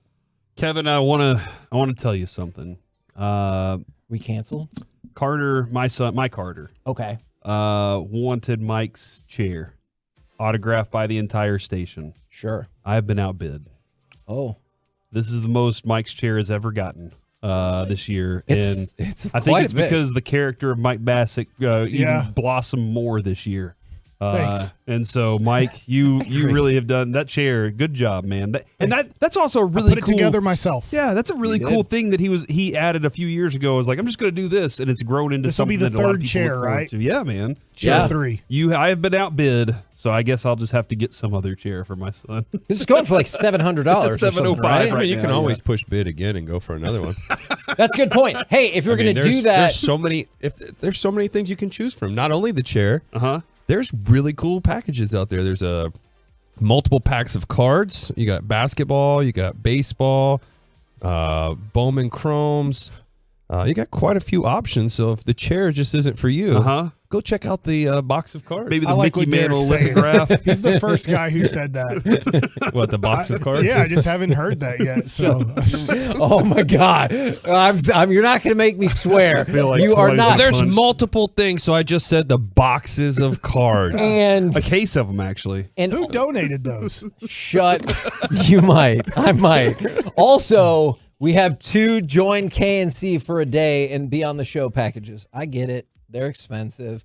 I appreciate it. But it's for a good cause. It is for a great cause. You can also donate. Appreciate all of you guys so very, very much. And guess what? We still got plenty more to go. Coming up next, we will talk with Dallas Cowboys tight end Jake Ferguson right here on 105.3 The Fan.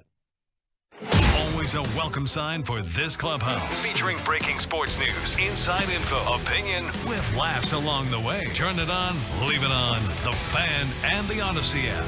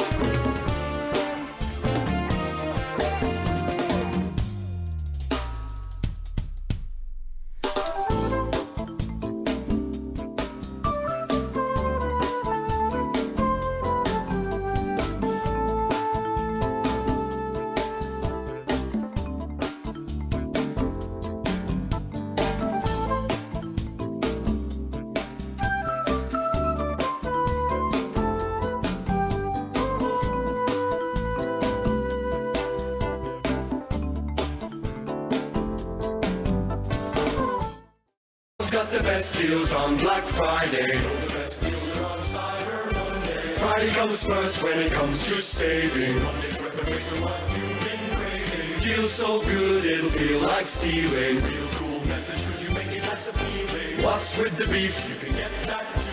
Why'd you call us? What's triggering you? Whichever day you're shopping on, you'll save a bunch at Amazon on Black Friday. Too. Oh, not this song again. Hello, Sarah. Real quick, if you had to choose, would you listen to elevator music all day or deal with payroll compliance? Oh, payroll compliance for sure. Wait, really? Staying compliant is so much easier with Gusto. Gusto automatically calculates my taxes and files with all the right agencies for me. That actually sounds great. Hold up, can Gusto help my small business with compliance too? Of course they can. Choose payroll compliance without the ups and downs. Visit gusto.com/radio to sign up for free. This year, Staples will not be celebrating the holidays. Instead, we're celebrating the Holiday Deals with amazing savings for the holiday season. Save 60% on custom holiday cards, save 60% on custom invitations, and save 60% on custom photo gifts like mugs and calendars. During Staples Holiday Deals, it's not about the ho-ho-ho, it's about saving do-do-do. Save 60% on custom cards, invitations, and photo gifts today at Staples. Ends 12/2. Visit staples.com/print for more details. RJ Choppa here for Boomer Jacks, your official game day headquarters and the place to catch all the college and pro football action. It is Boomer Jacks. It's not just for the weekends, though. Every day of the week is a great time to head to Boomer Jacks' best drink specials in town. Ice cold beers and drink specials starting at just $3 all day, every day of the week. You can find your game at Boomer Jacks. Best TV setup in town, best patio setup in town, and you've got half-price menu items on Monday, Tuesday, and Wednesday. 16 locations. Find yours online, boomerjacks.com. And it's back to the KNC Masterpiece on 105.3 The Fan, which is brought to you by state-of-the-art weight loss or soda and Frankel & Frankel. Life is unpredictable. Accidents happen. Frankel & Frankel are the go-to attorneys for car and truck wrecks in DFW. If you or a loved one has been in an accident, contact Frankel & Frankel for a free consultation at truckwreck.com or call 214 or 817-333-3333. All right, KNC Masterpiece back here on 105.3 The Fan right now. We bring to you Dallas Cowboys tight end extraordinaire Jake Ferguson. Good morning, sir.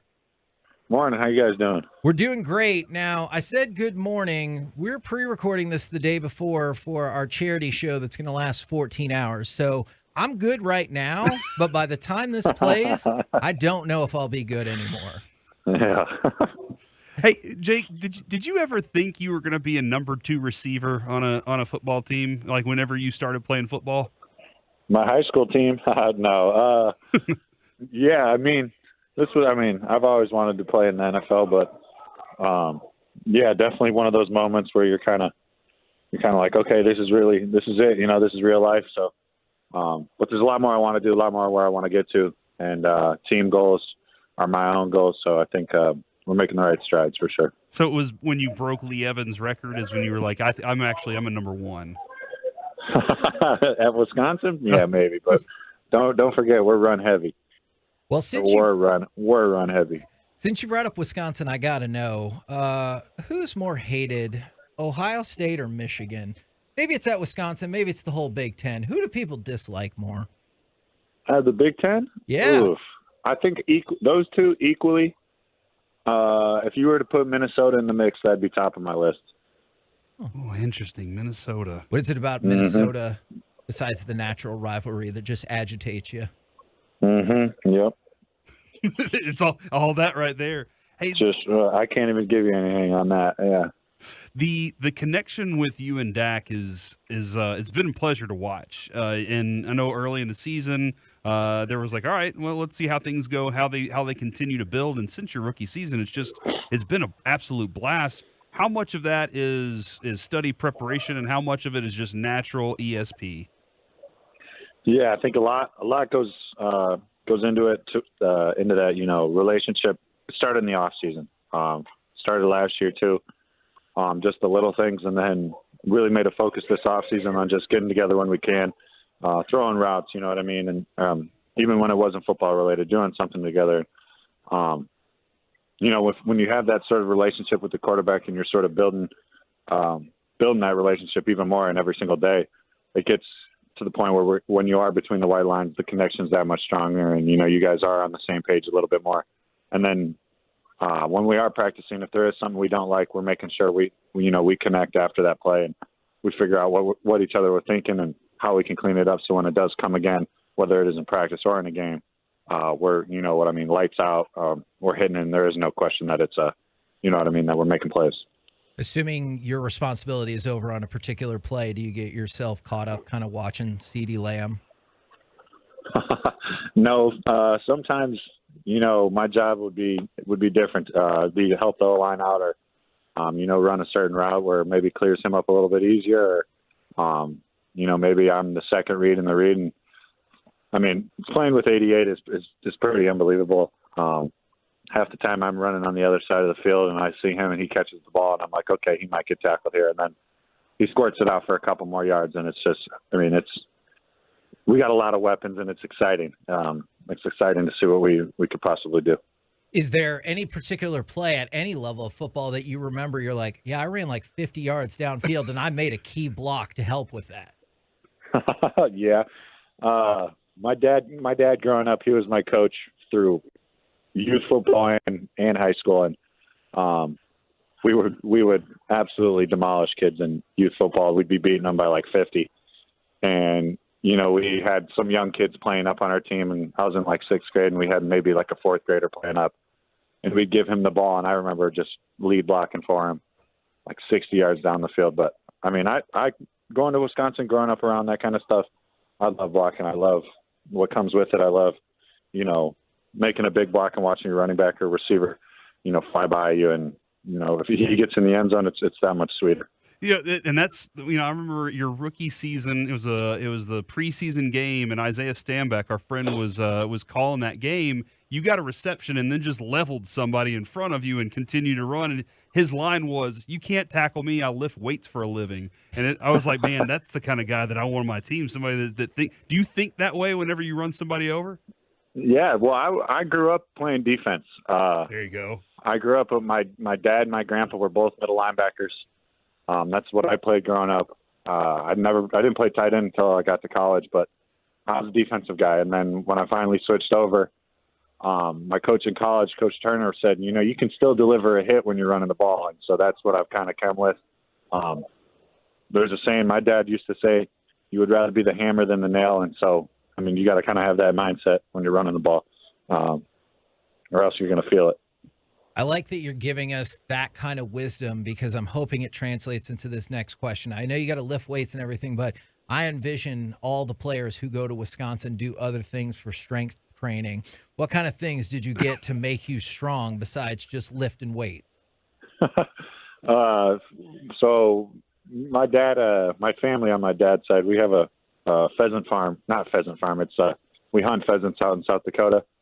But my dad always would make me walk through the corn, which is about belly button high. And you walking in that for 5-6 hours a day, your legs get pretty tired. And then he'll also make me go hike a mountain in Wyoming with him. So there's always some sort of, taxing thing we're doing on our legs, whether it's walking or hiking when I'm in the off season with him. And then Wisconsin was the same thing. We're always doing something where, trekking in the snow or doing something where your legs are just absolutely gassed. And then you always hear the fourth quarter against Iowa. Are you going to pull through? And so that's just kind of how you got to approach things. Yeah, that's the legend I always heard about Bob Lilly, was that he was like, look, we didn't have jacks out in the farm. So if the tractor went down, I just had to pick it up. Yeah. Wow. You become the tractor. Yeah, exactly. Yeah. Well, yeah. If you play Iowa this season, you scored 2 touchdowns, you're going to blow them out because they ain't scoring any points. Yeah.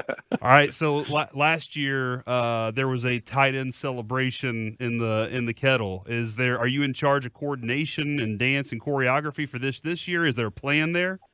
Believe it or not, probably 10 minutes before this call, we were talking through some stuff, and I think we got 2 right now. So we'll see what happens.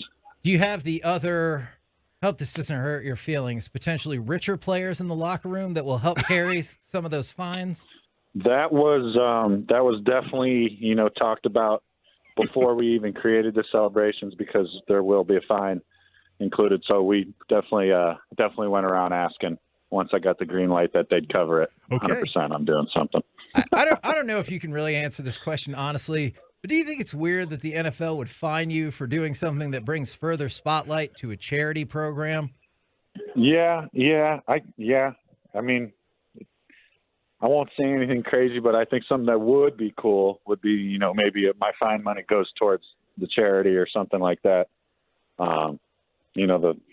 The 20 grand that I'd have to pay would, go to Salvation Army per se. Just throwing an idea out, kind of a.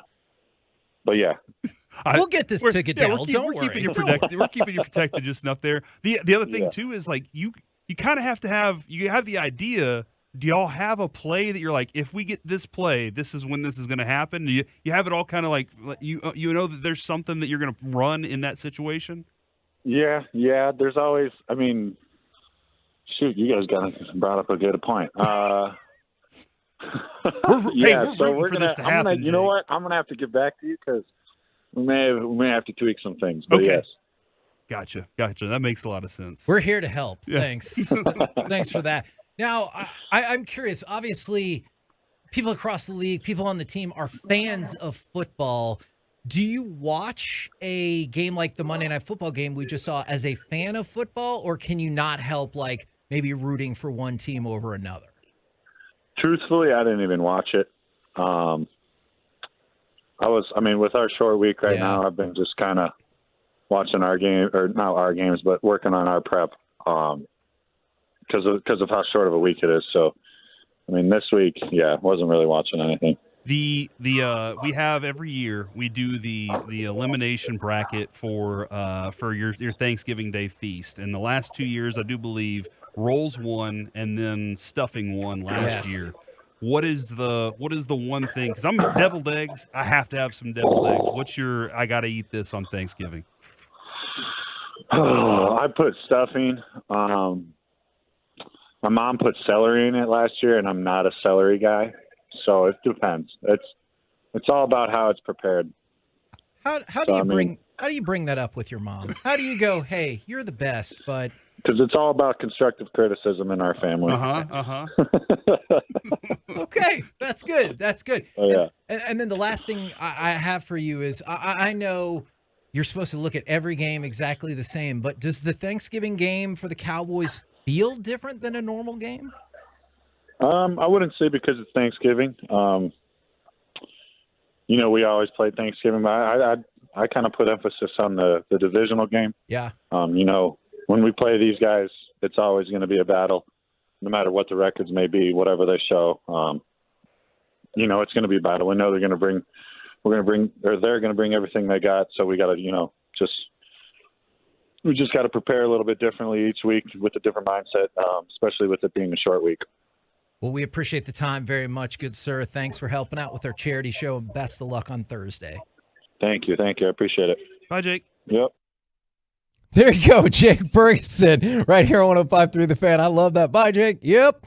Coming up next, I have been waiting for this segment for about 3 weeks.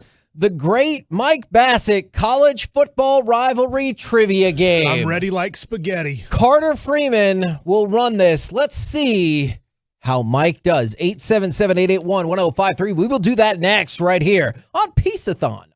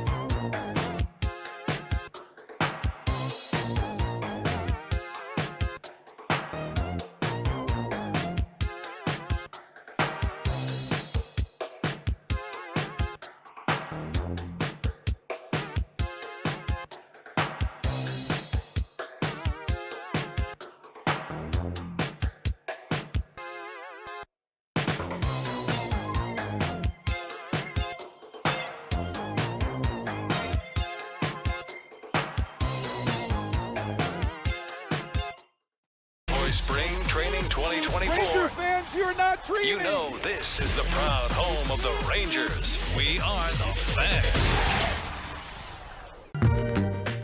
And it's back to the KNC Masterpiece on 105.3 The Fan. The upcoming segment is brought to you by Classic Chevrolet. Just announced Classic Chevrolet and Grapevine's one-time Trailblazer offload. A limited supply of excess new Trailblazer models will be sold direct to the public below market value. See them all at ClassicChevrolet.com. Don't wait, though. The best sell fast. Classic Chevrolet. Find new roads. KNC Masterpiece back here on 105.3 The Fan as part of the 10th annual Piece-A-Thon. I want to direct everybody to 1053thefan.com/Piece-A-Thon if you want to check out all the amazing items that we have. And right now, he's been behind the board for most of the day. I know we said we were going to do the Great College Football Challenge. We're going to delay that until 422 so we make sure we have all the time we need for that. We don't have to rush it. I made sure not to study. I have no doubt about that. We bring to you Alec Medford, who, I mean, you hear him all the time. He's been behind the board. He was freed, so Ross had to take his place. And Alec, how the heck's it going, man? It's going. I still got a lot of energy because I didn't have to wake up as early as you guys. So I thought I had a little bit left to offer, so I thought I'd hang around a little bit. Heck yeah. Now, I want to know if there's anything in particular that you're interested in bid-wise, because something we wanted to point out is package number 146. That is a golf outing with Mike Adams. Now, yes, Mike Adams, the former Rangers player, and in addition to getting to do some fancy golfing with Mike Adams, Mike Adams as a human being is very tall, but also... That's true. He is very tall. He's a giant man. He is also He's real 6'4". Yes. Yeah. That's true. About 6'3.5", is that what you're saying, Mike? Yeah. He's also super fun to spend time with, and man, he has some scorching hot sports opinions. Yes, he does. Loves the Cowboys. He does. That's a former teammate of Derek Holland. Did you get to know him at all while y'all were playing awesome. baseball? I still talk to him periodically. He's awesome. Do you like him better being. than Tollison? We can actually talk. I'll put it that way. It won't be awkward. Man, you know what I would bid on? I don't even want to play golf. Is a golf game with Tollison and Derek Holland just walking around. Just watch. What about just watching them like hanging out while they play checkers and seeing what that conversation's like? That'd be play the cards most. or something. Yeah, some cards. Y'all can be on a team together playing spades. And But Mike Adams, you're going to have a really good time playing golf with him. He's good at golf. Yeah, he's going to Two, get you he's involved. going to have fun, and you're going to have great conversations. You're going to be able to talk to him about his time with the Rangers, his time with the Padres, his time in Major League Baseball. He's a huge Cowboys fan, too.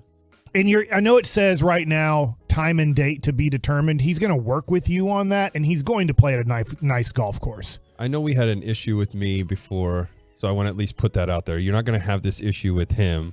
Fortunately, yes, I was hurt, so you don't have to worry about that with him. You're going to get to the play. Northeast and Tommy John's yourself. Yeah, but it's you're going to get to do that. I'm working now with Eric Nadell's guy too. That we're going to be playing golf now that I'm able to play now. So I've tried. I wish I could get the other guy that we were not able to make it happen. I told him over and over I would gladly make it up to him and get to play. He thinks it's okay. you're a jerk. No, it's yeah, okay. I know he hates me, It's so all right. that's fine. He knows he went to a good cause, and that's what he said mattered to most of him. So yeah, I know, but I still feel bad. But I can promise you, Mike is going to play. You will. One, I guarantee you guys are going to play at a nice course too. He's not going to half-ass anything. It's going to be really, really nice. A good time. From the 817, I've had the pleasure of playing golf with Mike Adams, and he is really good. Also, doesn't judge you if you're terrible, and that's he'll try to help you. Sounds perfect for me. Do you think Bassick? That's a key point. You played golf with Bassick. Do you think the entire time you've played with him? Yeah, I can tell you right now, it's right? not. Mike's not going to help you. He's going to tell you how bad you suck, or he's going to tell you don't miss this putt. Good shot, fart head. Or he's going to give you the Derek, dot the I. You should dot the I on this one. You know what I think? If you hit Derek, the goal is to hit it where the grass is really low. I knew he was going to say that. I was going to say, if you were going to hit it in the bunker, he'd go, hey, you're supposed to hit it on the green part, right? What if me and Mike were a part of well, we can't take it away from Mike Adams. I want him to next year. I really wish next year, me and you. Next year, but I'll just really upload the trash talk to the person who also won too. Okay. And you. Paid $2,000 to get your ass kicked, huh? Bet you're regretting that bid. I also want to direct you to auction item number 127.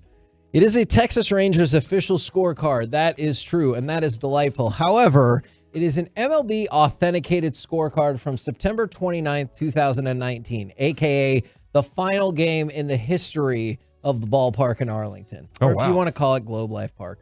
Well, the ballpark in Arlington. Final scorecard from that ballpark. Who pitched? It was Derek Holland. No, it wasn't. It was not Derek Holland. Actually, it might have been. Minor? I don't know. I will have to expand that photo. No, it wasn't. The last Was year it was 2019? I wasn't even here. Lance Lynn. I think it is Lance Lynn. I'm just guessing. Those were the two pitchers. It might be Mike Minor. Give me a minute. And then one more I want to tell you about, item number 111. It's a 2001-02 Dallas Mavericks autographed team ball. Comes with signatures that include Dirk, Steve Nash, Michael Finley, Don Nelson, Mark Cuban. It's an awesome piece. Alec, I know we're going kind of telethon right here, but is there anything you have seen that you think is awesome? There's been so many things that I think are awesome that are quite literally out of my pay grade within 5 minutes of being uploaded to the website because you guys are awesome. But honestly, I'm looking at some of this for Christmas shopping. Like looking for some ideas for Pops and the bent whiskey basket, item number 135. He's a big bourbon guy, so that might be good for the dad. That's some fantastic bourbon too. Yeah, I'm trusting your guys' opinions. If it's on the site, that it's got to be pretty good. So, Yes. Because I'm not a connoisseur by any means. Number 42, the Von Erich football. We talked about it I yesterday. procured that personally. Yeah, and so that's even cooler to me that, someone I call a friend actually went and sourced that. And my dad was a huge Von Erichs fan growing up and went to high school with a few of them. So and I know I've told you this, that foam claw is from me and Jess got the chance to go to the world premiere of the movie. My daughter was jealous of you guys. I said I got invited too, but I got to meet Zac Efron. I know, and the bear. Yes, he was super nice. You met a bear? Yeah. Wow. What's his name in real life? Jeremy Allen White, I believe. Not Grizzly Bear. That's not Smokey. Bear Grylls? No, not Grizzly beard. Adams? No, I know he had Kay a Adams? beard. He did. Okay. Corey's met Kay. Corey, has Kay Adams responded about what she would like to bid at? I'm very sad about this. I'm sorry about that, buddy. I've been waiting all day to see something back from her, and I'm just going to assume she's busy. That makes sense. Because she just got added to the Max app as well for the show that she does up at Adams. So she's on that now. So I'm thinking she just got some Talking about Saved by the Bell, the restaurant? The Max? Yes, I get love it. that, Mike. I get it. Did you know in Chicago a couple years ago they did a pop-up Max restaurant and it immediately every reservation got taken. Wow. That's good. There is we still have the Cowboys practice suite for 4 where you do get to meet Jerry Jones. If it's just a hologram version, it's still AI awesome. Jerry Jones. That's a real thing. And then the fishing trip with Lucius is still, at a number that I think is awesome. That's really cool, but it's still open. And then did we already say the Whataburger package? No, you should. That's a good call. The Whataburger package is amazing. It is. I'm winning it right now. Party for 50. Hell, you. So you get 50 Whataburgers with cheese, 50 medium fries, 50 medium drinks, 50 brownies, plus the winner also gets Whataburger for a year. That's 52 coupons for free Whataburgers, as well as exclusive Whataburger merchandise like a Bluetooth speaker, phone charger, and so much more. That Whataburger package right now is at $630, and I know for a fact it's valued at $900. And that's even low. I think one part of that is $900. To be honest, I'm winning it right now at, I think, $630. To be honest, I shouldn't win it at that because I'm thinking a Whataburger meal, I'm guesstimating because I go there quite a bit when my kids are playing baseball games around the Metroplex. It's about $12 for a meal. So if you get the number 1 with cheese and whatever, a Sprite, I feel like with tax and everything, I'm paying about $12 for that. So if you just take the 52 coupons and make it very simple math and do times 10, which I think is low, that's $520 right there. And then you also are getting a party with pretty much 50 other number ones. And a bunch of and then other stuff, other fun stuff too there. And so I'm thinking that should be over 1,000 pretty easily. But I mean, if you guys want me to have it, I'll take it. Cowboys updates as we roll into Thursday's game, which you can hear right here on 105.3 The Fan. Looking good health-wise, with the exception of Jaron Kearse. Jaron Kearse, and it's been trending this way with his back, especially with the quick turnaround, is he is listed as doubtful, whereas Rico Dowdle is listed as questionable. Remember, that game gets going pregame 12:30. Chiafalo and Broadus. On the pregame, they'll have Tracy Wolfson, Julie Donaldson, and Tyler Smith will be CA's player profile, leading you into the 3:30 kickoff right here on The Fan. From the 817, I'll bid a lot of money to see a pitch off between Derek and Mike. I want to do it right now, though. Today, Derek. Sounds fair. I bet I outthrow the crap out of you today. I throw harder than you. I probably have more command than you. I can throw it further than you. One of my favorite things that did happen last year. Let's just not do it 3 to 5 months from now, okay? I do think this is a really badass type of addition. Last year, Mike he played catch with one of our total passes. Yes! And I thought that was just a really cool. This guy was just like, I want to do this. Can I? It led to the champion. It led to the World Series championship. That started. Yeah, that's what started it. So you telling me you need to do it again? Yeah, we need back-to-back. If we want back-to-back rings. If somebody donates that amount of money, we'll damn sure make that happen. We're the KNC Masterpiece right here on 105.3 The Fan. Coming up next, hopefully we'll convince Alec to stay around. We'll see how that goes. We will also have Brian Baldinger join the show next right here on 105.3 The Fan.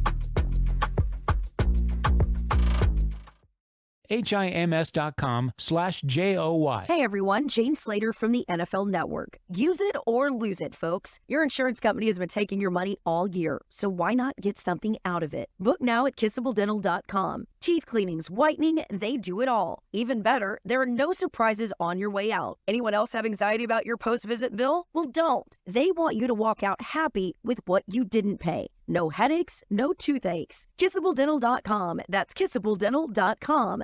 The Kissable journey starts today. Your turn it on, leave it on. Home of America's team is 105.3 The Fan. Hello, baby. KRLD FM and HD1, Dallas, Fort Worth. Always live on the free Odyssey app. From our fan studios to secured by DFWsecurity.com, this is the 10th annual Piece-A-Thon benefiting My Possibilities on 105.3 The Fan. KNC Masterpiece right here on 105.3 The Fan as we enter into hour number 12 of the 2023 Piece-A-Thon 10th annual. Go to 1053thefan.com/Piece-A-Thon if you want to make a donation to My Possibilities, if you want to bid on any of the items. No cost taken out of any of this. All of that money goes directly to My Possibilities. Right now, we are joined by Odyssey NFL insider Brian Baldinger, host of the Odyssey original podcast, The Best Football Show, featuring daily breakdowns of all the most exciting moments across the league. Good afternoon, sir. Good afternoon to you too, guys. What do we got? We got Thanksgiving tomorrow. I mean, it's just a full day, isn't it? Yeah, and so we were talking about this is a lot of us were born and raised in the Metroplex, and whenever we, if you have friends or family or anything that doesn't live around here, it's really odd to think about a life in which football's on, but it's not the consuming product of the day. Like most of us build our Thanksgivings around watching the Cowboys game every year. Well, I can relate. I mean, I did that for 6 years as a player, and it was sort of the same thing. My Thanksgiving was generally the day after, like Friday. Thursday, we were usually always playing the late game, and you wouldn't get home till late. So, I think that's, and it's been like that ever since. I'm always want to catch the Cowboys on Thanksgiving. Even if I'm working, I still want to catch them on Thanksgiving. It just seems like a ritual, and you kind of build everything else around it. And I think that's what people will do in the state of Texas tomorrow. Baldy, when you've been watching this offensive line, what has stood out positively and negatively for you so far? Well, Tyron looks like he's all the way back. He looks like the all-pro left tackle that we're used to seeing. And then, with that, the fact that Tyler has kind of like been entrenched at left guard. I mean, that's a good left side right now. I think Tyler Biadasz has really improved this year. I know he worked really hard this offseason on technique and strength. Zach is an amazing player. And Terrence Steele is, look, you can't line up all pros everywhere. The guy has made himself into an NFL player. And I think the group as a whole is really solid. And I think it's one of the real strengths of this whole football team right now. And it's one of the reasons why I'm real high on the Cowboys going forward. And when you get to January football, I think this offensive line, providing they stay healthy and continue to improve, I think is going to really help this offense. I'm curious when you talk about Tyler Smith, obviously I know we've seen him at left tackle, or you can go back to previous tape, but when you watch the offensive line, is there anything you can see from a left guard that you can go, that translates well to left tackle? Well, he moves big people. He's a powerful guy. He was at Tulsa. He was last year. Like you see him, he can move people off the ball. I mean, when he went up against Jalen Carter this year, I haven't seen anybody move Jalen Carter. And he had a good game against him. That's the impressive thing is he moved. Like there's a lot of guys out there that can chest bump with people and that. Tyler moves people. And so when you get a guy like that, you just keep honing the skills and you just keep, refining.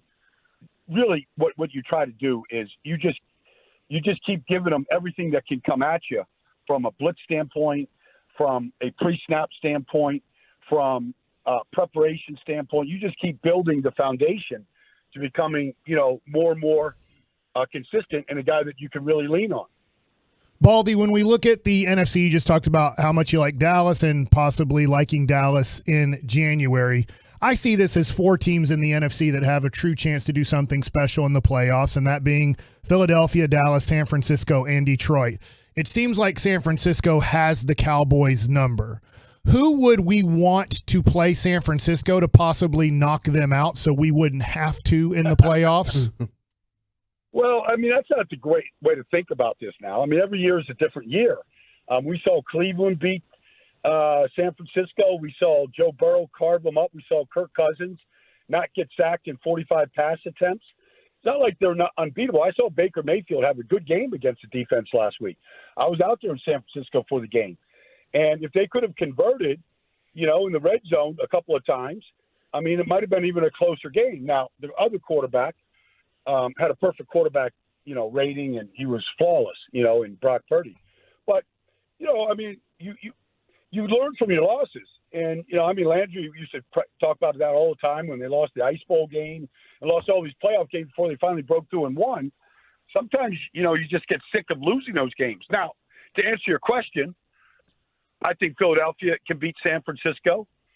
I don't think we'll see Seattle tomorrow night. They gave them a good game in the playoffs last year. If Seattle gets there, just because they're a division rival and they see them like literally every week in the cut-ups, and Pete Carroll's a good coach, they could give them a battle. Philadelphia certainly could if they would meet them before Dallas. So I think there's teams that can knock off San Francisco. But in just talking to Fred Warner last week, I feel like their 3-game losing streak and not losing a game over the course, not winning a game over the course of a month, I feel like that's behind them, and they're like, they're on this warpath right now for January. Baldy, I brought up Detroit. Do you believe in Detroit come playoff time? I believe in them from the standpoint that I think they're built tough. I think they're well coached.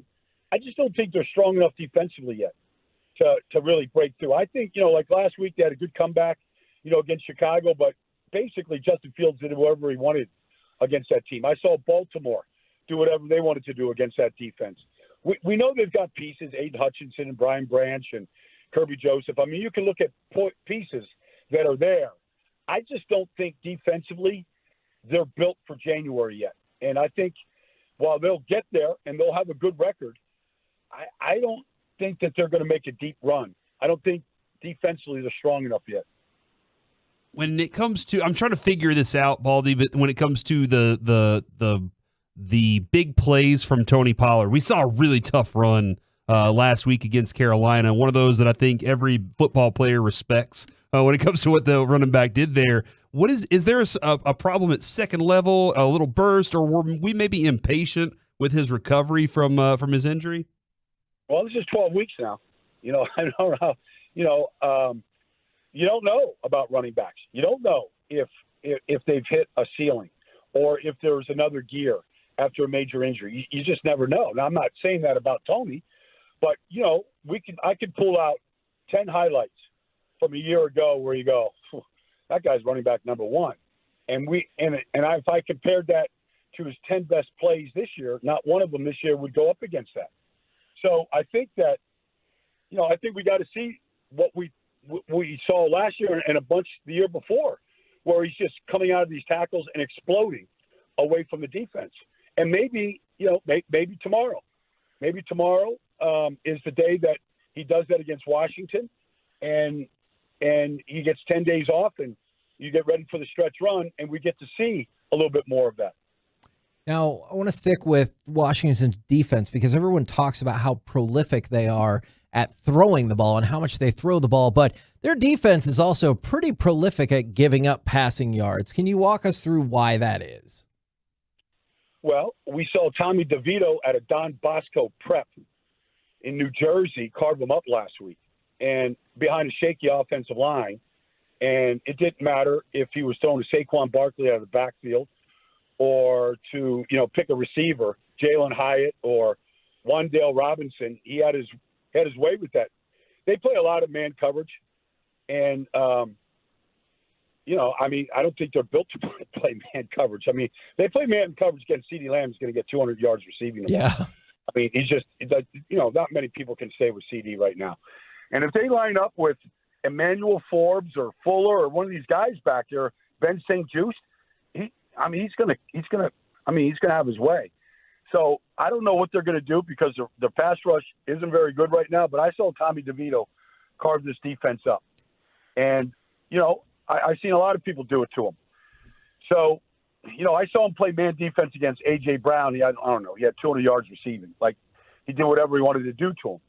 So I'm afraid if they go out there and they try to man up on the outside, Dak should have a big game. Hope that's exactly how that plays out. I really appreciate that blueprint. I'm curious. Everybody in the organization says the right thing. Everybody points back to Arizona, which I have no doubt is helpful. But for players, is it hard to think, hey, this team just got run by a team we destroyed, or this team isn't very good, or do you never think about those kind of things? No, I mean, look, I think what players think about is big wins. Like, for example, like the Eagles beat Kansas City in Kansas City. You get on the plane ride, forget about the records. You go into Kansas City and you beat the Chiefs, the world champs, and you get on a plane ride going home, you feel like you're invincible. Now, you learn from the win. There's things that they can obviously improve upon. But, nobody's satisfied. But you think about big wins. Big wins matter.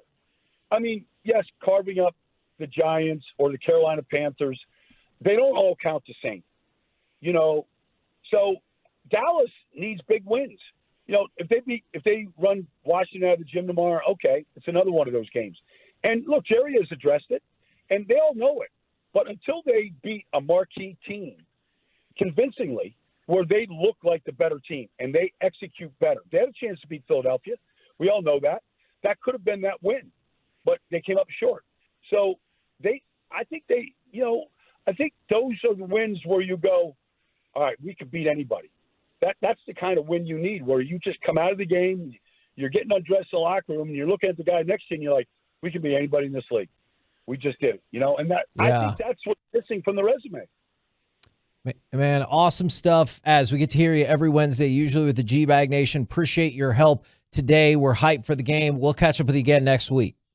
My pleasure, guys. I look forward to it, man. Happy Thanksgiving to you. Absolutely. Happy Thanksgiving to you as well. That was Odyssey NFL insider Brian Baldinger. Remember, make sure to follow the best football show with Brian Baldinger in the Odyssey app, or subscribe wherever you get your podcasts. All right, coming up next, we're going to load it up for this. Will Chambers is going to join the show. Alec Medford is still here. Carter Freeman is going to swoop in, so we may finally have the great Mike Bassett college football rivalry trivia game. That will happen next right here on The Fan.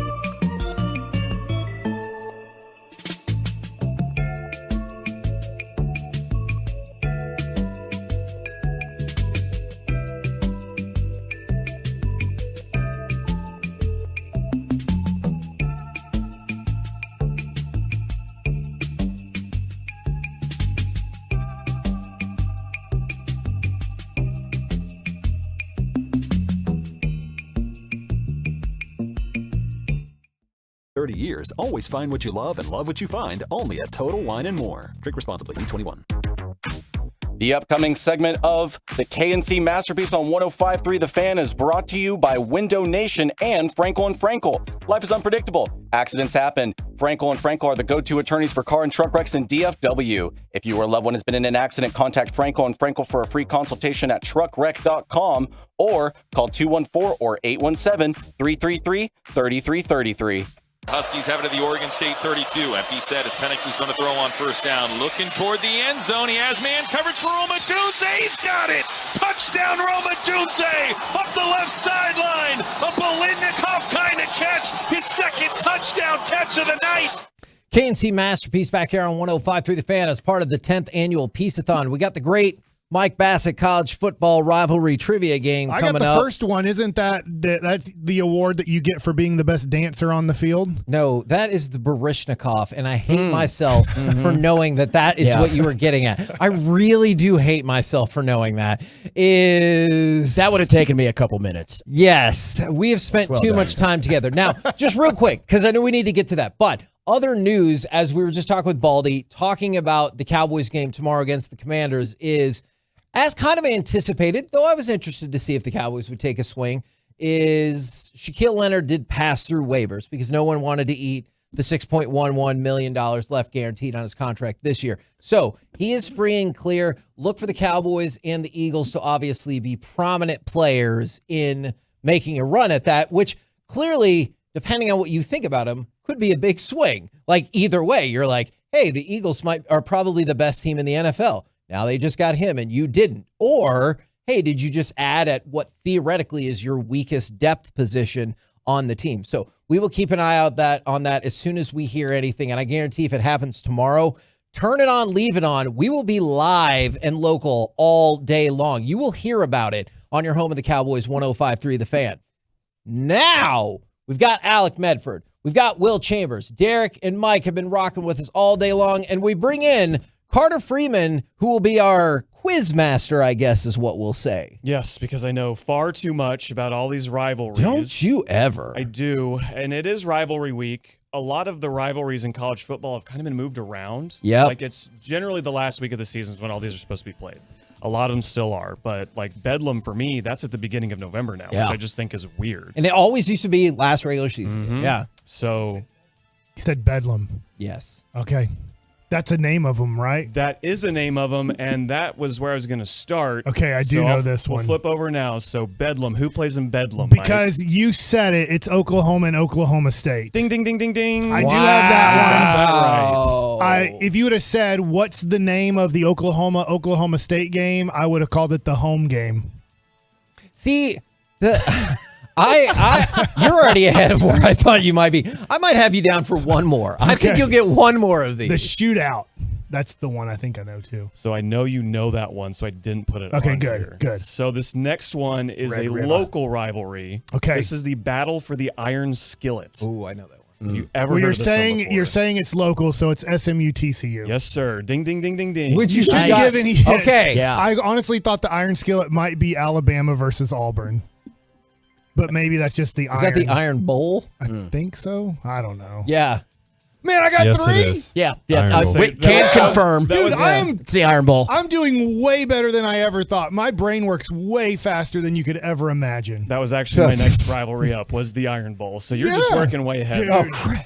Cruising. We need to be quiet. We're not doing All right, here we go. You guys are helping me out. There's multiple phases. This is going to get a lot more difficult All right. here, Yeah. I think. So our Okay. next one is the Apple Cup. Who do you that's a think good one. plays in the Apple Cup? And it's being played this weekend. Washington. Whoa! State. It's apples. That's where we make apples. On fire. How do you like them apples? By the way, they just I like extended that rivalry through 2028. It'll be in Seattle next year and then on campus the following Is 4 Washington years. State an independent next year? No, actually, they're going to own all of the Pac-2 when this is done. well, Or the it's two-pack. legit. That makes you an independent. Two. They're gonna the play. two-pack. That is Yeah, the two-pack. They're going to play a bunch of Mountain West teams to kind of keep travel costs down, I suppose. But yeah, they're going to play themselves and a bunch of Mountain West teams, and who knows who else. Is there a Potato Bowl where it's Idaho versus Idaho State? That's the Battle of the Domes, actually, because Idaho plays at the Kibbe Dome, and Idaho also plays in a dome that I don't know the name of. But that is the Battle of the Domes. I thought about putting You know that, huh? I do know that. Why? Like I said, My That's a one good question is why. It's a good question, Alec. I don't know. Well, one day I strive to go to the Kibbe Dome. That is an iconic sickos. I have another football question. venue. Why? Yeah. Yeah. I wish I had an answer for you. But my next question, actually, this is one that's in the a similar area of the world, Mike. This is the Brawl of the Wild. Oh, Who do you the think plays in Brawl that? of the Wild. Boise State and Wyoming. Because they're both Broncos or something like that. Wyoming are the Cowboys. Boise State is the Broncos. Well, a cowboy rides a Bronco. This is true. Does that mean Wyoming would always win? I'm going to have you look at the Twitch. It matters which one you like. Look at both of the logos It that are on says- your screen right now. It says site can't be reached. All right, turn around. Look at those logos. Do you recognize either of those? Memphis Grizzlies. Nope. They are Grizzlies and Bobcats. Memphis against Salina. I Yeah. honestly, This is I have this no is clue. this is a tough one. This is an FCS battle. This is Montana versus Montana State. Oh, So, sure. The Montana Grizzlies. You were going to versus say that, the right? Montana Me State too. Bobcats. Wyoming and Boise are close. They're in the same conference. Wyoming I is didn't not even a know real that. place. Good for them. I've been there. Okay. I don't believe you. Next up, Kevin's been everywhere. I believe him. Next up, Makes one of us. clean old-fashioned hate. This is a rivalry. That's the name of That it? is the name of this Such a rivalry. great name. It is Yeah. a great Such name a for a great rivalry. name. Oh, I know it. Mississippi, Mississippi State. You're in the right conference. Georgia Tech. The Dang Ramblin' it. Wreck from Georgia Tech. Wait, what'd you call it? What is this? Clean old-fashioned hate. No, I mean, it's called the Governor's Cup. Is that what you said? For what? Georgia Tech. No, it's no, clean no. old-fashioned That's hate. not the Governor's Cup. Governor's Cup is that Kentucky, Louisville? In your face, Yeah. Derek. It's right here. You can't read, man. I guess I can't read. I mean, Georgia maybe they and do a Georgia Governor's Tech, Cup too, but I know that that's obviously my squad. but it's a different. I guess that's. Oh, yeah. There's probably I guess multiple Will would Governor's know Cup. if it's Yeah. Kentucky based. Yeah. Yeah. Clean, old-fashioned hate. We're in Georgia. Georgia. There could be It said- multiple Governor Cups though. Yeah, I would that's say. a That's probably generic why. enough name. There's a lot that of governors. It could go. Yeah, every state Good has point. one. Are you good at these, Derek? There's a few that I haven't. Did you know about that clean hate one? No. It's not been a very competitive rivalry over All the last right. couple years, but it just has such a great name. I always like All to right. bring it up. This is It's another the good 70s. name. All right. This is going to be played tomorrow. It's the only game on tomorrow. You're giving me too many hints. It's the Egg Bowl. Ooh, crap. Eggs are made by chickens Uh-huh. and other birds. You think only chickens make eggs? I'm just curious. I'm just curious I'm on trying to that. think of Are you there's trying to think of the hens? Gamecocks. Oh, that was close. Or Well, yeah, but somewhat close. I You're in the can't right just. conference. Yeah. Those don't make eggs. They help make eggs, right? Sure. How so? Well, we have the part that Yep. fertilizes. We so Go on. South Carolina versus who else has a bird in their name?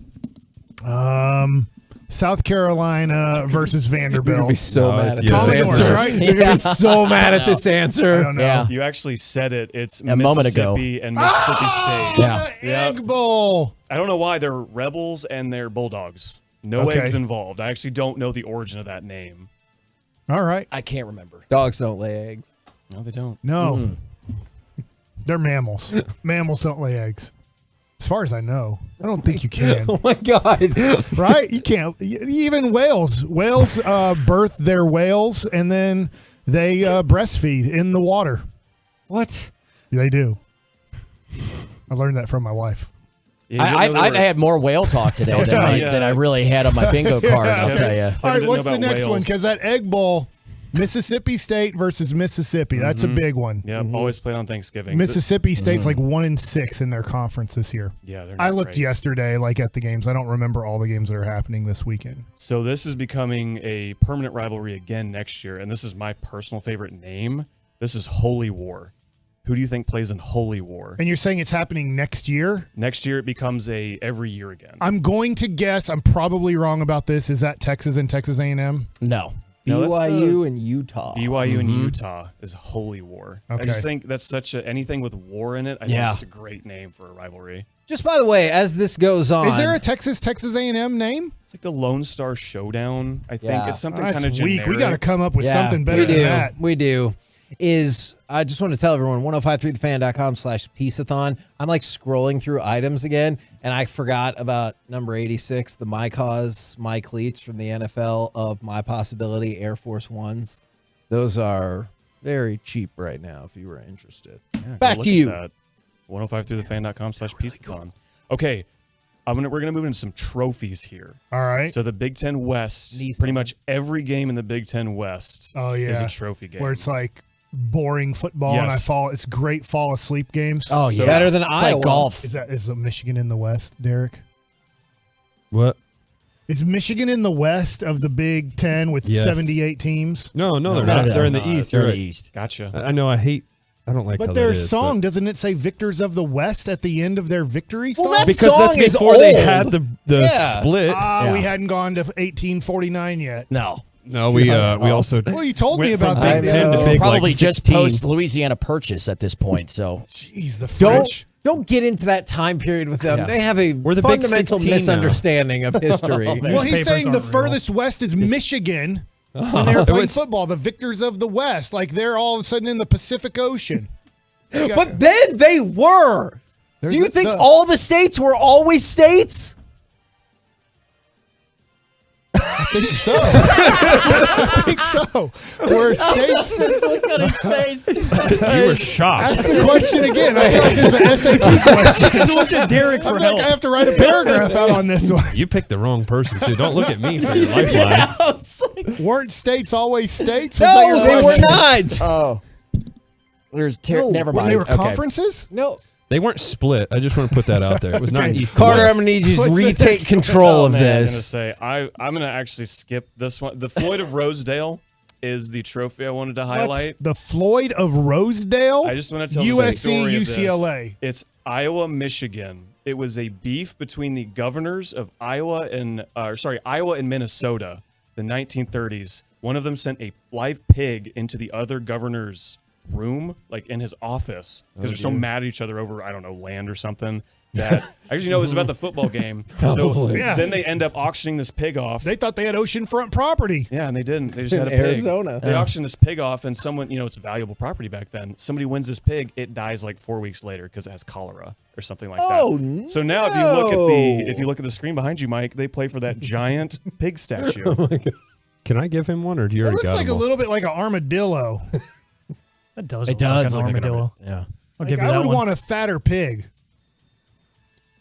Everybody wants a fatter pig. All right. God. Well, wouldn't you? That's a skinny. I'm killing a little pig. That's in between a piglet and a pig. Let's get a little bit fatter and get some fat on that bacon. Oh, poor Christopher Robin. All right, back to you. All right, we'll do some. These are some fan-made names. These aren't the official names of the rivalries. Who do you think plays in Farmageddon? Ooh, I feel like I should know this one. That's a video game.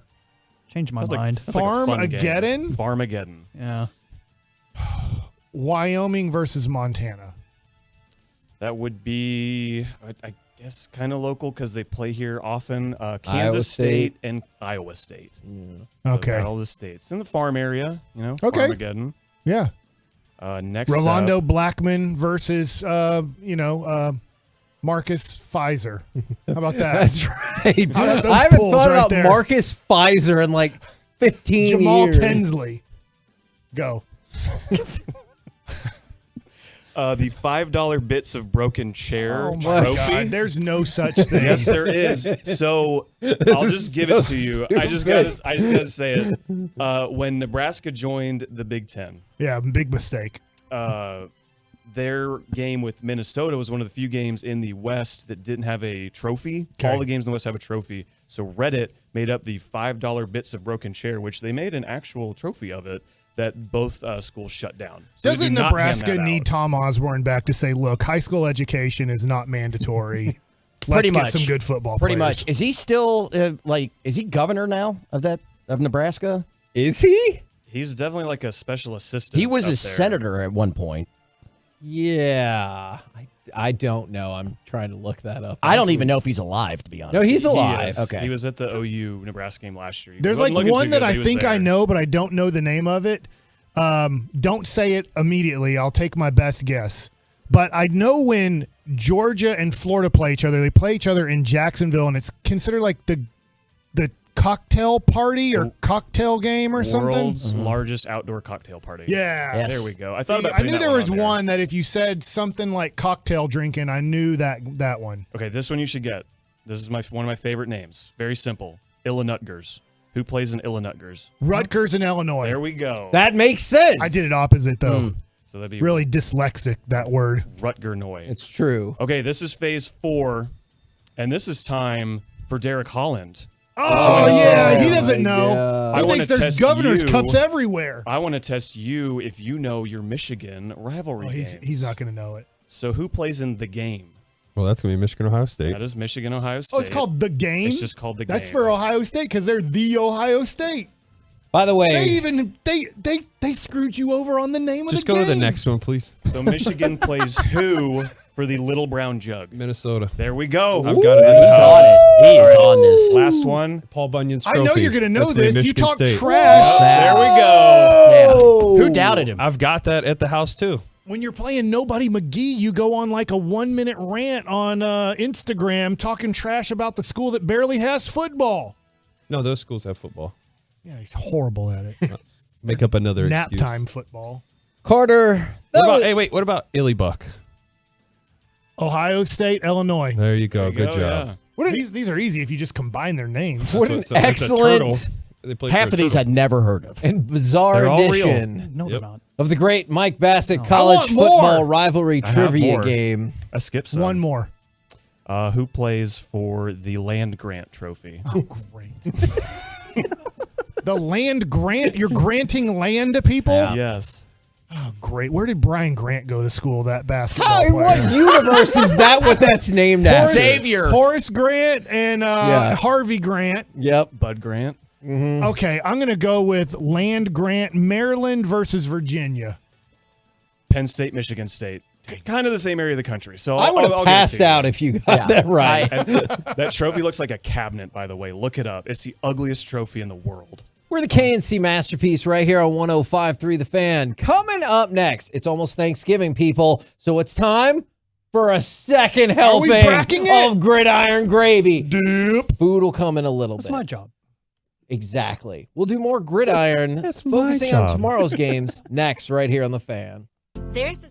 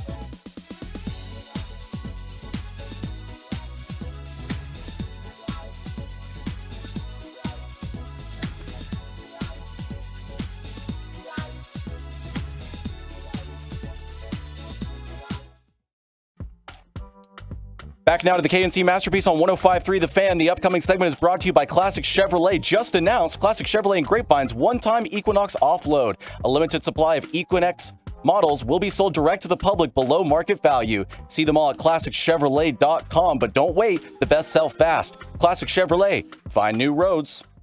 Pollard on Prescott's left. Turpin in motion to the right. Prescott back to throw. Tyron Smith, what a great block. Deep ball, right corner, end zone, caught. Turpin, touchdown. Turpin ran away, and Prescott found him over the top of Isaiah Oliver. KNC Masterpiece right here on 105.3 The Fan. It's almost Thanksgiving, people, so how about we go back around the entire NFL, go in a different direction for more, a second helping of some gridiron gravy. Dip. Let's start with, actually, if you can look in the morning folder for cut number 14, the Jerome Bettis highlight. I'm going to need that in just 1 second. He's not playing tomorrow. That is true. But he's part of a coin flip. We're going to get to that. Oh, man. I'm psychic. The Lions are a favorite on Thanksgiving for the first time in 7 years. They play on Thanksgiving every single day. How cruel is it that they're now good, but now the team they're playing is terrible? It's Crap Bowl USA at 11:30 every Thanksgiving. Is that how you guys would describe it? Well, I mean, tomorrow, yeah, absolutely. And then, look, tomorrow we're going to have more than likely 2 absolute garbage games. Fair. Garbage. Fair. I mean, I think the Lions are going to just boat race Green Bay, and then the Cowboys are going to do the same thing with Washington. What about the night game? Yeah, who's the night game? Seattle and yeah. Is Gino going to play, though?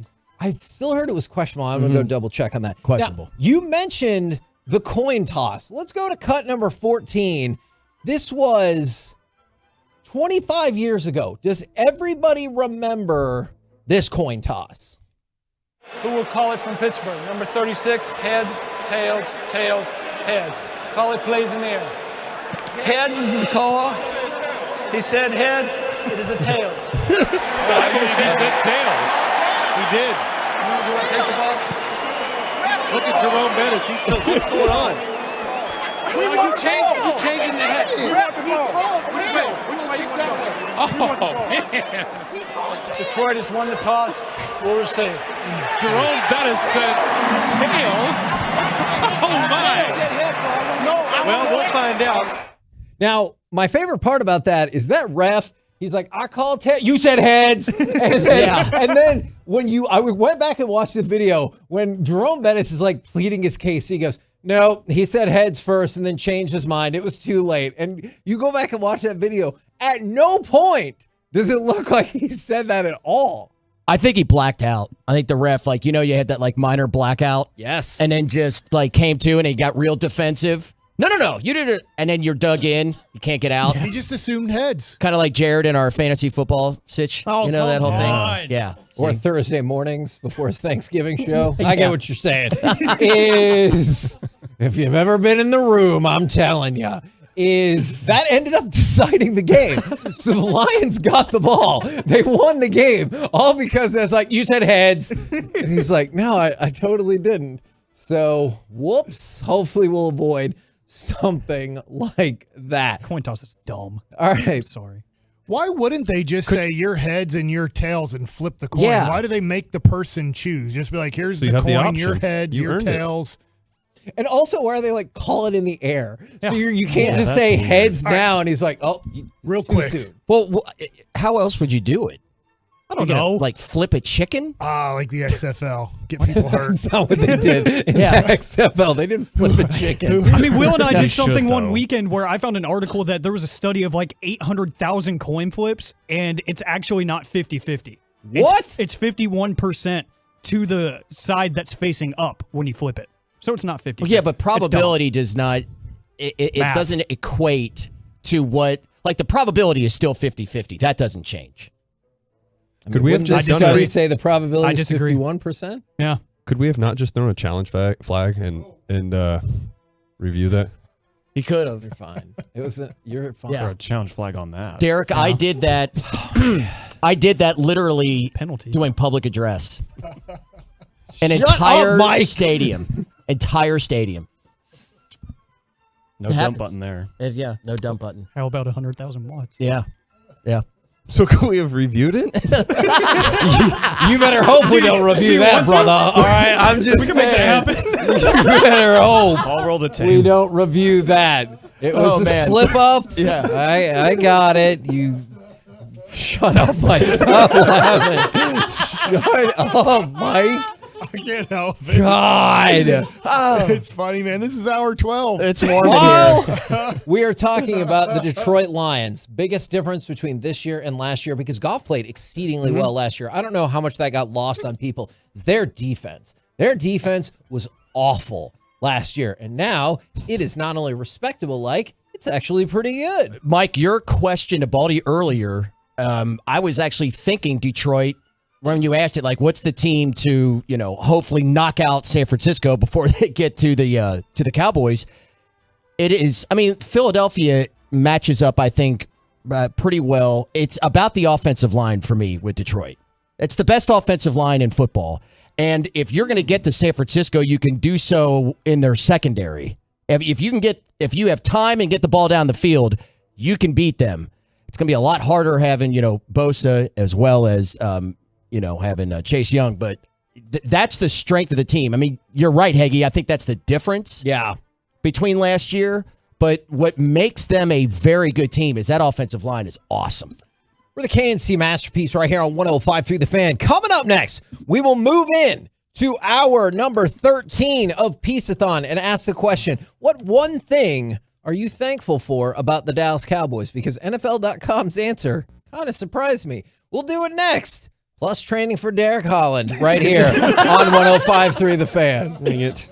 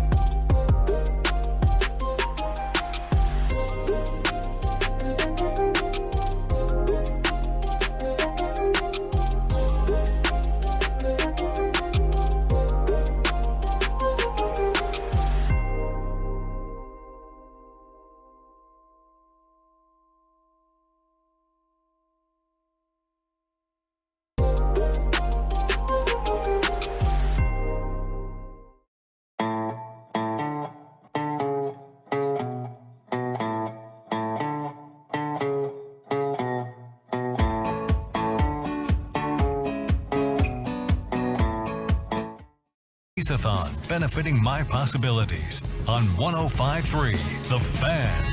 KNC Masterpiece right here on 105.3 The Fan. We go into hour number 13 of the 2023 Piece-A-Thon, the 10th annual Piece-A-Thon. It is going to be the biggest and best by pretty much every metric I can imagine Piece-A-Thon we've ever done. 1053thefan.com/Piece-A-Thon. And if you think we're going to coast to the end, no way in hell, because I will tell you this. RJ Choppy is on his way. In about 20 minutes, when we hit the next expressway, it is the great Thanksgiving food bracket. It will be upon us. But Corey, I feel like you have information you either want to tell us or spotlight things that we need to take a look at on the auction page. Oh, yeah, but nobody's been on the Tesla yet. Yeah, there's a Tesla rental. So this is an overnight rental where you can just go say, you know what? I want to drive around in a Tesla tonight. 93. And, hold on. What do you mean? I'm saying number 93. Okay, yeah, number 93 is the number that you're looking at there. The starting bid's $160. This gives you a car for the night. So if you're just like, you know what, I just want to look a little different this evening. I've been driving around in my Platinum Chevrolet for so long, and now I'm just going to have something a little bit different. And Did it's you right tell there me at you Legacy get a coloring book too? Yeah. I'm sorry, Corey. I shouldn't have cut you Yeah, there's off. an adult Tesla coloring book to go along with it, as well as a koozie and a bracelet. But again, this is right there at Legacy Hall. Kevin, they're great people. And it looks like a fancy evening if you want to go get a Tesla for a rental that evening. And also, let me get to the right number here. Dang, my computer stinks. All right, there's no bid currently on this, but I think this is a fantastic pizza party. The Gosney Rocco Box and Pizza Party for $12. Not only do you get a pizza party, the dude brings dough, he's going to bring cheese, he's going to bring all the stuff you need to make pizzas. And then on top of that, you get to keep the pizza oven for yourself. For real? Yeah, when you're done, you get the pizza oven. So now you've been taught how to do it by an expert from our friend Mike Gonzalez, who does his company is DFW Grillin'. And by the way, I think he is leading to be on the KNC Masterpiece. I think he's the leader right now for one of those opportunities. By the way, so wait, he's going to bring us all pizza ovens? I think that might end up being the case, yeah. And we have two different versions of that up and running. It's the same. Yeah. They're just different numbered in different amounts, but you get to be on the pre-show text chain, email chain. You could pop in with our morning meeting. You get to decide two of the segments, and in those two segments, you get to pop on and take the mic and be on for both of those segments. So I hope people are interested. Those Dirk shoes are there. The numbers just keep going up on them. They're amazing. But what are those at? Last I saw it was $800 a piece. That's really good. That's awesome. Can I add this though? Sure. This is just a different for the metrics you were talking about. The metric that I think really is awesome is the amount. Adrian just told me, I can't tell you the amount of people who are parents or donors or employees who keep reaching out and saying how great this sounds and how much they appreciate it. So all the hipsters, really cool. With all the work they've been doing, you're immediately their best friend if you meet them. You will be. They are amazing. But the families around there that work really hard with My Possibilities too, they're noticing and they appreciate everything we're doing here today. So all the hosts that have been part of this throughout the day, thank you guys all so much for your time that y'all have contributed, because we've been having a lot of fun with this. Kevin, this started out as a very stupid idea. It was a very dumb. Let's just try this and see if we can raise $500. And it's continued to grow. And by the end of the night, I do believe we'll have a significant number to throw out there. And then we got the Jose Leclerc autograph baseball on there. I have it in my hand right now. This is your World Series closer. Now, this is not a World Series game ball. I just want to point that out. Oh my gosh, we need to reprice it. It is rubbed. It is a rubbed ball. It is a rubbed ball. It's not a pearl. This is that's a fact. Derek knows that because Mike, I don't know if you know this, Derek pitched in the big leagues. He was way better than I was. But this is clip that. Your World Series closer autographed this baseball, and I just think that's kind of dope because we watched Jose Leclerc go from a guy that we were very questionable on, and Bruce Bochy kept saying, just trust me. Just trust me on this guy. And then he turns out being a lights-out stud for you in the playoffs. And to that point, I know it takes the whole team, and I don't mean to diminish anybody else's role, but Jose Leclerc is in that group of 7 people that there's no way in hell you make it through the playoffs and win this thing without. Yeah, I mean, Don't even you think about even with Spores too. Guys were I could see him in that dumping mix, him a for long sure. time ago too. We ride it out. I want to point this out real quick. Derek, from the beginning of the season all the way through the World Series, I don't think he missed on a single prediction on this thing. And I know I'm pretty sure you predicted Seager for the World Series MVP and Adolis for ALCS MVP. But throughout the season, he told us exactly how Bochy was going to manage, and Bochy did all the things that Derek told us. There were moments where that certain guys, he'd say, hey, if he has the hot hand, he's going to ride him. If Evan Carter's the guy, he's going to make sure that he's involved in this. And then Derek nailed it whenever I was texting back and forth with him about the way the Rangers were playing late in the season. And Derek said, don't worry, they're going to get hot at the end of the year. The Mariners have peaked too soon. And he said, and don't worry about the Astros either. Call. And then the Rangers, like everything you said, I know you played the game and everything, but it was really awesome to see how all that worked out. And having worked with Bochy, you knew exactly what his mindset was going to be too. So nice work, man. Really good job. Thank you. Maybe that'll get me a job somewhere. Hopefully. We're trying. We're efforting. We're trying.